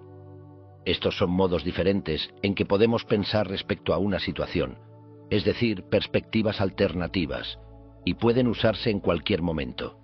Sin embargo, es difícil cambiar nuestro punto de vista mientras estamos sujetos por la ira. De hecho, uno de los errores más comunes que cometemos es intentar desafiar nuestros pensamientos iracundos cuando no tenemos el mejor estado mental para hacerlo. En vez de ello, podemos usar estas estrategias de pensamiento de antemano, adelantándonos a las situaciones que puedan provocar la ira, o después de haber tomado un tiempo para recuperar la compostura. Marco se recordaba contemplar algunas de estas ideas por la mañana mientras se preparaba para encontrarse con personas difíciles durante el día por delante. En uno de los pasajes más impactantes de Meditaciones, presenta una lista de 10 estrategias de pensamiento para usar cuando nos ponemos en guardia para evitar enfadarnos con los demás. Describe estas técnicas del manejo de la ira como 10 obsequios de Apolo y sus 9 musas. Apolo es el dios de la medicina y la sanación, podríamos decir que es el dios de la terapia, y estas son prescripciones psicoterapéuticas estoicas. Meditaciones contiene numerosas referencias adicionales para los mismos métodos, las cuales ayudan a aclarar lo que Marco tenía en mente. Somos animales sociales por naturaleza, diseñados para ayudarnos mutuamente. La primera estrategia que describe en respuesta a la ira involucra recordarse a sí mismo la doctrina estoica que dicta que todos los seres racionales son sociales de forma inherente, diseñados para vivir en comunidades y para ayudarse mutuamente bajo el espíritu de la buena voluntad. Como tales, tenemos el deber de vivir con sabiduría y en armonía con nuestros congéneres humanos para alcanzar nuestro potencial natural y prosperar. En una de las citas más famosas de Meditaciones, el pasaje inicial del libro 2 antes mencionado, Marco describe cómo se prepara mentalmente cada mañana para lidiar con personas problemáticas. Además, dice: tampoco puedo enfadarme con mis congéneres ni odiarlos, pues hemos sido creados para la cooperación, y que obstruirnos entre nosotros al sentir resentimiento o darnos la espalda va en contra de nuestra naturaleza racional y social. De hecho, indica que el bien para una criatura racional yace, en parte, en tener una actitud de fraternidad hacia los demás. También llega al punto de declarar que ignorar nuestra hermandad hacia los demás es una forma de injusticia, un vicio y una impiedad, pues va en contra de la naturaleza. La meta estoica de vivir en conformidad o armonía con el resto de la humanidad no significa que debamos esperar que todos actúen como nuestros amigos. Por el contrario, debemos estar preparados para encontrar en la vida a muchas personas torpes y crueles y aceptar esto como inevitable. No debemos abordar a las personas necias y a los enemigos con ira, sino que debemos tratar su encuentro como una oportunidad para practicar nuestra propia sabiduría y virtud. Los estoicos piensan en las personas problemáticas como si fueran la prescripción de un médico o un compañero de entrenamiento que ha sido asignado por un entrenador de lucha. Existimos uno para el otro, dice Marco, y si no podemos educar a quienes se nos oponen, al menos debemos aprender a tolerarlos. Estos retos nos ayudarán a crecer en virtud y volvernos más resilientes. Si nadie pusiera a prueba tu paciencia, entonces carecerías de la oportunidad de exhibir virtud en tus relaciones. En Elogio de Marco Aurelio, un trabajo de ficción histórica del siglo XVIII, basado en historias romanas, el maestro estoico Apolonio expresa: «Hay hombres malvados, ellos os serán útiles, pues sin ellos, ¿qué necesidad habría de tener virtudes?». Considerar el carácter de una persona en su totalidad. La siguiente estrategia involucra imaginar a la persona con la que estás molesto de una forma más completa y global. No te enfoques únicamente en los aspectos de su carácter o comportamiento que te resultan más molestos. Marco se exhortaba a considerar con cuidado la clase de persona que por lo general le ofendía. Entonces, imaginaba pacientemente la vida diaria de esta persona, comiendo en la mesa, durmiendo en la cama, teniendo sexo, aliviando sus necesidades fisiológicas, etc. Considera cómo pueden llegar a ser arrogantes, prepotentes e iracundos, pero también contempla las ocasiones en que han sido esclavizados por otros deseos. La idea es que debemos ampliar nuestra conciencia. No debemos pensar únicamente en las acciones de la persona que nos ofenden, sino en esa persona como un todo, recordando que nadie es perfecto. En cuanto ampliamos nuestra perspectiva, aumenta la posibilidad de diluir nuestra ira hacia ellos.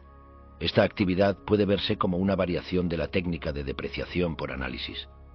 Marco aconseja que cuando otros te odian, culpan o calumnian, debes imaginar que miras dentro de su alma y entiendes el tipo de personas que son en realidad.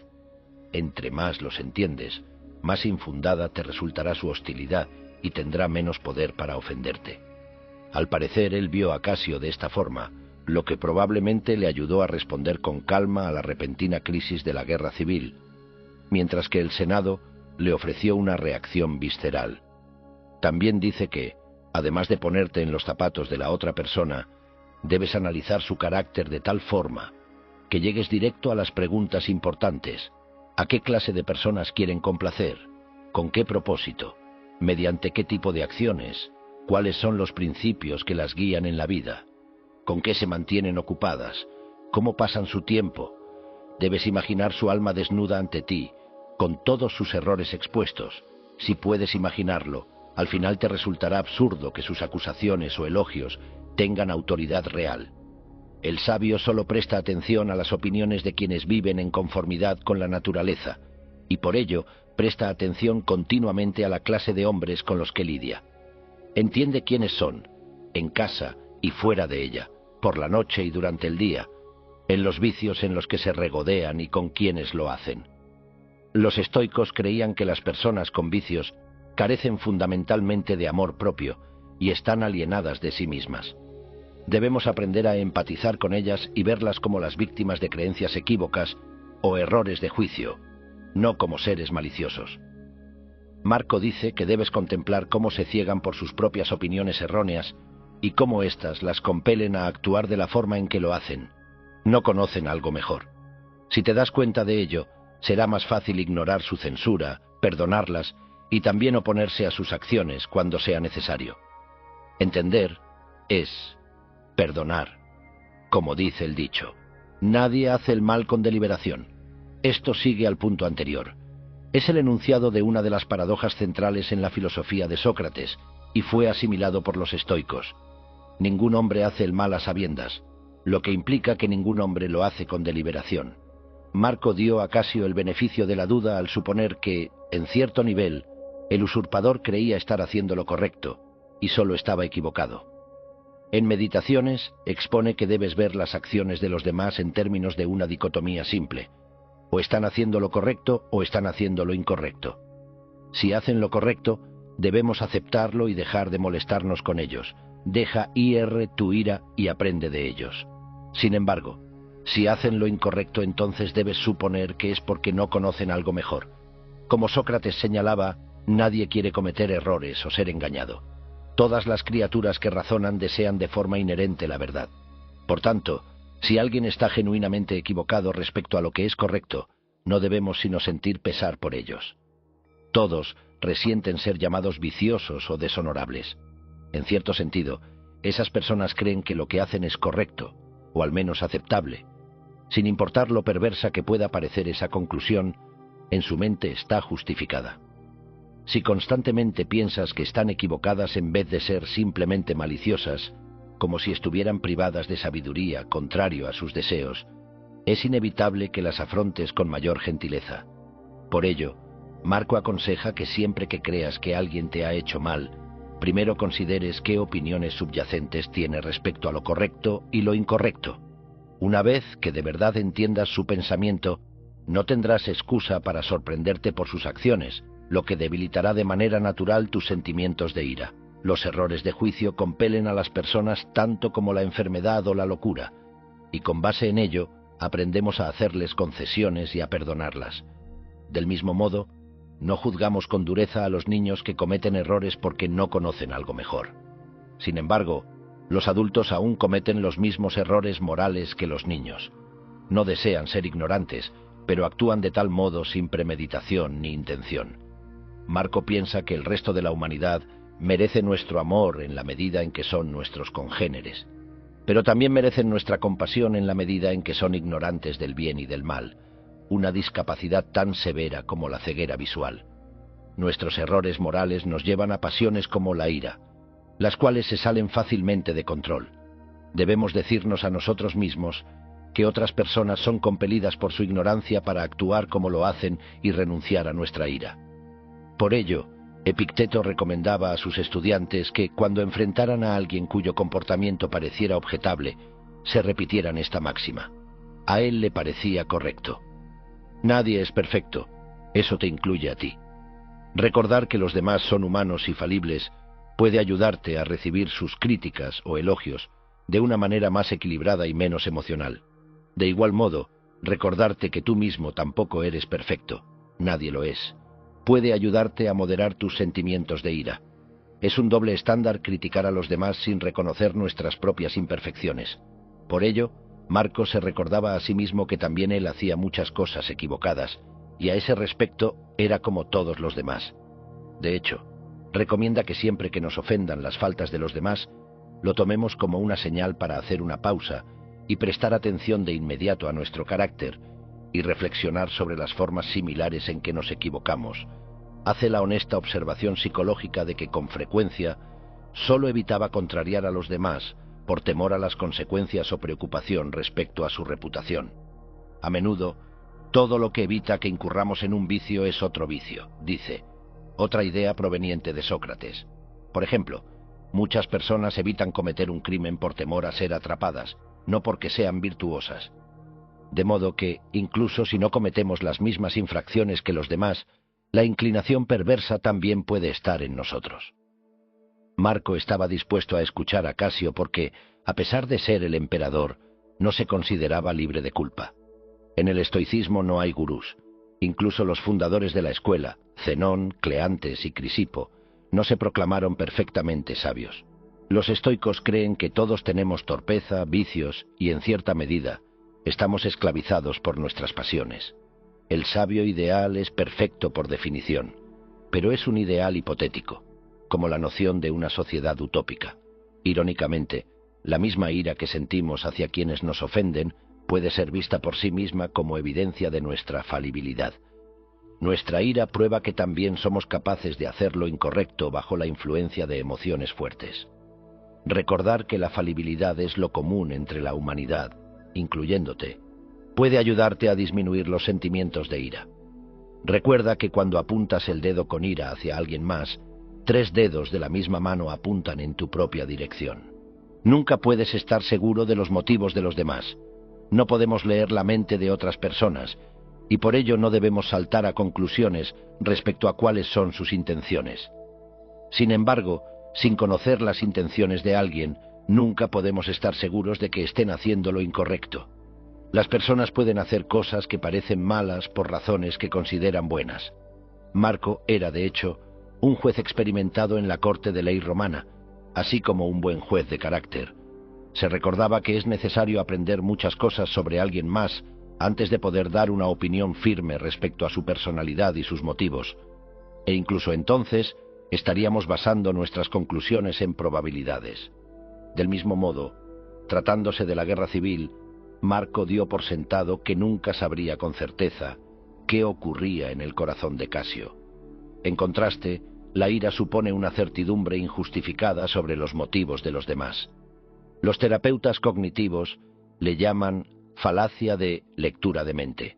Saltar a conclusiones sobre los motivos de otros, pese a que siempre nos están velados de alguna manera. Siempre debes permanecer abierto a la posibilidad de que las intenciones de otras personas no están en el mal. Considera que existen otras interpretaciones posibles de sus acciones. Mantener la mente abierta te ayudará a diluir los sentimientos de ira. Recuerda que todos moriremos. Marco se recordaba enfocarse en la transitoriedad de los eventos en el esquema superior de las cosas.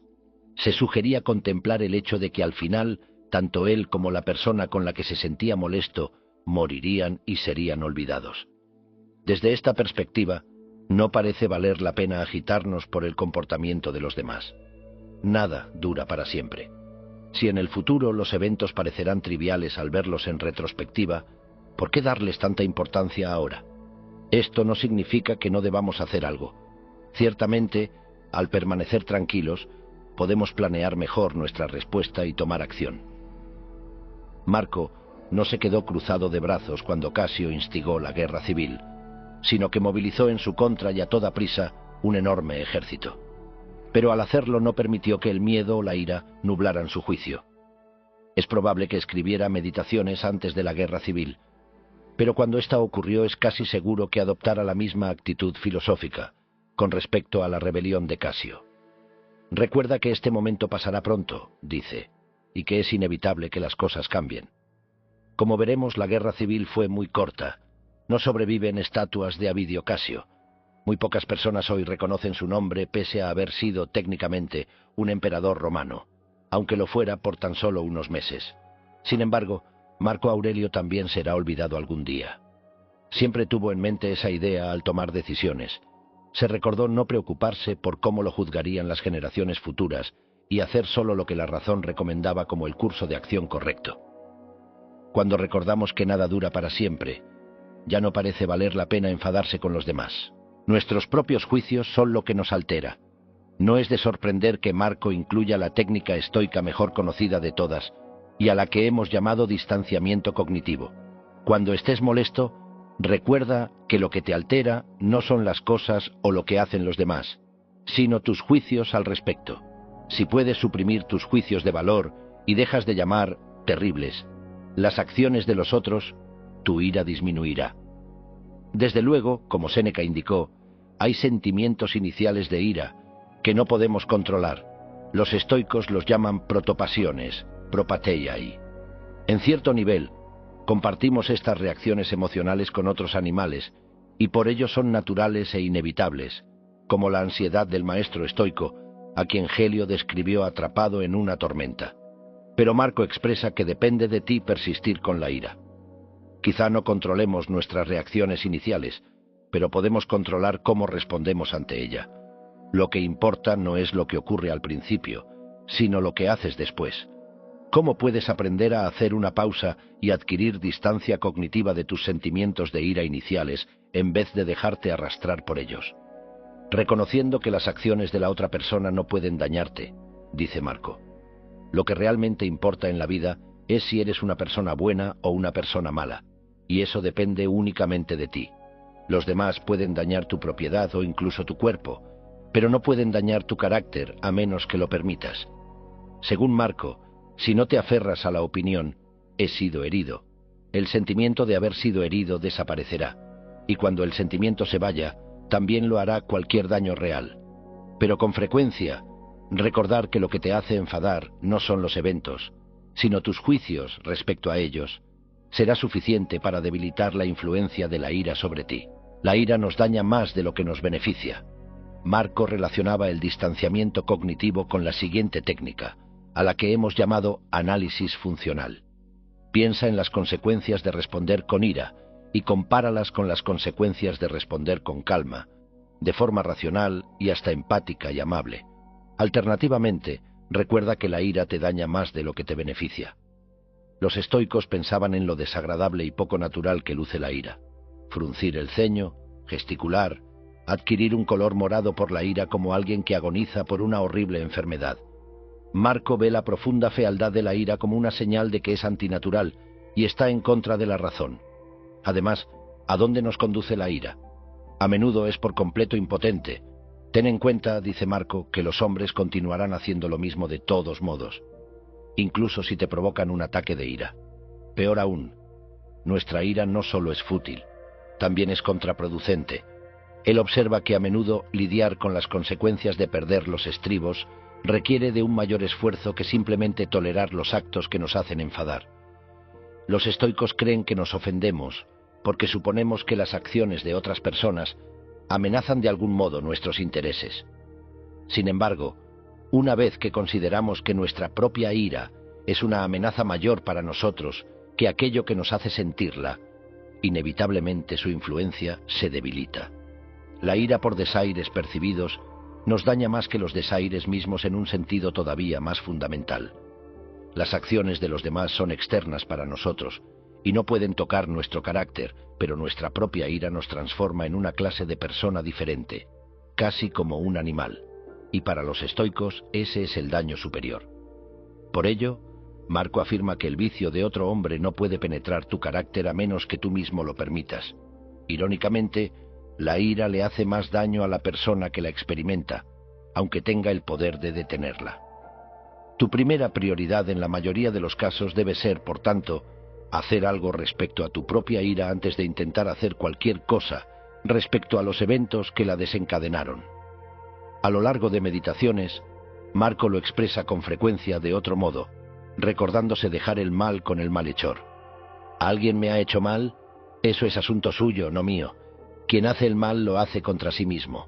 Quien es injusto consigo mismo, porque solo se daña a sí mismo. El malhechor daña su propio carácter. No debes unírtele en su miseria al hacer el juicio de valor de que también te ha ofendido o dañado. De nuevo, es tentador imaginar que Marco pensaba en adversarios como Casio, cuando se advertía no sentirse respecto a sus enemigos como ellos se sentían respecto a él. Asimismo, tú no debes albergar la clase de opiniones que los malvados tienen o desean que tengas. En resumen, el mejor modo de vengarte es no descender a su nivel al permitirte sentir ira contra ellos. Si alguien te odia, dice Marco, ese es su problema. Tu única preocupación es evitar hacer algo por lo que merezcas ser odiado. La naturaleza nos da las virtudes para afrontar la ira. Marco también recomienda aplicar otra técnica estoica familiar contra la ira, a la que hemos llamado contemplación de la virtud. Debes preguntarte qué virtud o capacidad te ha dado la naturaleza para lidiar con la situación que enfrentas. Hay muchas preguntas íntimamente relacionadas que puedes hacer. ¿Cómo afrontan los demás la ira? ¿Cuáles serían tus modelos a seguir? ¿Qué acciones admiras en ciertas personas cuando enfrentan las situaciones que harían perder los estribos a otros? Marco dice que debes aceptar que el mal existe de manera inevitable en el mundo y que entonces debes preguntar, ¿qué virtud ha dado al hombre la naturaleza como respuesta al mal en cuestión? Y explica lo anterior comparando las virtudes con medicamentos prescritos por la naturaleza como antídotos contra el vicio. El antídoto principal contra la ira, para él, es la virtud estoica de la bondad, que de la mano con la equidad conforman la virtud social cardinal de la justicia. Mientras los estoicos veían a la ira como el deseo de dañar a otros, la bondad es en esencia lo opuesto, buena voluntad hacia otros y deseo de ayudarlos. Sin embargo, lo que los demás hagan no depende estrictamente de nosotros, por lo que debemos ejercer amabilidad y buena voluntad hacia otros con la cláusula de reserva en mente, agregando la reserva si el destino lo permite. Como el arquero de Catón, un estoico debe apuntar al objetivo de beneficiar a los demás, a la vez que se siente satisfecho si actuó con bondad y está dispuesto a aceptar tanto el éxito como el fracaso con ecuanimidad. De hecho, Marco da un ejemplo específico de lo que trata de decir, al describir un encuentro imaginario con alguien que pone a prueba su paciencia con hostilidad. Él imagina que alienta con amabilidad a la persona en la dirección correcta al responder algo como: «No, hijo, hemos sido hechos para otras cosas. No seré lastimado en forma alguna, pero tú te lastimas a ti mismo». Marco dice que debemos hablarles de forma delicada, recordando a estas personas que los seres humanos fueron hechos para vivir juntos en sociedad, como abejas u otros animales comunitarios, no para enfrentarse entre ellos. No debemos hablar con sarcasmo ni incluir réplicas duras, sino que debemos responder con bondad afectiva en nuestro corazón. Debemos ser simples y honestos, y no sermonear como si estuviéramos en la silla de un profesor de escuela, o como si tratáramos de impresionar a algún observador. Una vez más, es tentador preguntarse si Marco pensaba en cómo hablar con hombres como Casio, o incluso con su propio hijo, Cómodo. Para los estoicos, la bondad significa, antes que nada, educar a los demás, o desear que adquieran sabiduría y que estén libres de vicios y pasiones. Es el deseo de convertir a los enemigos en amigos, si el destino lo permite. El ejemplo de Marco de actuar con bondad implica, de hecho, educar a la otra persona en dos de las estrategias más importantes ya mencionadas. La ira nos daña más a nosotros que a la persona con la que nos sentimos molestos. Los humanos son en esencia criaturas sociales. Nuestra naturaleza no es pelear, sino ayudarnos mutuamente. Además, ve esto como otra dicotomía. Podemos educar a la otra persona y cambiar sus opiniones o no podemos. Si nos es posible enseñarles un mejor camino, entonces debemos hacerlo. Si no es posible, debemos aceptar ese hecho sin ira. Por tanto, Marco muestra gran consideración por la persona con quien se siente molesto y piensa en modos diplomáticos en que pueden reconciliarse. Lo habrá aprendido del modo en que Rústico y otros hablaban con él, corrigiendo su comportamiento cuando era un hombre joven. Es una locura esperar que los demás sean perfectos. Marco describe las primeras 9 estrategias como obsequios de las musas de Apolo, y dice que debemos tomarlas con seriedad. También agrega un consejo más del líder de las musas en persona. Esperar que las personas malas no hagan cosas malas es una locura, pues es desear lo imposible. Más aún, aceptar sus malas acciones hacia otros mientras esperamos que nunca nos hagan mal a nosotros es desconsiderado y tonto. La estrategia final se relaciona con el determinismo estoico. Nada en la vida toma por sorpresa al sabio que mira al mundo de manera racional. Es otro tipo estándar de argumento estoico. Ya sabemos que en el mundo hay hombres buenos y hombres malos. Los hombres malos harán cosas malas. Por tanto, sería irracional esperar lo contrario. Anhelar imposibilidades es una locura, pero es imposible para los malvados actuar de otro modo. Desear que los hombres malos nunca hagan algo incorrecto es tan tonto como desear que los bebés no lloren o enojarse con ellos cuando lo hacen. Podemos imaginar fácilmente que Marco se había preparado de este modo para la traición de Casio. El Senado estaba impactado y con la guardia baja, y su reacción apresurada solo aumentó la probabilidad de una guerra civil.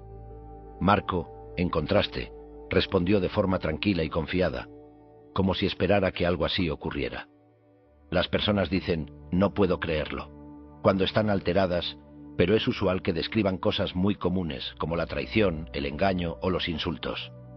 Los estoicos se dieron cuenta de que, en este sentido, la sorpresa no es del todo auténtica y exagera sin necesidad nuestra reacción emocional. En contraste, alguien con una actitud más filosófica diría, no es de sorprender, estas cosas pasan. C'est la vie. Marco se dice a sí mismo, todo lo que ocurre es tan usual y familiar como la rosa en primavera y el fruto en verano, y ello incluye a la calumnia y la traición. Cuando nos sorprendemos porque una persona mala actúa con malicia, entonces la culpa es nuestra por esperar lo imposible. Podemos anticipar con facilidad el tipo de males que la gente comete, al menos en términos generales.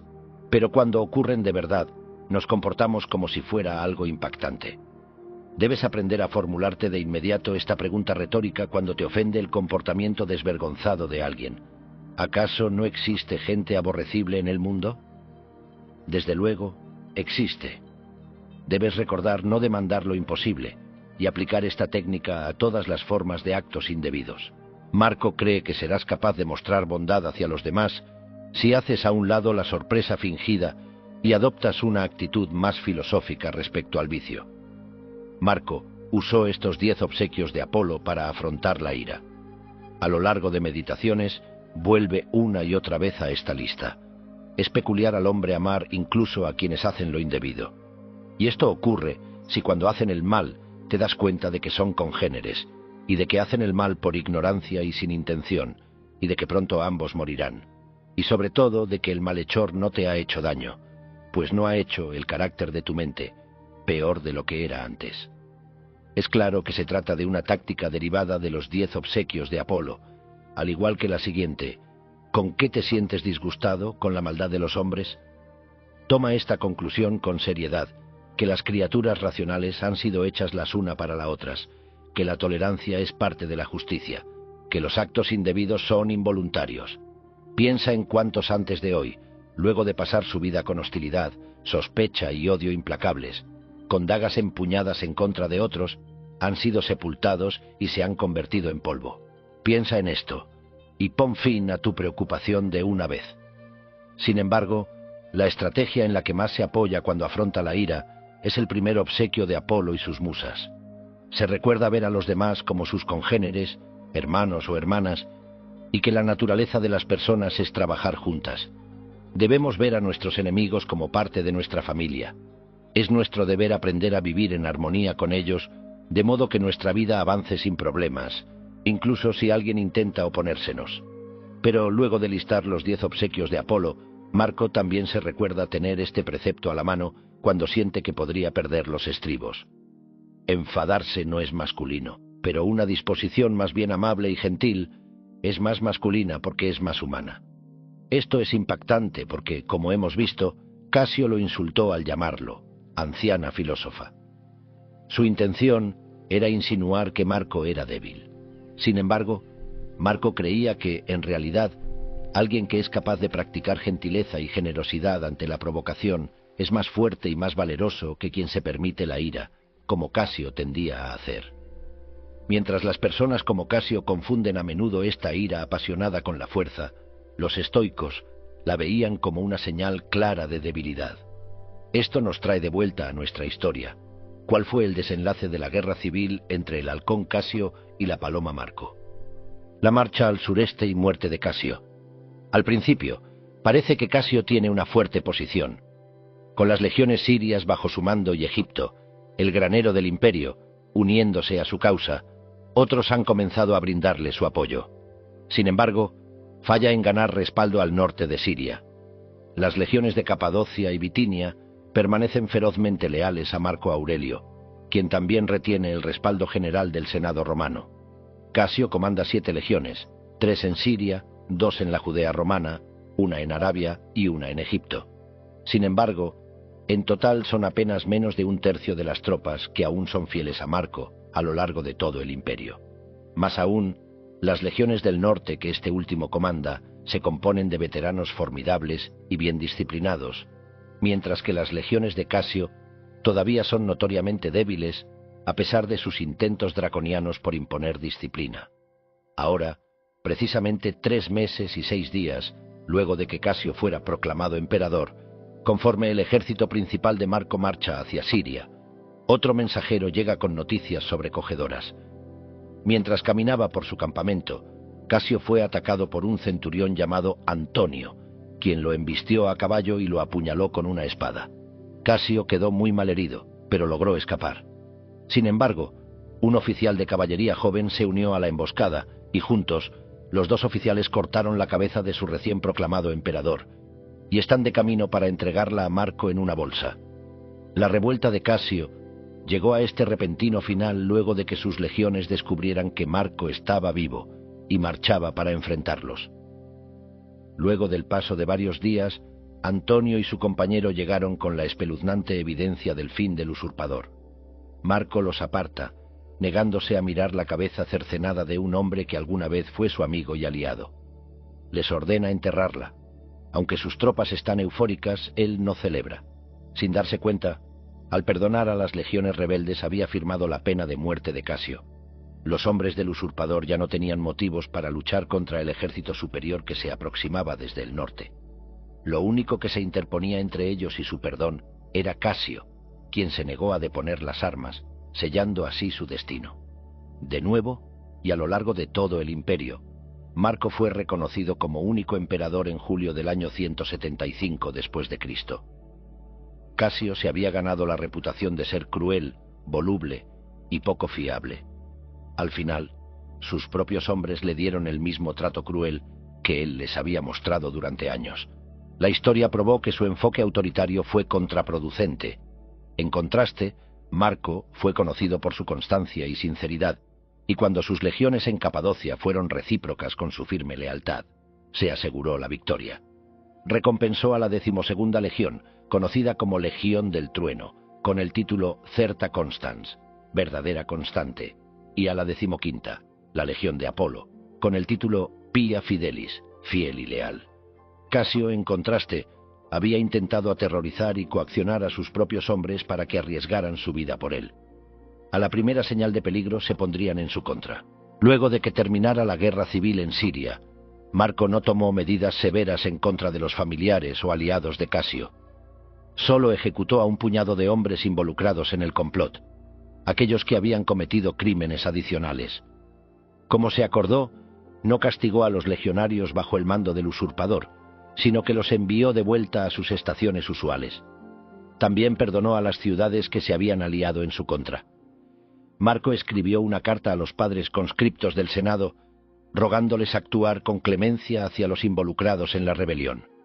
Pidió que no se castigara a ningún senador, que no se ejecutara a ningún hombre de nacimiento noble, que se les permitiera a los exiliados volver a casa y que los bienes incautados se devolvieran a sus dueños.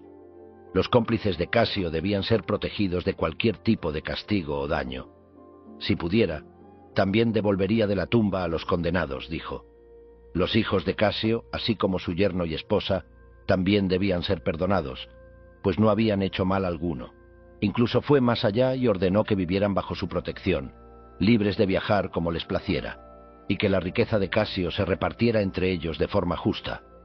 Deseaba poder decir que solo los caídos durante la rebelión habían muerto como resultado de ella. Después, no habría cacerías de brujas ni actos de venganza. Cómodo lo acompañó a Siria y Egipto, donde fue reconocido como su heredero oficial antes de volver por fin a Roma. Sin duda, Marco quería restaurar la paz en Roma con rapidez para poder volver a la frontera norte, donde aún había mucho trabajo por hacer, y por ello, sabiamente, mostró clemencia hacia los senadores que habían respaldado a Casio. Pero primero consideró necesario viajar por las provincias orientales para restaurar el orden. Ciertamente, su popularidad en el este creció de manera considerable como resultado, y se dice que las personas se inspiraron para adoptar aspectos de su filosofía estoica. La emperatriz Faustina murió en la primavera del año 176 después de Cristo, poco menos de 6 meses luego de la extinción de la revuelta. Corrieron rumores de que cometió suicidio debido a su asociación con Avidio Casio. Marco la tenía en alta estima, no obstante, y ordenó su deificación luego de su muerte. A pesar de las habladurías sobre sus supuestas conspiraciones, continuó siendo una figura inmensamente popular. Poco después de la muerte de Faustina, Cómodo fue nombrado cónsul y en el año 177 después de Cristo, coemperador junto a Marco. Luego de la muerte de su padre, e ignorando sus órdenes de clemencia, Cómodo daría caza a los descendientes de Casio y los quemaría vivos por traición. Capítulo 8. Muerte y vista cenital. Vindobona, 17 de marzo del año 180 después de Cristo. El emperador pide a su guardia que se acerque y le susurra: vayan al sol naciente, pues yo ya anochezco. Apenas tiene fuerza suficiente para pronunciar estas palabras. Marco ve un atisbo de miedo en los ojos del joven oficial. El guardia duda por un momento antes de asentir con extrañeza y vuelve a su puesto en la entrada de los aposentos imperiales. Marco jala la sábana sobre su cabeza y se gira incómodamente, como si fuera a dormir por última vez. Puede sentir que la muerte lo llama desde todos lados. Qué fácil sería deslizarse hacia el olvido, y liberarse del dolor y el malestar de una vez por todas. La pestilencia devora desde dentro su cuerpo, viejo y frágil. No ha comido en días y se debilita por el ayuno. Ahora, mientras el sol desciende, todo está muy callado. Sus párpados se entrecierran, aunque el dolor lo mantiene despierto. El emperador pierde la conciencia por momentos, pero no muere. Piensa para sí mismo. Tus ojos se sienten tan cansados ahora. Es momento de dejarlos cerrarse. La dulce sensación de la conciencia disolviéndose comienza a deslizarse sobre él. Debo haberme quedado dormido o perdí la conciencia otra vez. No puedo decir si mis ojos están abiertos o cerrados. Todo está oscuro. Pronto amanecerá y los gorriones cantarán su canción matutina. La primavera ha comenzado y los arroyos se han descongelado. Sus aguas fluyen hacia el poderoso río que pasa por las afueras del campamento. Los soldados imaginan el espíritu del Danubio como un antiguo dios fluvial, quien nos ofrece a todos una lección si tan solo hacemos una pausa para escuchar. Todas las cosas cambian y pronto desaparecerán. No puedes entrar al mismo río dos veces, dijo una vez Heráclito, porque nuevas aguas fluyen constantemente por él. La naturaleza misma es un torrente turbulento, tal como el Danubio, que barre con todo en su corriente. Tan pronto como algo existe, el gran río se lo lleva de nuevo, solo para traer consigo algo más. El pasado, hace mucho olvidado, yace corriente arriba, y corriente abajo aguarda la inconmensurable oscuridad del futuro, desvaneciéndose de la vista. No volveré a necesitar ni mis medicinas ni a mis médicos. Me siento aliviado de que el alboroto haya terminado. Ha llegado la hora de permitir que el río me arrastre también. El cambio es vida y es muerte. Podemos intentar retrasar lo inevitable, pero nunca podemos escapar de ello. Es un juego de tontos, con carne, bebida y hechizos mágicos, para desviar la corriente y mantener alejada a la muerte. En retrospectiva, me parece más claro que nunca antes que la vida de la mayoría de los hombres son tragedias autoinfligidas. Los hombres se permiten engreírse por el orgullo o atormentarse por los agravios. Todo por cuanto se preocupan es frágil, trivial y efímero. No nos queda lugar para afianzarnos. En medio de la corriente de cosas que pasan a toda velocidad, no hay nada seguro en lo que podamos poner nuestras esperanzas. Bien podrías perder el corazón por uno de los pequeños gorriones que anidan en la ribera. Eso solía decir. Tan pronto como te ha encantado, se alejará volando y se perderá de vista. Alguna vez puse mi corazón en mis propios gorrioncillos. Les llamaba mis polluelos en su nido. 13 niños y niñas que Faustina me dio. Ahora solo quedan Cómodo y 4 de las niñas, con rostros solemnes que lloran por mí. Los demás se fueron antes de su hora, hace mucho.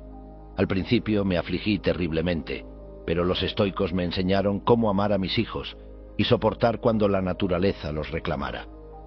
Cuando estaba de luto por mis pequeños gemelos, Apolonio me consoló con paciencia y me ayudó a recuperar mi compostura de a poco. Es natural afligirse. Incluso algunos animales se afligen por la pérdida de sus crías. Pero hay quienes van más allá de los límites naturales de la aflicción y se dejan arrastrar completamente por pensamientos de melancolía y pasiones.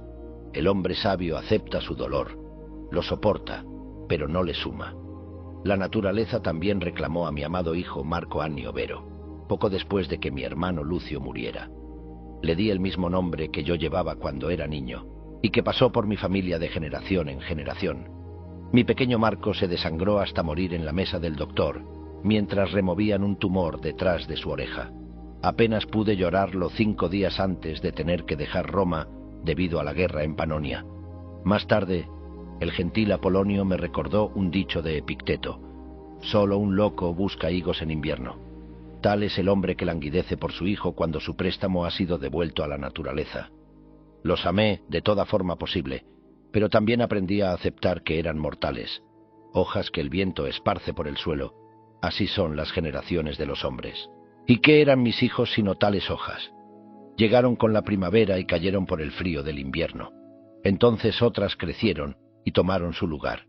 Quería retenerlos para siempre, aunque siempre supe que eran mortales, pero el corazón que grita, «Oh, que mis hijos estén a salvo», es como un ojo que solo quiere mirar vistas placenteras, negándose a aceptar que todo cambia, nos guste o no. El sabio ve la vida y la muerte como dos lados de una misma moneda.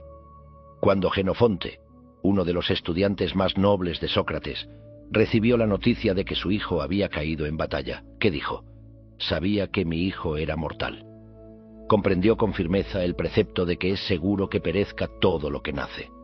Yo tuve evidencia de ello desde temprana edad al perder a mi padre, Anio Vero, cuando apenas era un niño. Apenas lo conocí, salvo por su reputación como hombre bueno y humilde. Mi madre, Lucila, lo enterró, y como era debido, yo tuve que enterrarla a ella. El emperador Antonino, mi padre adoptivo, enterró a su emperatriz, y entonces llegó el momento en que Lucio y yo, sus hijos, lo colocamos en su tumba y le lloramos. Entonces mi hermano, el emperador Lucio, murió de forma inesperada y también lo enterré. Por último sepulté a mi amada emperatriz, Faustina. Pronto me reuniré con ella, cuando Cómodo ponga mis restos en el gran mausoleo de Adriano a orillas del Tíber. Mis amigos exclamarán elogios para mí en Roma y recordarán a las personas que Marco Aurelio no ha muerto, sino que ha vuelto a la naturaleza. El sol desciende esta noche y me lleva con él. Mañana será otro quien se eleve para tomar mi lugar. Así pues, al fin estás aquí, muerte, mi vieja amiga, pues con certeza puedo llamarte amiga. Has sido mi invitada muchas veces, después de todo, bienvenida a pasar las puertas de mi imaginación. Cuán a menudo me has acompañado mientras imagino los reinados de emperadores de antaño en las profundidades de mis meditaciones. Todo es diferente, pero por debajo todo es igual. Individuos anónimos se casan, crían a sus hijos, enferman y mueren. Algunos pelean en guerras, se dan festines, labran la tierra y comercian sus mercancías. Algunos adulan a otros o buscan ser adulados. Sospechan que sus símiles hacen complots en su contra o planean sus propios complots. Incontables cantidades de ellos se involucran en intrigas, rezan por la muerte de otros, se quejan, se enamoran, apilan fortunas o sueñan con grandes puestos o incluso con una corona. ¿Cuántos individuos cuyos nombres jamás sabremos, ya extinta su vida, yacen olvidados, como si nunca hubieran nacido? Y al volver nuestros pensamientos hacia los poderosos, ¿qué diferencia hay? La muerte toca las puertas del palacio del rey y de la choza del mendigo por igual. Augusto, el fundador del imperio, su familia, ancestros, sacerdotes, consejeros y todo su séquito. ¿Dónde están ahora? En ningún lugar en el que se les pueda ver.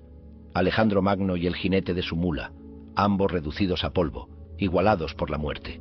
¿Y qué hay de las grandes dinastías, ahora totalmente extintas? Piensa en los esfuerzos que sus ancestros realizaron para dejar atrás un heredero, solo para que todo su linaje terminara abruptamente con el epitafio, último de su línea, grabado sobre alguna tumba. ¿Y cuántas ciudades han muerto también? Ciudades completas borradas de la historia. Al preguntarle por qué no se regocijaba por la aniquilación de Cartago, el gran Escipión lloró y profetizó que algún día incluso la misma Roma caería. Todas las eras de la historia nos enseñan la misma lección: nada dura para siempre. Desde la corte de Alejandro, antaño desaparecida, hasta las de Adriano y Antonino, entre las que yo caminé alguna vez, todas son conocidas únicamente por monumentos e historias. Incluso los nombres Adriano y Antonino han adquirido un aura arcaica, al igual que los nombres Escipión africano y Catón de Útica, inscritos en los libros de historia. Mañana mi propio nombre sonará viejo para los demás, como la descripción de una era pasada, el reinado de Marco Aurelio. Me les uniré, Augusto, Vespasiano, Trajano y el resto, pero me es indiferente cómo o siquiera si seré recordado. ¿Cuántos de aquellos cuyas alabanzas fueron cantadas alguna vez han sido ya olvidados? Y también lo han sido quienes cantaban dichas alabanzas. Es vanidad preocuparse por cómo recordarán nuestras acciones la historia. Aún ahora me rodean personas que están demasiado preocupadas por lo que pensarán de ellas las generaciones futuras. Bien podrían lamentarse por el hecho de que hace siglos, antes de su nacimiento, sus nombres eran por completo desconocidos. Los labios de la humanidad no pueden otorgar ni fama ni gloria que valga la pena perseguir. Lo que importa es cómo enfrentamos este momento, que se irá pronto, pues ya puedo sentirme a mí mismo evaporarme, desvaneciéndome gradualmente, como si cayera en un sueño, hacia la extinción. Muerte, cuando cabalgué triunfante por las calles de Roma junto a Lucio, estabas entonces conmigo. Los esclavos se encontraban de pie con nosotros en las carrozas, sujetando guirnaldas doradas sobre nuestra cabeza, susurrando a nuestras espaldas: recuerda que también morirás. Incluso mientras Lucio paseaba su carga de oro, tesoros e hileras de partos capturados y encadenados, sus legionarios traían consigo algo mucho más siniestro proveniente del este: la pestilencia que los seguiría a Roma. Se han requerido 14 años, pero la enfermedad que vio pilas de romanos muertos sobre carretas, por fin ha reclamado a otro César. Los estoicos me enseñaron a mirar a la muerte directo a los ojos, a decirme todos los días con honestidad inclemente: soy mortal. Todo mientras permanecía de buen ánimo. Dicen que una vez, cuando Zenón, el fundador de nuestra escuela, era viejo, tropezó y cayó. Se golpeó contra el suelo y dijo: vengo por cuenta propia. ¿Por qué entonces me llamas? Ahora también soy un anciano y, aunque me llamas, vengo a tu encuentro de buena gana, muerte. Pero aún hay muchos temerosos incluso de mencionar tu nombre en voz alta. Los estoicos me enseñaron que no hay palabras de mal agüero. Sócrates fue el primero en mencionar que la muerte es una máscara terrible para asustar a los niños pequeños. Él dijo: amigos, si alguna parte infantil de ustedes aún teme a la muerte, deben pronunciar un encantamiento todos los días hasta curarse. Si considero a la muerte por lo que es, analizándola de forma racional, quitando todas las suposiciones enquistadas a su alrededor, se revela como un simple proceso de la naturaleza. Mira lo que hay detrás de la máscara, estúdialo, y verás que no muerde. Aún así, este miedo infantil a la muerte es quizá nuestro más grande azote en la vida. El miedo a la muerte nos daña más que la muerte misma, porque nos convierte en cobardes, mientras que la muerte simplemente nos devuelve a la naturaleza. Los buenos y los sabios disfrutan la vida, sin dudas, pero no temen morir. No es verdad que nunca estamos del todo vivos mientras temamos al final. Es cierto que aprender a morir es desaprender a ser un esclavo. Debo morir, pero debo morir quejándome. Pues lo que nos altera no es la muerte, sino nuestros juicios respecto a ella. Sócrates no temía a la muerte. Él vio que no era ni buena ni mala. En la mañana de su ejecución informó casualmente a sus amigos que la filosofía es una meditación que dura toda la vida sobre nuestra propia mortalidad. Los verdaderos filósofos, indicó, son los hombres que menos temen a su propio fin, pues aquellos que aman la sabiduría por sobre todo lo demás, se preparan continuamente para el final. Practicar la muerte por adelantado es practicar la libertad, y prepararse para soltar la vida de forma grácil. Ciertamente, he viajado por el camino hacia la muerte desde el mismo día en que vine a este mundo. Desde una uva verde, pasando por un racimo maduro, hasta llegar a una pasa marchita, todo en la naturaleza tiene un comienzo, un medio y un final. Cada etapa del hombre tiene su propio fin: niñez, adolescencia, madurez y vejez. Es seguro que este cuerpo no es el que mi madre dio a luz. Ciertamente he cambiado y he muerto cada día desde que nací. Si no hay nada que temer en ello, entonces, ¿por qué debería temer al paso final? Y si la muerte es una pérdida de conciencia, entonces, ¿por qué debería preocuparme? Pues solo aquello que es algo puede ser bueno o malo, pero la muerte es nada, la mera ausencia de experiencia. No es peor que el sueño. Más aún, la muerte es una liberación de todo dolor, un límite más allá del que nuestros sufrimientos no pueden pasar. Nos devuelve a ese estado de paz en el que yacemos antes de siquiera nacer. Estuve muerto por incontables eones antes de mi nacimiento, y entonces no me contrarió. No era, fui, no soy, no me importa, como dirían los epicúreos. Pues si no me preocupa en absoluto que mi cuerpo solo ocupe una pequeña porción del espacio, entonces ¿por qué debo temer que solo ocupe una pequeña extensión de tiempo? En cualquier caso, desde otro punto de vista, no desaparecemos hacia la nada, sino que nos dispersamos de vuelta a la naturaleza. Seré devuelto a la tierra de la que mi padre extrajo su semilla, mi madre su sangre, mi matrona su leche, y de la que yo he tomado mi comida y bebida diarias, pues todo proviene de una fuente máxima y todo vuelve a ella en otra forma. Es como si de cera ablandada pudieras moldear un pequeño caballo, y luego un pequeño árbol, y luego una forma humana. Nada es destruido en realidad, solo vuelve a los brazos de la naturaleza y se convierte en algo más, una y otra vez. Una cosa se convierte en otra. Hoy una gota de semen, Mañana una pila de cenizas y huesos. No eterno sino mortal, una parte del todo, como una hora lo es al día. Como una hora debo llegar y como una hora pasaré. Entre más comprende nuestra mente que somos partes de un todo, más nos damos cuenta de la fragilidad de nuestro propio cuerpo. Siempre me recordé que no estaba destinado a vivir 1000 años y que la muerte llegaría pronto por mí. Viví cada día como si fuera el último, preparándome para este mismo instante. Ahora que por fin ha llegado, me doy cuenta de que es igual a cualquier otro momento. Tengo la elección de morir bien o morir mal. La filosofía me ha preparado bien. Supones que la vida humana puede parecer asunto importante, decía Sócrates, para el individuo de gran alma que ha abrazado la totalidad del tiempo y la totalidad de la realidad en sus pensamientos. No, para tal persona ni siquiera la muerte parecerá terrible. Mi alma se dispersa por un tiempo, en ensueños soporíferos, tambaleándose al borde de la insensibilidad. ¿Qué poder tan milagroso tiene el pensamiento de viajar velozmente por el mundo, de consumir grandes vistas, de envolver cada vez más dentro de su alcance? Vagando entre sueños por todo el amplio mundo y despidiéndome, me doy cuenta de que he tomado vuelo.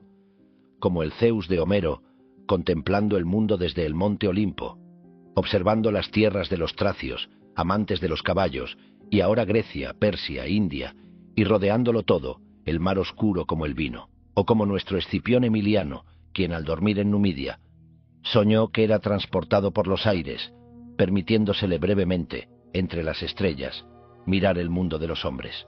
Desde hace mucho he preparado mi mente para abrazar el panorama más completo mediante la práctica diaria de la filosofía.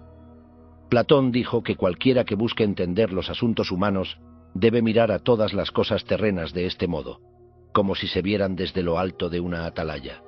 Cada día ensayé como mis maestros lo hicieron, imaginándome de pronto elevado y mirando el complejo entramado de la vida humana desde las alturas. Ahora, conforme la vida se desvanece de mi cuerpo, mis sueños diurnos se transforman en visiones lo suficientemente reales como para tocarlas. Qué insignificantes parecen desde este alto mirador las incontables cosas por las que los hombres riñen. Pero, como niños que solo piensan en las baratijas que forman parte de sus juegos, los hombres cuya mente cautiva temores y deseos estrechos están alienados de la naturaleza como un todo. Puedo verlos ahora debajo de mí, los grandiosos rebaños de animales humanos, numerosos trabajadores labrando los campos, mercaderes de todas las naciones que viajan muy lejos y enormes ejércitos concentrados para la batalla. Todos parecen hormigas corriendo por la tierra, siempre ocupados en algo, una enjambrada masa anónima, vagando sin rumbo por incontables caminos laberínticos que se extienden ante ellos. Hombres, mujeres y niños, esclavos y nobles, aquellos que nacen y aquellos que mueren, casándose y separándose, celebrando festivales y llorando sus pérdidas, el incansable repique de lenguas en las cortes de leyes. Veo 100.000 caras de amigos y extraños que pasan junto a mí. Veo grandes ciudades creciendo a partir de humildes asentamientos, prosperando por un rato, y entonces, un día, derrumbándose como ruinas desiertas. Razas bárbaras en su infancia, luchando por civilizarse y volviendo a caer en el barbarismo. Luego de la oscuridad y la ignorancia vienen las artes y las ciencias, y entonces el descenso inevitable hacia la oscuridad y la ignorancia una vez más. Veo razas exóticas y desconocidas, ocultas en las esquinas más alejadas del mundo, los muchos y diversos rituales, lenguajes e historias de los hombres, las incontables vidas de otros hace mucho tiempo, y las vidas que serán vividas muchos años después de mi muerte. Y aunque fue mi destino ser proclamado emperador de Roma, cuán pocos hay en el vasto mundo que siquiera hayan escuchado mi nombre, mucho menos que me conozcan por quien realmente soy. Y aquellos que me conocen también morirán pronto y serán olvidados. Una vez más, me maravillo por la capacidad del alma para deshacerse de la miríada de problemas innecesarios de este modo, expandiéndose, asimilando al universo entero y reflexionando sobre la finitud y la transitoriedad de todas las cosas, la brevedad de toda nuestra vida y de la vida de otros en comparación con la eternidad del tiempo.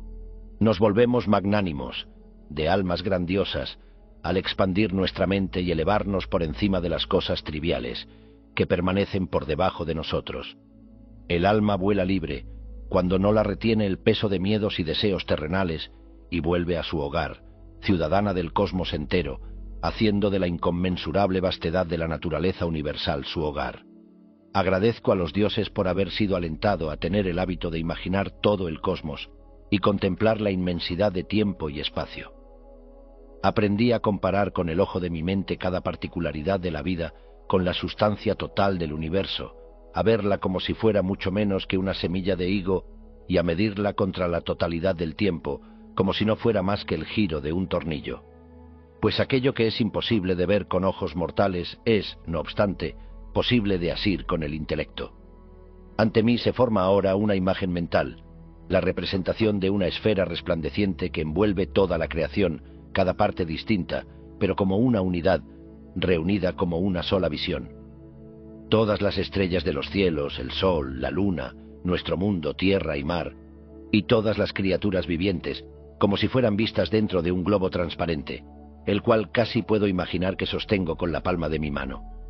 Desde esta perspectiva cósmica, en verdad, luchar con furia contra el universo por todos los problemas de la historia sería como llorar por un corte en mi dedo más pequeño.